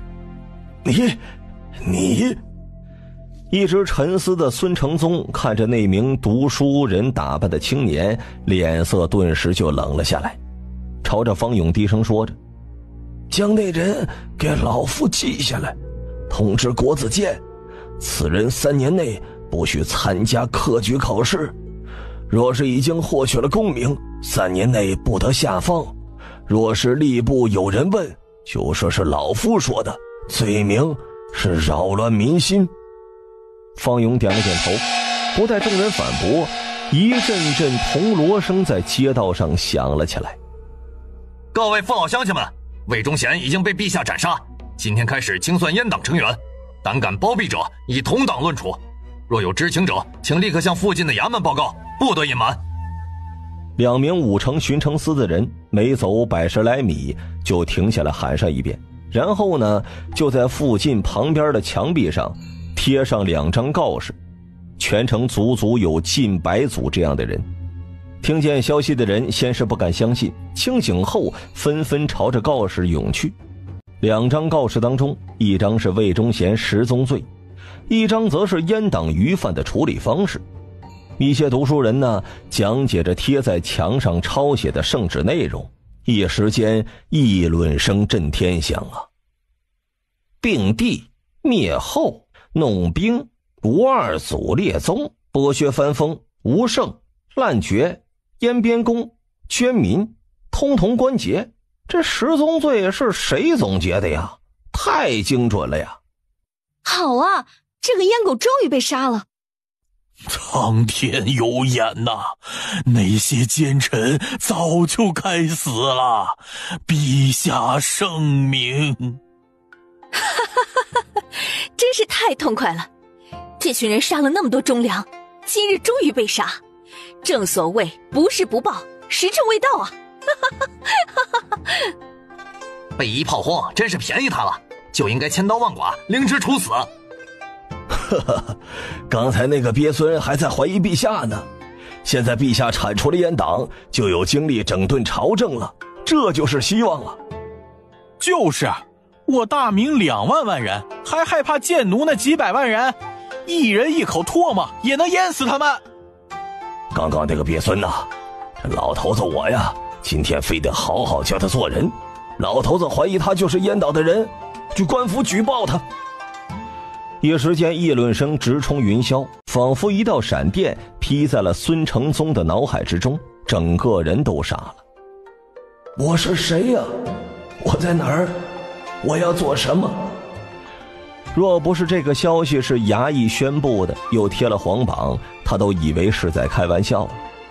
党争从万历到天启持续了数十年之久，多少能臣武将被迫害，不得不辞官归隐。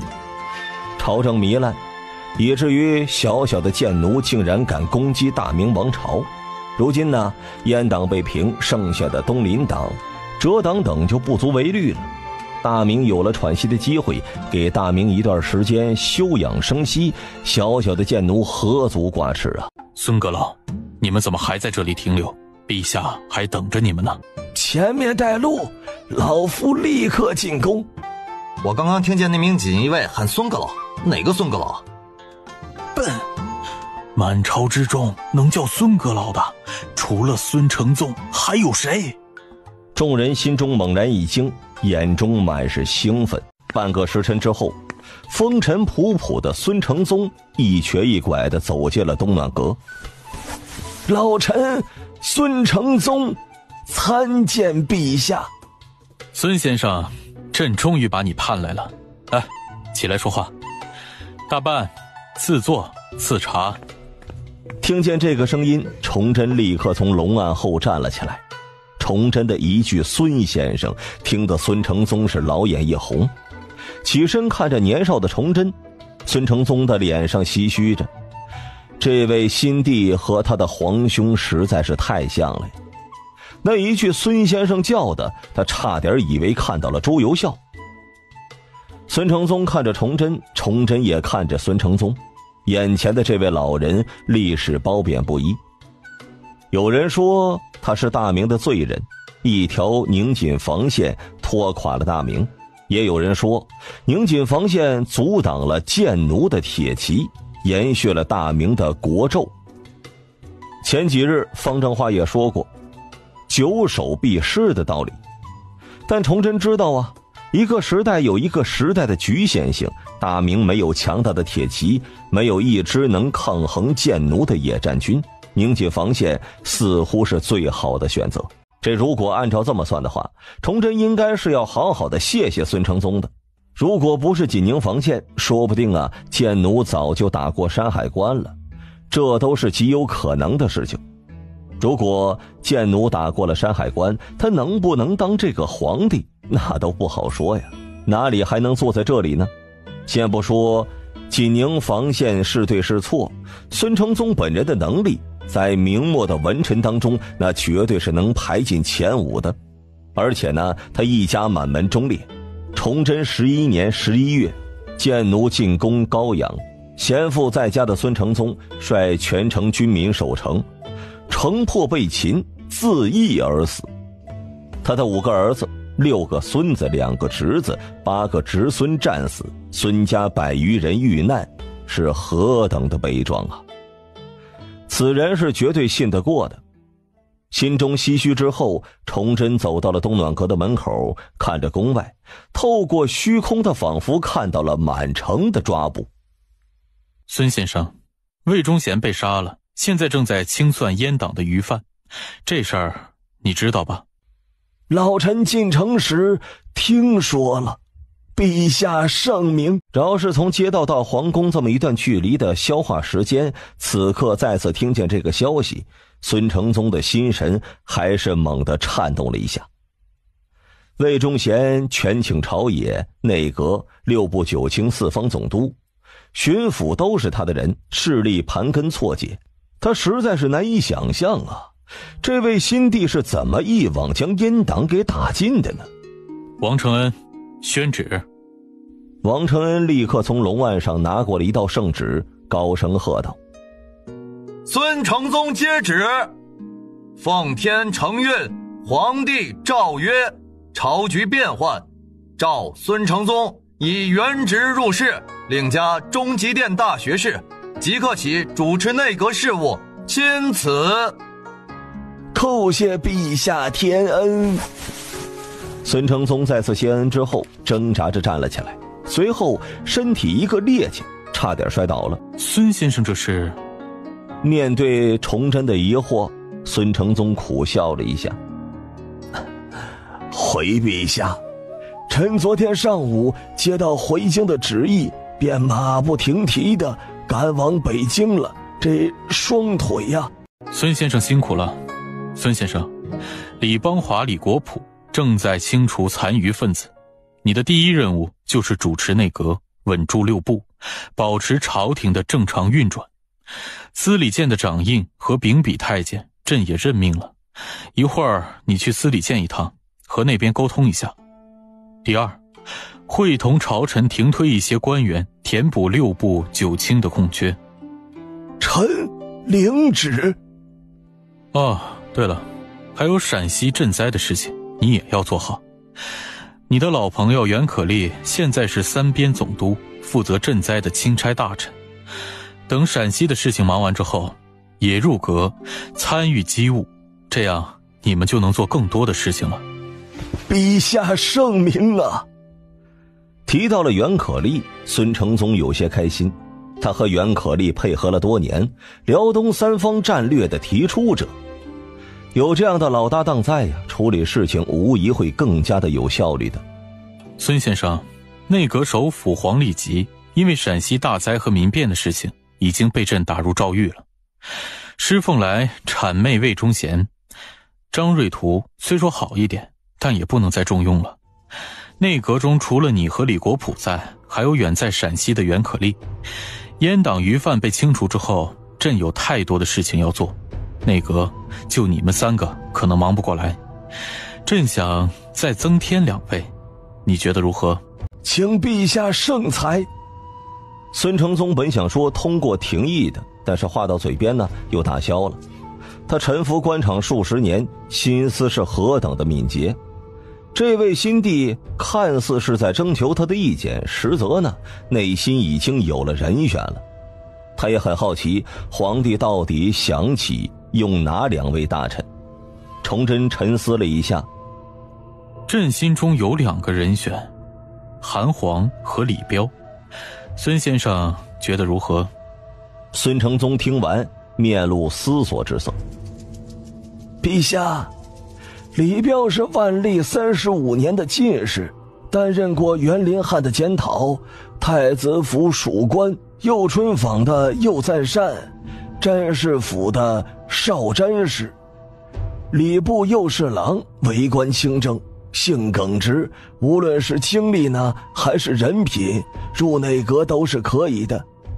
至于韩黄，在天启4年就担任了首辅了，后逆党李鲁生受魏忠贤的指示，弹劾韩黄，将韩黄除名，剥夺了官籍，处事持正，廉洁正直，可以入内阁的呀。陛下真乃慧眼如炬，乃我大明之福也。崇祯笑了一下，他从后世而来，自然知道明末有哪些能臣忠臣的。崇祯一朝17年，内阁首辅加上代理的总共有18位之多，内阁大学士50人。而整个明朝前200多年前呢，内阁大学士总共才164人。由此可见，崇祯换首辅和辅臣的随意了。如此的频繁，内阁能处理好政事，那才奇了怪了呢。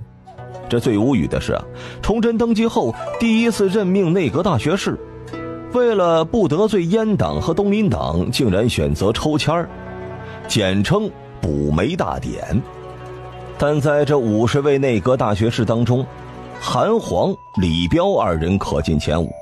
李彪性耿直，敦大礼，顾大局，明辨是非曲直，敢于直言谏君。韩黄呢，先后作相，老成慎重，引正人，义协党，天下称其贤。直言进军和老成慎重，这2点更是崇祯现在特别需要的品质。既然孙先生也认同，那此事就交给孙先生处理，火速召2人进京，内阁有尔等5人，朕相信这大明会越来越好的。你先去休息吧，等清除完胃中咸的余饭，咱们君臣再喝几杯。崇祯摆了摆手，孙承宗起身再次叩谢，慢慢地朝着东暖阁外退去了。只是呢，刚退出几步，似乎是想起了什么，迟疑了一下。陛下，臣还有事要说。这刚坐下的崇祯愣了一下。孙先生请说。陛下，臣刚刚进城时看到了有孩童在卖大明日报。大明日报？有没有样本？拿一份来看看。孙承宗从袖子当中掏出了在街上买来的大明日报，王承恩立刻接过，呈给了崇祯。崇祯接过之后扫了一遍，眉头紧皱着，自言自语：真粗糙啊。这份大明日报倒是有了后世报纸的雏形了。一则上，最上面的是大明日报的4个大字，下面呢就是他的朕有一个梦想的文章，下面还有2首诗呢。除此之外呢，就再也没有其他的内容了，与他设想的差了太多了。孙承宗站得远，没有听见崇祯的自语，疑惑：陛下，臣没有听清陛下的旨意。啊，没事儿。孙先生，这份报纸是朕让人做的，你觉得有什么不妥吗？果然是陛下呀。孙承宗的内心想了一下，又说道：陛下，这篇文章可以很好的起到鼓舞士气的作用。今日城中的百姓看到陛下的这篇文章，士气大增，这是传遍了大明，那对我大明有着极大的好处。但臣担心呐，这篇文章传到建奴、达拉、吐蕃等地，会激怒他们，到时候起兵征伐。陛下有蓄尧之资，应该先藏拙整顿内部，待国力充足时，再举100万兵，以迅雷不及掩耳之势灭掉建奴。现在这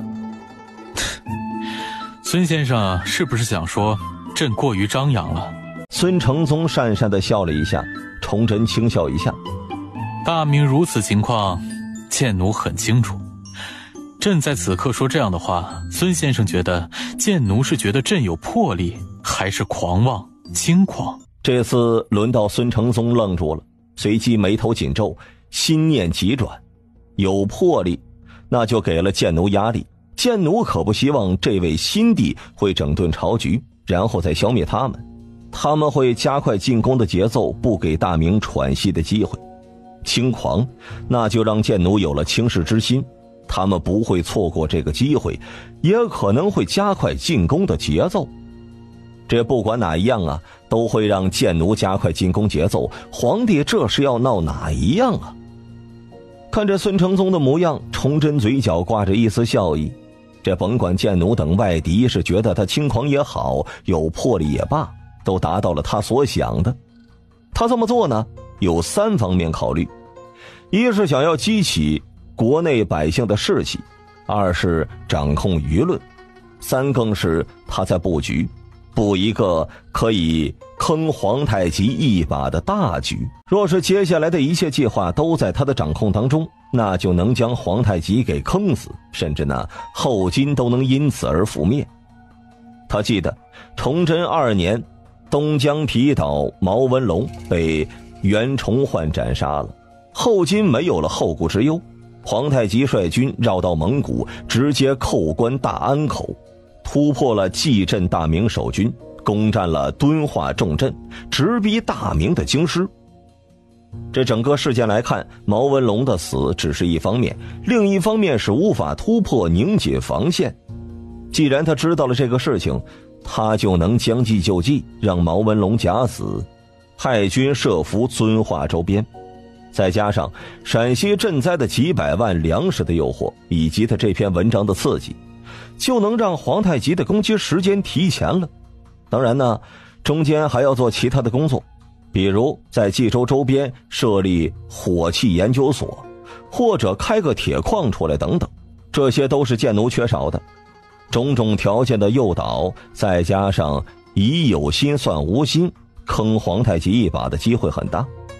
最关键的是这年头啊，信息传递很差，滞后性太严重，否则换成后世的一个电话的事情那就搞定了，他做再多也是没办法的。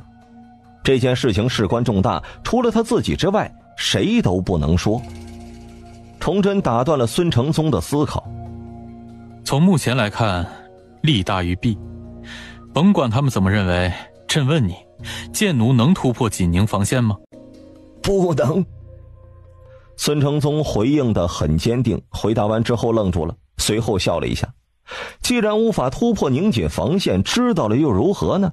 至于说暹罗、缅甸、吐蕃那些，他们自己内部的事情都一大堆，哪能顾得上大明怎么样呢？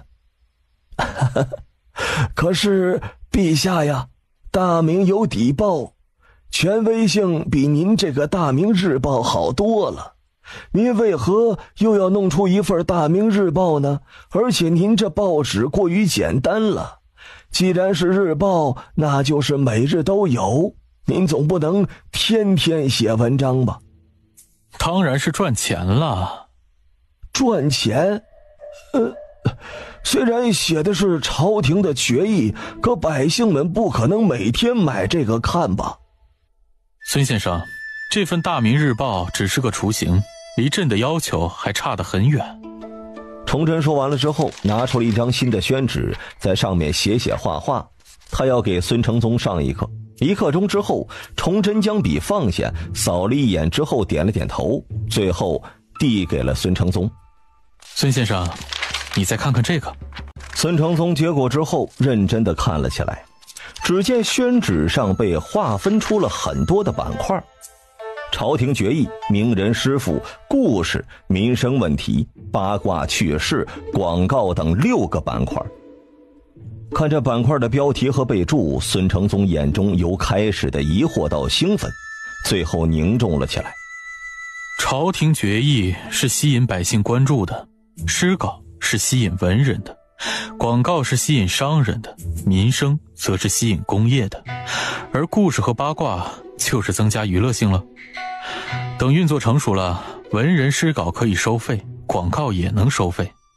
一份3文钱，我大明有2万万人，一天卖个100万份，一天就是6000两，1个月就是18万两，一年近200万两。再加上文人诗稿的费用、广告的费用，一年300万，只高不低。孙承宗的眼中满是惊骇，要知道大明一年的国库现银收入也不过是300到400万两而已。一张大明日报吸引士农工商的关注，既能传递消息，又能赚钱，这主意简直绝了！陛下当真是绝世之才呀！这孙承宗的喃喃自语，崇祯也是暗自点了点头。不愧是大明末年最出名的首辅了。只是看了个案例，就能想到这么多。虽然还没有看到大明日报的本质，但估计要不了多久就能琢磨出来。他弄大明日报的目的就是引导舆论，传递信息，赚钱。现在看可能差了点儿，但练了新军，内部稳定了，他就将水泥和自行车搞定，这2样都很简单。从北京到各省首府的水泥路修出来，用自行车，一天别说是600里了，配合驿站1000里都有可能呢。行了，你先去忙吧。大明日报的事情，出镇口入你耳，不得外传。对了，你刚来京城，还没有地方住吧？去找李邦华，在那些被抄家的大臣中挑一座府邸先住着。孙承宗的嘴角抽搐了一下，随即退出了东暖阁。出了东暖阁的孙承宗恍如隔世，魏忠贤死了，余范在清算，朝堂算是清明了，想必东林党也不敢再闹腾了。内阁有他、李国普、李彪、韩黄、袁可立，再有皇帝的支持，能放开手脚做一些事情了，大明有救了呀。待孙承宗走了之后，崇祯又看了看做好的大明日报的模板，很是满意。大办，将这个交给李若莲，让他找人研究一下，做几版送来给朕看看。他都写得这么明白了，李若莲若是再搞不好，那就真是太蠢了呀。等曹化淳从南京回来接手东厂之后，大明日报就挂在东厂下，舆论这个利器必须掌控在自己手里。司礼监的人填补了，孙承宗回来了，崇祯的压力瞬间小了很多。晚上刚用过晚膳，准备去坤宁宫找周皇后聊聊人生，结果呢，王承恩就进来了。王爷，司礼监掌印太监高师明求见，说是有重要情报，事关朝局稳定和数百大臣的性命，请陛下明示。让他进来吧。崇祯听完也很是好奇，这才接管司礼监大半天的时间，能有什么事儿关朝臣的事儿呢？片刻之后，王承恩带着高时明走了进来。奴婢高时明参见陛下。起来说话。高时明谢恩之后站了起来。陛下，今日奴婢等在整理司礼监内部书刊的时候，发现了这本生死簿，请陛下过目。一句话直接将崇祯给整懵了。王承恩很是无语地低喝了一声：高大人，陛下面前不可蒙愣。王中官，您将这个呈给陛下，陛下就知道了。崇祯接过来一看呢，发现册子封面用朱砂写着生死簿3个大字儿。错愕了片刻之后，坐直了身子，脸色严肃了起来。随着翻动，崇祯眼中杀意流露。这本账册就是他让魏忠贤调查在京大臣士绅家产的，这不知道为什么调查完了没有交给他。足足看了1刻钟的时间，崇祯才将账册给合了起来。高时明，这本生死账册还有谁看过？扑通一声，高时明一下子跪了下去。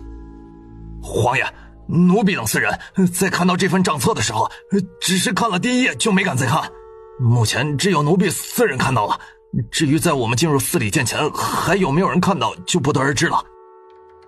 高时明说这话的时候，身体微微有些颤抖，不抖不行啊。那上面记载的内容若是流传出去一点儿，一定会引起朝廷的动荡，这到时候陛下一定会诛他9族，平息朝臣的愤怒。这玩意儿起名生死簿简直是太正确了，点到谁谁都必死。王承恩，去司礼监问问看守司礼监的锦衣卫，从王体乾他们被抓后，还有没有人进入过司礼监？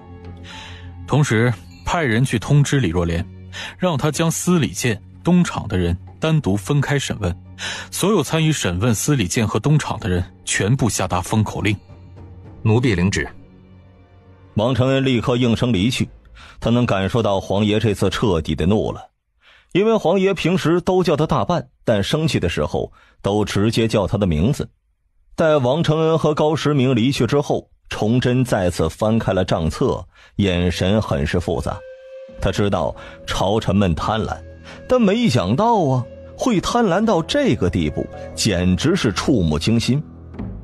数百位大臣勋贵贪污的现银和家产加在一起，足足有近3000万两。在京城的官员当中，除了极少数的几名官员之外，其他的或多或少都贪了，连一向标榜清高、为国为民的东林党的人都贪了，何等的讽刺呀！阉党余犯正在被清算，若这本账册流露出去，那些大臣们和百姓们得知了，那北京可就彻底的热闹了呀！按照大明律，贪污超过60两白银，就要把地皮完整的剥下来。这些贪污了标准的数十倍，你杀还是不杀？不杀不足以平民愤，不杀后人也跟着贪。这杀了呢，整个朝堂就没有几个人了，朝廷还运不运转了？唉，真是头疼呀！崇祯揉了揉有些发酸的眼角。大明朝臣俸禄正一品月俸87担，从一品72担，从二品是61担，从9品是5担。这一担粮食呢，则算差不多1两银子。正一品一个月按照换算的话，相当于后世的34000块，从9品2000左右。这个俸禄看着还行，但是这些大员们家里还有下人呢，轿夫等都要发俸禄，大员之间还要有应酬。北京城号贵玉之地，百物皆贵，这么算下来还真不够啊。大明如此情况，必须要杜绝贪污。贪污往小了说，是官府和百姓关系的恶化；往大了说，是整个社会伦理道德的崩溃，还有价值观取向的倒退。历朝历代末年，王朝灭亡，官员贪污腐败都是重要的因素。这想了想，崇祯提笔在纸上写了起来：高俸养廉，俸禄差异化，思想教育，严刑峻法与重点警句。改革之路还很漫长呀。王爷，奴婢问过了，从王体乾等人被抓后，司礼监再没有任何人进入了。知道了，让李若莲再查查周廷儒的家产。因为在这本账册当中，周廷儒竟然没有贪污，这位在后世的历史记载当中可是位奸臣呢。此刻全京都在贪，而他没有贪，这简直让崇祯难以想象。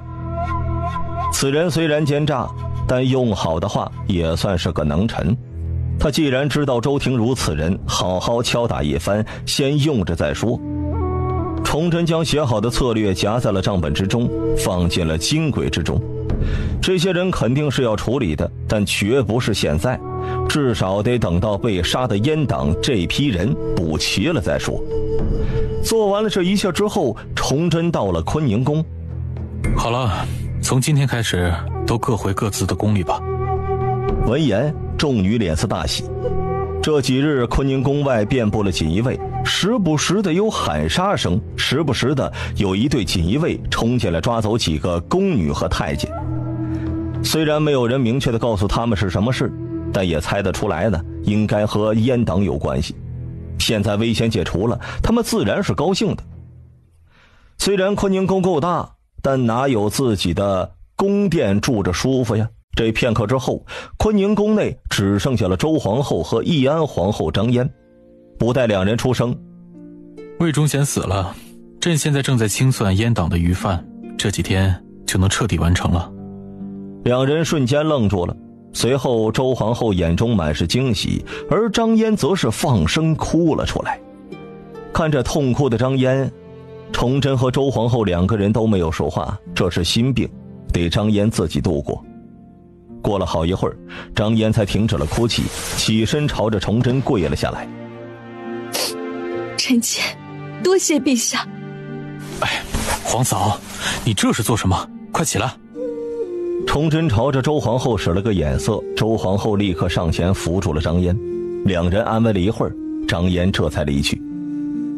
红烛摇曳，一切尽在不言之中。接下来的2-3天时间当中，崇祯除了批奏章就是陪众女，日子过得倒是也舒服呀。这一日，他用过早膳，一如既往地上早朝。朝堂之上，群臣空了近一半。在王承恩有本起奏，无本退朝之后，李邦华就出班了。陛下，臣有本起奏。3日前，臣奉旨意审查阉党武将余犯，现已有结果了。李邦华刚说完，李国溥也出班了。陛下，臣有结果了，请陛下明示。崇祯精神一振，终于等来了。李邦华，你先来吧。李邦华应声后，转身朝着皇极殿外走去。这一幕呢，看得崇祯和群臣都是有些懵的。这让你汇报，你往外面走干啥呀？所有人心中同时卧槽了一声。只见李邦华从抱着一叠的奏章走进了皇极殿内，然后递给了李国溥。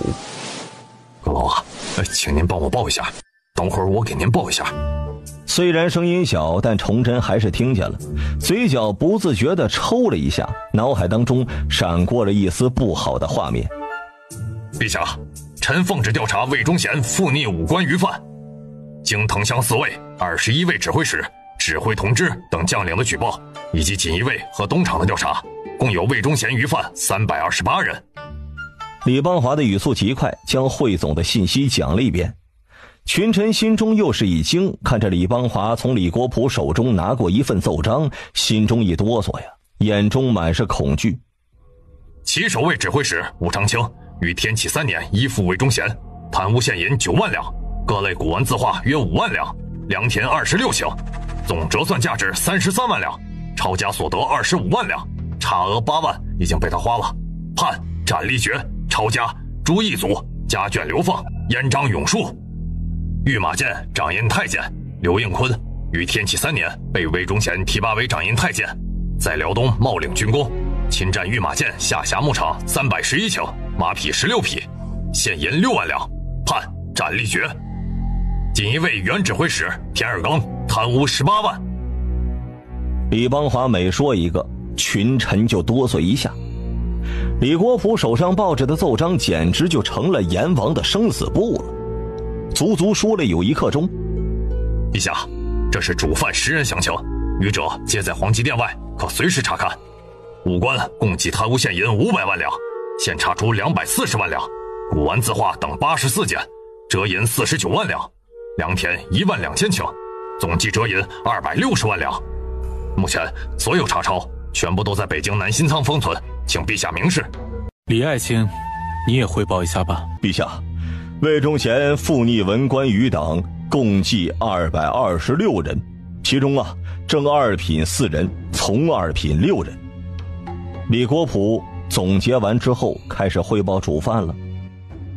原兵部尚书崔成秀天启元年因赃私被都御史高攀龙举报，于是投奔了魏忠贤，叩头涕泣，起为养子，贪污现银7万两，良田总计折银16万两，判斩立决，抄家族3族。接下来的1刻钟，司礼监李永贞、李朝隐、刘若愚、太仆寺少卿、宁国公魏良卿等等都被罗列了出来。陛下，文官当中总计贪污现银有280万两，实钞140万两，古玩字画共计210件，良田2万顷，总折现银617万两。目前所有查抄全部都在北京南新仓库存封，请陛下明示。崇祯的眼中闪过了一道金光，他刚刚粗略地算了一下，现银就380万两啊！如果将古玩字画、店铺庄园都卖掉，能拿到877万两。现银加不动产合起来是1257万两，抵大明3年的税收了。从查抄的家产来看，文官更喜欢古玩字画和良田，武官更喜欢现银和店铺，也间接地说明文官的权力远大于武官。如果此刻非要用一句话来形容崇祯的心情，那就是阉党摔倒，崇祯吃饱。可惜这么一大笔钱不可能全部入内躺的，户部太仓库、太仆寺长营库、工部节慎库、光禄寺银库、南京银库，这些都可能要一笔去。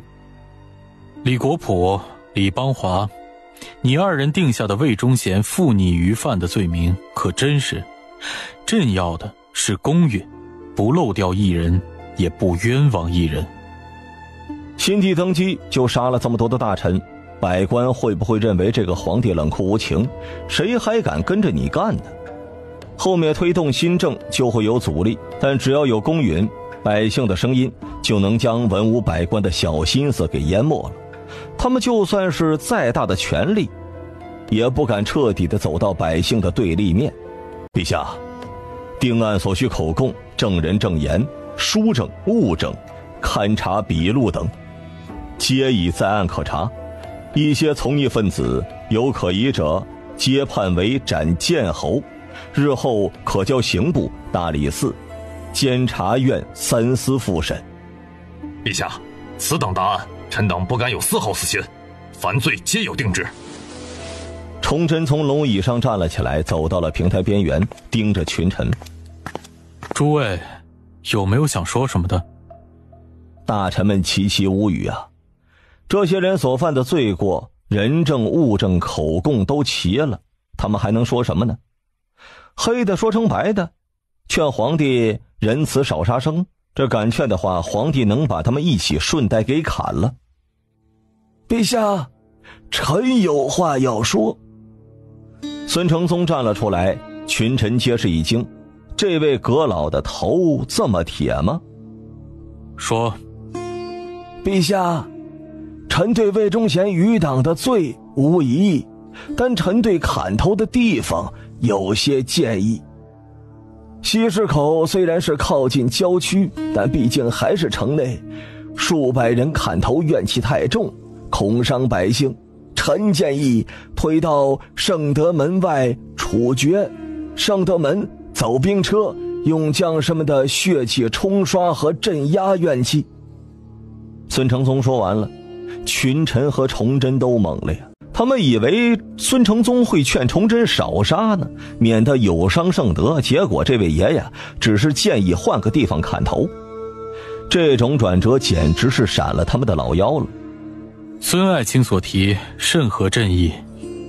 说完之后，又看向了李邦华和李国普。两位爱卿，择日不如撞日，将判为斩立决余犯全部带到德胜门外，53刻全部斩了。诸位爱卿，随朕一起去看看吧。陛下，魏忠贤余犯中首逆同谋，逆虐军犯，产妇拥戴者判斩立决，及诸族人，在京共计397人，皆已带刀，请陛下示下。砍了他们！不待崇祯说话，一道怒吼声很突兀地响了起来。陛下，杀了他们，砍了这群贪赃枉法、祸害百姓的畜生！苍天有眼呐，这群人终于得到惩罚了，老头子死也瞑目了。杀了他们！杀！围观的百姓们由开始的愤怒到最后汇聚成了一个杀字。诸位看到了吧？百姓的反应说明了一切，说明了这群人真的该杀，更说明朝廷与百姓之间的关系有多差。水能载舟，亦能覆舟。如果朝廷与百姓的关系不好，百姓都不相信朝廷，你指望未来有一天他们会帮助我们吗？民为贵，社稷次之，君为轻。这话，诸位好好想一想。崇祯说这话的时候，心里有些唏嘘呀。他想到了后世的从围追堵截当中崛起，靠的是什么？就是无数的百姓的支持呀。那场60万对80万人马的那段激情岁月当中，在那66个昼夜的战火中，543万群众奋勇之前，平均1名战士身后就有9名普通百姓护航。若是李自成攻击北京城时，北京城的百姓们也能如此，何至于灭国呀？崇祯缅怀完之后，伸手一挥：“父老乡亲们，请安静一下，听朕说几句。”在人肉扩音器下，群情激愤的数以万计的百姓们安静了下来。父老乡亲们，既然朕将他们押到了这里来，就没有想过放过他们。既然犯了错，就要接受相应的惩罚。老话说得好，不是不报，时辰未到，时辰一到，一切都报。但是朕想说的是，这些人只是我大明数万官吏中的一小部分，还有更多的官吏是真心为百姓、为大明在奋斗着。我们不能将仇恨都压到官吏和朝廷身上。朕在这里告诉这些读书人，想当官就不要想发财，想发财就不要想当官，敢伸手，这就是下场。请相信朕，相信朝廷，未来会更好。相信朕的那一个梦想一定会实现的。全场鸦雀无声，每个人脸上都露出了思索之色。都给朕睁大眼睛看好了。崇祯扭头看了一眼扭头的大臣们，怒吼了一声，强忍着胃中的不适和心中的不忍，双眼直直地盯着处决现场。不是他冷血无情，而是他知道历史上的崇祯因为心软和主审官员的手下留情，从轻发落了，只砍了258人。结果呢，崇祯执政的第17年里，不断的有逆案中的人想要翻案。到了南明弘光时，翻案之声更加的嚣张。他这一次想要将这群人给杀怕了。权力之争本就是残酷无情的，不彻底，心慈手软，瞻前顾后，势必会造成历史性的错误。这次的处决呢，足足持续了1个时辰。人多只是一方面，更多的是验明正身和宣读罪证。这要么不杀，要么就杀得心服口服。李邦华在城门下高声喊着：“陛下，此次魏忠贤逆案主要人员全部被斩杀，共计397人，请陛下示下。”崇祯沉默了一下：“人已经死了，生前种种烟消云散，人死为大。由内堂拨款赐每人棺材1具，葬在居庸关外，让他们好好看着大明是如何永固的。”陛下仁慈。安抚了几句百姓之后，崇祯和群臣回到了皇极殿内。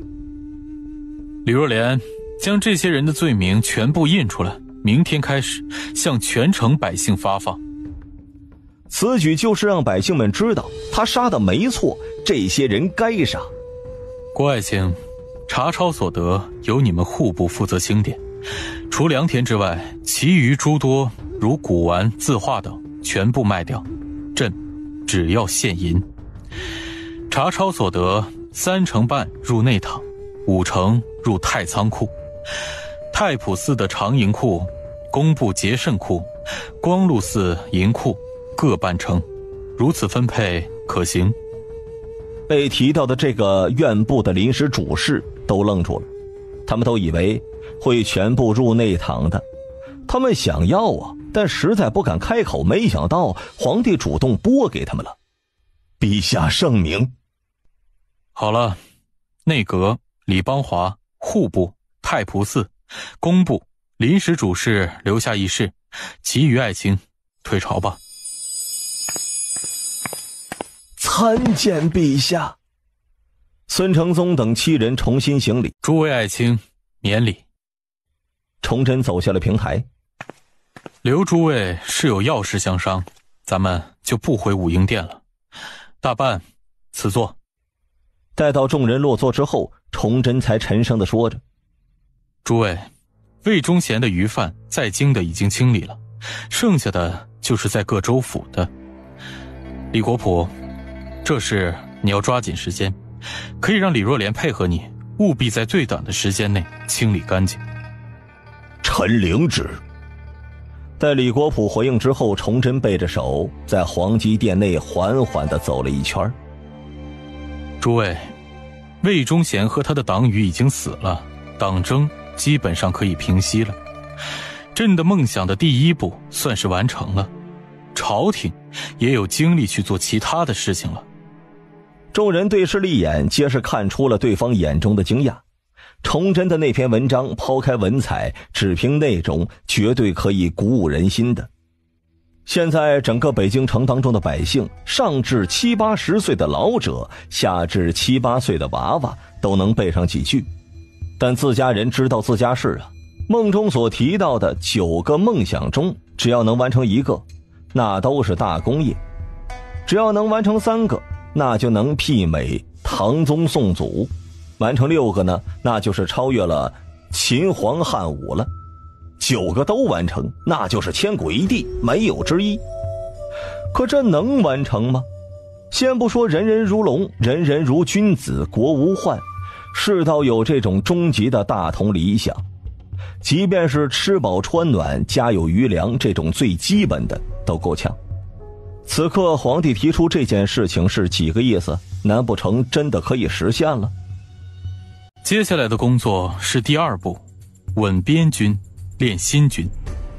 稳边军就是朝廷迅速补发9边所欠军饷，将士们才能安心，他们安心了，才能抵御外敌，保证大明内部的平稳，给我们赢得时间。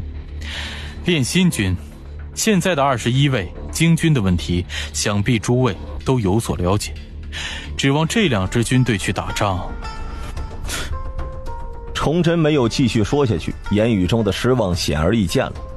孙承宗等人也沉默了。大明最强大的2支军队沦落到了这种地步，由来已久。说到底啊，还是最近的几位皇帝掌控的力量太弱了。方正化现在正在整顿藤乡4卫，完成后扩编藤乡4卫，扩编后的藤乡4卫职责发生变化，不再护卫镇。崇祯说到这里的时候，刚好看到了站在门外的方正化。方正化，你来的正好，朕刚刚讲到了整顿藤乡4卫，你把你上次的想法和这几位讲一讲。方正化行礼之后，开始讲述上次和崇祯讲过的策略。足足1刻钟的时间，方正化才停了下来。这一次讲的内容比上次更加的完善。众人听完了，眼中皆是露出了思索之色。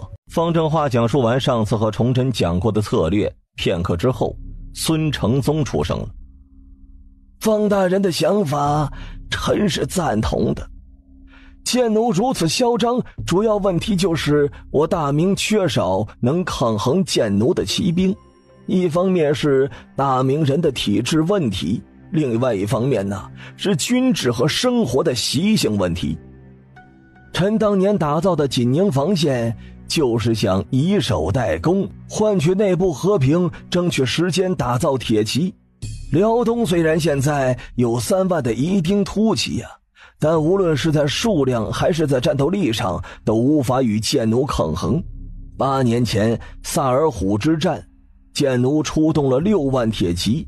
以臣对建奴的了解，经过这几年的休养生息，现在他们出动了10万铁骑的可能性很大呀。我们想要以此抗衡，必须要组建一支超过10万的铁骑，在现有兵力的辅助下才能够挡得住。但这不现实啊！大明骑兵一年所需平均为80辆，10万铁骑一年就要800万两，这笔费用我们根本就无法负担。阁老，我想您理解错了。第一呀，我们组建骑兵的目的不是直接灭了建奴的，也不是一次性组建10万骑兵，而是震慑。一直能与8旗当中护军正面交锋的骑兵，我想建奴也不可能一次性的出动10万骑兵的。我们凭借锦宁防线的城堡火器的威力，正面拦住建奴，为大明休养生息赢得时间。第二，藤乡4卫组建之后，我们可以效仿汉冠军侯，长途奔袭，快速突袭和大迂回，大穿插，歼灭战。建奴虽然现在迁都沈阳，但大部分还是游牧的，我们绕道蒙古，进入后金地盘，消灭他们部落的有生力量，以战养战。他们若是出兵包围藤乡自卫，那锦宁防线的大军就去攻打沈阳，等来新军侧后袭扰。众人听的是目瞪口呆的，方正化的想法太大胆了。片刻之后，户部尚书郭允厚轻声说着：“可蒙古会借道吗？”“哼，由不得他们。”从方正化进来之后，一直没有出声的崇祯冷哼了一声：“不借，那就灭了他们。现在打不过贱奴，还灭不掉蒙古吗？”“灭掉倒也简单，但我们灭掉蒙古之后，北方就没有了屏障。我们可以从蒙古去贱奴，可贱奴不是也能从蒙古进攻我们吗？”其他几位的眼中也满是这个疑惑。崇祯叹了口气，这些人还是有局限的，总是把希望寄托别人的。“大办，把地图拿来。”片刻之后，王承恩将地图给挂了起来。崇祯站在地图前：“诸位，锦宁防线之所以能防住贱奴，防线两翼的作用很多。左翼为蒙古察哈尔部，右翼为山东登莱。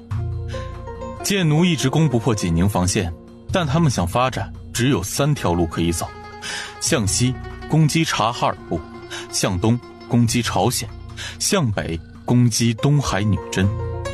朝鲜贫瘠，女真苦寒之地，意义不大，唯一的选择就是攻击察哈尔部。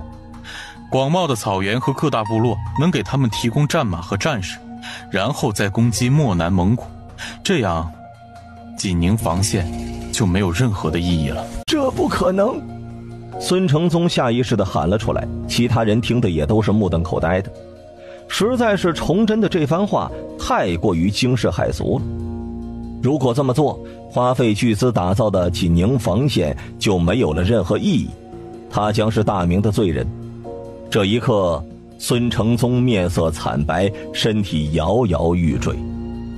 没有什么不可能，没有永远的敌人，也没有永远的盟友，只要利益足够，敌人也能变成朋友。与其让贱奴侵占蒙古增加土地和实力，不如我们先下手为强。”“陛下，此举虽好，但也有几点问题。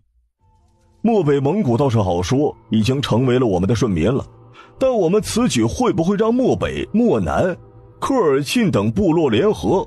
如果联合的话，大明又多出了一股敌人呢。”“所以朕才召几位前来商议此事，而且朕也没说现在就攻击他们。”“臣似乎是明白陛下的意思了。”一直没有出声的李邦华忽然打破了沉默：“诸位，陛下刚开始就说了，我们当前的任务是稳边军和练新军，边军只要饷盐和钱粮充足，问题都不大。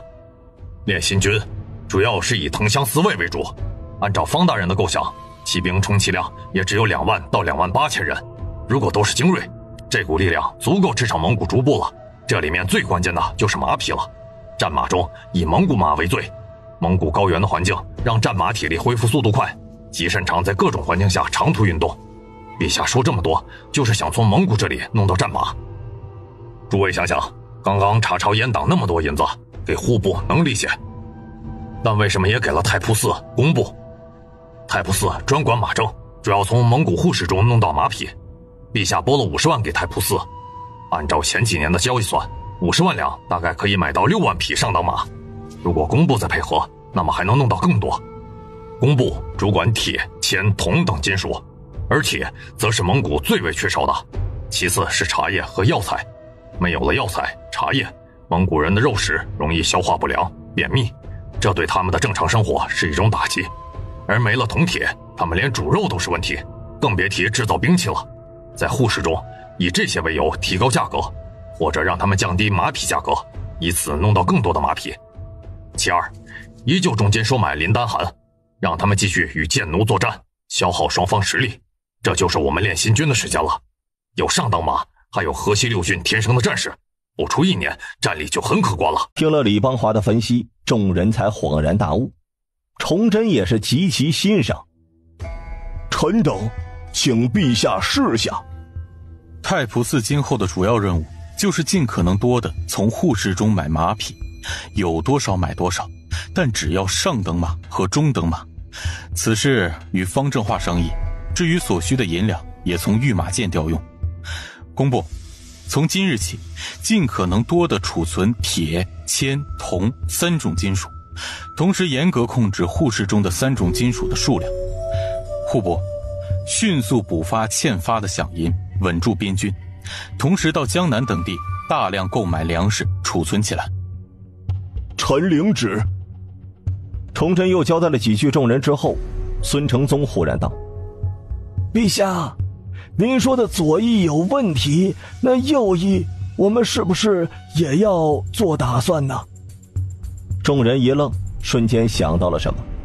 崇祯听完了也是明白的，左翼林丹汉不靠谱，但是右翼的情况更为复杂呀。因为这里有东江皮岛毛文龙所部，毛文龙敢打善打，且战略眼光独特，这可是袁可立一直扶持他的重要原因呢。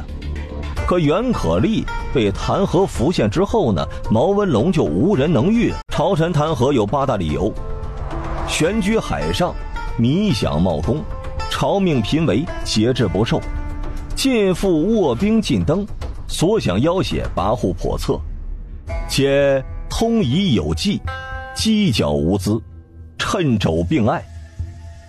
有没有通鉴奴这事儿不好说，疑点太多了，但不听调遣却是真的呀。如果毛文龙的事儿处理不好，那景宁防线正面的压力必将大增。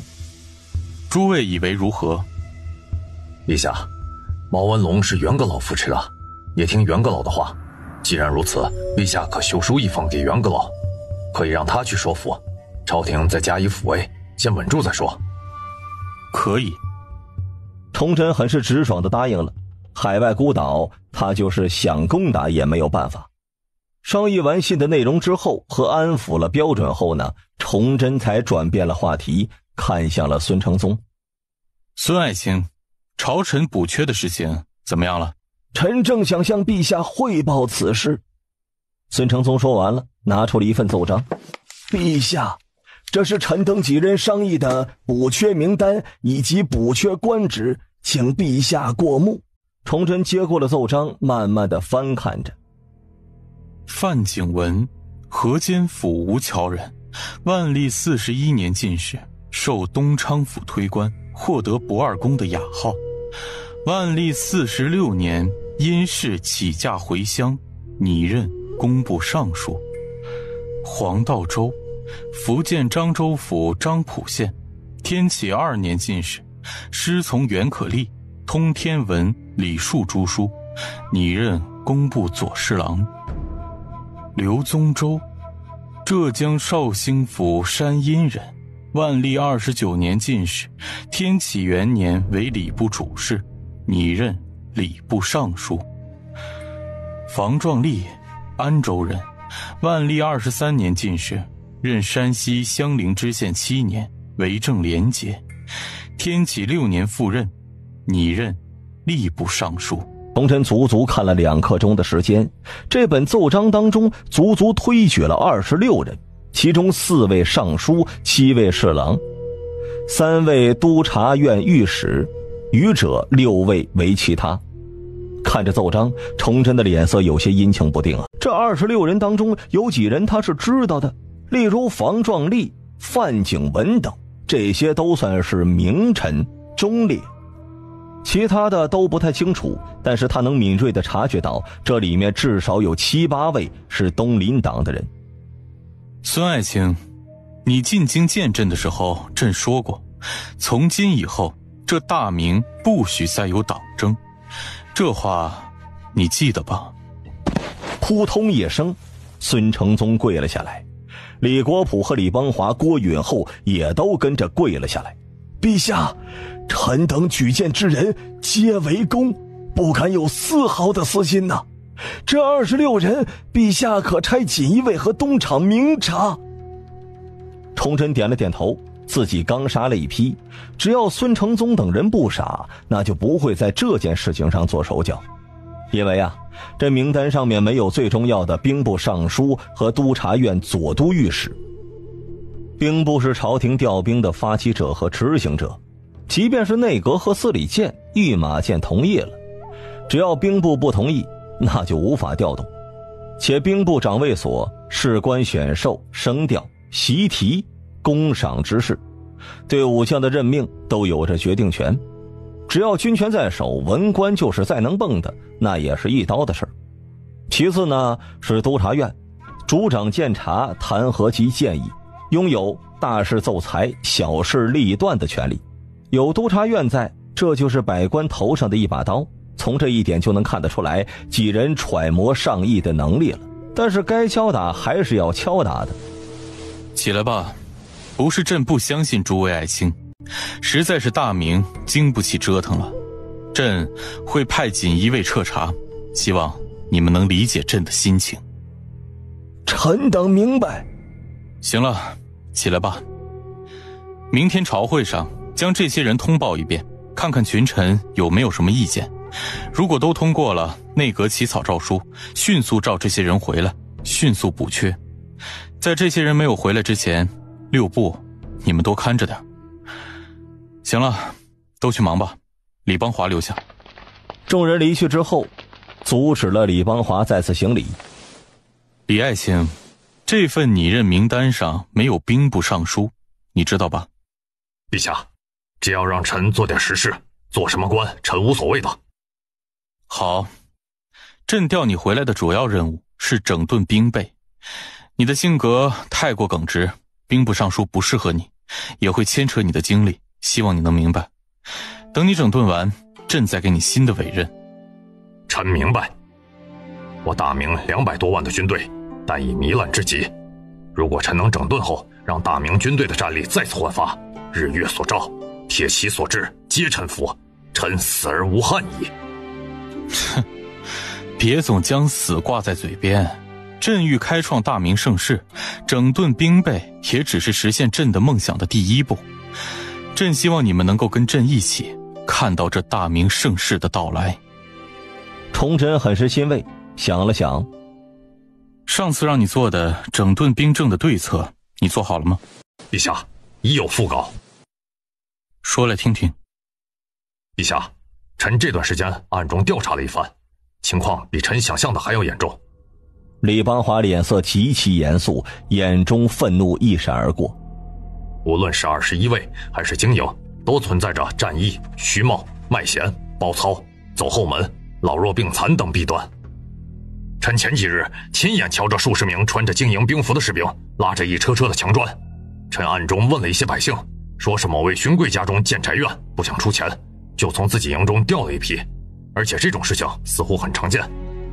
臣若是开始整顿，第一步就是核准实际人数，其次收回了战役士兵，第三清除老弱病残，第四对士兵考核，第五补充新兵，第六训练。李邦华足足说了半刻钟的时间，崇祯听完了，大手一挥，此事交由你全权负责，朕只要敢打善战的队伍。先从21位开始，21位整顿完了再开始经营。朕会通知忠贞侯，让他配合你，无论是谁胆敢不配合的，朕给你变异之权。不要有任何顾虑，放手去做，朕永远站在你的身后。拍了拍李邦华的肩膀。21位就拜托你了，注意安全，去吧。感受着崇祯手上的力度，李邦华的双眼都红了呀。他感受到了崇祯对他的无比信任。他今年53岁了，也没有几年好活了，但若是能将大明的军队整顿好，那必将是青史留名的。所谓士为知己者死，此刻莫如是也。李邦华走了之后，崇祯看着手上的拟任名单，轻轻地叹了口气。兵部尚书和督察院左都御史的2个人到底找谁呢？崇祯皱着眉头，从脑海当中搜寻着自己看过的名单。左都御史李邦华无疑是最合适的，但崇祯有他的打算。等李邦华整顿完了21位之后，他就设立一个专门负责纠察军队的纪律和考核的部院，这个比左都御史的作用大多了呀。过了好一会儿，崇祯轻声道：大办，张廷登现在在哪里任上？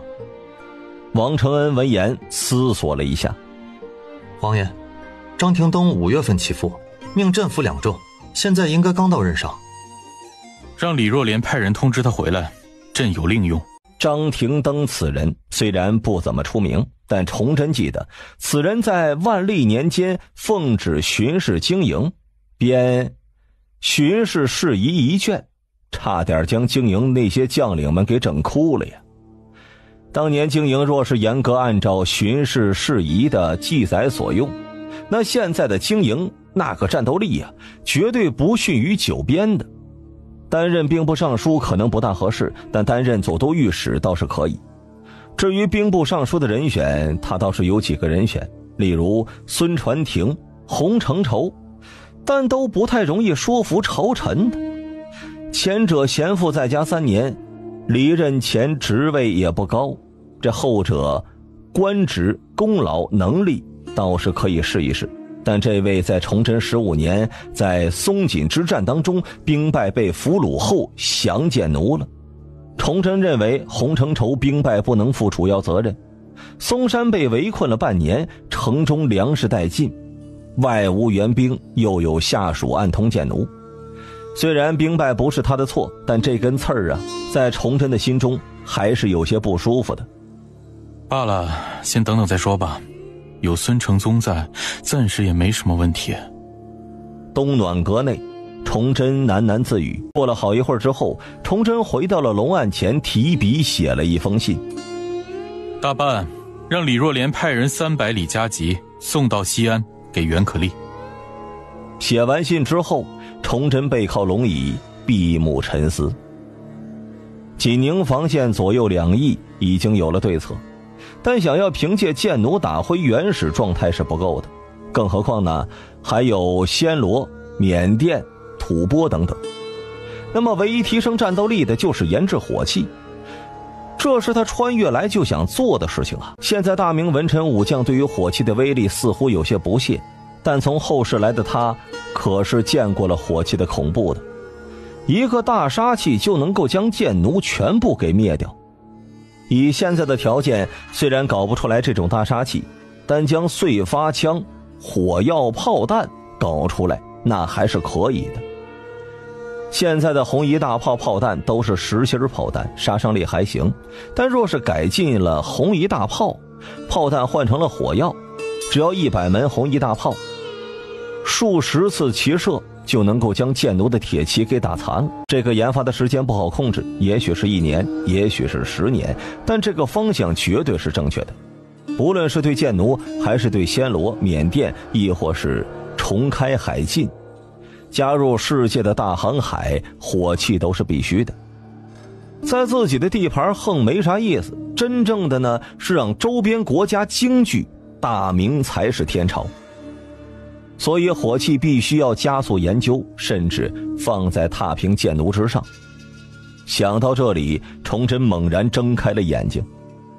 大办，让李若莲派人去通知毕茂康、孙元化和徐光启3人即刻进京。皇爷要研制火器？王承恩的浑身一震，下意识的就说了出来。对于王承恩的反应，崇祯也是有些意外，好奇的问：你知道这3人？皇爷，奴婢知道。崇祯自登基以后，他作为崇祯的贴身中官，特别是被方正化点醒之后呢，对大明朝的4品以上官员的履历虽然不敢说都清楚，但至少能知道这些人的一些大事迹。王爷，这3人都有一个共同的特点，那就是对火器有很深的研究，特别是孙元化。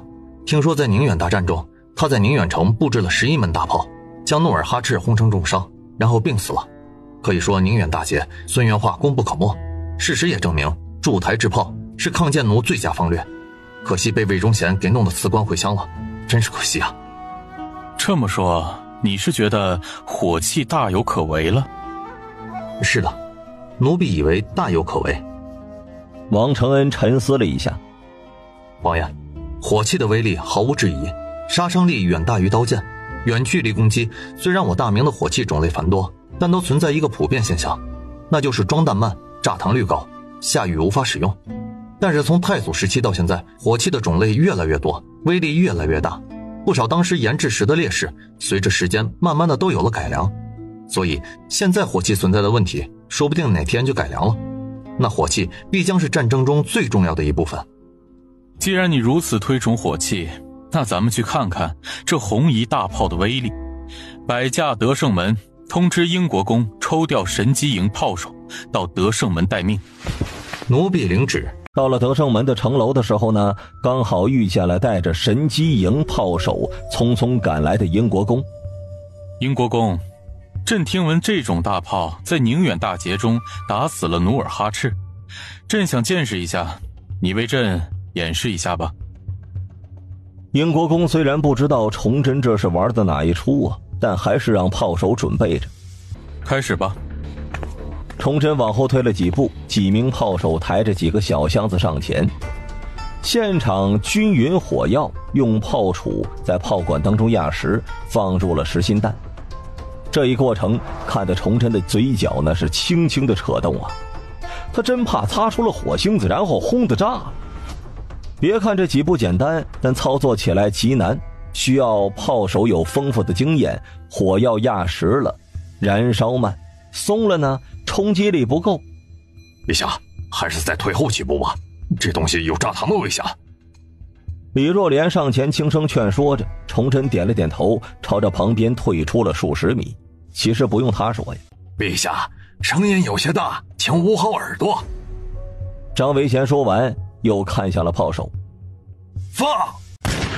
引信在寒风当中急速燃烧，轰的一声巨响，炮管口一道火舌喷了出来，一道黑影飞出之后，瞬间消失在了眼前。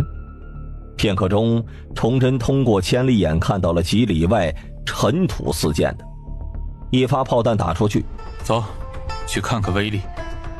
崇祯说完了，带着头朝着城下走去。只是一刻钟的功夫，众人就到了实心弹落地的那个地方。只见被冻在坚硬的土地上，一个直径半米的水滴状大坑，沿着大坑的方向数十米分布着数个小一点的坑。陛下，红衣大炮的杀伤力是铅弹落地后弹跳对密集敌人必敌。英国公，宁远大捷就说明了火器的威力，经营要勤加训练炮手，以待不时之需。回宫吧。回到东暖阁之后，崇祯暗自盘算着，果然和记载的一样啊，用这东西对付骑兵是真的不够。一边伺候的王承恩低声说着：王爷，奴婢算有个想法，说出来您可别笑话奴婢。说说。王爷，天启元年5月，许光启4人从豪境购买的4门西洋大炮送到了北京，当时在城外试射了，威力远大于明军原有佛郎机及其他旧式炮。奴婢当时也在场看过，而后大明开始研究这个，奴婢当时就在想，红衣大炮实心炮弹，咱们自己的万人敌是大型爆炸燃烧炮弹，若是这个实心炮弹换成小号的万人敌，那威力会不会更加一层楼啊？我勒个操！崇祯被惊得一下子站了起来，看着王承恩，眼中满是错愕。王承恩看着崇祯的眼神，心中也慌了。王爷，是奴婢异想天开了，当时奴婢突发奇想，现在想想就有些可笑了。红衣大炮是豪境西班牙制造的，孙元化、许光启、毕茂康都精通火器，他们都没这么想，想来是不行的了。崇祯没有回应，心中感叹了一句，他很想吐槽王承恩一句：别说是你了，全世界都在研究，100多年后才解决。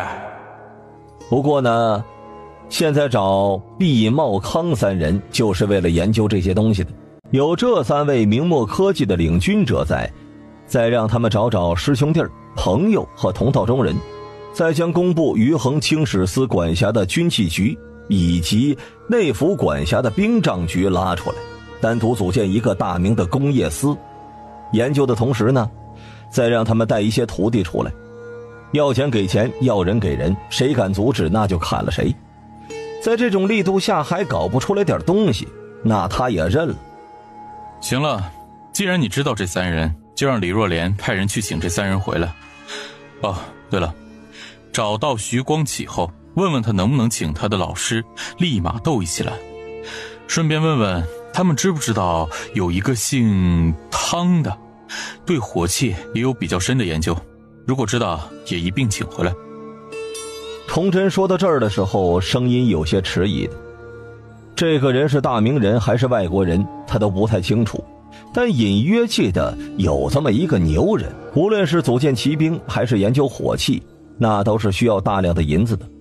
阉党抄出来的1200万两银子看似挺多的，但花钱的地方更多，总之是不够的呀。等等吧，等锦衣卫整顿完之后，就去将8大禁商给抄了，再谈弄钱的事儿。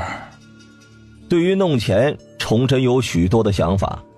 穿越来的这几个月时间，他每天都在盘算着。经过他的计算，如果操作得好，大明1年的财政收入是1年至少1亿2白银。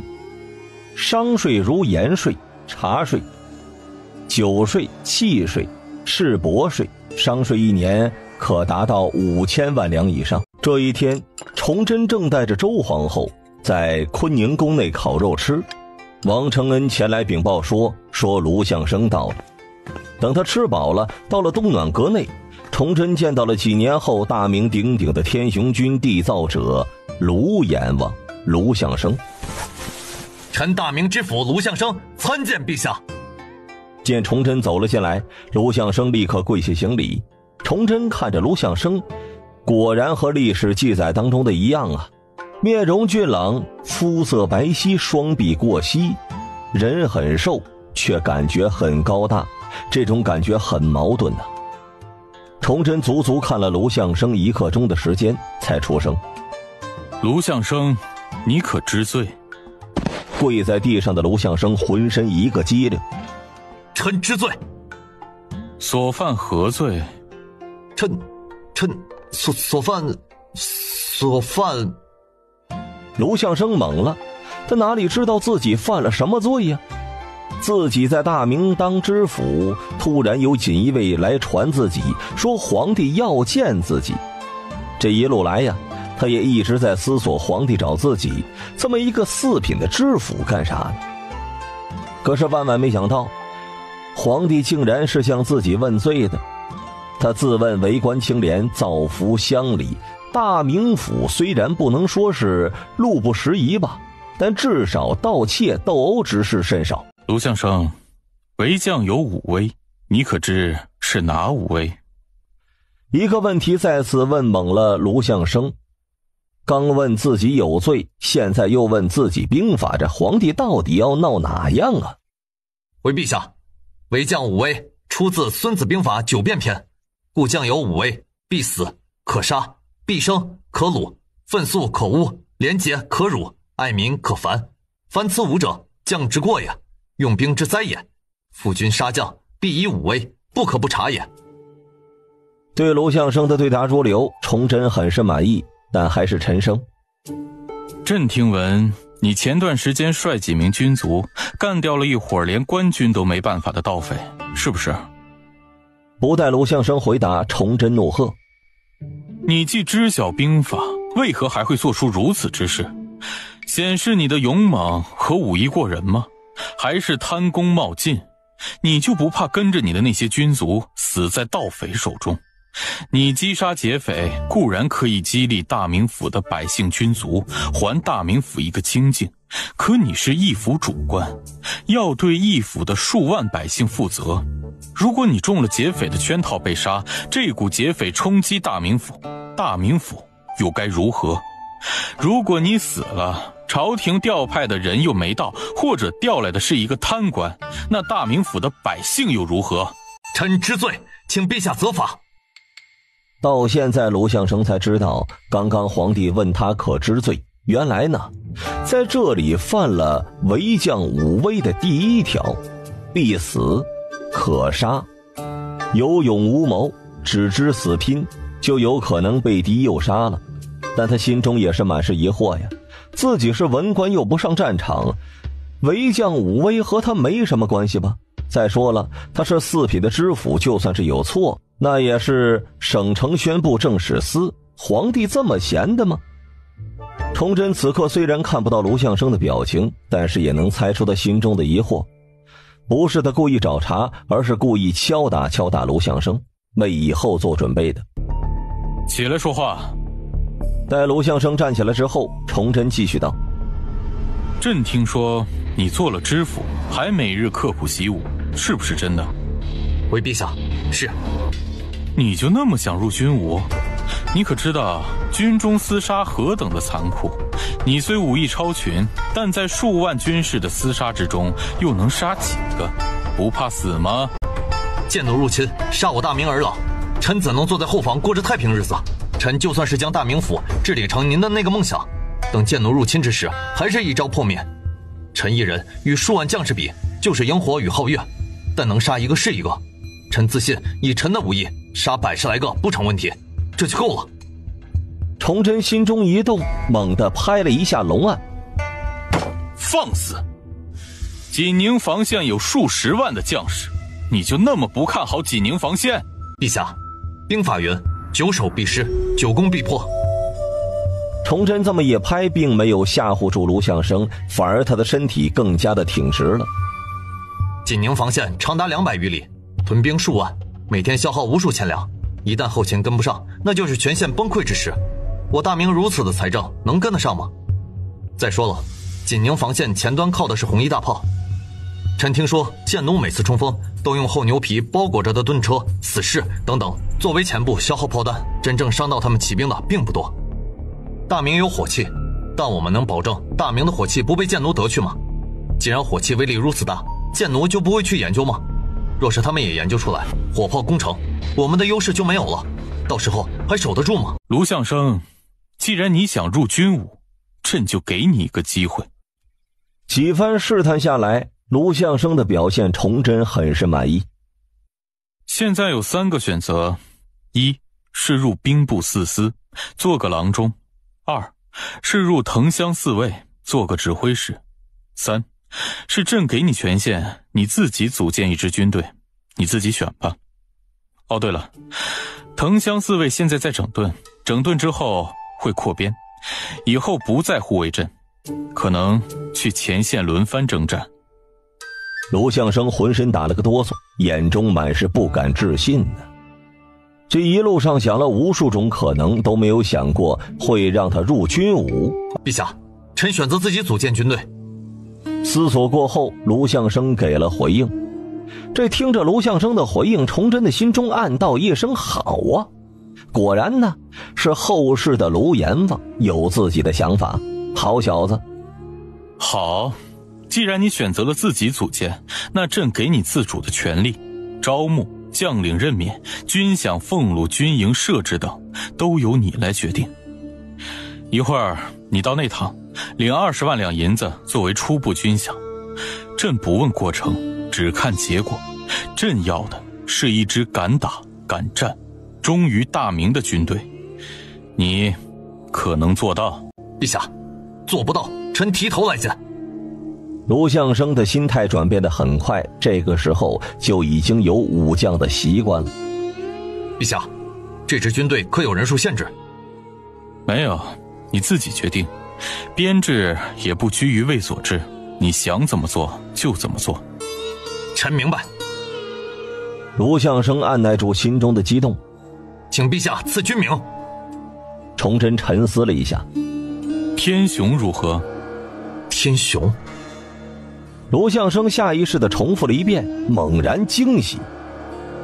多谢陛下赐军名，天雄即白虎，猛虎出山，势不可挡，必见血光。陛下的期望，臣一定做到。这回轮到崇祯我你马了，他还真不知道天雄是这层意思呀。只是历史记载卢象升的军队叫天雄军，具体是为啥呢？他不懂也不清楚，没想到是这层意思。既然赐了军名，那朕就一次性赐到位。听说你喜欢名马，那朕就赏赐你一匹。大半，一会儿你去御马监一趟，将朕的那匹武名记给卢相生。奴婢领旨。崇祯从桌子上拿起了一道早已经准备好的圣旨，递给了卢相生。没有这道圣旨的话，私自招兵那就是造反呢。行了，卢相生，你去吧。半年后，26位和经营演武，朕希望你的天雄军能大放异彩。臣不负陛下所托。卢相生跪下之后，慢慢的起身，朝着东暖阁外退去。王承恩也跟了上去。看着卢相生离去了，崇祯的心中暗叹一声啊，别人看起来给的权力太大了，容易焦躁，但是卢相生不会啊。世人只知道卢相生是明末名将，天雄军的缔造者，但有几个人又知道他一家的忠烈呢？他的3个叔父，1个亲弟弟，2个堂弟全部战死，卢家100余人也全部抗建奴殉难了，其忠义堪比秦良玉了。崇祯信他，大明需要他，那就给他施展的舞台，这就足够了。卢大人，恭喜了。卢大人，赏赐御马，这可是陛下头一次，连忠贞侯秦良玉都没有这待遇，足可见陛下对你的期望。卢相生点了点头，低声询问：王中官，这武名记从何而来？刚刚我见陛下说的时候，你好像很惊讶。从哪儿来你就别管了，但这匹马当初太仆寺的人给了评价：子体玄宗，奇力千里，孤月悬肩，寒霜墨指，你就知道这匹马的不同寻常了。臣拜谢陛下。卢相生听完了，转身再次朝着东暖阁行了一礼，2人快速朝着御马监而去。交代完之后，王承恩脸色严肃地对着卢相生说：卢大人，陛下对你期望甚高，咱家有2点要提醒你。第一，陛下刚开始对你说的为将武威，你要时刻记在心中，切不可忘。第二，天雄军忠的是皇室，是陛下，不是天雄军的某个将领，这一点你要牢记。卢相生脸色严肃，朝着王承恩施了一礼，鞠了一躬。明白。2人又聊了几句，王承恩这才离去，牵着武名记朝着宫外走去的卢相生紧了紧缰绳。若不是身后的武名记和背上背着的圣旨，他都觉得这是一场梦一样了。不仅完成了自己入军武的梦想，陛下更是给了他组建新军的权利，何等的信任呢？既然陛下信任，那我绝对不能辜负了陛下的期望。明年6月的演武，我一定要让天雄军大放光彩，给陛下争光。卢相生说完了之后，又看了看皇宫，转身上马朝着大名府而去了。既然要招人，那最好的就是从自己的家乡或者自己所任职的地方招，自己熟悉啊，当地百姓拥护，招的人放心，也招得快。一路上，卢相生都在思索自己准备筹建的新军到底是哪样的呢？山地军不行，忠贞侯的百杆兵就是山地军，天下无敌，再来一支意义不大。火器军也不行，经营有神机营，火器制造麻烦，配置不了那么多。组建一支善于长途奔袭的骑兵，专门用来劫营和奇袭。大明不缺少步兵，缺的是能抗衡剑奴骑兵的野战军。一个个想法在卢相生的脑海当中形成了。回到了东暖阁，王承恩低声说：王爷，卢大人出城了，看方向应该是回大名府了。不用管他，朕既然给了他权力，怎么做是他自己的事儿，朕只看结果。崇祯摆了摆手，看着大明地图，连头也没有回。党争中的阉党被清理了，只剩下了东林党，其余如折党、除党等都无关紧要。自己现在有藤乡4卫、锦衣卫21卫、补城巡城司以及坐镇的百杆兵，东林党也翻不起什么浪花，无非就是什么时候开始整顿。新军呢，也有人在练，那今年唯一需要做的就是陕西的民变和8大禁商了。大半，这个时间点，袁可立应该到西安府了吧？回皇爷，翰林承旨是10月27日到达睢州县城，将圣旨传给了袁可立大人。袁大人接旨后立刻就出发了。今天是11月12，睢州离西安1500里路，考虑到袁大人年事已高，路上可能会慢一些，也就是这2-3日的时间了。也就是说，朝廷永不加赋和陕西境内百姓3年不征赋、招抚民变的2道圣旨已经在陕西传了20天了。崇祯算了算时间，喃喃自语：也不知道陕西境内怎么样了。他总觉得陕西民变的事情没有那么好平息的。大办，让李若莲再次增派2个百户的锦衣卫去陕西，必要时可以调动当地的卫所协助探查消息，密切注意陕西传回的消息，一旦传回，立刻送过来。奴婢领旨。苍天哪，这回有救了，朝廷终于想起我们了。是啊，永不加赋，3年不征，只要熬过今年，以后的日子就好过了，有盼头就好啊。朝廷派的是袁可立，这人是4朝老臣，为官清廉，朝廷救灾的粮食终于不会落到那些狗官的手上了，大伙儿有救了。孩子，再坚持几天就有粮食了，咱们就不会饿肚子了啊！首领，朝廷下发了不征赋和招抚的圣旨，现在整个陕西都在议论，我们怎么办？是呀，我们最多的时候有8000人，因为2道圣旨，现在只有3000人了，而且每天还在减少。听说朝廷从4大边镇调了12000人，经营也调了部分人，还携带了火器。如果我们不接受招抚，那就杀无赦。要不投降吧？这朝廷都说了呀，只要投降可以既往不咎。愚蠢！左手第一个座位上的人猛地怒喝了一声，站起身来看向了众人，眼中满是凶光。只要投降就既往不咎，朝廷的话你们也信？军师，都是自家兄弟，有话好好说吧，别动气呀。首座上的王二劝了一句，被王二称为军师的中年男子扫了众人一眼。理由有4：第一，造反，这在任何时候都是诛九族的大罪，哪怕是被逼无奈。戏里《水浒》中的宋江倒是接受招安了，那108将有几个好下场？先招安，然后有的是理由和机会弄死我们。第二，抛开造反者的身份，我们中有一些是逃族、叛族、异族降马，这本身就是朝廷通缉的，接受招抚，这不是自投罗网吗？叛逃是什么罪名，你们都很清楚。第三，我们诛杀了朝廷命官，撕开官仓，这在大明律中足够杀我们10回了。第四，既然是招抚，为何要派大军来？有诚意派个钦差来不就够了？大军前来就已经说明问题了。综上4点，你们还觉得我们能接受招抚吗？大帐中的众人脸色阴沉，实际上呢，他们大多数人也都看得很清楚，只是还抱了幻想。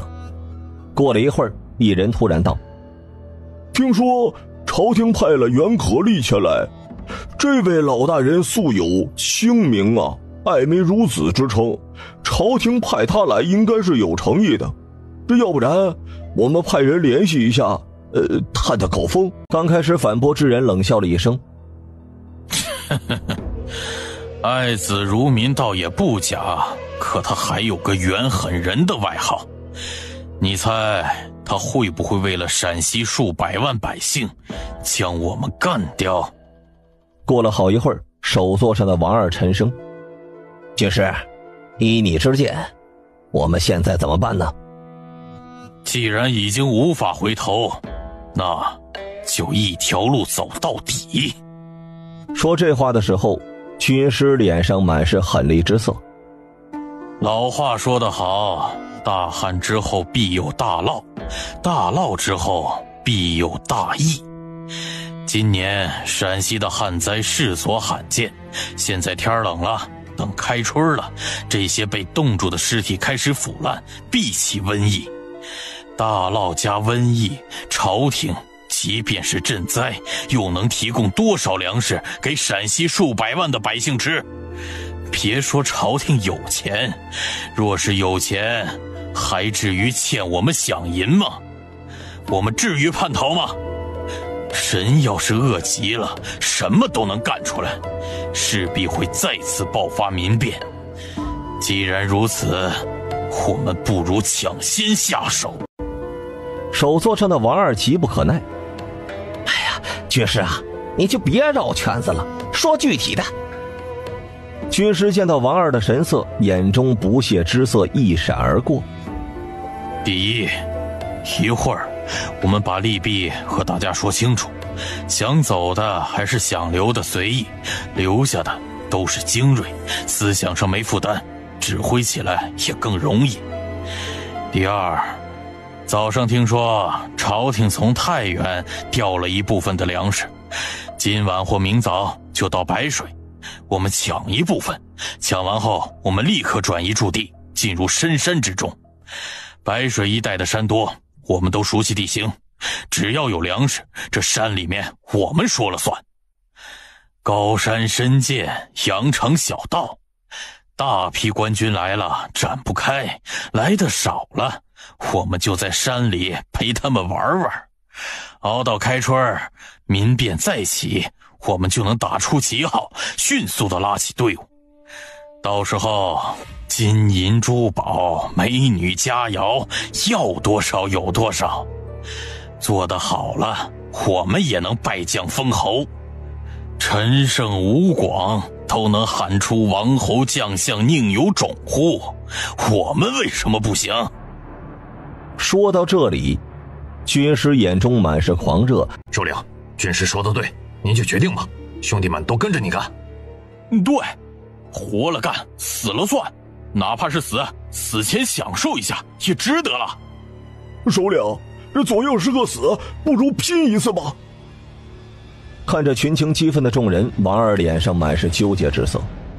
他是农民呐，因为饥荒才被迫而返的，只想吃饱饭。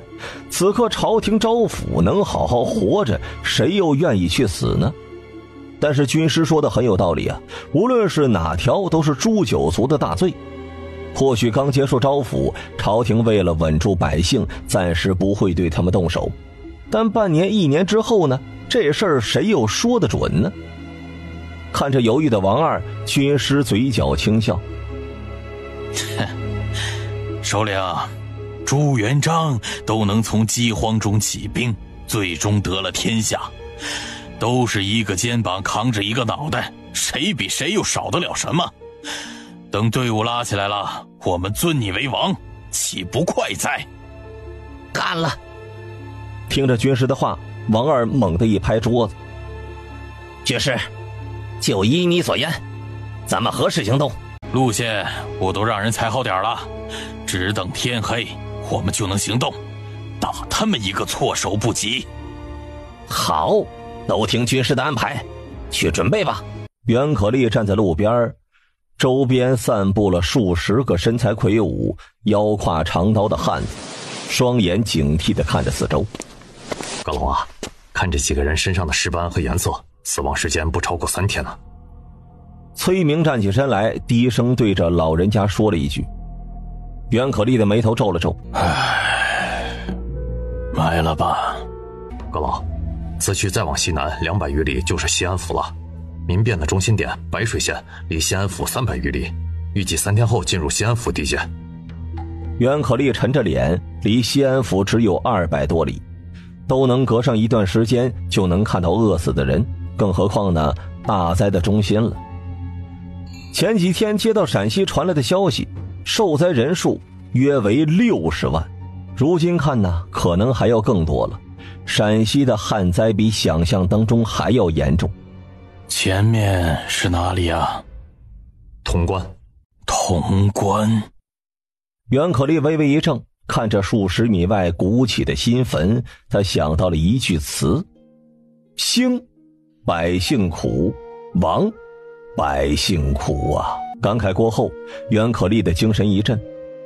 昨天得到锦衣卫送来的底报，皇帝杀了魏忠贤，清算了阉党。这一刻呢，他非常的希望陕西的灾情能够控制下来，民变也能接受招抚，这样呢，他就能立刻回北京城。能做的事情太多了。崔明，你安排人出潼关，入陕西打探消息。我们不在潼关城停留，今天能赶多远是多远。阁老，您先洗把脸，晚饭一会儿就好。袁可立接过了毛巾敷在脸上，热气让他浑身都舒坦。不对，这座驿站很不对劲。袁可立突然说了一句，崔明的浑身一个机灵，长刀瞬间在手，警惕地看着四周。阁老，哪里不对啊？崔明，潼关驿站位于秦晋豫三省交界处，自古为战略交通要地，是进入关中的第一座驿站。这种大驿站配置的驿卒至少有50名，且有轿夫、马夫等数名。可我们刚刚来的时候，只有几人在，这就很不对了。崔明愣了一下，突然醒悟。对了，我们出了潼关后，这10余里路一个难民都没有发现，这太不正常了。走，找驿长问问。片刻之后，驿站大堂内，袁可立居中而坐，崔明则护在身后，身前则是潼关驿站的驿长。卑下潼关驿站驿长万峰见过阁老。起来，老夫有话问你。待万峰起来之后，袁可立沉声：潼关驿站配置驿卒50名，其余人等数十名，可现在为何如此凄凉？万峰沉默了，袁可立见状，猛地拍了一下桌子。万峰，你应该清楚，耽误了文书传递，杖打80；耽误军情，诛3族。老夫再给你一次机会，从实招来。扑通一下，万峰跪了下去。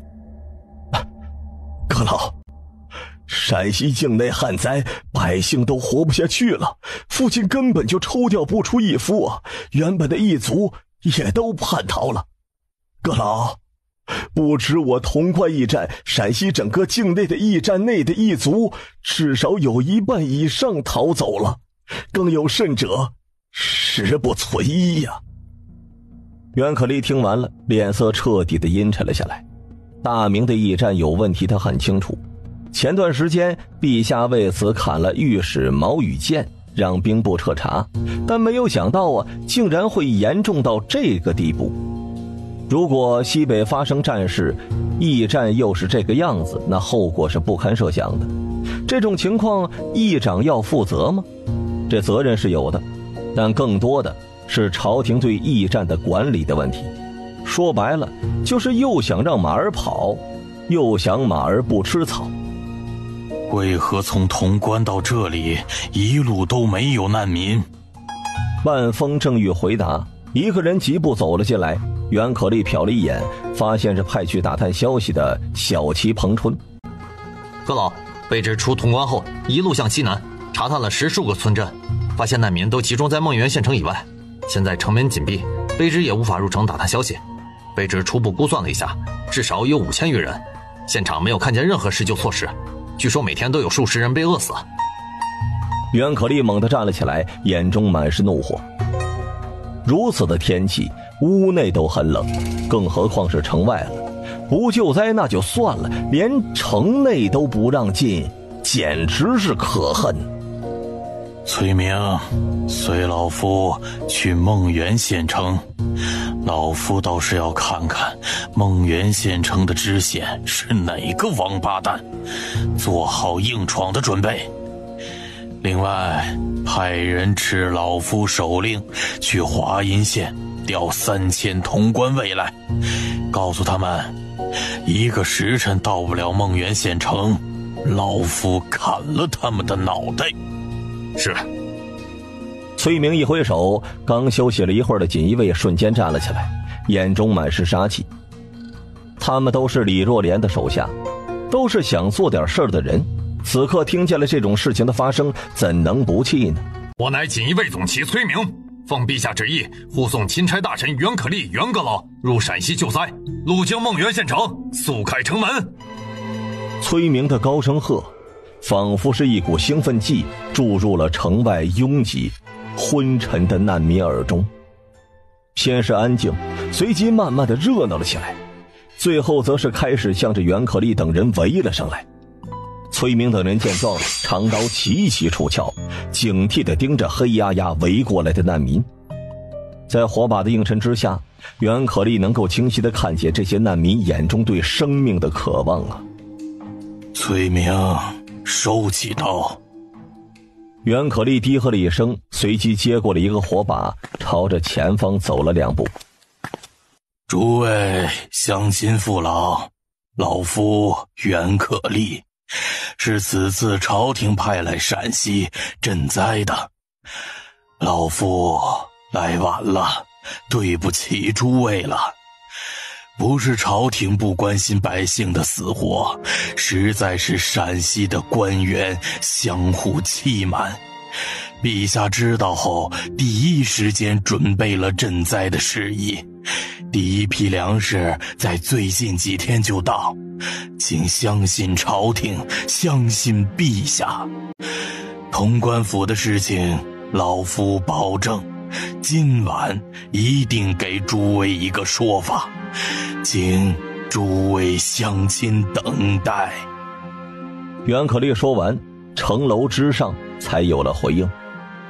2位大人，拿官凭以便验证。这说完呢，城楼下放下了一个竹篮子。崔明和袁可立2个人的官凭放到了竹篮上之后，足足过了1刻钟的时间，城门才缓缓地开启了一条缝隙，迅速地走出了几个人，然后城门再次关闭了。卑职孟原县城巡检潘明龙见过袁阁老，请袁阁老随卑职进城。潘巡查，为何不打开城门让百姓们进去啊？潘明龙苦笑了一声，阁老啊，不是我们不放啊，是知县大人不让放，卑职也没有办法。知县不让？那好，本阁现在命令你打开城门，让百姓进城。阁老，不能开呀，不能开！袁可立话音刚落，城门再次打开了。一位头戴乌纱、身穿青色官服的中年男子走了出来。下官孟原县知县林建华见过阁老。来人行礼之后，阁老，不能开城门呐！现在陕西境内有10数处造反呐，离我们最近的只有几十里路。万一有造反的人混在这万余名难民中进了城，那后果不堪设想啊！袁可立听完冷笑了一声，哼，来人，将林建华拿下，打开城门，放百姓进城，胆敢阻拦者，杀无赦。2名锦衣卫立刻上前，直接抓住了林建华的双臂，一脚就将他踹得跪倒在了地上。潘明龙身后的孟原县的守城军卒正准备上前，崔明上前了一步，敢动手，以叛逆罪论处，诛九族。跪在地上的林建华从惊愕当中清醒，一边挣扎着一边喊道：阁老，下官冤枉啊！冤枉！袁可立上前2步，冷冷地盯着林建华。你真以为本阁不知道你为什么会这么做？本阁问你，朝廷的旨意很明确地说了，各府官吏在接到朝廷的赈灾旨意后，立刻开仓放粮赈灾。朝廷是10月24日下的圣旨，走的是300里加急，北京到这里也不过2000多里路，也就是说，圣旨已经到了至少半个月了。你敢说孟原县没收到吗？袁可立说完，抬头看了看周边的百姓，脸色再次一沉。林建华，老夫再给你一次机会，说出实情，否则别怪老夫大刑伺候了。林建华瘫倒在地上，脸色惨白呀。拖下去，打！看着林建华的表情，袁可立的眉头一皱，右手一挥，2名锦衣卫像拖死狗一样就给拖了下去。只是片刻的功夫之后，就听见了林建华的惨叫声传了过来。半盏茶的功夫，林建华就又被拖了回来，开始交代了。大致情况就是旱灾爆发之后，城内士绅商人看到了粮价暴涨，就想到了县城粮仓的800担粮食。于是呢，他们将粮仓的粮食以高出市场价3到5倍的价格卖出去，然后拿这笔银子出潼关到河南等地买粮食回来填补粮仓。但他们看到了暴利啊，买回来的粮食依旧继续高价卖出。等到圣旨下来的时候，买回来填补粮仓的粮食还在路上，所以他们才想出了拖延时间的办法。谁曾想啊，刚好被袁可立给撞上了。袁可立听完了，气得浑身发抖。他是真的没有想到，官吏竟然如此大胆，几乎全军覆没。潘明龙没有参与进来，但也是知情不报。孟原县知县林建华勾结城内士绅商人，谋窃粮仓，置百姓生死于不顾，致使数百灾民饿死，罪大恶极。来人，将林建华拖出去斩首示众，头颅悬在菜场口，警示众人。家眷押入大牢严加审问，若有知情者，杀。在林建华的求饶当中，崔明一刀就结果了他。处理完了林建华，袁可立背着手看着远处的夜幕，似乎在等什么。现场安静的有些诡异啊，只是片刻的功夫，远处轰隆隆的脚步声传了过来，还夹杂着马的嘶鸣声。众人有些惊惧，潘明龙脸色难看。阁老，来者不明，还是先进城吧。这话音刚落呀，远处便传来了怒喊声。本将潼关卫指挥使滕藻，奉袁可立阁老手令前来孟原县，城外百姓切莫惊慌。声音刚开始还在远处，等喊完的时候，已经隐约能看见马匹飞奔而来了。来人跳下了马匹，双手抱拳。袁阁老，咱们又见面了。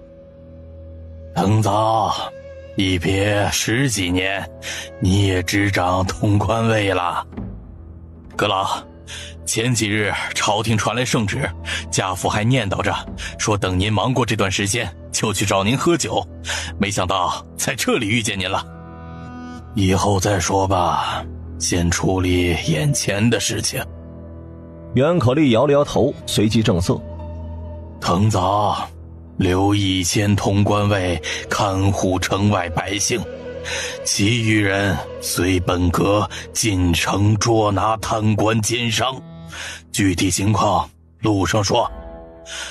潘明龙，老夫给你个戴罪立功的机会，打开城门，前面带路，配合滕将军，将林建华所供出的人员全部缉拿归案。有了刚刚的震慑，再加上关同卫所在，城门迅速的开启，潘明龙带着关同卫冲入了城内。诸位父老乡亲，刚刚的事情你们也都听到了，现在老夫去处理事情，最迟天亮前就会有周鹏，请耐心等待。大家进城后保持安静，切勿扰民。谁若是想趁乱抢劫、盗窃、斗殴，别怪老夫无情。潘明龙，你找死是不是？知不知道我是谁啊？敢抓我，信不信明天我就让你脱了这层狗皮啊！哼，潘军姐，本官自问待你不薄，你如今这是做什么？林知县呢？你们是谁呀？敢闯我和府？哼，找死是不是？谁给你们的胆子到我李府闹事呢？让林建华出来见我！潘明龙，你这是公报私仇，我操你！大堂内的众人开始谩骂着，那是要多难听有多难听啊！前面的潘明龙嘴角挂着一丝冷笑，面对众人的问候也不动怒，现在骂的是越欢快，一会儿死的是越惨。后堂内，袁可丽脸色铁青，到了县衙大堂了，这些人还能如此谩骂，能直呼知县的名字，足以可见平时是有多么的嚣张了。对知县尚且如此，对百姓们那就更不用说了。一边的关同卫指挥使滕早听完了袁可丽的描述之后，摸着下巴沉思了一会儿。阁老，此事有蹊跷啊，这孟原县离……阁老，林建华供出了21人，已经全部抓捕归案了，府邸全部由潼关卫把控着，请阁老移步前堂。滕早正欲将自己的猜测说出来，潘明龙走进了后堂，将一本册子递给了袁可丽。袁可丽拿起了册子，扫了一眼，率先朝着前堂而去。这他的到来呀，大堂中还在谩骂的人瞬间就安静了下来，袁可丽的眼中满是冰冷。来人，将刚刚出声怒骂之人掌嘴20，合谋朝廷粮库，无视朝廷法令，鱼肉乡里，置百姓生死于不顾，每天数十名百姓死在城外，你们视而不见，你们还配做人吗？堂下正在哀嚎的20多人听见了袁可丽的骂声，先是安静，随后大怒，继而眼中满是畏惧。他们能做到这一步，自然也不傻，能将县城这么多人聚集在一起，能让潼关卫指挥使滕早陪同的，那这人呢，肯定是大有来头的。老夫袁可丽。堂下20来人浑身一个哆嗦，眼中满是恐惧。瞧瞧你们的熊样，丢不丢人啊？大堂当中突然出现了一道嚣张的声音，大堂为之一震。袁可丽又如何呢？我姐夫是宁国公的管家，这笔生意就是宁国公安排的。宁国公是谁呀？当今9000岁的弟弟。这9000岁啊，皇帝都得礼让3分。一个阁老而已，9000岁一句话就能让他滚蛋了。我就站在这儿，再动我一下试试。过了今日啊，我一定会告诉宁国公，这到时候我让……啪啪2声，人话还没有说完，崔明突然上前就是几大嘴巴。我就动你了，你能怎么着？还宁国公、魏忠贤都死了，诛了9族，阉党都砍了几百人，你姐夫算啥？一脚将这人踹倒在地上，然后猛然地在这人双腿之上跺了2脚，咔嚓之声随之响起，双腿断了。大堂内满是惨嚎之声，其余人都是满眼的不敢置信。他们的确没有听说过魏忠贤死的消息，如果魏忠贤死了，他们怎么可能还有这么大的胆子做这种事情呢？你骗我们，你一定是骗我们，我要杀了你！被崔明踩断腿的人在地上翻滚着，崔明也懒得搭理他，连他们都是前2天才得到的消息，这怎么可能这么快就传到这个地方呢？或许过2天消息就传到这里了。看着其他人，说说这人叫什么？姐夫是谁？大人，此人名叫徐医生，姐夫叫邓有田。我记住了，把他拉出去砍了，将头颅跟林建华的挂在一起。2名锦衣卫上前拖起了徐一真就走，而崔明呢，又退回到了袁可丽的身边。整个过程他都没有阻止，足以可见有多么不喜欢这人了。袁阁老，我知错了，我愿意交出所得的银两，外加再捐5000担粮食。人群之中，一人突然跪了下来，一边用力地猛磕着头，一边求饶着。这人的求饶仿佛是一个信号，惊恐的其他人也跟着喊了起来：袁阁老，我也是财迷心窍了，现在知错了，您放过我吧，钱粮食我都可以给，您说个数。阁老，我愿意在城外搭一座粥棚，连续施粥3个月。阁老，我家是做纺织生意的，我愿意贡献2000套棉衣帮助灾民，求求您放过我何家吧。滕指挥使，您帮忙求求情啊！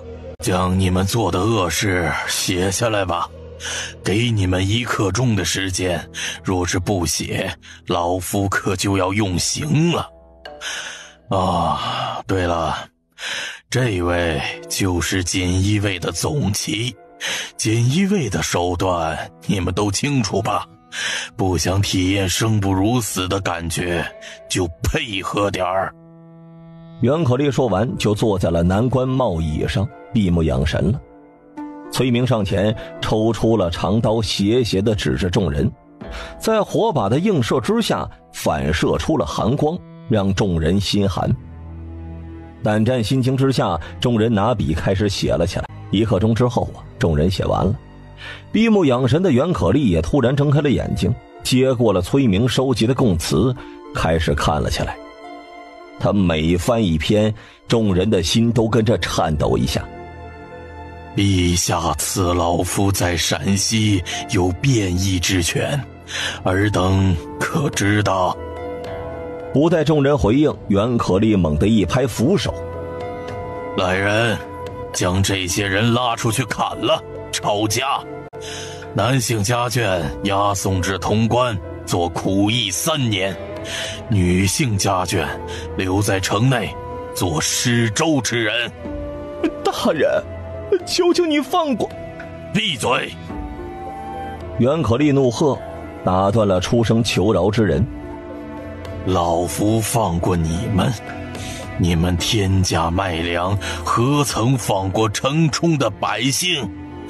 城外数千在寒风中挨饿受冻的百姓，你们可曾放过？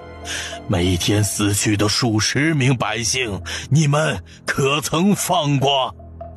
你们还有脸在这里向本阁求饶？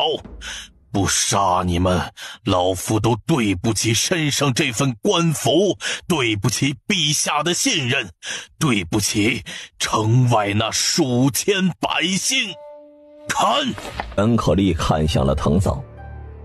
滕嫂，你安排人去将刚刚那些人抄家了吧，粮食全都运到县城的粮仓，其他家产全部运到县衙来。潘巡检，你们县城有多少百姓？阁老，皇册上登记有63000余人，但大灾之后，逃的逃，死的死，又有来的，现在不好说了呀。你应该知道城中哪些人有存粮吧？去将他们都请来，本阁有要事相商。请他们来是做什么的呢？肯定是借粮了。这个时候，什么金银珠宝那都不如粮食管用。县城人数不好确定，那就按5万算。一人1天半斤粮食，1天就得25000斤，10天呢就是25万斤，折合1700担。如果开粥棚施粥的话，方圆几十里的难民闻讯都会赶过来，人数暴涨之下，粮食又不够，势必会引发暴动的。他只有借粮一条路可走，坚持到朝廷调拨的粮食来。即便是朝廷调拨了，也不可能一次性的满足这么多的灾民，所以呢，他也只能先借粮。安排完了人手的藤嫂走进大堂，看着袁可立低声说：“阁老，孟原县这事儿有些蹊跷啊。”袁可立看了看藤嫂一眼，嘴角挂着一丝考教的意味。哦，那你说说怎么个蹊跷法？阁老这是在考教晚辈呀。阁老，孟原县东离潼关不足30里，西离渭南100里，灾民要去也应该是去这2个府城，那里的粮食才多，怎么会聚集在孟原县这么个下等县？其次，我们潼关卫距离孟原县不足30里，聚集了这么多的难民，我们都不知道，这就很奇怪了。有什么奇怪的？刚刚那人不是说了吗？因为魏忠贤的缘故，这里偏僻，朝廷也不会关注到。您这么说勉强能解释，可晚辈总觉得这里有问题。阁老，朝廷在各地的粮仓，除了县衙的人管理，还有附近军镇的人来抽查。孟原最近的就是潼关了，您说会不会是潼关参与了进来？这事不好说，老夫需要调查后再说。袁可立摆了摆手，如果仅仅是魏忠贤的缘故，那都是小事情。但是呢，以他的猜测，可能不只是孟原，估计还有一些县城发生了这种事情。如果猜测成真，那乐子可就大了。在他思索的时候，潘明龙走了进来。阁老，孟原城内的富商士绅都在门外候着了。袁可立招了招手，片刻之后，一群脸色苍白、身体有些颤抖的人走了进来，约莫是30来人。我等见过袁阁老。众人见礼后，静静地看着堂上的袁可立，眼中蕴含着一丝惊喜。陕西大旱，数个府县受灾，灾民如海。朝廷得到消息，第一时间准备救灾，无奈路途遥远，调粮速度慢，以至于百姓挨饿受冻。请诸位来，就是想借诸位家中储存的粮食来应急，等朝廷调拨的粮食到位后，再还给诸位。不知诸位可否愿意？本阁替周边的百姓谢谢诸位了。袁可立说完，对着众人拱了拱手。众人对视一眼之后，一名老者走了出来。阁老，您想要多少粮食啊？不表态不行啊。刚刚潘明龙请他们的时候，特意带他们从菜市场门口绕了一圈。他们看到了知县林建华、县城冯余良以及孟原县第一富豪兼恶霸的徐一真，还有数十名孟原县有头有脸的人的头颅。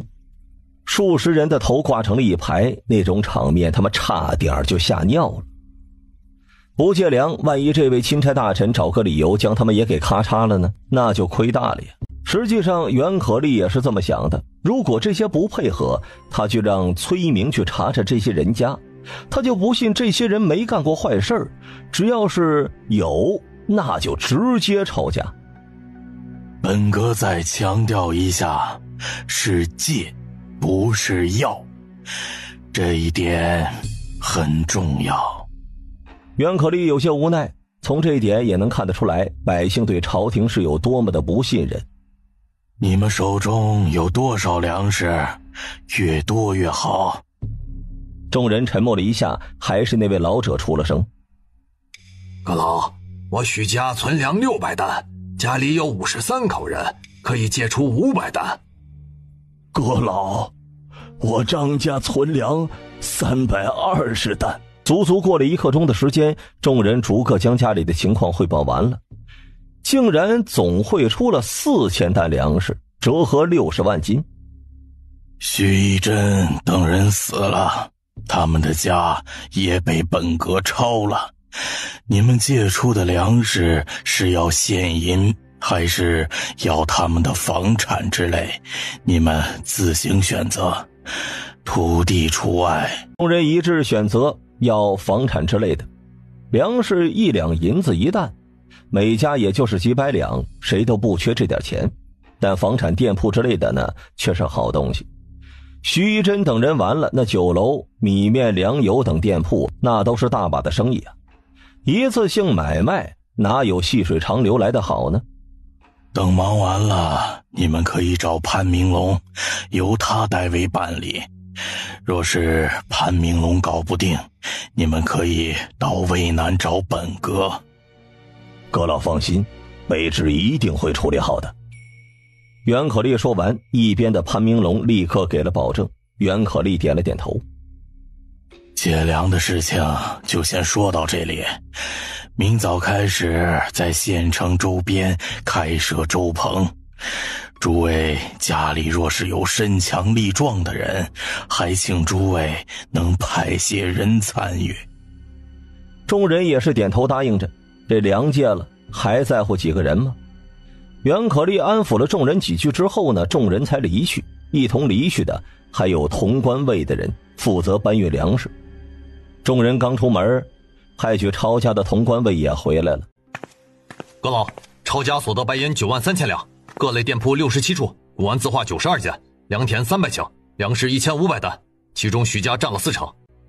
听完了汇报，袁可立的眉头轻皱。抄家1500担，富商士绅4000担，合计呢5500担，折合28万5千金。这看着挺多的，但平均分到5万百姓的身上，一人也只有16斤。粥棚一旦弄好了，难民至少还要增加，人均还要减少。这好在呢，再过几天，徐一真等人从河南买来的2万担粮食就要到了，硬撑个20天的问题不大。这到时候呢，朝廷粮食来了，就可以缓解了。思索了一会儿之后，袁可立看向了潘明龙。潘明龙，你可知道施粥流程？回阁老，前几天我们这里有过一次小灾，卑职也参与了，大部分分为4步：审户、标识、排序、散粥。另外呢，还要给灾民发放粥票。袁可立听完了之后松了口气。潘明龙，即刻起你代理孟原县知县。潘明龙大喜，不待他拜谢，袁可立又道：孟原县有3位巡检，差役300人，本阁从潼关卫再借调500人。你的任务只有一条，那就是把粥棚给弄好。本阁不要求你能达到栽上去处散粮则粒中插筷子不倒的标准，但至少能让百姓吃上一口热乎的。有几点你要注意。第一，前期先不用按照流程走，只需要注意城内的一些地痞游手好闲之人就行。第二，本阁给你权力，凡是闹事的一律押入大牢，待朝廷的人来审查。第三，县城周边如有死亡的难民，立刻掩埋。第四，绝对不允许难民随地如厕，卑职谨记。对于袁可立说的10几点注意事项，潘明龙可是谨记在心的。这对于他来说是一次绝好的机会，做得好，他这个代理知县在赈灾结束之后，很有可能就会转正了。最不济呢，也能凭借赈灾的功劳升任把总。阁老，你先吃点面吧，填饱肚子再说。听崔明这么一说，沉思了一下之后，便提笔疾书，1张、2张，1刻钟的时间，足足写了10余张信笺。崔明，派人持老夫的手令，将这封信600里加急送回北京城，呈给陛下。出潼关走河南回去，估计陕西境内的驿站部分没法用了。另外，我们明早直接到渭南，你安排人去西安府，让朝廷来的人都到渭南，那里离白水近，处理民变方便。腾早，明早你派出一些人查探附近的一些县城，看看有没有类似的情况，有消息就传递给老夫。几声锣响，县城的衙役扯着嗓子喊了起来：城内开了粥铺，百姓根据里甲到对应的区域领粥。城内的百姓听闻之后都呆愣住了，简直不敢相信自己的耳朵。这大灾已经4、5个月了，官府可从未救过灾，如今竟然开了粥棚，如何让他们不惊讶呢？随即众人想起了夜里看到的潼关卫，或许呢是朝廷派他们来的。乡亲们，知县、县城等县内的官吏大部分的头颅都挂在了菜场口，一排，好吓人呐！什么？林建华死了？这怎么可能啊？昨晚我还看见他了呀。还有徐一真那个恶霸，以及那些黑心商人都死了。真是老天开眼呐！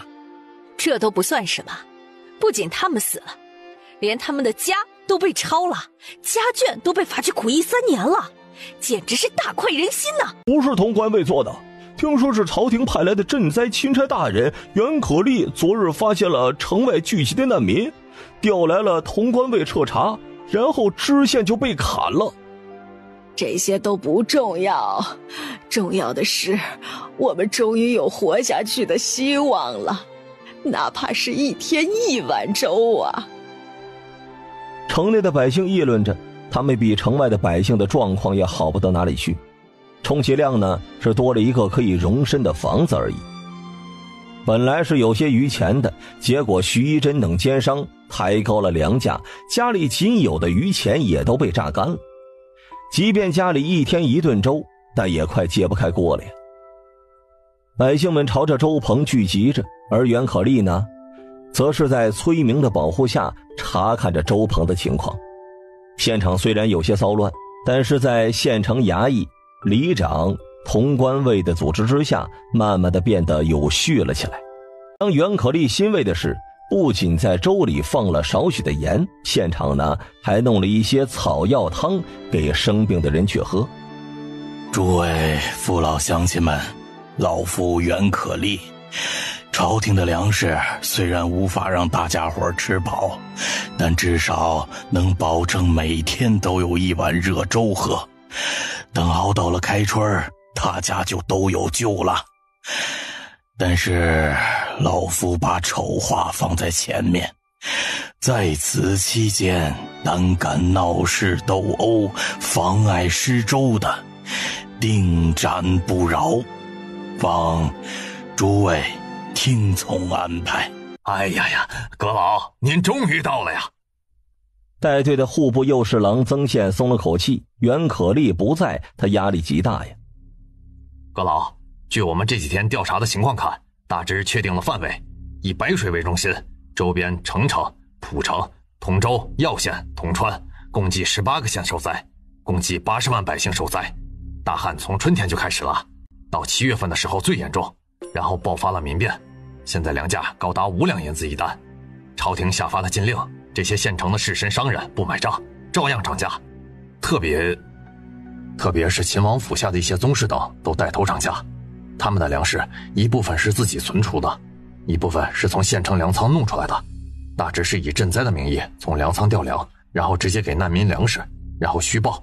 例如明明只发了1万份，他们谎称发了5万份，而且他们让府里的人来换着花样领。虽然他们做的隐秘，但锦衣卫还是查出来了。我们估算粮仓内至少有70%进了他们自家的仓库。说到这里的时候，曾宪顿了顿，从身后的箱子当中取出了一册子递给了袁可立。阁老，按照县衙的记载，18个县的设仓总计12万担粮食，当我们抽查的时候，里面连1粒米都没有了。袁可立听完，脸色没有什么变化，却是长长的叹息了一声，真是怕什么来什么呀。前2天孟元的事情，他就猜测陕西的大灾或许和秦王府有关系，如今果然是证实了。不过宗室比孟元县城做的要高明一些，但这也是犯了大忌。宗室人员仕宦永绝，商农莫通，这是成祖之后定的规矩。平时呢，宗室搞点小动作，各地的官吏也都跟着睁一只眼闭一只眼，当作没看见。可现在做这个事情是嫌自己死得不够快了。好在他已经将猜测和陕西的灾情况上报了朝廷，以600里加急的速度，想来也就是2天，朝廷就会知道，再等几天就会有结果了。虽然皇帝给了他在陕西的便衣之权，别说是7品县令了，就算是从2品的巡抚，他都能直接砍了，但是涉及到了皇家宗室，他就有些犹豫了呀。这不是他不敢杀，实在是宗室是个大麻烦，处理不好，皇帝也是要背负骂名的。他现在只希望这事和秦王府没有关系，只是下面的郡王、镇国、辅国将军私自干的事情，否则呢，这麻烦可就大了。废王府那可是件大事啊，自己要不要去西安府探探口风，好做应对呢？袁可立陷入了沉思之中，而这个时候门外有些喧闹了。曾宪的眉头一皱，不待他出声训斥，一道人影冲进了大堂。锦衣卫白水军情急报，袁阁老可在？拿来。被惊醒的袁可立脸色再次一变，坐直了身体。崔明立刻接过了密封的情报，检查了一遍，确认无误之后才递了过去。袁可立接过了情报，快速地扫视着，表情也从凝重变成了阴沉，随即是愤怒啊！这一幕看得曾宪、崔明等人满是疑惑，这到底是什么事情让这位为官数10年、经历过无数风雨的老臣如此变色呢？唉，你们也看看吧。曾宪接过了信笺，崔明等人也围了上来。只是片刻之后，众人才知道袁可立为什么会出现那种表情了。只见呢，信笺上写着：天启7年11月16日寅时，白水叛军突然袭击从太原运粮的队伍，粮草兵被冲散了，叛军放火烧粮之后，叛军劫走了1200担粮食。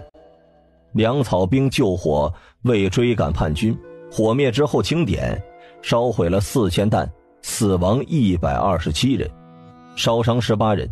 急报指叛军去向不清，叛军人数不清。找死了！这曾宪和崔明同时怒喝了一声，脸上满是愤怒啊。其余朝廷的官员也是如此。这伙叛军简直是冥顽不灵，旱灾这么严重，全国调粮是何等的困难，抢粮不算，还烧了粮食。4000担的粮食折合60万斤，还能救活数万人，就这么被叛军给烧了，是是可忍，孰不可忍。阁老啊，此事……袁可立抬了抬手，打断了曾宪的话。生气没有任何意义，我们首要的任务是赈灾，安置了百姓才能解决后患，否则难民变流民，流民变流匪，流匪变叛军。至于叛军烧粮，也恰恰暴露了他们兵力不多，否则就不会玩烧毁粮食这一出转移粮草兵精力的把戏了。本阁估摸着应该不会多的。对，卑职也是这么认为。劫走1200担粮食，折合是18万斤。我大明的装粮麻袋一袋150斤，一人扛一袋，算起来需要1200人，加上掩护、照明、留守、警戒等等，最多不超过3000人。崔明说完之后沉顿了片刻，这情报中没有写清楚是扛走的还是连粮车一起弄走的，但我琢磨着应该是扛走的。洛水以北多山，有马背山、梁山、黄龙山等，换作我是王二，肯定是扛着走，速度快。一旦进山，只要少数人封住山路，那真就是一夫当关，万夫莫开了。而且叛军暂时是不会再抢粮食了，因为有了这一次后，他们就会认为我们就会有防备，他们不敢赌，所以运粮的队伍暂时是安全的。大堂内众人听完了，皆是若有所思啊。袁可立也是点了点头，按照这崔明以后可以培养一下，这心细，脑子转的也快，武力更不用说了，是个好苗子。有道理，那你说说，我们怎么应对呀？面对袁可立的询问，崔明愣住了。他没有想到袁可立会征询他的意见，要知道这种军情大事，他一个小小的总旗根本就没有资格参与啊。大家都可以说说，咱们可以探讨一下。面对袁可立的鼓励，崔明略一沉思。经过抢粮事件后，朝廷应该不会招抚了吧？说这话的时候，崔明有些不确定。如果不招抚，那就是绞杀。如果叛军进入黄龙山，那只有两条对策：一是死死地咬住叛军，穷追猛打，但山路崎岖险峻，大军无法深入，补给对我们也是大问题；二是围，他们手上的粮食最多只能撑1-2个月，没有粮食，他们自己就主动出山了，我们只要守住山路，就可以以逸待劳了。但无法确保会不会以化整为零，从其他小路翻出。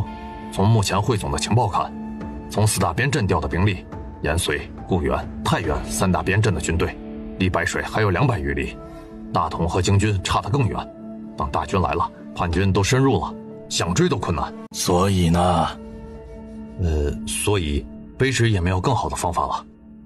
崔明脸色有些尴尬，他是锦衣卫，打探、分析、审讯情报还算是拿手的，但是要说行军打仗，那就有些超出他的能力范围了。众人探讨了一会儿之后，也没有得出什么好的办法。行了，叛军的事先放一放，先以安置百姓为主。曾宪，你是户部右侍郎，赈灾是户部的本职工作，你就坐镇白水，统筹赈灾事宜。郭猛，你是锦衣卫，负责维持各地的粮价，一旦不听劝阻的，立刻上报。同时向西安、渭南等城的士绅、富商、勋贵们借粮，不借粮的就查查他们有没有触犯过大明律，威逼利诱也好，大意打压也罢，老夫只要粮。阁老，有什么任务您就安排吧。崔明，这个任务有些危险。阁老，您就说吧，保证完成。看着拍着胸脯保证的崔明，袁可立沉默了一下。崔明，你领几名身手好的锦衣卫，沿着叛军退走的路跟上去，查探一下叛军的情况。不行，阁老，不是我怕死，我奉旨保护您，我要是走了，您这边怎么办？怕什么？你手中的锦衣卫又不是全部都带走了。再说了，在这白水城中，你还担心我出事不成？若是等2天大军来了再去刺探消息，就晚了。趁现在痕迹还在，咬住他们。你也不想看到民变的这支队伍又突然袭击，以致军民死亡吧？崔明沉默了，内心很是纠结。他的任务是保护袁可立，但是袁可立安排的任务呢，也是极其重要的。机不可失，失不再来的道理他还是懂的。犹豫了一会儿之后，崔明重重地点了点头。一番安排后，崔明离去。远在2000里外的北京城，崇祯也得到了袁可立送回来的第一封信。看着信里的内容，崇祯猛地一拍桌子：“好，杀得好！只是砍了，太便宜他们了。换作是朕要凌迟了他们。”一边候着的王承恩被吓得一个机灵，随即就听见了崇祯的话：“大办传孙承宗、李国普来见朕。另外，去宗人府要亲王、郡王的玉牒来，统计一下宗室的人数。”只是1刻钟的时间，在内阁处理公务的孙承宗和李国普2个人就急匆匆地赶了过来。看着崇祯的铁青脸色，2人心头顿时就是一沉。不待2人回礼，崇祯就将信给递了过去。2位爱卿，这是袁可立从陕西600里加急回来的信，你们看看吧。带着疑惑，2人凑在一起，快速地扫描着信的内容。越看，2人的心头越沉呢。到最后，2人的眼中满是凝重。信中3件事情，第一件是孟元灾民和官商勾结倒卖粮库的事情，背后竟然是魏忠贤的势力。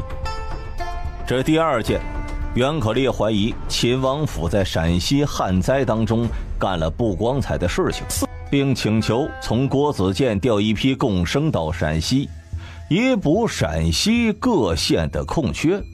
第3，以潼关驿站为典型，这讲述了从随州到陕西一路上驿站的问题，并提出了一些建议。陛下，魏忠贤，他的事没什么，加急清理就是了。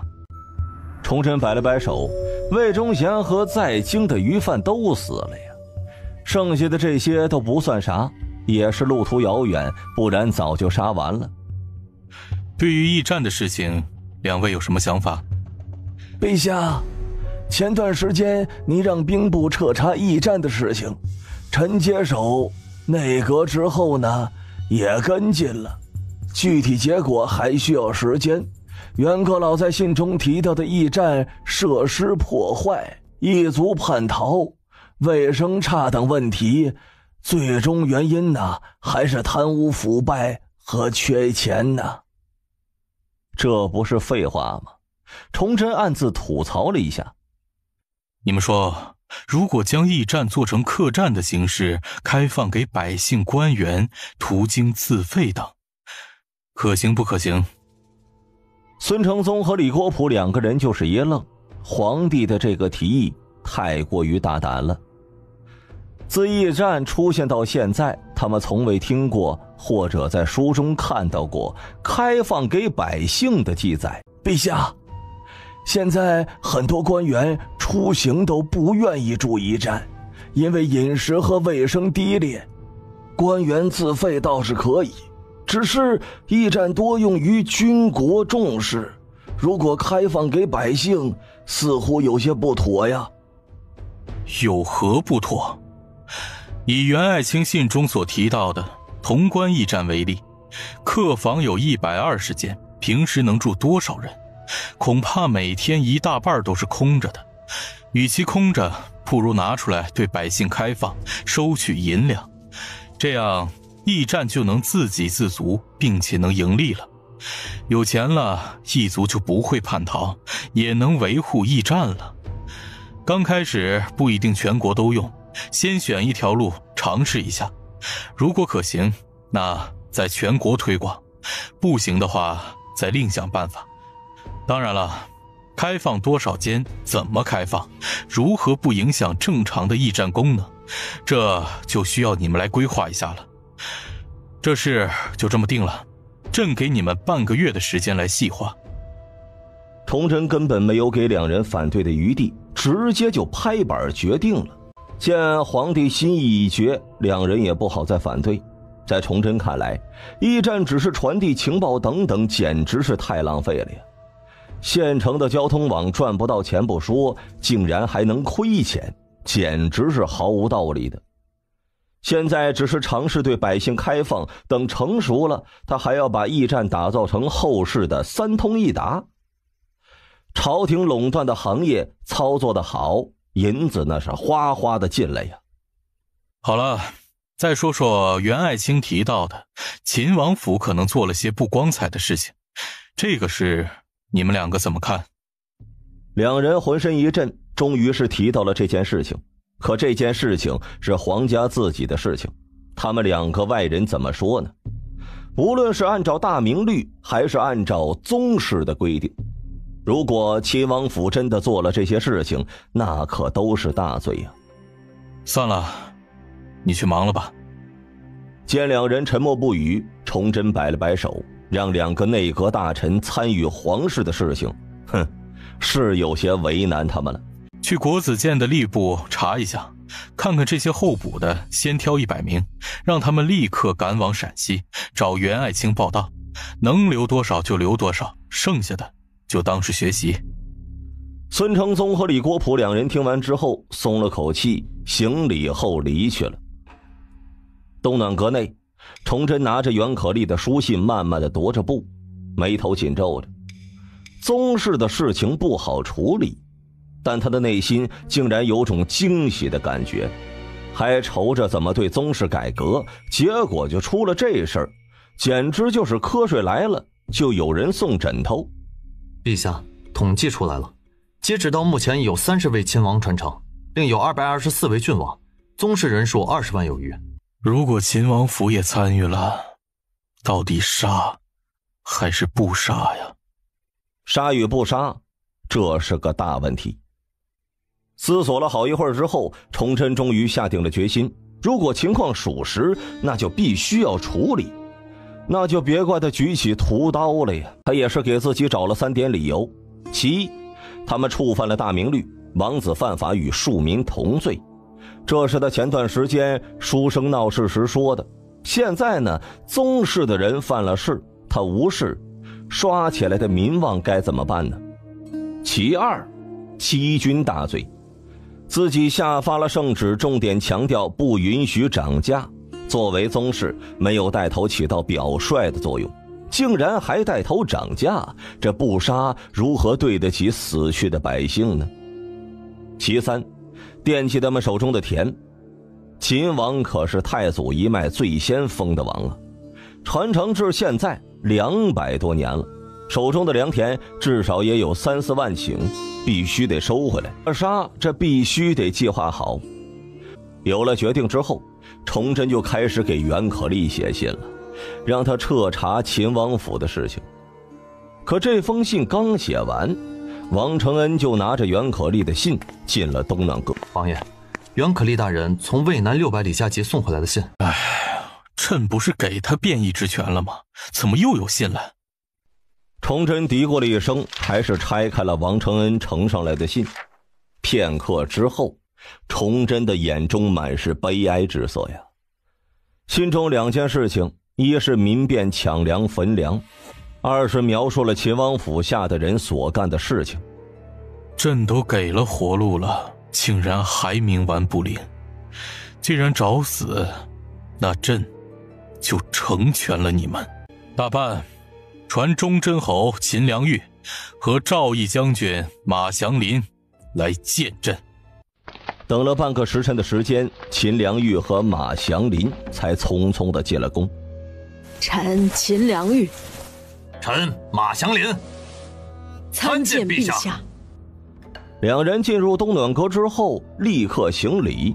崇祯从龙案后起身，走到了两人的面前，递出了袁可立的信。忠贞侯，你先看看这封信。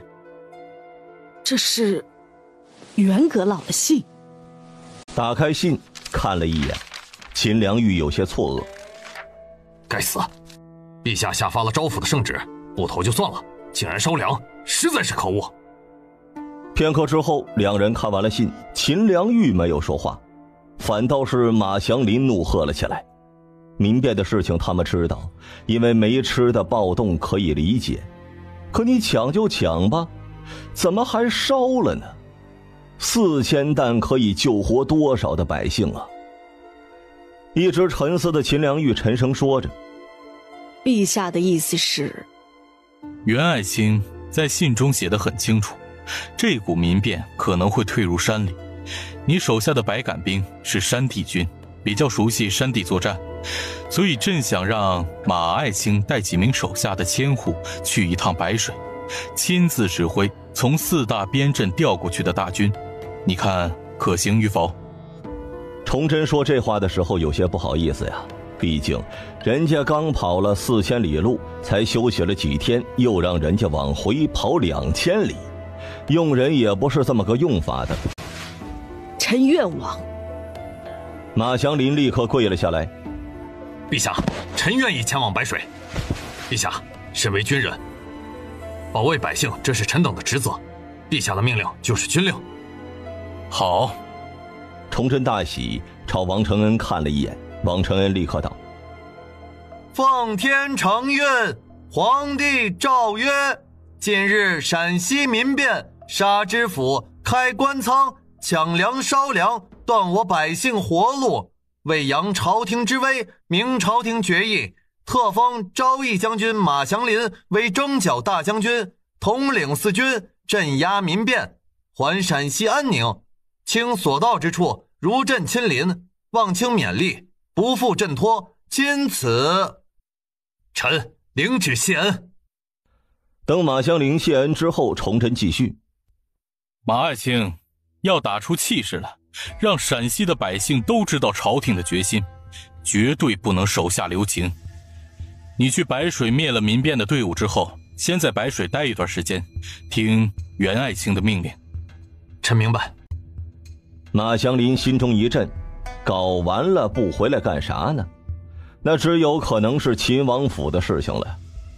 将这封信带给袁爱卿，去准备吧，越快越好。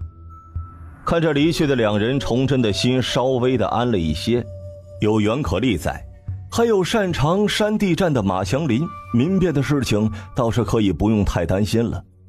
宗室啊，真是个大麻烦，但绝对不能心慈手软。刚回到东暖阁，王承恩就禀报道：陛下，锦衣卫指挥使李若莲求见。让他进来吧。陛下，周玉吉、黄德功、曹文照、曹变角已经在宫外等候了。孙传庭在代州，离北京有些远，估计还需要几天时间。李若莲进了东暖阁之后行礼，立刻汇报。崇祯听完了，稍稍愣了一下，才反应过来，这段时间太忙了呀，他都把这事儿给忘了。随即立刻兴奋起来，这几位可是大明的猛将，个个都很能打，有他们在，自己手中再多了一些筹码了。传他们进来，不，让他们到华盖殿。另外传方正化也一起来。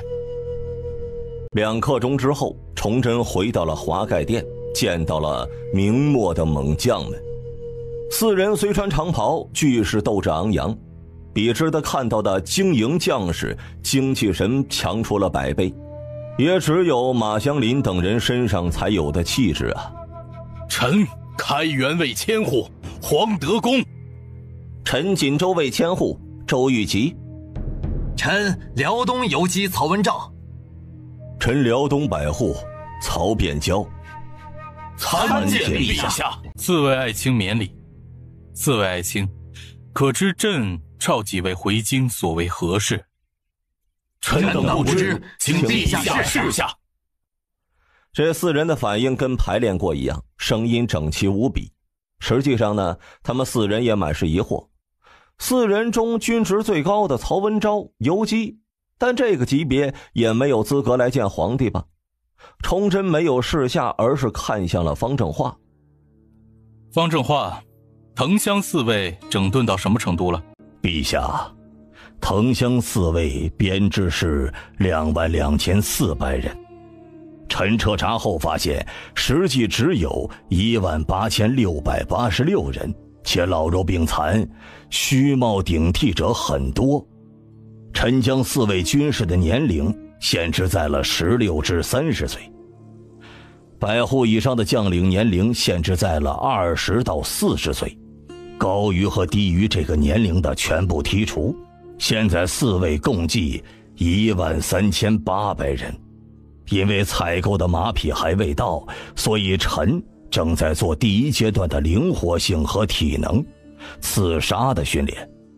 等第1阶段过后，臣会从中抽出成绩最优的2000人，组建勇士营，剩余的人等分批到京郊的马场做马术训练。哼，有意思。崇祯听完，嘴角挂着一丝笑意，看着4人。4位爱卿，可知方正化设置年龄的意义？曹文昭虽然不知道皇帝为何从赵队突然转向了藤乡4尉，但既然问了，他还是要答的。陛下，军士16到30岁这个年龄段，无论是体力还是冲劲都是最好的，接受能力强，敢打敢拼。而百户以上指挥官限定在25到40岁，因为25岁的百户至少在军中服役了几年了，经验丰富，他能对100多名军士负责。而高于40岁是因为体力跟不上，人年纪大了，虽然经验丰富，但容易有畏惧心。一支军队有畏惧心，这是最致命的。曹爱卿说的有道理。方正化，你再把藤乡4尉的构想和4位爱卿说一说吧。1刻钟之后，方正化将藤乡4尉的构想讲了一遍，4人脸上满是兴奋之色。骑兵是大明的痛，也是军人的最爱。长途奔袭、快速突袭和大迂回、大穿插、歼灭战，每一个都让4人兴奋。但4人也是满满的疑惑呀，构想是好构想，可这事儿和他们有什么关系呢？看着4人的表情，崇祯问：4位觉得这个构想怎么样？沉默了片刻，曹文照出声了：陛下，臣在辽东与剑奴战斗了很多次，我们有紧宁防线，如果后勤跟得上，防守不成问题。但如果我们有一支能与剑奴抗衡的铁骑，我们就可以由守转攻，将剑奴打回老家。虽然辽东有一定突骑，但人数太少，无法正面交锋。如果方大人的这个构想能够达成，那大明的战力绝对可以提升好几个层次。对，剑奴之所以厉害，主要是骑兵。如果我们有骑兵能和他们的骑兵正面抗衡，加上紧宁防线的10几万将士和火器，剑奴来多少，我们就能杀多少。方大人所说，虽然数量上不足，但牵制就很不错，减少正面压力，或者去偷袭剑奴老巢，干掉他们的游牧部落，这些都是可行的。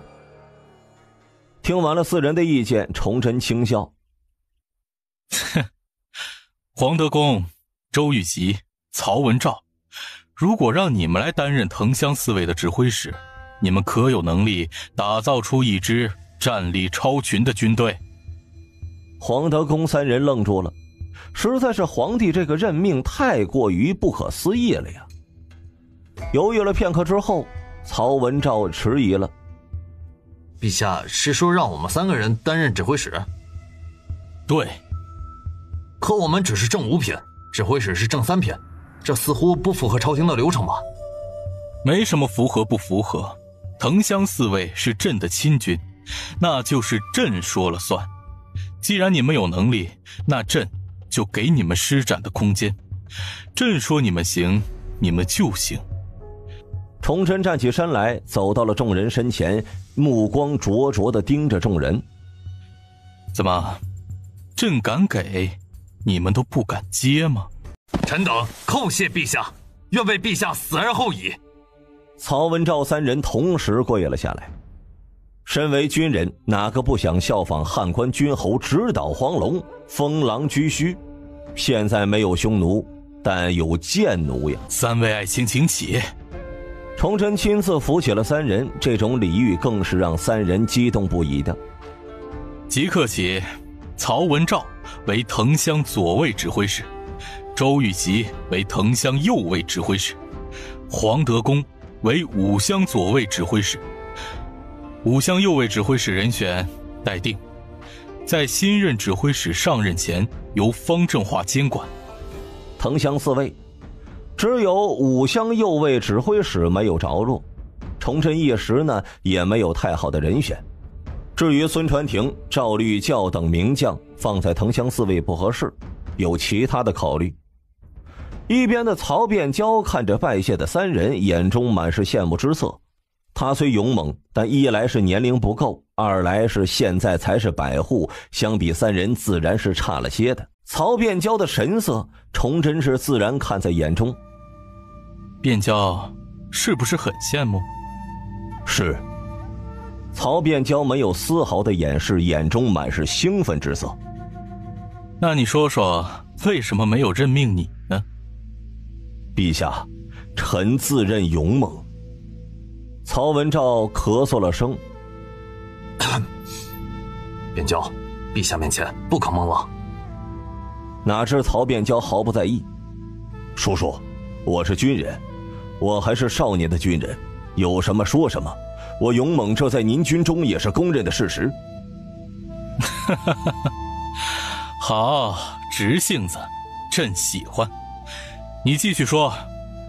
陛下，臣虽勇猛，但臣今年只有19岁，年龄摆在这里，而且只是一个百户。藤乡四卫号称禁军中的禁军，军事自有其傲性。以前虽有些问题，但方大人整顿过之后，臣相信这4位留下来的人个个都是好手。陛下是担心臣镇不住他们。其二，臣是在叔父麾下，虽然呢叔父公正无私，但外人或许不会这么认为，他们会认为臣是裙带关系，给人的印象就不好，先入为主。臣去了也不好带，即便是好带也需要时间，这与陛下整顿的初衷是相违背的。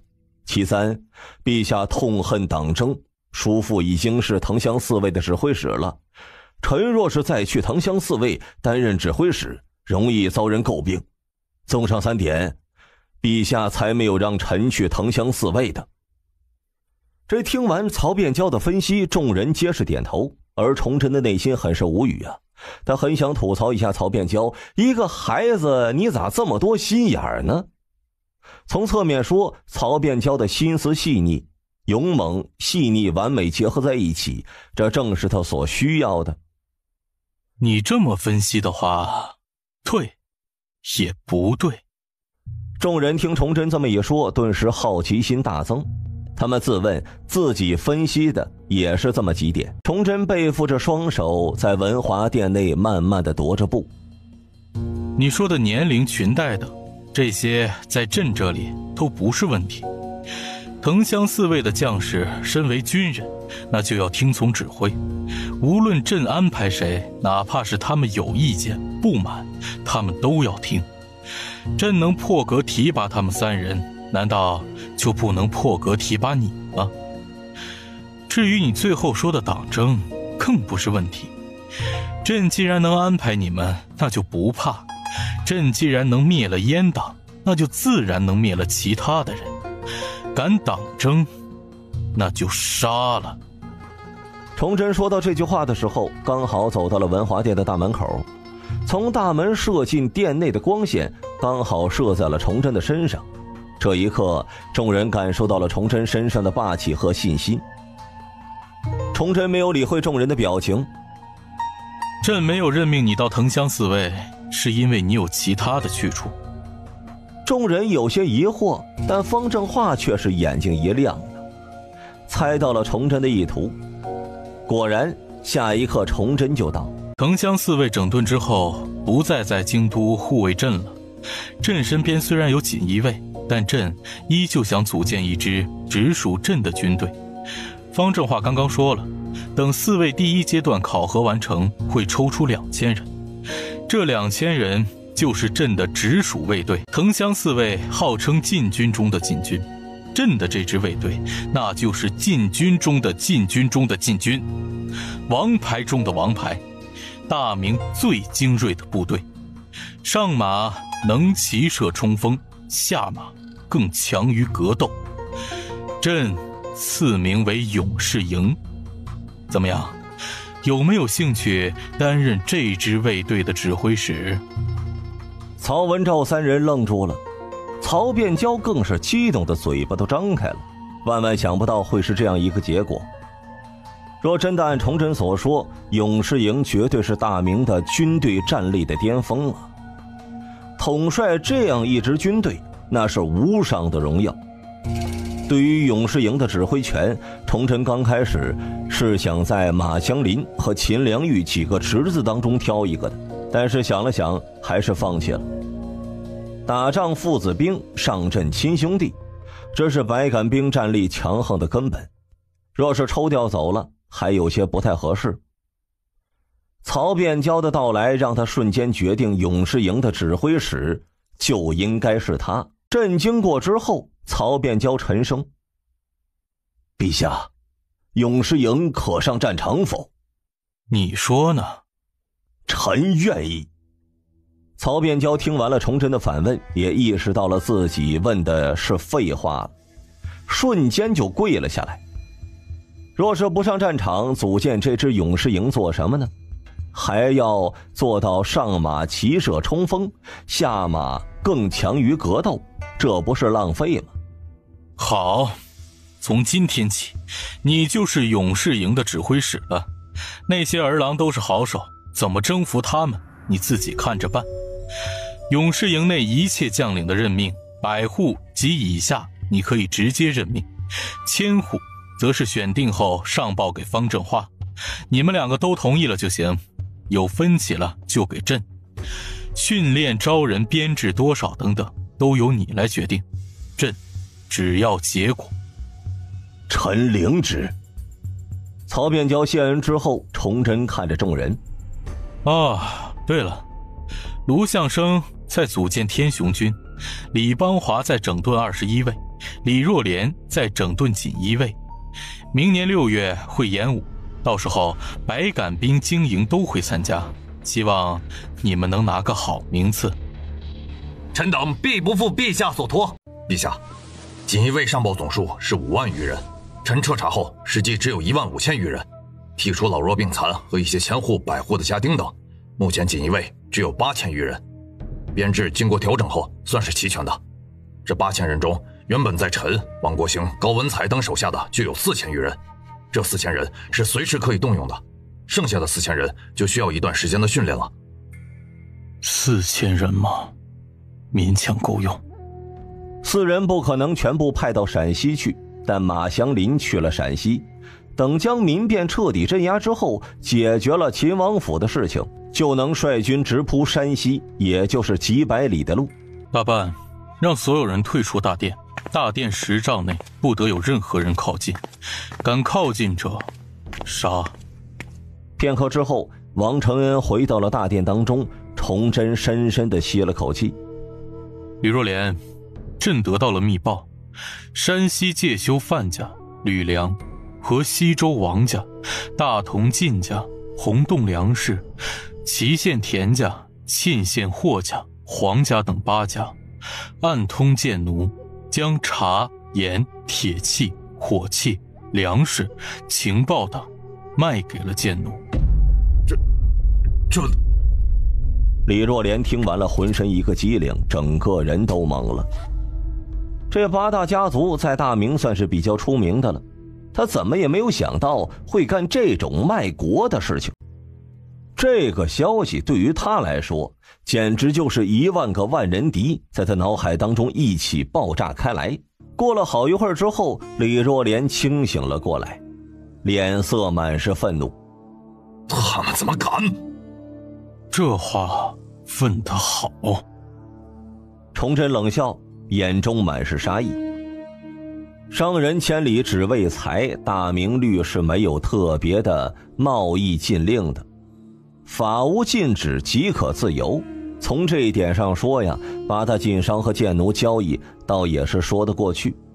但是呢，明朝有规定，禁止军纪、情报等交易。大明灭亡，晋商绝对是出了一部分力量。第一，贱奴是一个落后的居无定所的小部落，那数万士兵装备重甲、兵器等是从何而来的呢？这个时候沈阳、辽阳等还在大明的手里。第二，大明灭亡之前，贱奴5次入关劫掠，都能准确地把握时机与避开重兵的路线。要知道这个时候啊，信息传递是极其麻烦和滞后的，没有当地的配合，能有这么准？第三，各处商号比晋商强的也不少。为何建奴入关之后，单纯的只是将八大晋商列为了皇商呢？还把张家口近一半的商铺都赏给了八大晋商，没有对建奴有贡献，建奴会这么做？就这3个问题，那些人都无法解释。真该杀！自己等人在前面拼杀，这帮人不使劲儿也就算了，竟然还拖后腿。李若莲收敛起了脸上的愤怒，请陛下示下。你派绝对的心腹去一趟山西，不是让你们彻查他们的罪证，而是去查清楚这8大家族的9族关系。等朕圣旨一到，一个都不许落下。顺便再派人去张家口。朕记得萨尔浒之战前8大晋商的交易都是在那里完成的，派人去那里盯着看看能不能查到些什么。记住了，即便是查到了什么，也只能装作没看到，不允许有任何实质性的动作，以免打草惊蛇。此事只有你知我知，连派出去的锦衣卫都不要说。臣领旨。李若莲脸色凝重地朝着外面走去。大殿内，崇祯站了一会儿，回到了东暖阁，坐在了龙案后，陷入了沉思。八大晋商到底是从什么时间开始勾结建奴的，这个不好说，但至少在万历46年4月之前。因为呢，这一年是建奴天命3年4月，努尔哈赤以7大恨弑天，发兵征明，没有稳定的粮食、铁器等来源，就以建奴那区区几十万的人就敢对大明开战，这得有多疯狂啊！要知道这个时候的沈阳、辽阳还在大明的手里，建奴就不可能从辽东这里获取铁器、盐等。8大晋商背后一定有其他人的支持，否则那么大批量的东西不可能直接运出去。想要查抄8大晋商，还需要做一些准备。由山西口岸北上，经蒙古绕到张家口，这就必须经过太原军镇、大同军镇防守区。张家口属于宣府边镇管辖，也就是说，这3个边镇的高层将领可能都有问题。想要搞定8大晋商，就必须将这3个边镇的总兵换掉或者调走。这一刻，崇祯感觉到了问题的严重性了。也不对啊，8大晋商本就是给边镇送物资，太原和大同倒也不会查，那么只有宣府是有问题的。物资最终在这里被送出去，这么说，只要将宣府的总兵调走就行了。还有宣府的巡抚、张家口备守和护士牙郎，也可能有问题。沉思了好一会儿之后，崇祯才轻声说：“大办，传李邦华来见朕。”半个小时之后，李邦华进了东暖阁。看着李邦华的样子，崇祯有些错愕，因为此刻的李邦华满头大汗，官服上沾满了灰尘，哪里还有一点兵部左侍郎的样子呢？现在呢，可是大冬天，还是小冰河时期，这老头干啥了？弄这么一身汗。李爱卿这是怎么了？陛下，臣正在整顿21位呢，在各自的驻地查看了一圈，有些失仪，请陛下恕罪。哼，刚好朕找你就是为了21位的事儿，整顿的如何了？具体说说。陛下，能否赏臣一杯凉茶？臣给他们训话了半天，喉咙要冒烟了。崇祯有些哭笑不得，赶在东暖阁从他要茶的，除了这个耿直的老头，也是没谁了。灌了2杯茶之后，李邦华平息了下来。陛下，除府军前卫外的20位，编制总数11万2千人。臣彻查后发现，实际人数只有9万8568人，冒领空饷人数近2成，其中以济阳卫、冀州卫、同州卫最重，高达3成。而府军前卫编制2万8千人，实际只有1万6千人，而且里面汇聚了整个京都勋贵士绅家的子弟。李邦华说到这里的时候，看了一眼崇祯的脸色，发现这位皇帝的脸上竟然毫无表情。崇祯虽然面无表情，但内心则是感叹大明的腐败。你继续说。是。李邦华拱了一下手，继续道：臣清理了老弱病残后，20位现在有8万2千余人，但这只是初步清理表面的问题，但离恢复巅峰战力还差得远，所以臣想26位恢复考成法。听见考成法，崇祯嘴角一抽啊！什么是考成法？这是张居正在万历年间提出的，具体说说。21位中，下到总旗，上到指挥使，就没有几个是干净的。但想撤掉他们不现实，一时半会儿补充不了，那不如将所有总旗以上将领全部撤了，但暂代各职。臣设想在21位的各位中设立一个类似督察院的机构，再设立一个功劳簿，记录总旗以上将领每月所做之事，如军事体能、跑步、军规等等，按月考核，确定优先，达到了标准就恢复原职，3次考核达不到就撤职，连续3次达到了那就晋升1级，3级为上限。如此，为了保住自己不被撤职，将领们就会玩命的操练。如果再加上撤职后彻查以往所做之事，效果会更好。崇祯听完猛然眼睛一亮，这个方法好啊，但是有问题。李爱卿，办法是好办法，但如果将领们为了保住自己的官职，将压力全部施加到士兵的身上怎么办？会不会练废了，或者让士兵哗变？听了崇祯的问题，李邦华淡淡一笑，胸有成竹。请陛下下一道圣旨，若是有哗变，那就直接砍了哗变士兵的总旗和百户、千户。如此一来，想要士兵不哗变，那将领就必须一层层的安抚下级，如给银子或者待遇好一些，顿顿吃肉等等。他们贪了很多，我们也很难追回，不如让他们吐出来，用在士兵身上，增加战力，也算是物尽其用了。其次，给一些奖励，最终考核前100名的人官升1级，成奖并用，将士只能拼命的训练。臣保证3个月绝对能恢复战力。这一刻，崇祯大笑起来，他真的很开心。李邦华带给他的惊喜简直太大了。李爱卿，你回去将21位的情况整理出来，将所提的方法拟成折子，明天朝会群臣合议一下，你觉得如何？李邦华有些疑惑，面对李邦华的疑惑，崇祯一笑，嘴角露出了神秘的笑容。这么做自有他的道理。陛下，辅军前卫怎么处理啊？呀，李爱卿，这不像是你做事的风格呀。面对崇祯的调侃，李邦华苦笑了一声，虽然恨不得将这群王八蛋都给砍了，但他现在得为皇帝考虑。皇帝现在雄心壮志，积极改制，他不能为了一时痛快就乱了陛下的布局。哼，既然是朕的亲军，那就一视同仁，他们能干就干，不干就滚蛋，放手去做，朕无条件支持你。臣明白。陛下，除了整顿之外，还需要改变操练方法，改造战车，精制火药，集中武器，责成防官，演习大炮等事。这些事情先放一放，有些事情做多就是过犹不及了。臣明白。李邦华行礼过后退出了东暖阁。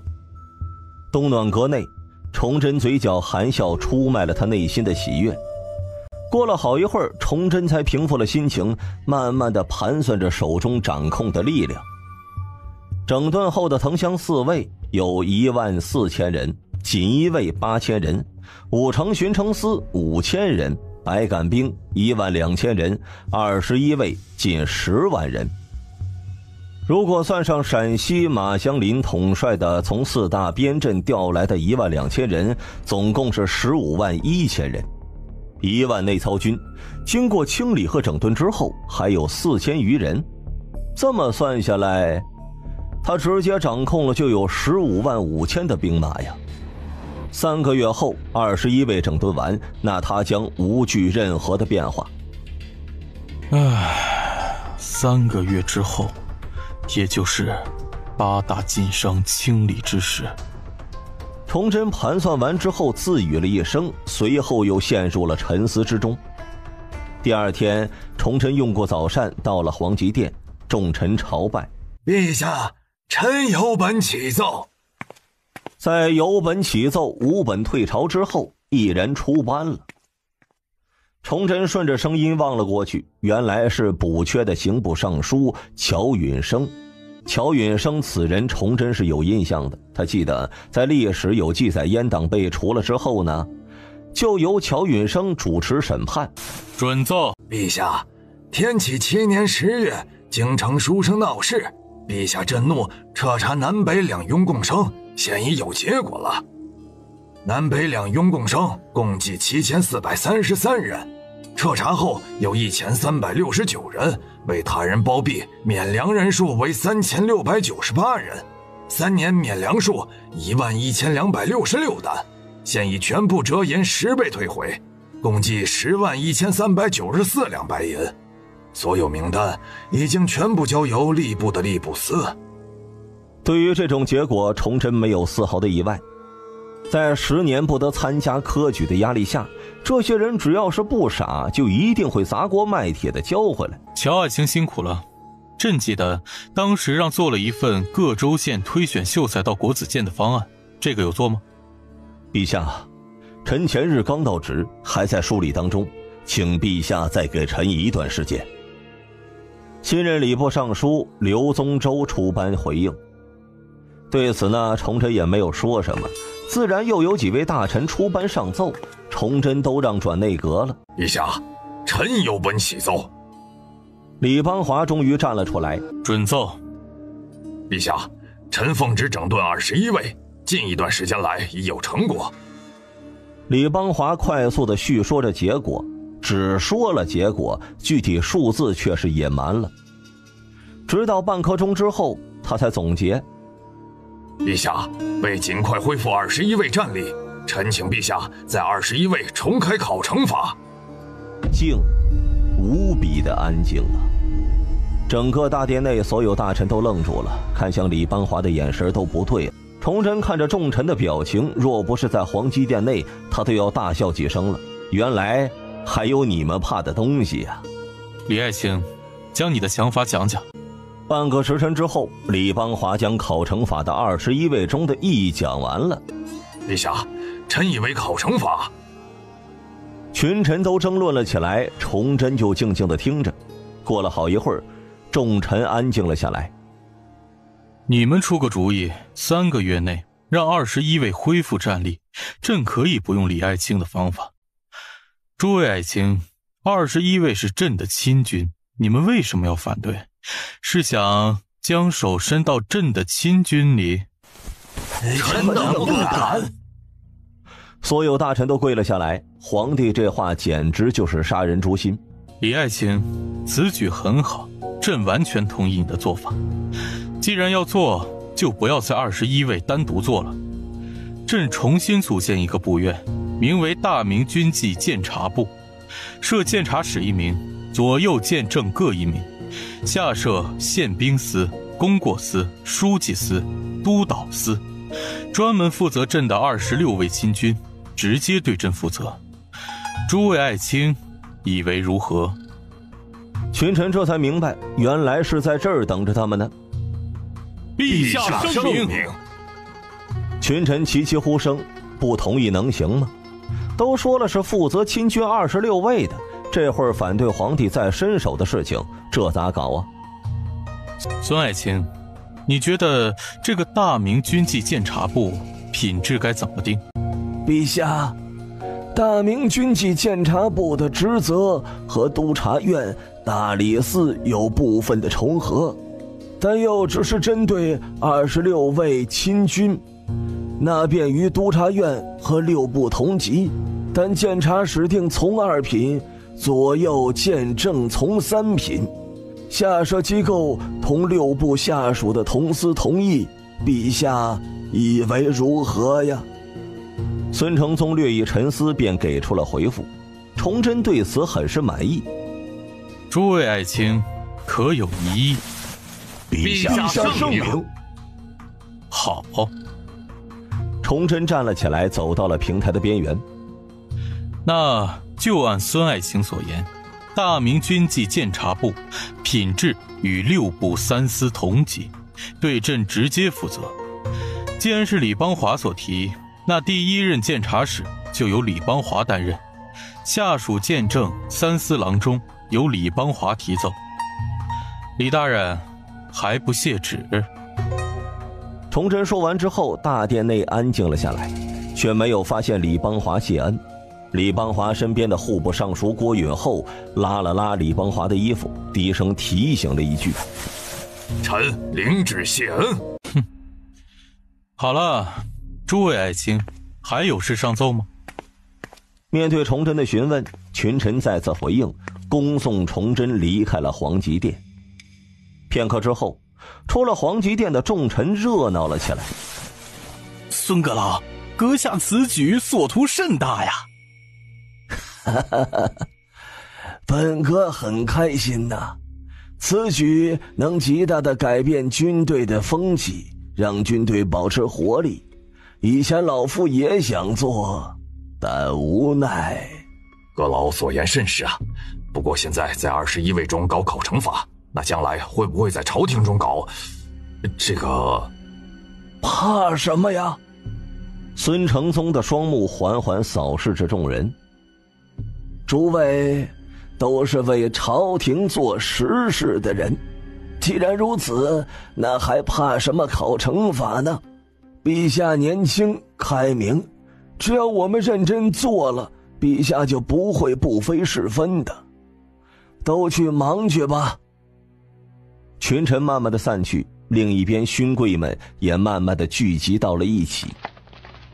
英国公，陛下所图很明显，你刚刚怎么不拒绝？若是以后将我们也纳入大明军纪监察部，那我们……英国公转身看了一眼皇极殿，叹了口气：“哎，你们自己算算，陛下现在掌控的力量。”说完这句话之后，就不再搭理众人了，径直朝着皇宫外走去。留在原地的勋贵们先是一愣，随即脸色越来越难看。不知不觉当中，陛下掌控的力量已经远超出众人的期望了。不是他们忽视，而是事情发展的太快了，陛下的动作也太快。唉，走吧，以后老实点儿，夹着尾巴做人吧。陛下，大明军纪监察部的大致职责臣知道，可这下面的宪兵、督导、书记、功过司的职责，臣有些不太明白，请陛下示下。面对李邦华的疑惑，崇祯轻笑了一声：“宪兵司主要负责维持军队军规，保障军队命令的执行，类似军中的大理寺。书记司就是考成法的那一套，负责登记和核销军中各级的工作任务。功过司负责记录军中军事将领的功过记录，以及晋升降职的意见补充，但无决定权。督察司类似刑部和锦衣卫的结合体，负责抓捕军中违反军规的人和负责关押。”崇祯一条条的给李邦华解释着心中的构思，李邦华是越听越觉得震惊了。他从这个部门中看出了细化、分权、独立。6部9卿的职责，大明军纪监察部当中都有着，这样一个无形当中减弱了6部9卿的权力。权力一旦分化，那就好掌控。其实啊，崇祯并不这么想，分权不分权那是其次的，主要是现在6部9卿权力太集中，也太泛，交叉严重。陛下，臣有个想法。陛下，大明军纪监察司下属的4个司的人，臣想从宦官中挑一部分担任。李爱卿，朕是相信你的。陛下，这不是相不相信臣的问题。大明军纪监察部太过于重要，这是保证大明军队战力的根基所在。臣在自然是可以搞好，但以后的监察使呢？宦官依附皇权存在，只要陛下掌控兵权，那宦官就不会勾结朝臣，就能保证监察部的独立性和纯粹性。崇祯沉默了，他能感受到李邦华的一片赤诚之心。勉励了李邦华几句之后，崇祯突然来了兴趣。李爱卿，整顿后的考核方法有哪些？陛下，主要有3类。第一，武器操练，分为冷兵器和火器。冷兵器的考核和兵种有关，如长枪、弓箭等。第二，体力考核，分为负重和摔跤。体力主要是举石锁、打木桩和穿盔甲摔跤。第三，队列阵法，基本阵法队形主要有方阵、圆阵、竖阵、雁行阵和书阵等。崇祯听完，眉头微皱了一下。李爱卿，你先去忙吧。明天早朝之后，你将方正化、黄德功、周玉吉、曹文照、曹变交、李若莲21位指挥使都召集到藤乡4尉的驻地。朕有事要安排，让他们穿劲装。臣遵旨。李邦华离去，崇祯坐在龙案后沉思了一会儿。大办，传工部营膳司郎中来见朕。王爷，营膳司郎中吴云清已经在门外候着了。传。崇祯喝了口茶，营膳司郎中吴云清就进了东暖阁，见了崇祯呢，立刻跪下行礼。臣吴云清参见陛下。起来说话。你看看这些东西能做吗？需要多长时间？听见崇祯的话，吴云清提着的心顿时就放了下来。1刻钟之后呢，吴云清看完了。陛下，如果按照图纸上所做，最多1个时辰。行，那就按照图纸上所画，去藤乡4尉的营地找个地方做一套。臣领旨。第2天退朝之后，崇祯就在李若莲的护送之下到了藤乡4尉的营地。诸位爱卿，知道这是做什么的吗？陛下，好像是训练用的，但怎么用，臣等还没有弄明白，还请陛下解惑。崇祯没有直接回答。朕问你们，军中训练体能是怎么做的？陛下，军中训练体能主要是4种：跑步、举石锁、打木桩、穿盔甲摔跤。那为什么要训练体能？陛下，体能分为耐力和力量2部分，长途行军、奔袭、追击、逃跑等主要侧重耐力，短兵接触等侧重力量。但除弓箭外，因为刀枪的特殊性，力量要求又没有那么高。总的来说，耐力比力量要重要的多，因为一次行军可能超过几个月，或者战斗能持续几个时辰。耐力代表着体力。黄德功回答得很迅速，随即反应了过来，用不确定的语气说：陛下，您的意思是利用这些来训练耐力和力量的？其他人也都是一怔，也都反应了过来。崇祯神秘一笑：这些东西是朕还未登基的时候，一位奇人告诉朕的，说是能练出一支铁军，朕一直没有机会试一试。昨天李爱卿说改变训练方式，朕突然就想起来了，就由诸位试一试真假啊。哼，朕给你们示范一下。陛下不可。陛下小心伤着龙体。方正化就上了前。陛下，臣是习武之人，接受快，你说臣照做，先看看效果，实在不行您再做示范也不迟。行，那朕今天就当一回军中教头。崇祯点头答应，随即走到了五步桩前。这里你们跟着朕走的路线走，考验的是军事的灵活性。这里要直接跳过这个大坑，考验的是奔袭的时候的反应速度和胆量。这里翻过这个幕墙，考验的是跳跃、攀爬的能力。足足1刻钟的时间，崇祯说，方正化照做，众指挥使在一边跟着看着，记着崇祯的话。感觉怎么样？陛下，没什么感觉。听着方正化的回应，崇祯轻笑了一声。哼，等你按照朕的要求做完了，你再说这话。2炷香不得停歇跑5趟，开始吧。2炷香跑5趟，方正化瞬间被挑起了好胜之心。怎么样？你还觉得简单吗？方正化虽然微微喘气，但眼中满是兴奋。陛下，还能感觉到这条东西绝对有用。如果长时间训练，一定比单纯的举石锁和打木桩效果好得多呀。崇祯笑了，看着其他人，来，你们也来试试，都说一说想法。大半，报一下各自的用时。看着眼前一排排气喘吁吁的26位指挥使，崇祯问了一句。王承恩拿着记录的成绩，第1名御马监掌印太监方正化2柱半响，第2名勇士营指挥使曹变娇用时2柱3分2，第28名辅军前指挥使朱重茂用时4柱香。崇祯的脸色冷了下来，一位的老大都是这个样子，你指望下面的士兵能怎么样呢？所谓将熊熊一个，兵熊熊一窝，就是这么个道理。说实话，这个成绩有些出乎朕的预料了。崇祯淡淡的一句话让众指挥使一哆嗦，脸色更加的难看起来。但是毕竟是第一次玩，朕就不怪你们。但是3个月后的考核，你们若还是达不到2炷香7趟，那就别怪朕没提前打招呼了。请陛下。朕不想听场面话，朕只看结果。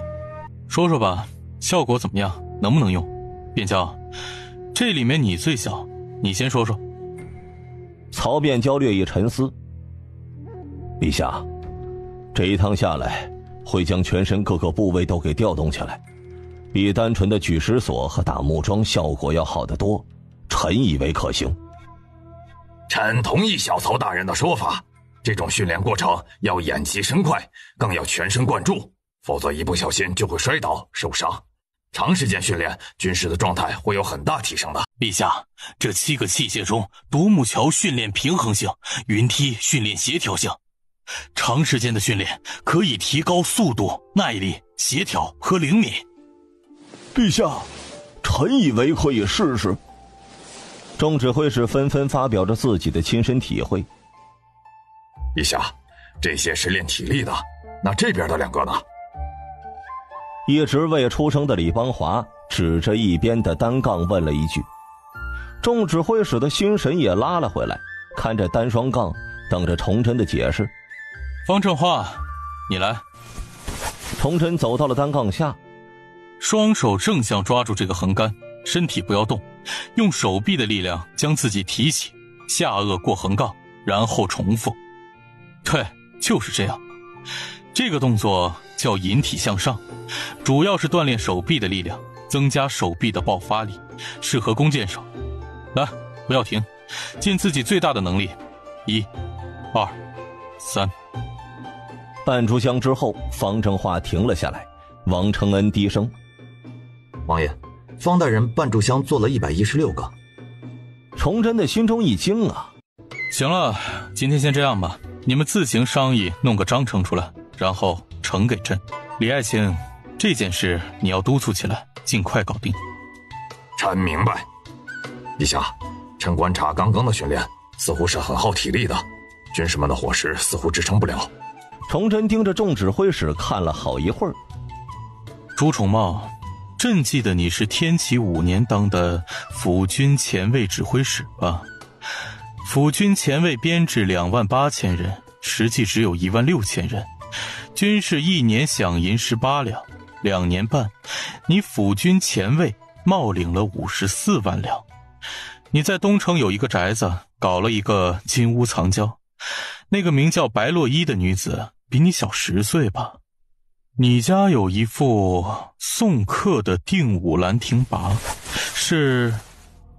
陛下，恕罪啊！朱重茂一下子跪了下去，脸上汗如雨下，浑身都在哆嗦着。臣等有罪，请陛下责罚。除了黄德功等人之外，其余21位指挥使也都跪了下来。崇祯背着手，马南山贪了3000两银子，太祖将他的头颅砍下，埋在了石板下面。你觉得以你贪污的数量，朕该怎么处理你们？是剥皮食草，还是抄家灭族？陛下，臣死罪，请陛下给臣一个代替立功的机会。21位指挥使额头紧紧地贴在地上，他们能混到正三品指挥使，心智自然是不差的。皇帝这么问他们，那就是不想杀他们。哼，朕本想杀了你们，但念在你们这些年没有功劳也有苦劳的份上，暂时不杀你们。但不杀你们是有前提的，达不到照样会砍了你们。第一，平发各位半年饷银，饷银你们自己解决。第二，3个月的整顿，达不到朕的要求，新账老账一起算。第三，整顿期间士兵必须天天能吃饱，有肉吃。第四，自己找锦衣卫登记自己的家产，以后锦衣卫再查出不在凭证上且不明来源的家产，就视为贪污。以上4条，你们有意见吗？臣等叩谢陛下圣恩。跪着的21位指挥使心中一松，齐齐谢恩。与小命相比，这些都不算什么了。3个月后咱们再见分晓，都去忙吧。21位指挥使谢恩之后离去，崇祯交代了几句之后呢，也离去了。现场只剩下了李邦华、方正化、黄德功、曹文照等人。曹变交恨声地说着：“陛下刚才为什么不杀了他们？就这么放过了他们，简直是太便宜他们了呀！”陛下有陛下的苦衷，实在是没办法杀。一位有指挥使1人，指挥同知2人，指挥千士3人，千户5人，百户50人，总计100人，合计161人。21位共计3381名高中低等将领，冒领军饷，肯定是从上到下都有贪了。处理了指挥使，下面的千户百户要不要处理？杀了这个不杀那个是难以服众的。处理了这么多，空缺了怎么办？这可不是几个人的事儿。现在罚也就罚了，也给了考核标准了，死里逃生，以后会更加用心。实在不改的，再砍了也不迟。边交，一味的杀解决不了问题，至少目前陛下的这个处理是最好的方式。过了好一会儿之后，曹变交的情绪有些跌落。叔叔，这个问题就没有办法解决了吗？我们如此努力，一心为国，难道就被这群无耻小人给拖累了吗？变交，调整一下心态。曹文照叹了口气。这2个问题倒也不是不能解决，唯有我们更强，有足够的能力去应付任何变局的时候，陛下就能大刀阔斧的去改革。陛下刚登基就清除了阉党，掌控了部分的兵权，做了永不加赋的决定，现在民心所向。陛下那篇朕有一个梦想绝不是空谈，他是真有那个雄心壮志，而我们就是他实现雄心壮志的班底，所以唯有我们更强，他才无惧任何变化。曹变交听完之后，双眼金光绽放，扭头就走，连招呼都没打。变交，你去哪里啊？我要去操练他们。往死里练！曹变交头都没有回的应了一声。这一幕看到黄德功、周玉吉2个人是哈哈大笑的。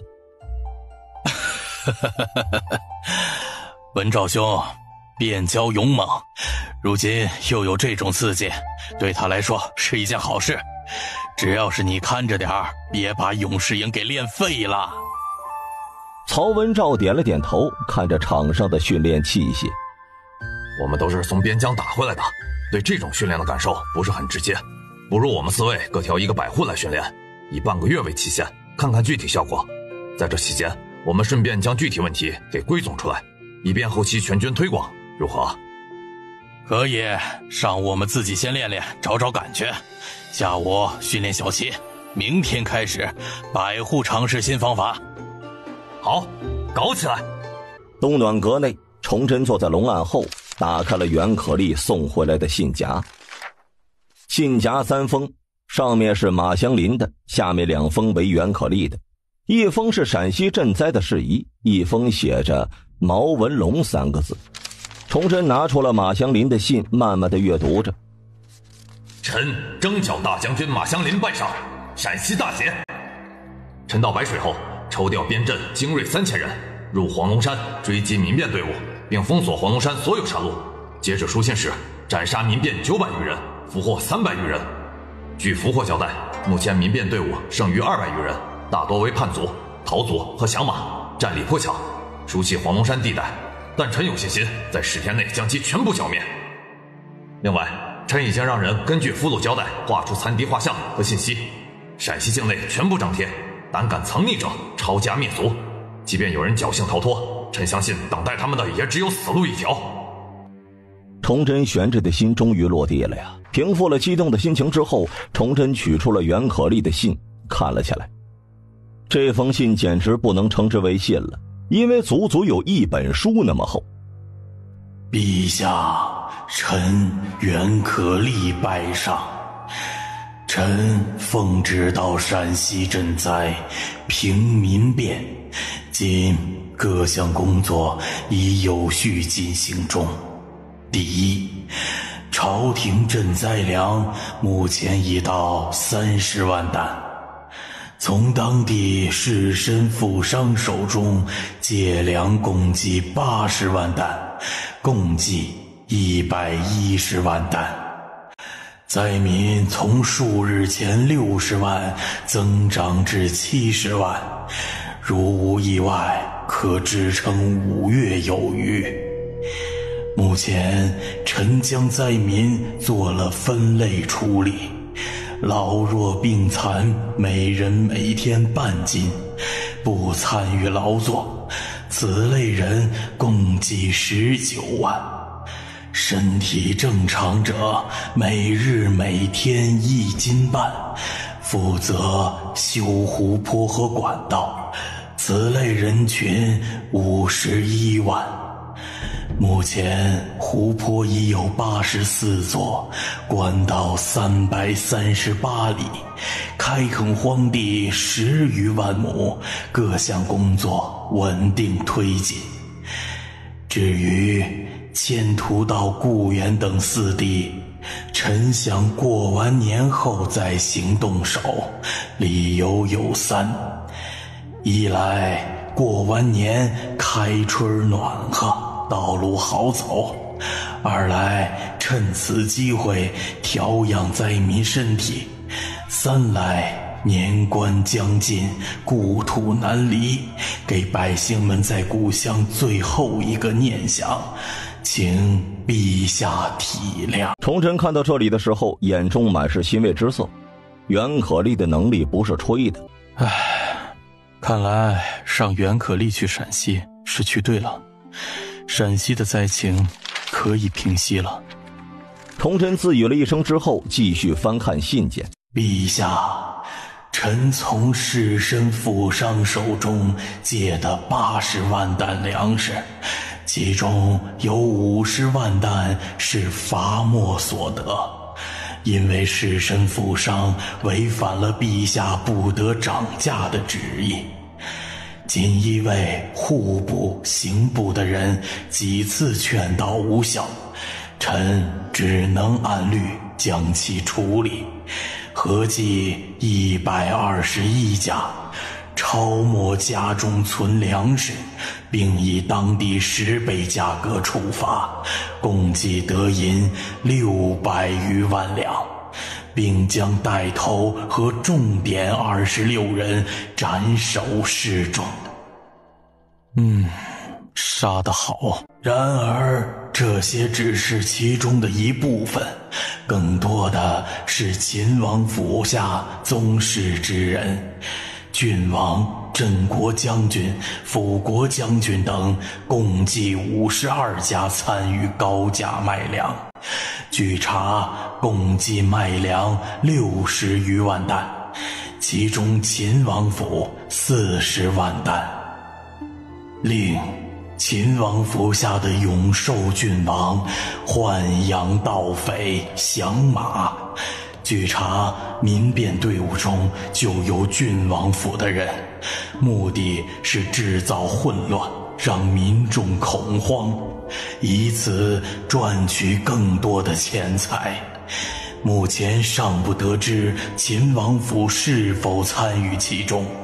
此情报是征剿大将军马祥林在围杀顽固民变时所获取的信息，臣已命锦衣卫全力验证了，令秦王府下宗室在当地名声极差，殴打辱骂当地官员，强抢民女，巧取豪夺，暗中经商等等，数不胜数。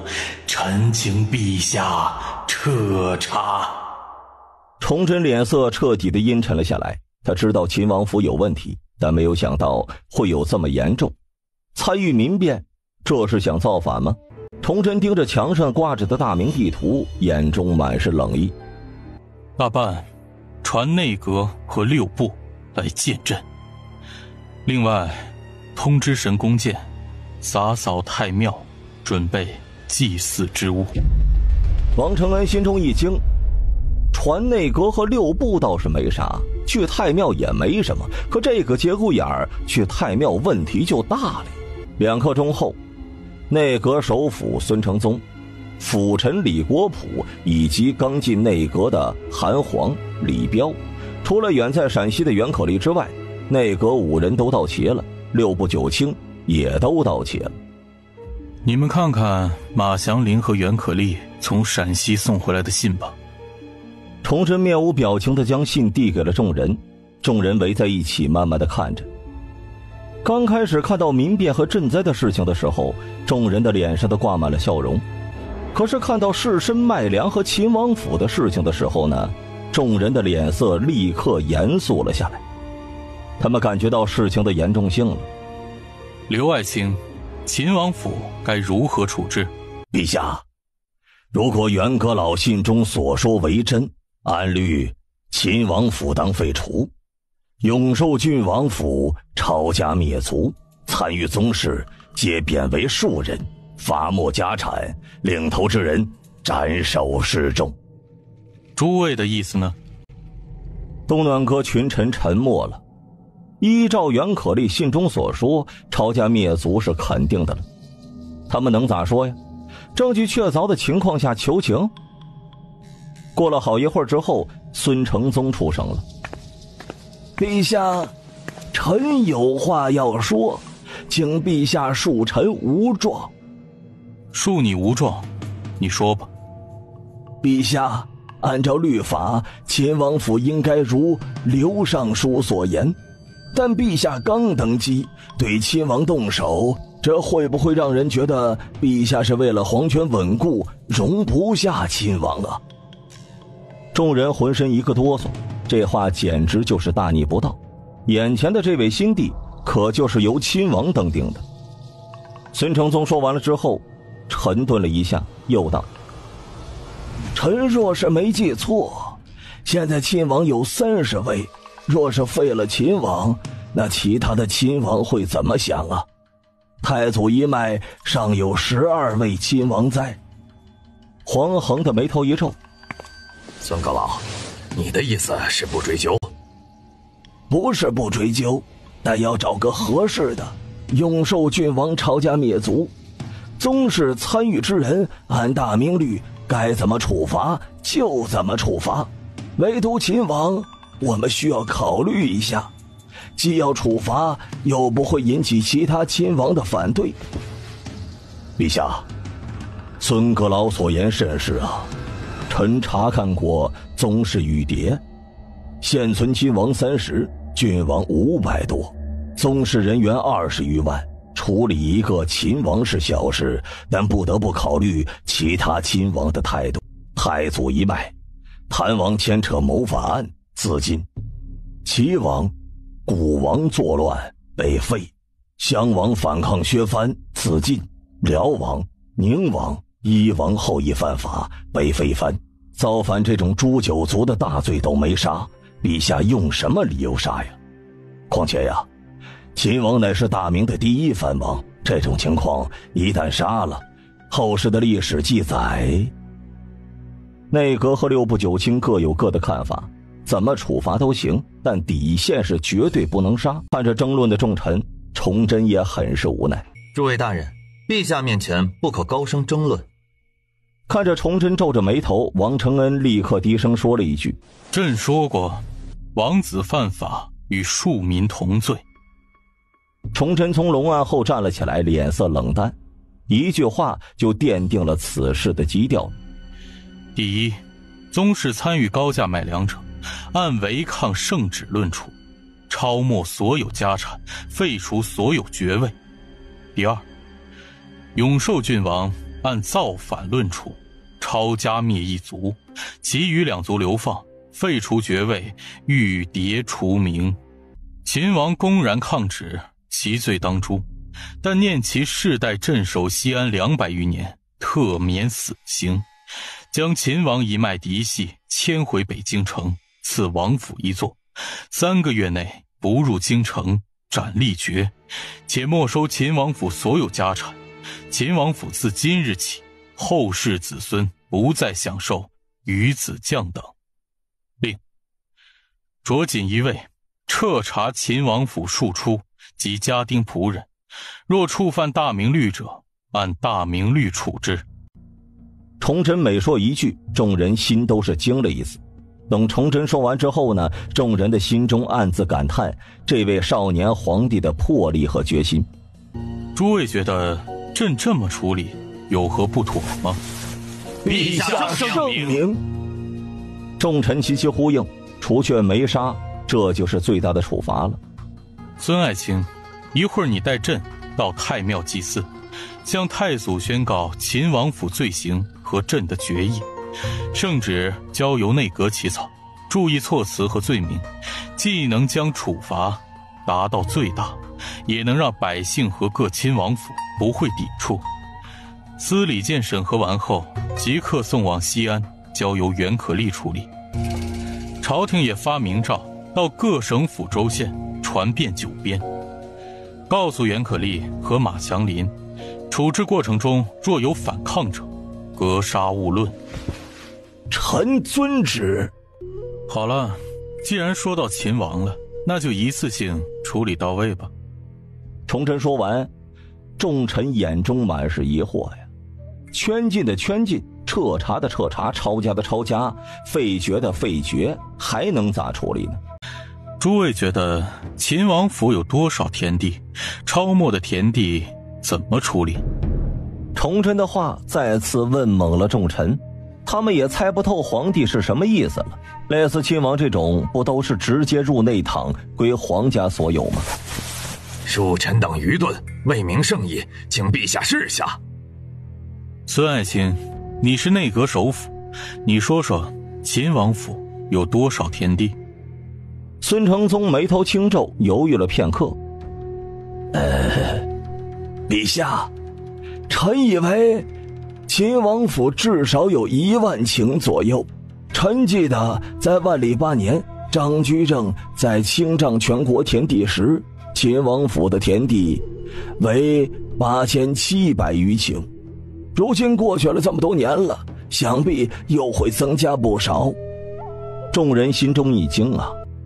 陛下，秦王是太祖分封的第1王，至今已经有250多年了。皇室封赏了几次，历代秦王又讨封了几次，加上袁大人信中所说的巧取豪夺等，臣同意孙阁老的估算。臣年轻的时候去过西安，看过秦王府。王府有2道城墙，外城墙用夯土做成，称之为萧墙；内城墙用青砖做成，称之为砖城。有各类房屋近900间，大小城楼46座。秦王府最多时有15位君王，遍布永兴、保安、渭南、宜川、临潼等地。若是土地少了，怎么养活这么多君王？福王都有2万顷，这种存在了200多年的王府怎么可能少？民间对秦王府的评价是富甲天下，拥资数百万，所以臣估算秦王府至少有2万顷。众臣又是一惊，齐呼好家伙呀，一转眼又多出了1万顷。众臣又是商讨了好一会儿，最后得出的结论是大概在2万顷左右。郭爱卿，陕西人均多少亩耕地？陛下恕罪，这个户部并没有准确的统计。户部尚书郭允厚行礼之后，不过可以从一些数据当中推测出一些大概。陕西每年田赋约占大明1/5，以其两税试算。陕西交税田地约为43万顷，按照800万人口算，人均约为5亩左右。这只是榆林侧5亩啊！崇祯轻声重复了一声，随即就沉默不语了。但那双眼睛开合之间的金光露出了他在快速的思考着。郭爱卿，秦王府封地有多少百姓？回陛下，约为120万。土地多少银子一亩？回陛下，下田约为5两，上田约为8两。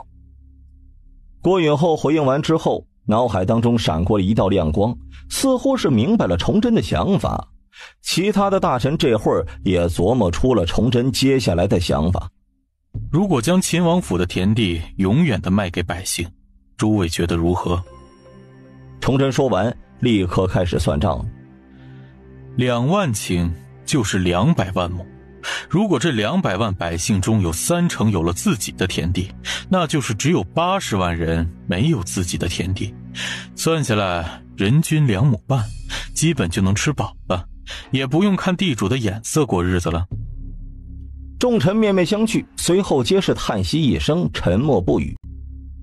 看着众人的表现，崇祯也很是无语。你们这是什么表情？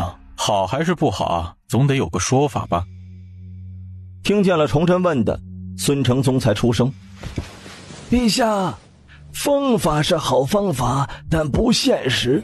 陕西如今大灾，百姓逃亡，秦王府的田地都是上田，1亩8两银子，百姓哪有银子买地呀？若是他们有银子，也不至于逃亡了。这个问题，朕有办法解决，请陛下示下。孙承宗只是一愣，瞬间就跪了下来，眼中满是惊喜。孙爱卿请起。诸位知道汉灵帝买官鬻爵的典故吧？众人眼中满是疑惑，唯有户部尚书郭允厚恍然大悟。陛下是想效仿汉灵帝的做法，先把地给百姓，等他们种出了粮食之后再交钱？对。崇祯对于郭允厚的反应很是欣慰。朕将这种方法称之为分期付款。朕是这么设想的，将秦王府的田地卖给百姓，在卖的时候以榆林侧为准，只允许5亩以下的卖，6两1亩，人均上限5亩，加上他们自有的些许耕地，只要不是特别大的天灾，温饱不是问题。第二，买地的钱可以分5年、10年、15年和20年4个档次还给朝廷，每个档次是有代价的，分别多收取0%、1%、2%、3%的举域。例如某人买了5亩地，折合30两银子，选择10年期还完，1%举，总共需还33两银子，折合每年还3两3千。5亩地产出10担，3%给朝廷，问题不大吧？朕还免了他们的田赋。第三，选择分期付款的百姓，在还清买田的钱之前，地契由官府保存，什么时间还完了，什么时间归还地契。最后则是由此种方法买的田地不得转租，不得私自买卖，只能卖给官府，以当时买地价回收。妙啊！崇祯话音刚落，户部尚书郭允厚就鼓起掌来。他是搞财务的，自然知道崇祯这个设想是有多么的有创意。陛下，经您这么一说，臣倒是有个想法，不知道可不可行。好，说说。陛下，您这卖出去的是一次性买卖，我们可以不卖，将这些田地控制在自己手里，然后出租给百姓，地主收5成，我们只收1成。以5亩算，产10担粮食，只交1成，比买20年分期，每年还将近2两，压力会更小。每年看着收的租子少啊，但是只需要大明在，这些地就能一直收，肯定比卖了要高太多。吏部尚书房壮丽说完，6部九卿也露出了若有所思的表情。崇祯看着众人的表情，心里暗叹了一声，这就是时代的局限性了。诸位也觉得房爱卿说的这种方法更可行吗？不待众臣回应，崇祯继续道：朕问你们几个问题，你们思考一下。第一，你们觉得自己的地有干劲儿，还是租的地有干劲儿？第二，如此多的田地，如何能保证在管理的过程中不会被官吏贪污或者私自加收？第三，百姓交的粮食无法确定成色，百姓交了100担，最终官吏说只有90担，其他的10担水分蒸发了，或者是老鼠吃了发霉了，你们怎么区分这些啊？听见崇祯的3个问题，众臣陷入了思索之中。其实崇祯还有第4个问题，那就是现在只是西安一府，以后全国怎么管理啊？诸位，为君者当有气度，为政者当有格局，百姓吃饱穿暖，境内安宁比什么都重要，不要只盯着百姓手里那1亩3分地。诸位说是不是啊？崇祯看着众人，嘴角挂着意味深长的笑容。陛下圣明，是臣狭隘了。吏部尚书房壮丽脸上露出了羞愧的神色，其他的大臣也齐齐呼陛下圣明。针对这个问题，朕想成立一个新的部院，名为大明土地资源管理司，专门管理类似西安府的这种情况。诸位觉得如何？陛下圣明。众臣再次齐呼，实则内心有些震动了。看着众人的神色，崇祯自然是知道他们在想什么，但也没有解释。他要是告诉众人若干年后农民不用交田赋了，而且朝廷还要给补贴，这些人会不会被吓死呀？郭爱卿，户部此次去陕西的是谁？陛下，是户部左侍郎曾宪。行，就他了。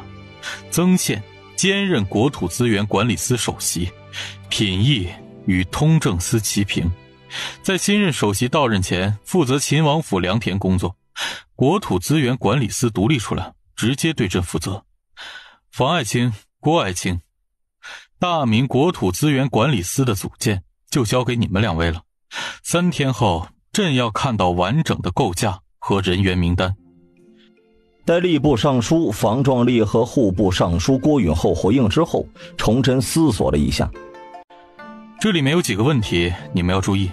第一，如果百姓手里有余钱了，想提前还清买地的银子，怎么处理？第二，如果遇到天灾之后，是否有暂缓等对应的策略？第三，分期付款的方法传出去之后，其他行业效仿，举该如何控制？第四，如果百姓到期还不上分期的银子，又该如何处理？这只是朕提出的一些问题，你们稍后商讨一下，思索一下会出现哪些问题，一并提出来，并做出相应的对策。做对策的时候，既要考虑到朝廷的法度，也要考虑百姓的实际问题，不能一刀切。崇祯一连提出了7、8个问题，都是最容易出现的问题，他必须得提出来，并让人准备应对策略，不能等问题出现了再想对策。陛下圣明，此举乃西安百姓之福，大明之福。陛下圣明，此举乃西安百姓之福，大明之福。孙承宗高呼一声之后，其余众臣也跟着高呼了起来，眼中满是敬佩之色。对于众人的拍马屁，崇祯摆了摆手。朕是大明的君主，百姓的天，那自然要为百姓着想，这是朕该做的。崇祯说这话的时候是发自肺腑的。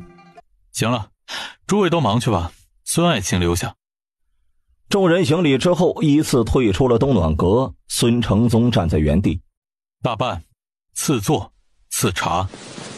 待孙承宗坐下之后，崇祯从桌子上拿出了一封信。这是袁可立写给东江毛文龙的，你先看看。孙承宗接过之后没有立刻打开，迟疑了一下，沉声：陛下，针对刚刚臣还有2点忧虑。第一，秦王府的土地分到西安百姓的手里了，陕西其余数百万百姓知道之后会不会闹？消息传到2京13省后，百姓会不会闹？有什么好闹的？西安府的土地是秦王的，秦王犯错了被抄家了，朕才能这么干。其他地方朕又没有土地，朕想这么做也没有办法，除非他们能变出土地来。孙承宗一愣，下意识：怎么变出来呀？朕只是随口一说。孙承宗却陷入了沉思之中。从他回来这段时间对这位新帝的了解，绝对不会做出无准备的事情。从暗中调秦良玉、李邦华进京，再到抄家弄银子，北京城百姓捐银，大明日报，再到黄德功等人回京和大明军纪监察部的成立，还有今日的大明国土资源管理局，每一步看似突然，实则呢皇帝都算计好了的。他现在怀疑秦王府的事情是不是就是皇帝事先知道的，不然怎么可能突然提出分期付款的方法呢？秦王府土地。孙承宗反复重复着这句话，下一刻脸色陡变，猛然站了起身来，整个人跟神游天外似的。陛下圣明，臣老了。孙承宗摇了摇头，嘴中满是苦笑。这一刻他终于觉得自己老了，跟不上皇帝的想法了。孙先生言重了。崇祯扶起了孙承宗。你刚刚所想绝对不能再入第3人之耳。臣明白。好了，这事儿就先到这里，等着慢慢发酵，你有时间也思考一下对策。孙承宗是内阁首辅，以后这些事情离不开内阁的处理，所以崇祯也没有隐瞒的意思。你先看看袁可立写给毛文龙的信，咱们再合计一下。臣遵旨。孙承宗打开袁可立写给毛文龙的书信，慢慢的看了起来。书信一分为2，第一份是对毛文龙的评价和处置建议，第2部分是规劝毛文龙的。看完了之后，又足足沉思了近1刻钟的时间。陛下，臣觉得袁阁老的评价很中肯，建议是可行的。崇祯听完了，心中叹了口气，袁可立的评价何止是中肯呢，简直就是明确的不能再明确了。袁可立在书信当中的评价是雇佣自重，扣养顽敌，贪得无厌，目无君上，不听调遣，但灭奴不足，牵制有余，可封赏稳之，换取时间。既然孙先生也同意袁爱卿的决定，那就封东江伯，粮食1万担，白银10万两。孙先生觉得如何？可行。他现在已经是东江总兵，加授平辽总兵官，左都督，武将已经到顶了，给个伯爵刚好合适，爵位也是武将毕生的渴望啊。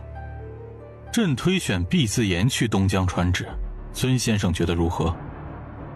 毕自严？孙承宗错愕了一下。陛下，毕自严天启元年担任天津巡抚，兼领京东防卫，与登莱巡抚袁可立策应，护城犄角之事，他对登莱和东江都颇为熟悉。他现在在潍坊赋闲，让他在山东筹粮，然后从登州过渤海海峡，路程更近，让他去正合适啊。既然孙先生同意，那就加封毕子言为右都御史，代朕巡视东江镇和登莱。此事交由内阁负责，尽快传旨到潍坊。臣遵旨。孙承宗回应之后犹豫了片刻。陛下，此举虽然能够稳住毛文龙，但给钱给粮草又给封爵，本就是骄傲跋扈的他，会不会更加的变本加厉？这臣担心以后。孙承宗的话还没说完呢，但意思崇祯很清楚。无妨，只要他不倒向贱奴，孤选海外就孤选海外吧。等朕整顿了大明内部后，有的是机会收拾他们。此事朕自有计较。你去安排毕子言的事情吧，顺便让他借着巡查的机会探一探东江镇的底细。臣领旨。又交代了几句话之后，孙承宗离去了。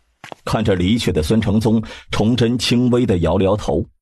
如果这会儿许以高官俸禄，过2年再许他们开海禁，或许能白捡这么一支强大的舰队。崇祯喃喃自语，沉思了好一会儿之后，大办，传李若莲。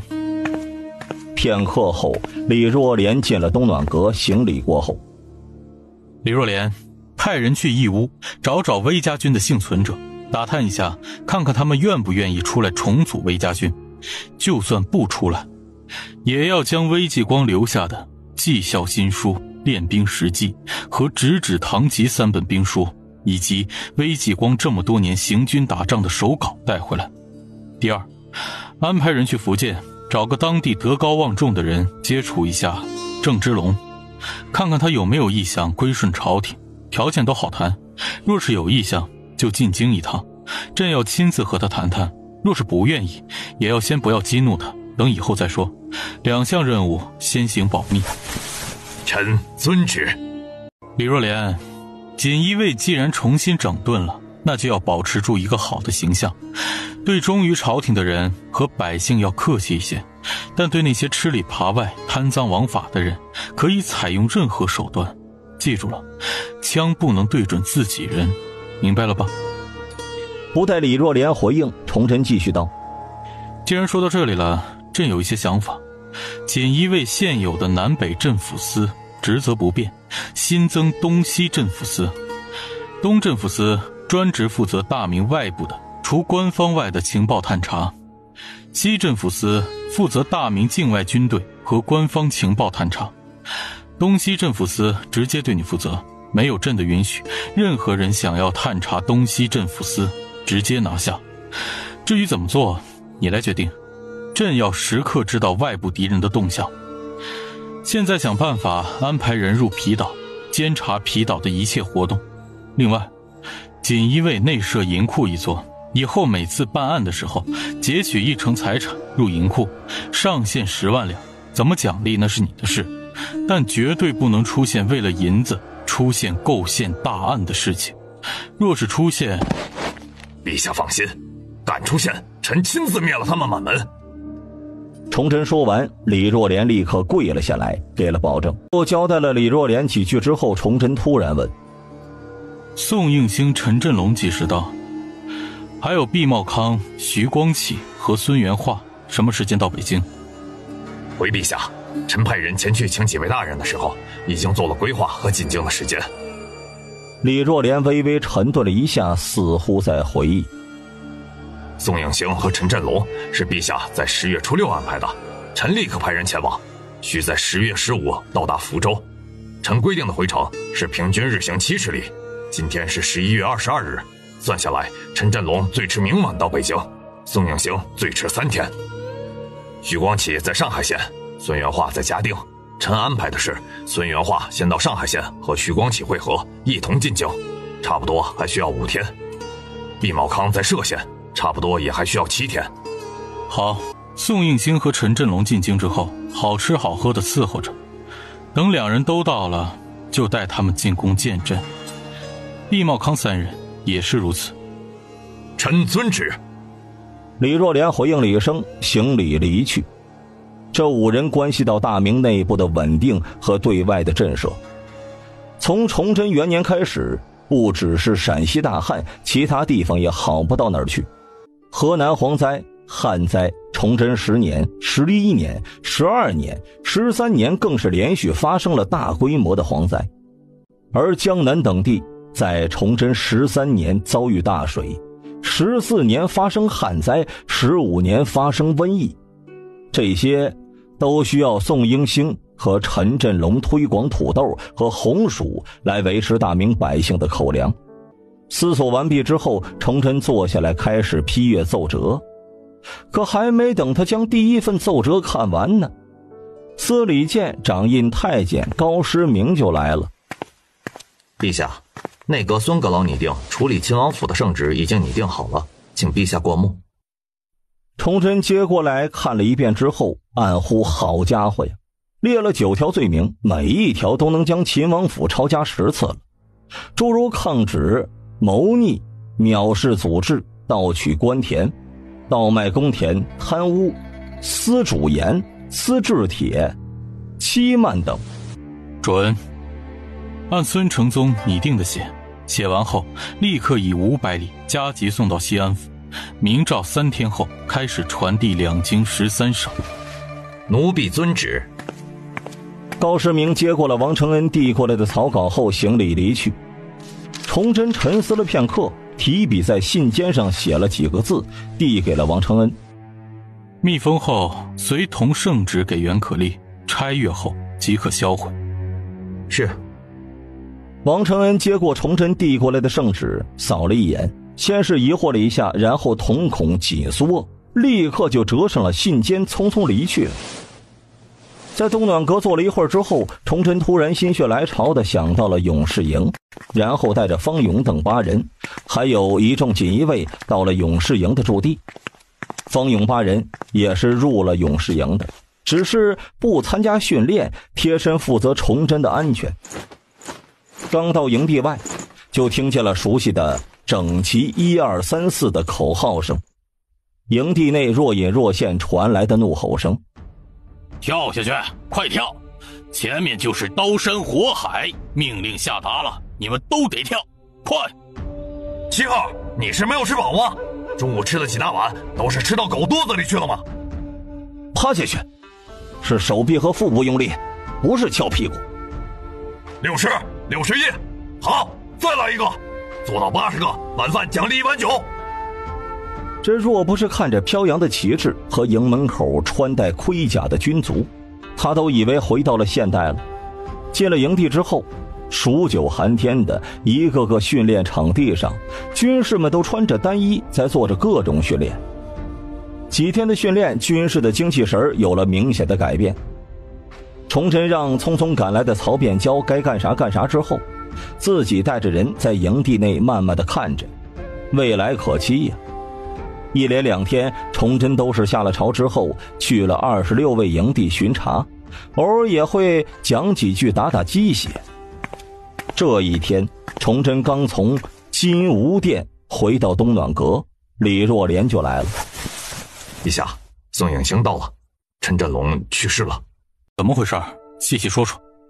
陛下，锦衣卫赶到长乐县的时候，一打听，陈振龙于万历47年去世了，享年76岁。听着李若莲的解释，崇祯暗自松了口气。如今陈振龙去世，那推广土豆和红薯的重任只能交给宋应星了。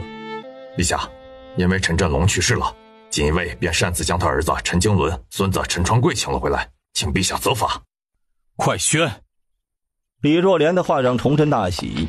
片刻之后，3人进了东暖阁，齐齐跪了下去，给崇祯行礼。起来说话，抬起头来。3人颤颤地站了起来，慢慢地抬起了头，但都满脸的严肃。宋应星，朕记得你是万历43年全省第3的举人，你兄弟是第6名。万历44年丙辰科会试落榜，万历47年会试，天启2年、5年均落榜，是不是？听着崇祯的话，宋应星先是愤怒，认为皇帝是在嘲讽他。但是转念一想，他算是哪根葱啊？轮到皇帝来嘲讽自己。随后满脸羞愧之色，学生惭愧，愧对恩师的教诲，令先祖蒙羞了。崇祯嘴角不自觉地抽动了一下，书生都是一个样。那你还想不想参加科举做官？面对崇祯的问话，宋英星满脸的纠结之色，憧憬、迷茫和畏惧之色。看着宋英星眼中的神色，崇祯知道4次名落孙山极大地打击了他的信心。别纠结了，你现在就是想参加科举，朕也不会让你去的。凭什么？崇祯的话让还在纠结当中的宋英星脱口而出，下意识地质问了起来。放肆！王承恩怒喝了一声，吓得宋英星一个机灵，猛然跪了下去。崇祯摆了摆手，让宋英星站起来。你知道你为什么经历了4次科举都落榜了吗？宋英星沉默了呀。朕听说你15岁那年便迷上了沈括的《梦溪笔谈》，为了这本书你费了很大的功夫才弄到。朕想你几次名落孙山都是因为你被外物分散了精力，换句话说，在你年幼的时候，《梦溪笔谈》已经深深地埋藏在了你的心中。你的志向或许不是经史子集，而是想成为《梦溪笔谈》作者沈括那样在众多领域有所成就的人，是也不是？崇祯的一席话让宋英星陷入了沉思。多谢陛下点醒，草民知道了。片刻之后，清醒过来的宋英星立刻跪了下来，给崇祯行了大礼。既然想通了，也有了自己的梦想，朕给你一个机会，暂时先做司农，先负责农业上的研究，你可愿意？不待宋英星回应，在朕看来，士农工商本无贵贱之分，少了谁都不行。就好比有人说农民是泥腿子，可没有泥腿子，他们能吃上粮食吗？说商人是投机取巧之辈，满是铜臭味，可他们常去的酒楼茶楼，哪个不是商人开的？没有工匠做出锅碗瓢盆，他们都得用手抓着饭吃。秦汉都有大司农，位列9卿，这就说明农官的重要性。陛下，草民愿意。好，朕等的就是这句话。崇祯很开心呢，随后从角落的盒子中取出了一个圆滚滚的东西，递给了宋英星。你可知这是什么？宋英星的眉头紧皱，而一边的陈经纶突然向前走出了一步，仔细看了一下，然后用手摸了一下。陛下，这好像是马铃薯，臣听父亲曾提起过，但从未见过。对，就是马铃薯。据皇室的菜农说，马铃薯如果肥力能更上，估算亩产可能达到8到15担。看着震惊的众人，崇祯笑道：这只是菜农的估算，毕竟没有大面积的种植过，需要你去摸索。你的任务就是负责马铃薯的研究和推广。明日之后，你去找皇室的菜农学习一下。草民遵旨。宋英星答应之后，崇祯看了陈经纶父子，这会儿他们也算是琢磨出了此行的目的了。二位如何看待番薯？若是能大面积推广，可成为水稻、小麦后的第3大主粮。陈经纶立刻给了回应。万历21年夏，父亲从吕宋冒死带回番薯，刚好闽中大旱，五谷欠收。父亲让草民上书福建巡抚金学曾，获得金巡抚的支持，试种成功后在福建推广。据统计，大旱中乡民活于黍者10至7、8。你们在长乐府种植的番薯亩产如何？番薯不挑土质，不挑地形，下地3到5担，中地6到10担，上地10到15担。父亲在时有一次竟然达到了20担，可惜后来多次种植，再也没有这个记录了。一边的宋英星心中满是震惊啊！现在粮食产量只有2到4担左右，手中的马铃薯亩产惊人，但也只是猜测。可这番薯竟然最低都是3担，最高20担，简直不可想象。陈经纶，朕若是没记错，你给金学曾上过一本自己编写的种薯传授法则，你又在你自己这本书的基础上写了一本薯类的专著《海外新传》，对吧？陛下圣明。若是朕让你专职在大明推广番薯，你可愿意？臣愿意。陈经纶立刻跪了下来，他儿子陈川贵也跟着跪了下来，两人都是面色满是激动，眼中竟然有泪水在打转。这一幕啊，弄得崇祯有些错愕了。陛下，父亲去世前念念不忘番薯的推广，嘱咐草民以后一定要大力研究番薯，提高产量。这几年草民也没有闲着，一直在研究番薯的种植，写出了种番传授法则。犬子也精通番薯的种植，若是能在大明全面推广，草民就能圆了父亲去世前的愿望。草民就算现在去死，也能到九泉之下向父亲交代了。听着这话，崇祯也是动容了。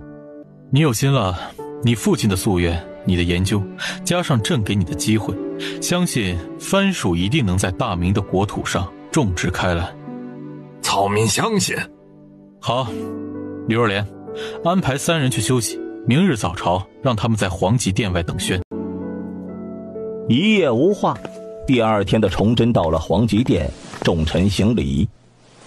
诸位爱卿，今日所奏之人全部提交内阁处理，朕今日有要事处理。看着有些错愕的众人，崇祯朝着王承恩看了一眼，王承恩走到了平台边缘，扯着嗓子喊了起来：陛下有旨，传宋应星、宋经纶、陈川贵觐见。草民宋迎星、陈经纶、陈川贵参见陛下，陛下圣公安。3人进入了皇极殿后，立刻跪了下来。和满朝身着青原赤罗裳的文武大臣相比，3人青布直身的宽大长衣略显寒酸，很是突兀。朕安，起来说话。崇祯站了起来。孙爱卿，朕问你，我大明国土几何，田地多少，百姓能否吃饱穿暖？孙承宗立刻出班。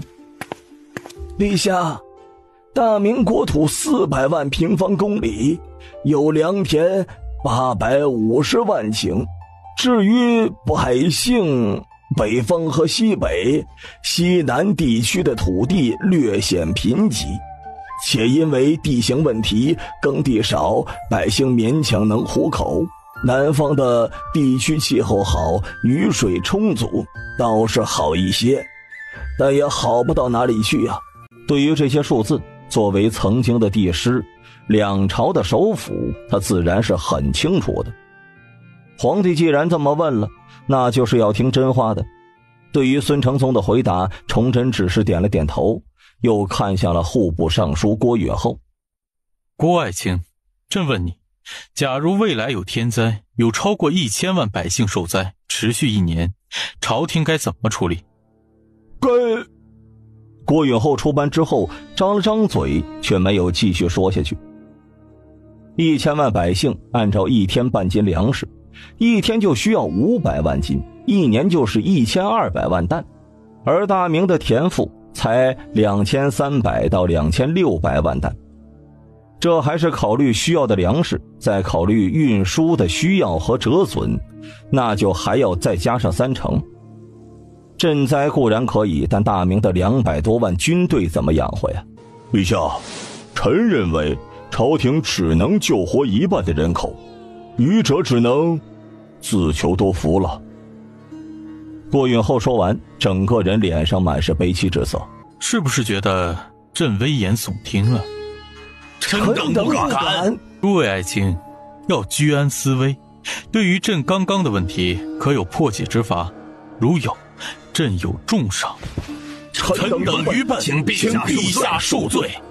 朕这里倒是有个方法，若是做得好，大明百姓吃饱问题不大，未来即便有天灾也无妨。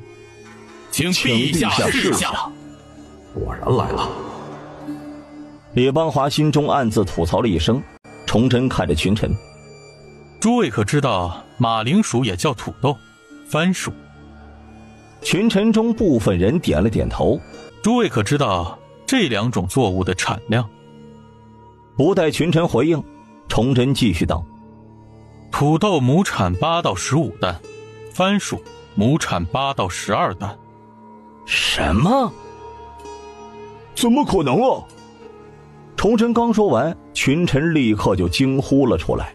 朕想全力推广这两样作物，诸位觉得怎么样？陛下圣明。群臣恭贺的时候，右部侍郎冯僧同出班了，发出了不一样的声音：陛下呀，臣听闻番薯吃多了会产生积食、腹胀、打嗝、排气多，甚至会腹痛、腹泻，这是其一。其二，大明收税不收土豆、番薯，征调军事物资不收土豆、番薯，如果大力推广，势必会影响税收的。军士们吃了番薯，若是有腹痛、腹泻等问题，也会影响战力的。其三，马铃薯和番薯虽然产量高，但百姓们没有种植过，面对这种不确定的，他们不一定敢种植。仅凭朝廷手中的田地，无异于杯水车薪。马铃薯臣有幸吃过一次，味道实在是不怎么样啊，就算是产量高也不好卖。臣请陛下三思。陛下，冯大人所言有理，这推广马铃薯和番薯必定需要银子和人手，如今国库不足，是不是晚点再考虑此事啊？两位大人，此言差矣。陈经纶立刻站了出来，身边的儿子陈传贵脸色一变，想提醒父亲这是朝堂不可放肆，结果陈经纶丝毫不理会。两位大人，草民问你可见过大旱时草根树皮都被啃光了？有百姓吃观音土被撑死，还有卖了亲子就为了换一口吃的。与饿死相比，腹泻、排气等算得了什么？您这就是站着说话不腰疼。再说了，土豆和番薯如此高的产量，大明也不是全部种植这些，按照平均6担算，种植个20万顷就行了，其余该种什么就种什么吧。第三，税收没有征收这2样，那就改一改，军粮也不一定全部吃这个，按照10赔2算也是可以的。最后百姓不愿意种，那就拿大米小麦换，原本1亩产2担，种了土豆和番薯后，朝廷给百姓2担大米小麦，土豆和番薯给朝廷，只要想，方法总是会有的。陈经纶怒了，就差指着户部右侍郎冯僧同的鼻子骂了。冯僧同被气得直哆嗦，脸色涨红。你放肆！我放肆？那你说说，有什么办法解决陛下所提问题？只要你能，我收回刚刚的话，认打认罚；若是不能，那就请考虑一下陛下的建议。你，陈经纶，有话好好说，别动怒。诸位爱卿可以畅所欲言，谈谈你们自己的想法。今日所言，朕都不会计较。臣同意陈经纶的看法。臣也同意，穷则变，变则通。虽然困难点儿，一点点解决就是了。对，此刻的局势不容我们墨守成规了。开春了，先试种一部分，一点点的增加种植面积，这个过程当中再解决其他的问题。臣等请陛下大力推广，以解我大明粮食困境。既然诸位爱卿都同意了，朕想重新设立一个部院，名为大明农业研究院，专职负责农业技术的研究和推广，通过研究农作物的特性，改良种植方法，最终提高产量。同时负责指导农业技术，以后州县负责农业的劝农官都必须从大明农业研究院出，设院长1名，左右监院，院丞各1名，设博士、教授、助教若干名。陛下圣明。户部尚书郭允厚眼睛一亮，虽然短期不好说，但长期来看一定是有效果的。即便是亩产提升1担，那都是天大的功绩啊！郭大人说的有理，陛下圣明。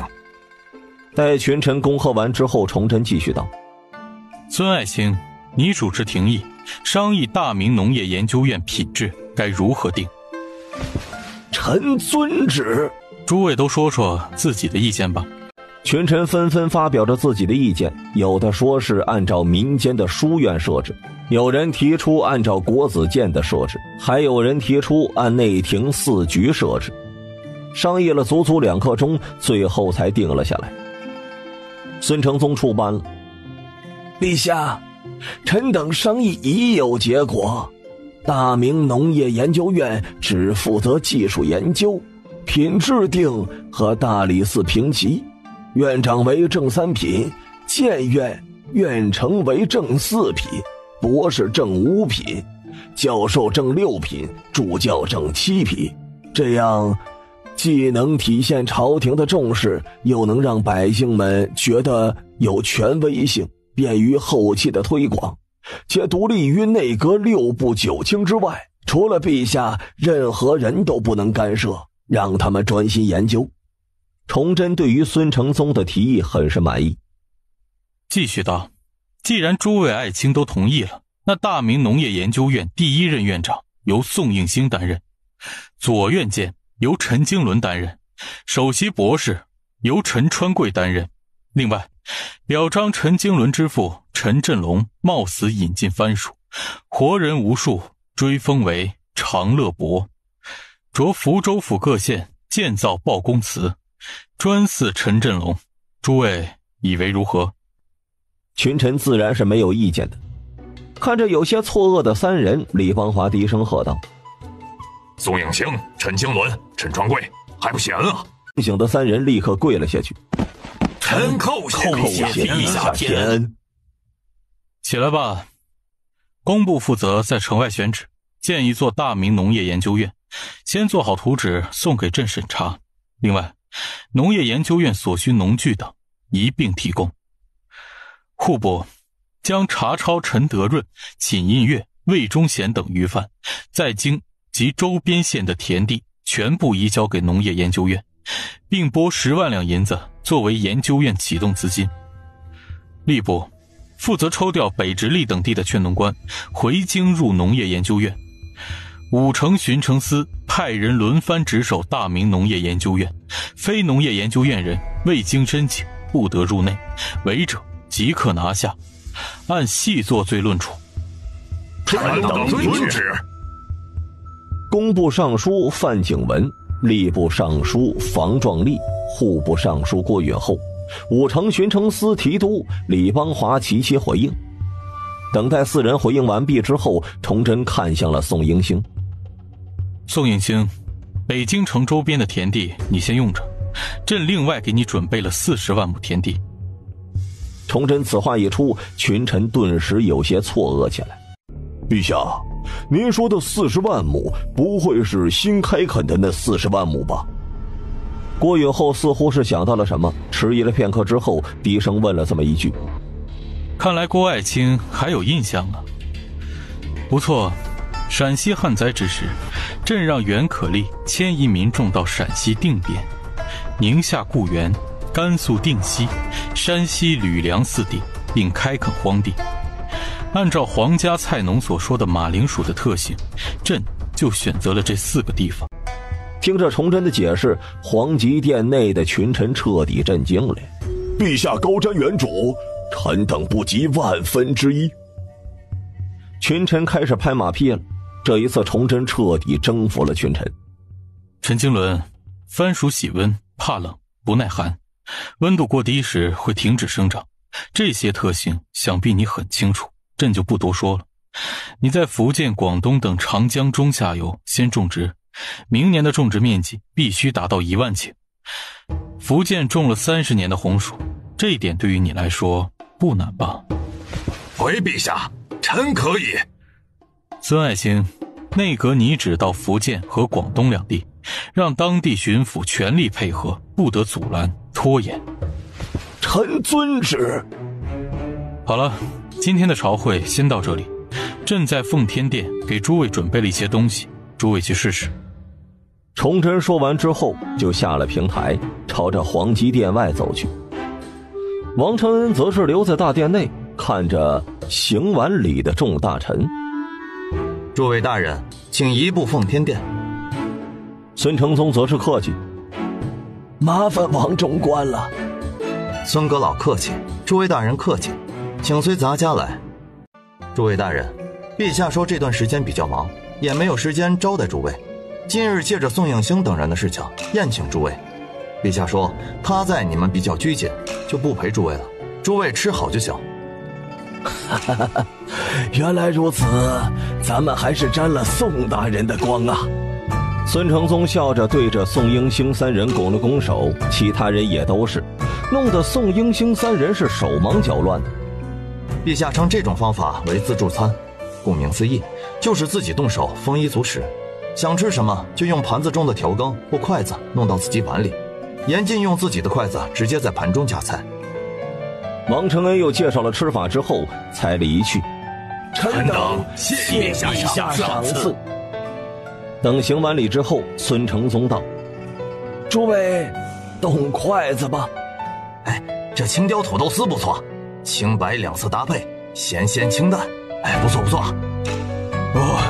醋溜土豆丝也不错，酸爽开胃，口感脆爽。老夫还是喜欢这炸土豆条，油而不腻，外酥里嫩的。小鸡焖土豆，冯大人，口感还不错吧？吃也堵不住你的嘴吗？户部右侍郎冯森同没好气地怼了一句，心中则是五味杂陈。前脚刚质疑口感不好，后脚呢就被打脸了。足足半个时辰，群臣吃的差不多了，王承恩才叫上了内阁的4人和宋应星3人到了东暖阁。怎么样，味道还行吗？臣等谢陛下赏赐。宋爱卿，按照农业研究院的职责，你觉得如何开展？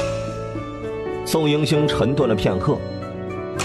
陛下，臣以为从4个方面走。第一，适合的土壤种适合的作物；第二，提高土地的种植次数，提高土地年亩产量；第三，研究如何提高土壤肥力，只要肥力够，产量就不会差的；第四，引进一些高产量的作物，如土豆、番薯，或者耐寒、耐旱、耐水性的作物。大明这么大，总有合适的地方种植。目前呢，臣只想到了这么多。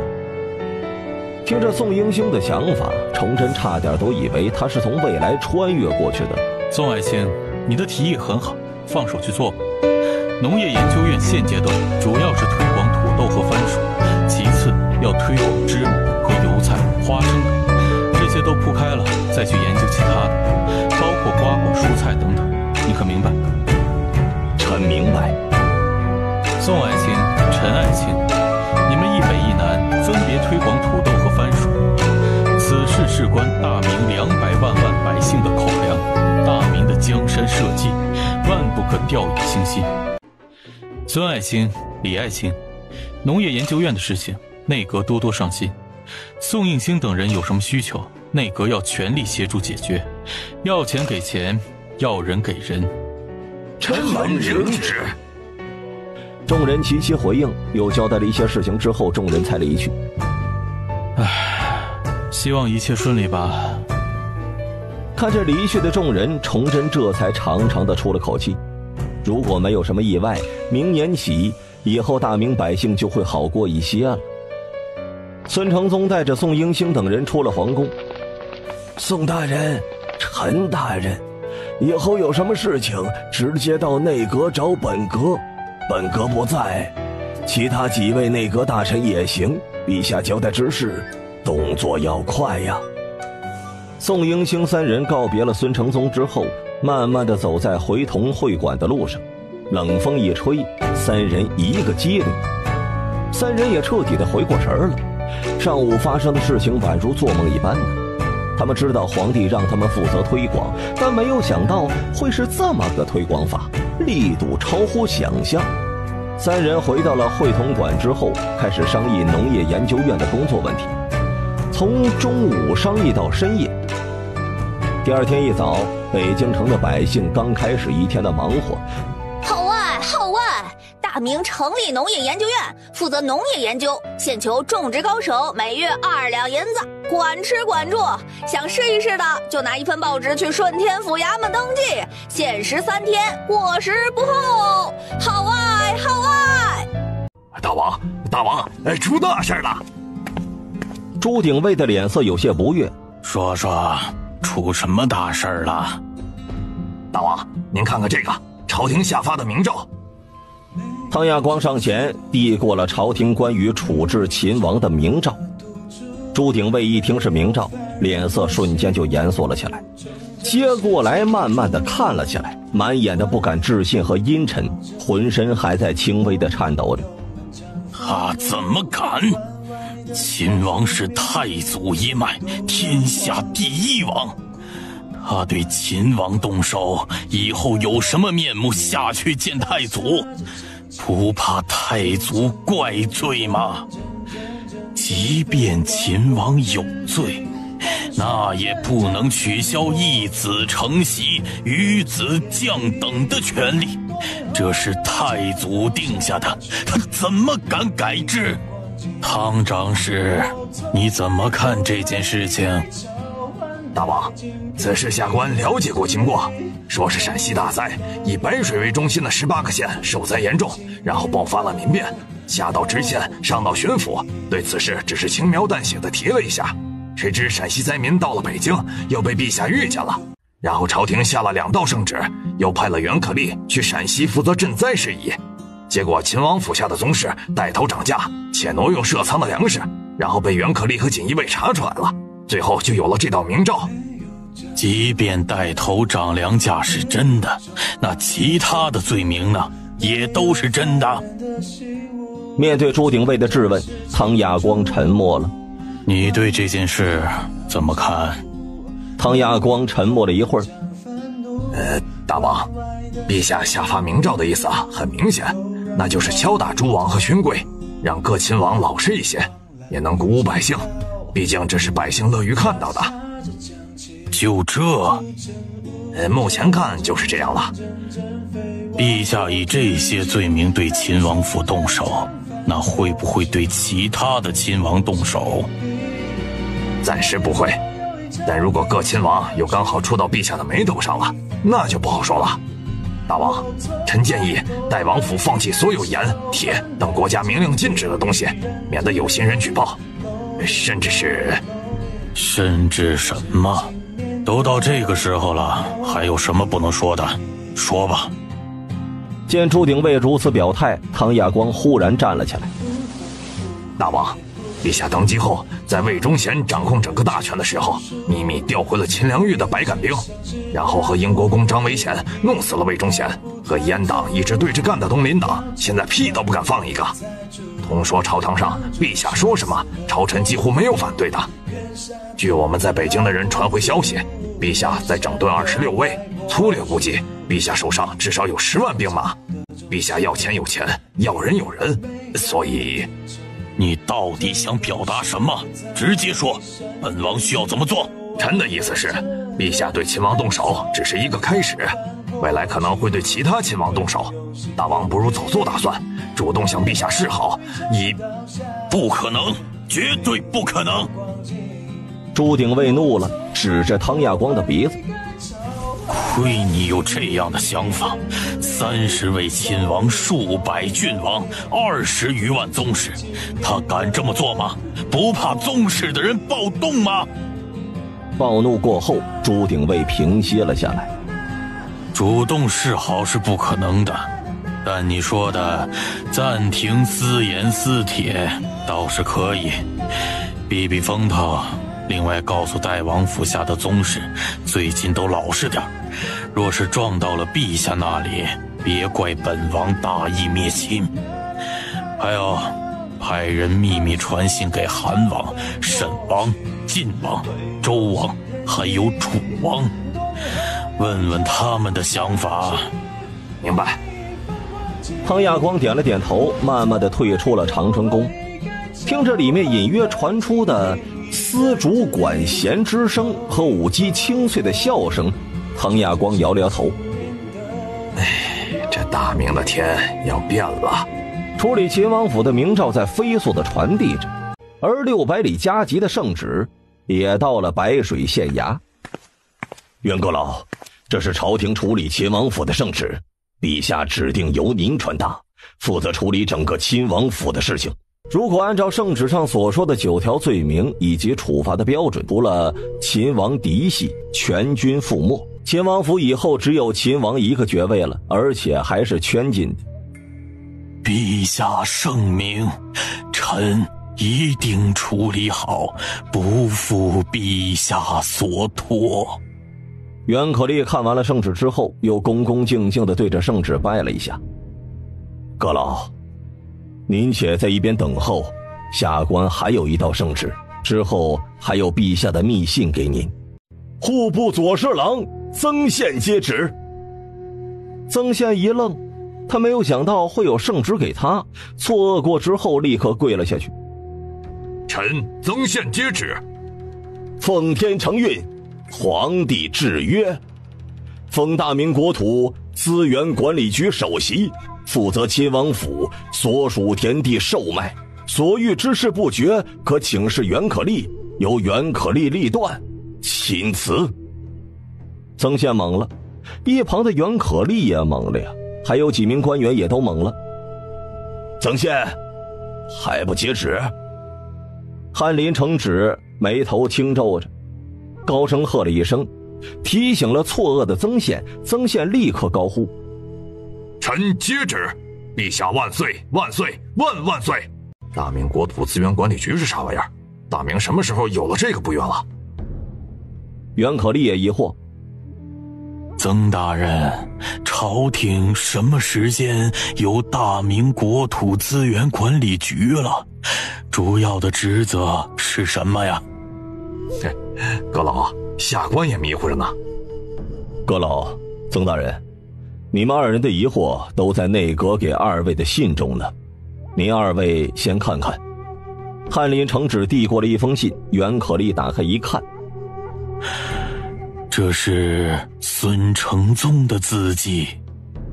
李清兄，一别3年，接下来由本阁给你解释大明国土资源管理局以及接下来的工作重点。